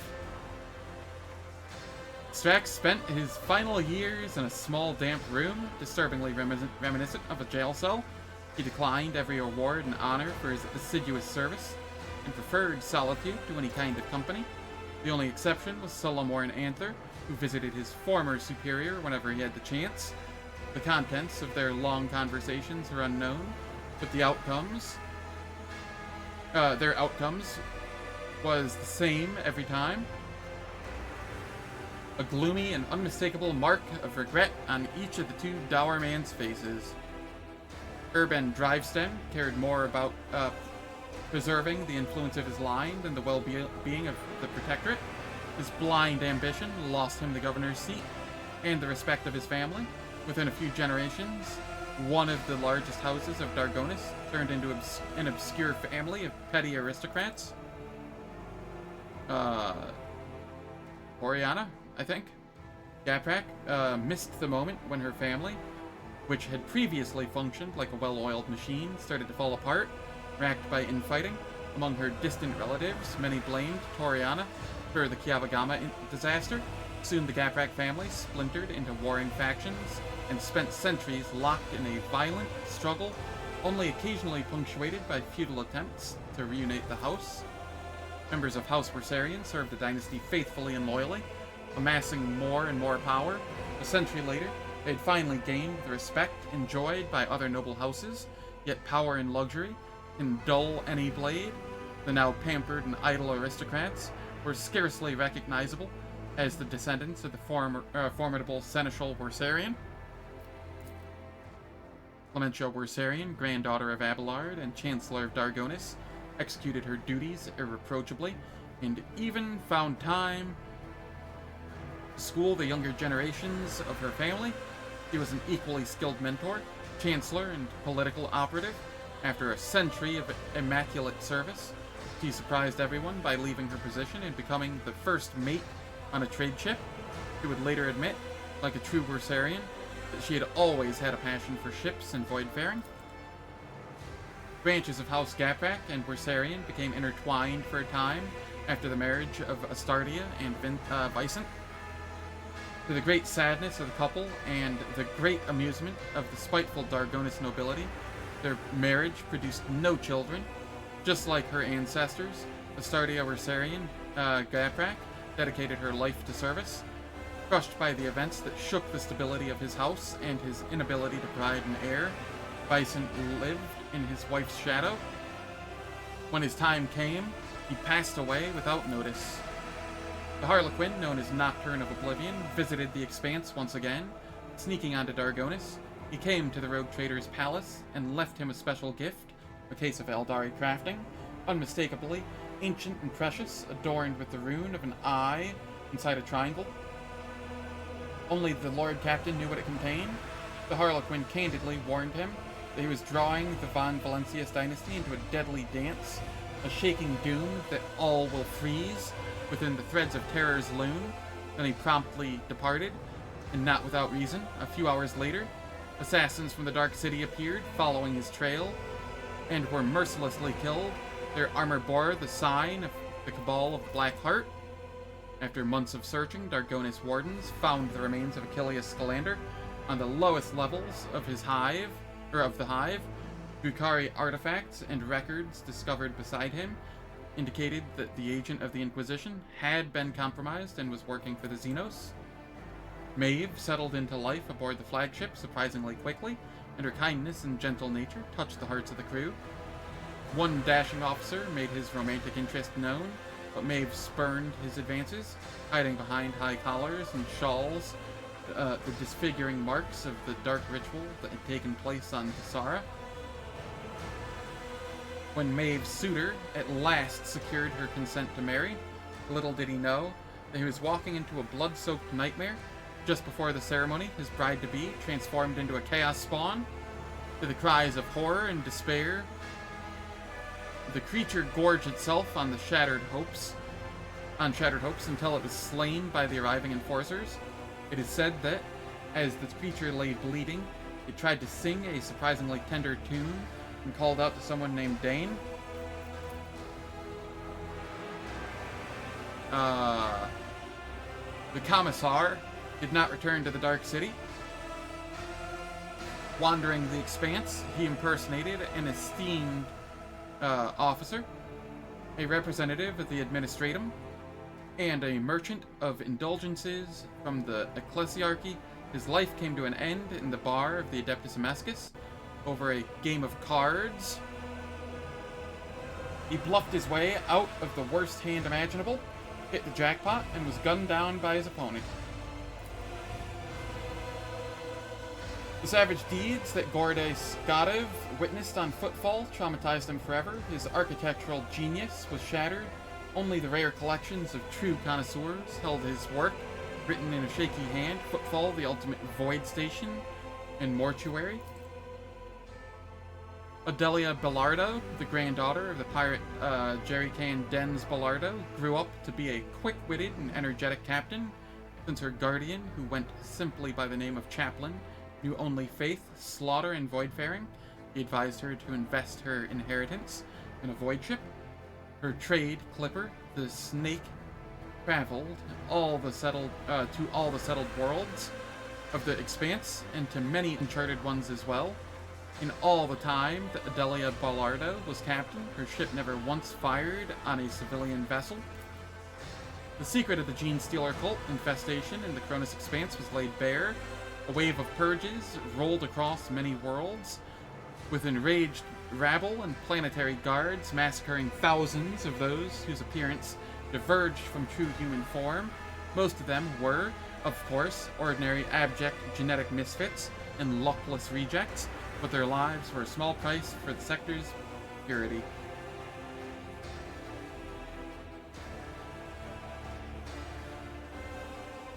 Their sole purpose is just to make my throat hurt more. Siberian von Valancius was never seen again, or never again seen in the Expanse. His name, however, was raised several more times by the dissatisfied noble houses on Dargonis, who were conspiring to oust the Lord Captain under the pretense of finding the lost sire. But when the last of those schemers died off, the Barian's return became nothing more than a strange tale once more. The kind that flagship officers would tell each other in the rare moments of leisure. Having completed his last journey with his Lord Captain, Abelard Wursarian, with the gracious permission of the rogue trader, left his post as seneschal and took over the helm of his large family. House Wursarian rose above its rivals and was never again the target of prosecution, even after their esteemed patriarch died decades later in his bed, surrounded by his grieving loved ones. Abelard's shining memory was blighted only by rumors of a creeping madness in the twilight of his life, when he said they had seen the esteemed seneschal talking to someone unseen in a voice filled with unusual tenderness and sorrow. Sister Argenta made no secret of the great respect and gratitude she felt toward the Lord Captain, yet duty compelled her to leave the von Valancius retinue. With the blessing of the Ecclesiarchy, she founded a minor order of the Adeptus Sororitas, the Order of the One Star, united around the Keeper of the Sacred Relic. Its sisters protected the faithful from the dangers still lurking in the Expanse. The wider order and its courageous founder very quickly became heroes of legend, instilling hope and inspiration in the hearts of Terra's faithful children. Yet the conflict between the Imperium and the head of the von Valancius dynasty could not but affect the young order. Some sisters demanded that Argenta denounce her former commander. Unable to choose between the order she had created and the person without whom she could not have completed her journey, she stepped down from her position and went into exile. Despite everything, love for her among the people of the Expanse only grew. Argenta would be the heroine of songs and tales for centuries to come. A radiant angel who would appear in the darkest hour to protect innocence from the forces of darkness. Enjoying the privileges of the Mercatum Tabula Officiale, Jai Haydari found her way into the heart of the Expanse's underworld. She became known as the Baroness of Shadows, having amassed so much wealth and influence. She came to control the economic fate of the sector. Even the most powerful figures in the Expanse were forced to reckon with and despise her. For a long time, Jai was able to thwart the attempts on her life, until one day she disappeared. But many continued to believe that she still rules the Expanse from the shadows, even deeper than before. Vizier Cabela of the Bloodspun Web performed a great reading of the Emperor's Tarot, and the card of the Night shadowed her cult with a new path and a new teaching. Bella raised a generation of proud and fervent warriors and led the Scarlet and Black Army out of the shadows to descend upon a multitude of worlds and hound the faithless in the name of the Undying Emperor. Rivers of spilt unclean blood drenched the soils of worlds where the Bloodspun Web seeds had sprouted. Planetary rulers outlawed and hunted down the Death Cultists, to the point of starting full-blown wars, but their armies were hopelessly outmatched by a host led by the Vizier's will and her powerful foresight, guided by the Emperor's Tarot.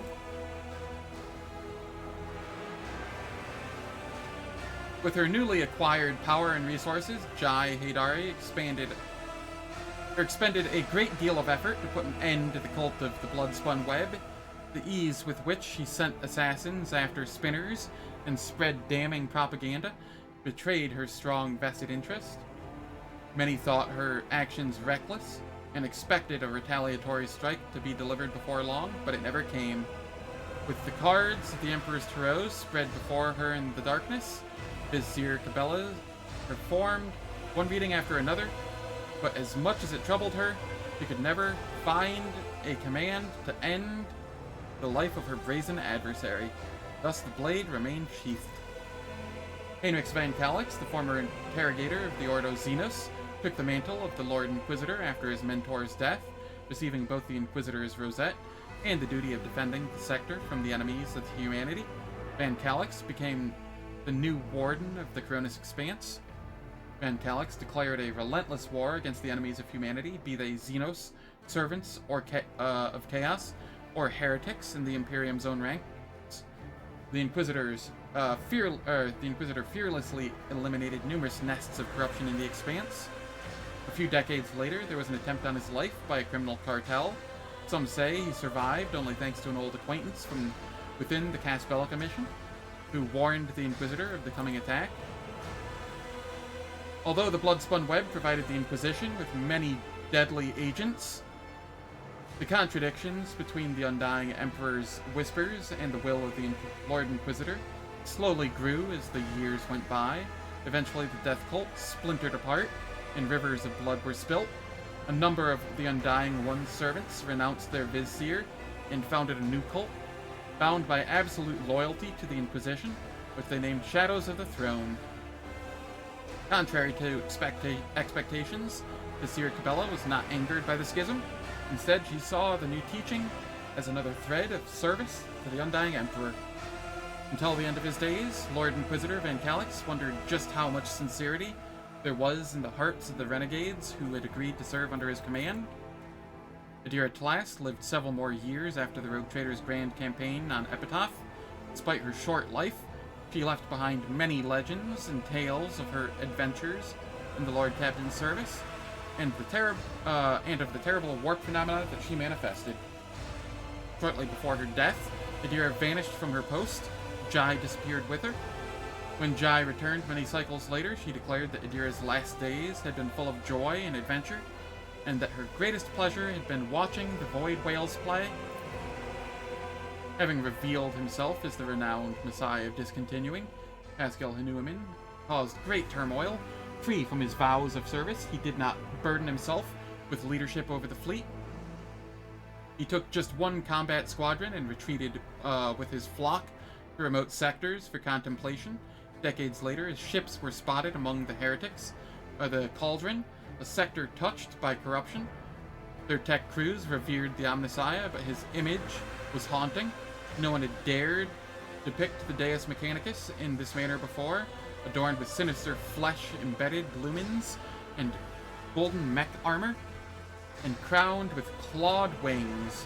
The Omnissiah chose a grim and belligerent likeness in which to appear before his unrighteous Messiah. The unit bearing the name Abel Hanuiman did not follow Pascal, no longer needed by his ambitious comrade.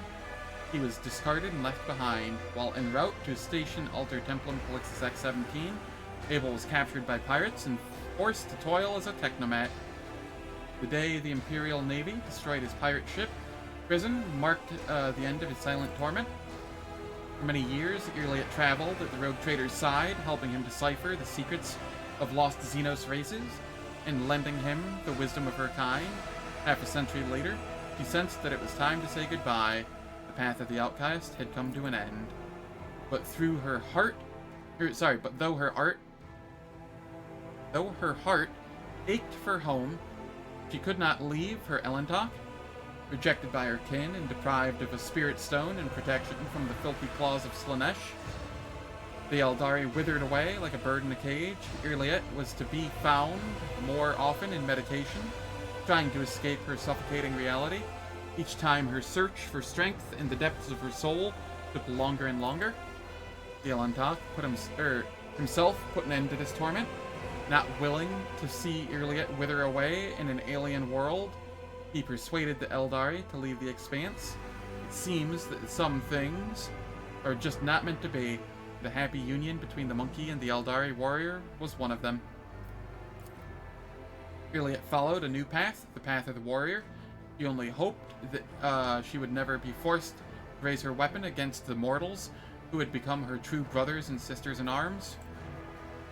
Rumor has it that Irliet and Pascal met again among the alien stars. A band of Eldari warriors were trying to protect an ancient planetary edifice of their people from the covetous servants of the Amnestia. Upon learning that Irliet was leading the Xenos, Pascal personally descended to the planet and struck down his former comrade in arms.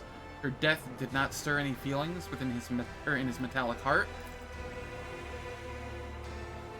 The grief and madness that engulfed the soul of the manipulous Eogan Febris finally shattered his sanity after performing the unnatural act of triosomia on the body of his dearest colleague.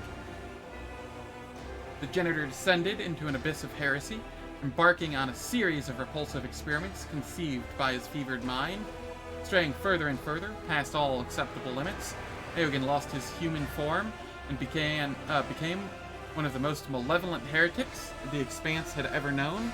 His body now fully transformed into a foul construct of flesh, metal, and sinister heretical technology. The creature that had once been Manipulus Febris was captured by Trazyn the Infinite and added to the ranks of the exhibits in his Museion. The pernicious ideas spawned by Manipulus Febris took deep root among the explorator fleet, sprouting countless disputes and strife within the ranks of the Omnissiah's servants. More and more members of the Adeptus Mechanicus were seduced by the Xenorites of philosophy, redirecting their limitless passion for knowledge into the study of xenotechnology. Inquisitor Van Calix became the personal nemesis of the disgraced Genitor, relentlessly pursuing him for several decades. Wow, that is one heck of a watch streak. How are you doing, Nyx? Hope you are well.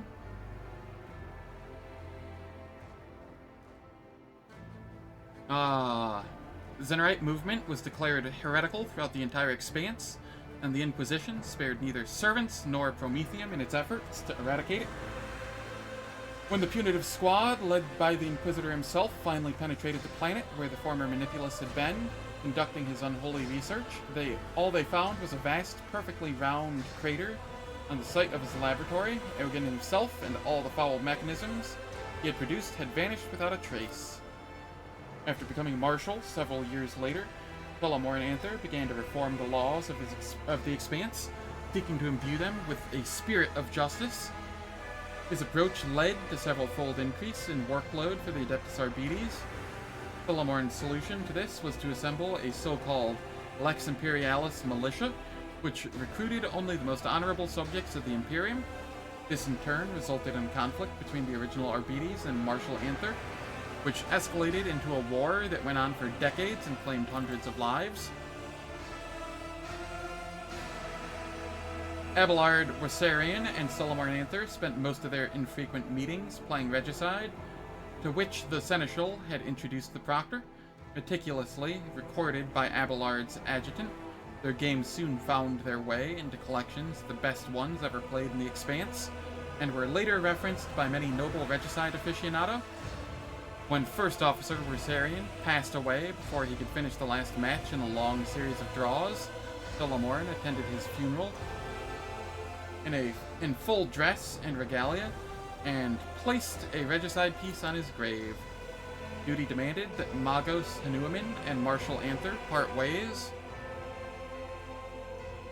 During their last meeting, Pascal made a few final modifications to Glado's design, increasing the Cybermastiff's service life several-fold. Whether the gift had any impact on Solomorn is uncertain, but on more than one occasion, having his faithful dog at his side would turn out to be his salvation in even the darkest of days. The antagonism between the Baroness of Shadows and the Marshal of the Expanse became the stuff of legends. Thousands of people found themselves entangled in their respective leaders' battle of wits, where some hid, others searched for them. Where some ran, others pursued them.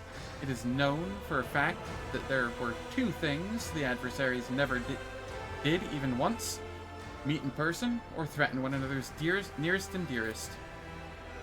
After witnessing the deeds of Marshal Anther, Vizier Cabela asked the cards about his fate. The very next day, a spinner was assigned to him, tasked solely with protecting Solomorn from any and all assassination attempts.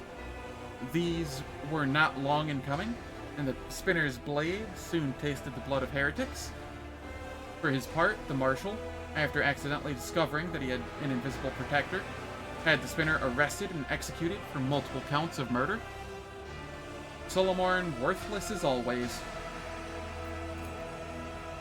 The Xenos Marzai, Azuri, vanished without a trace after his powerful patron betrayed the unholy alien into the hands of the Holy Inquisition.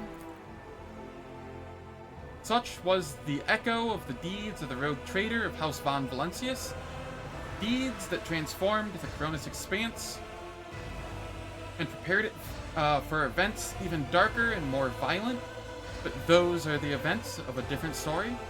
This one has come to an end.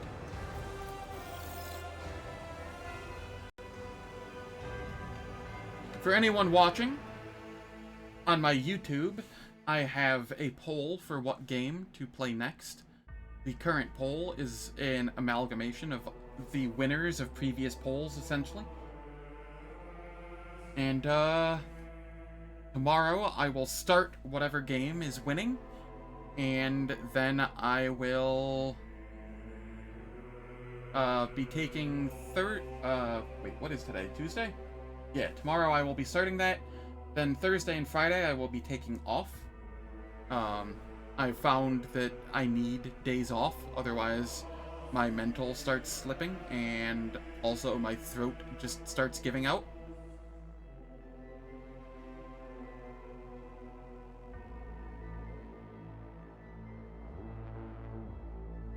Marzai got a slide, but Cassia did not. True.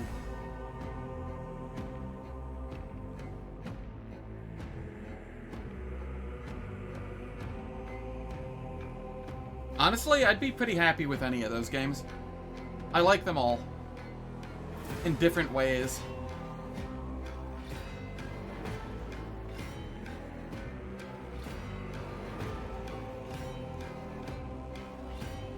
And whenever DLC 4 comes out for this game, I will likely stop whatever I'm doing and return to it for another playthrough. At minimum.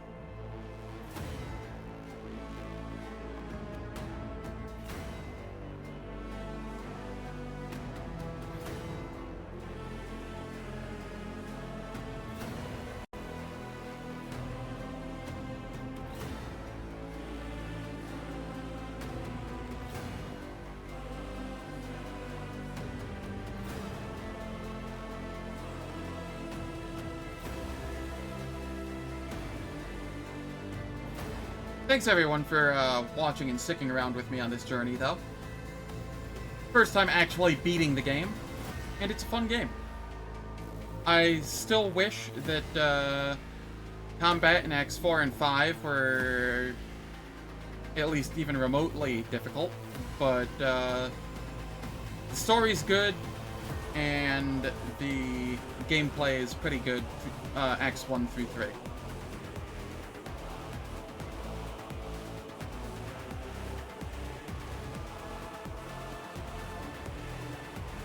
Yes, I do have a Discord. I post schedule changes there, and post when I go live. I also chat there with people when they message.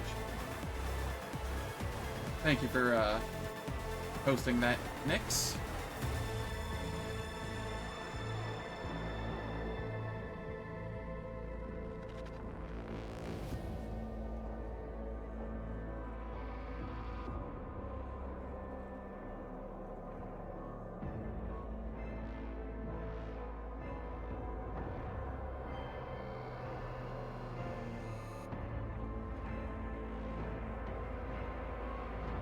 I'm going through this because I don't want, in case there's something at the end, I don't want to miss it.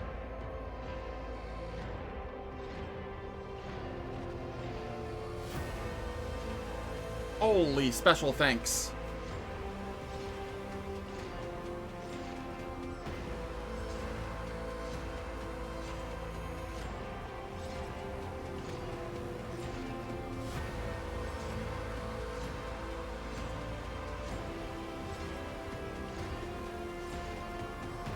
Yeah, there's a lot of people here.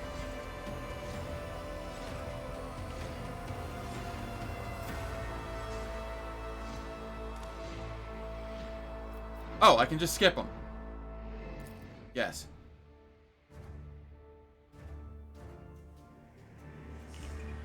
Okay, just take me back here. Cool. Thanks everyone for watching today.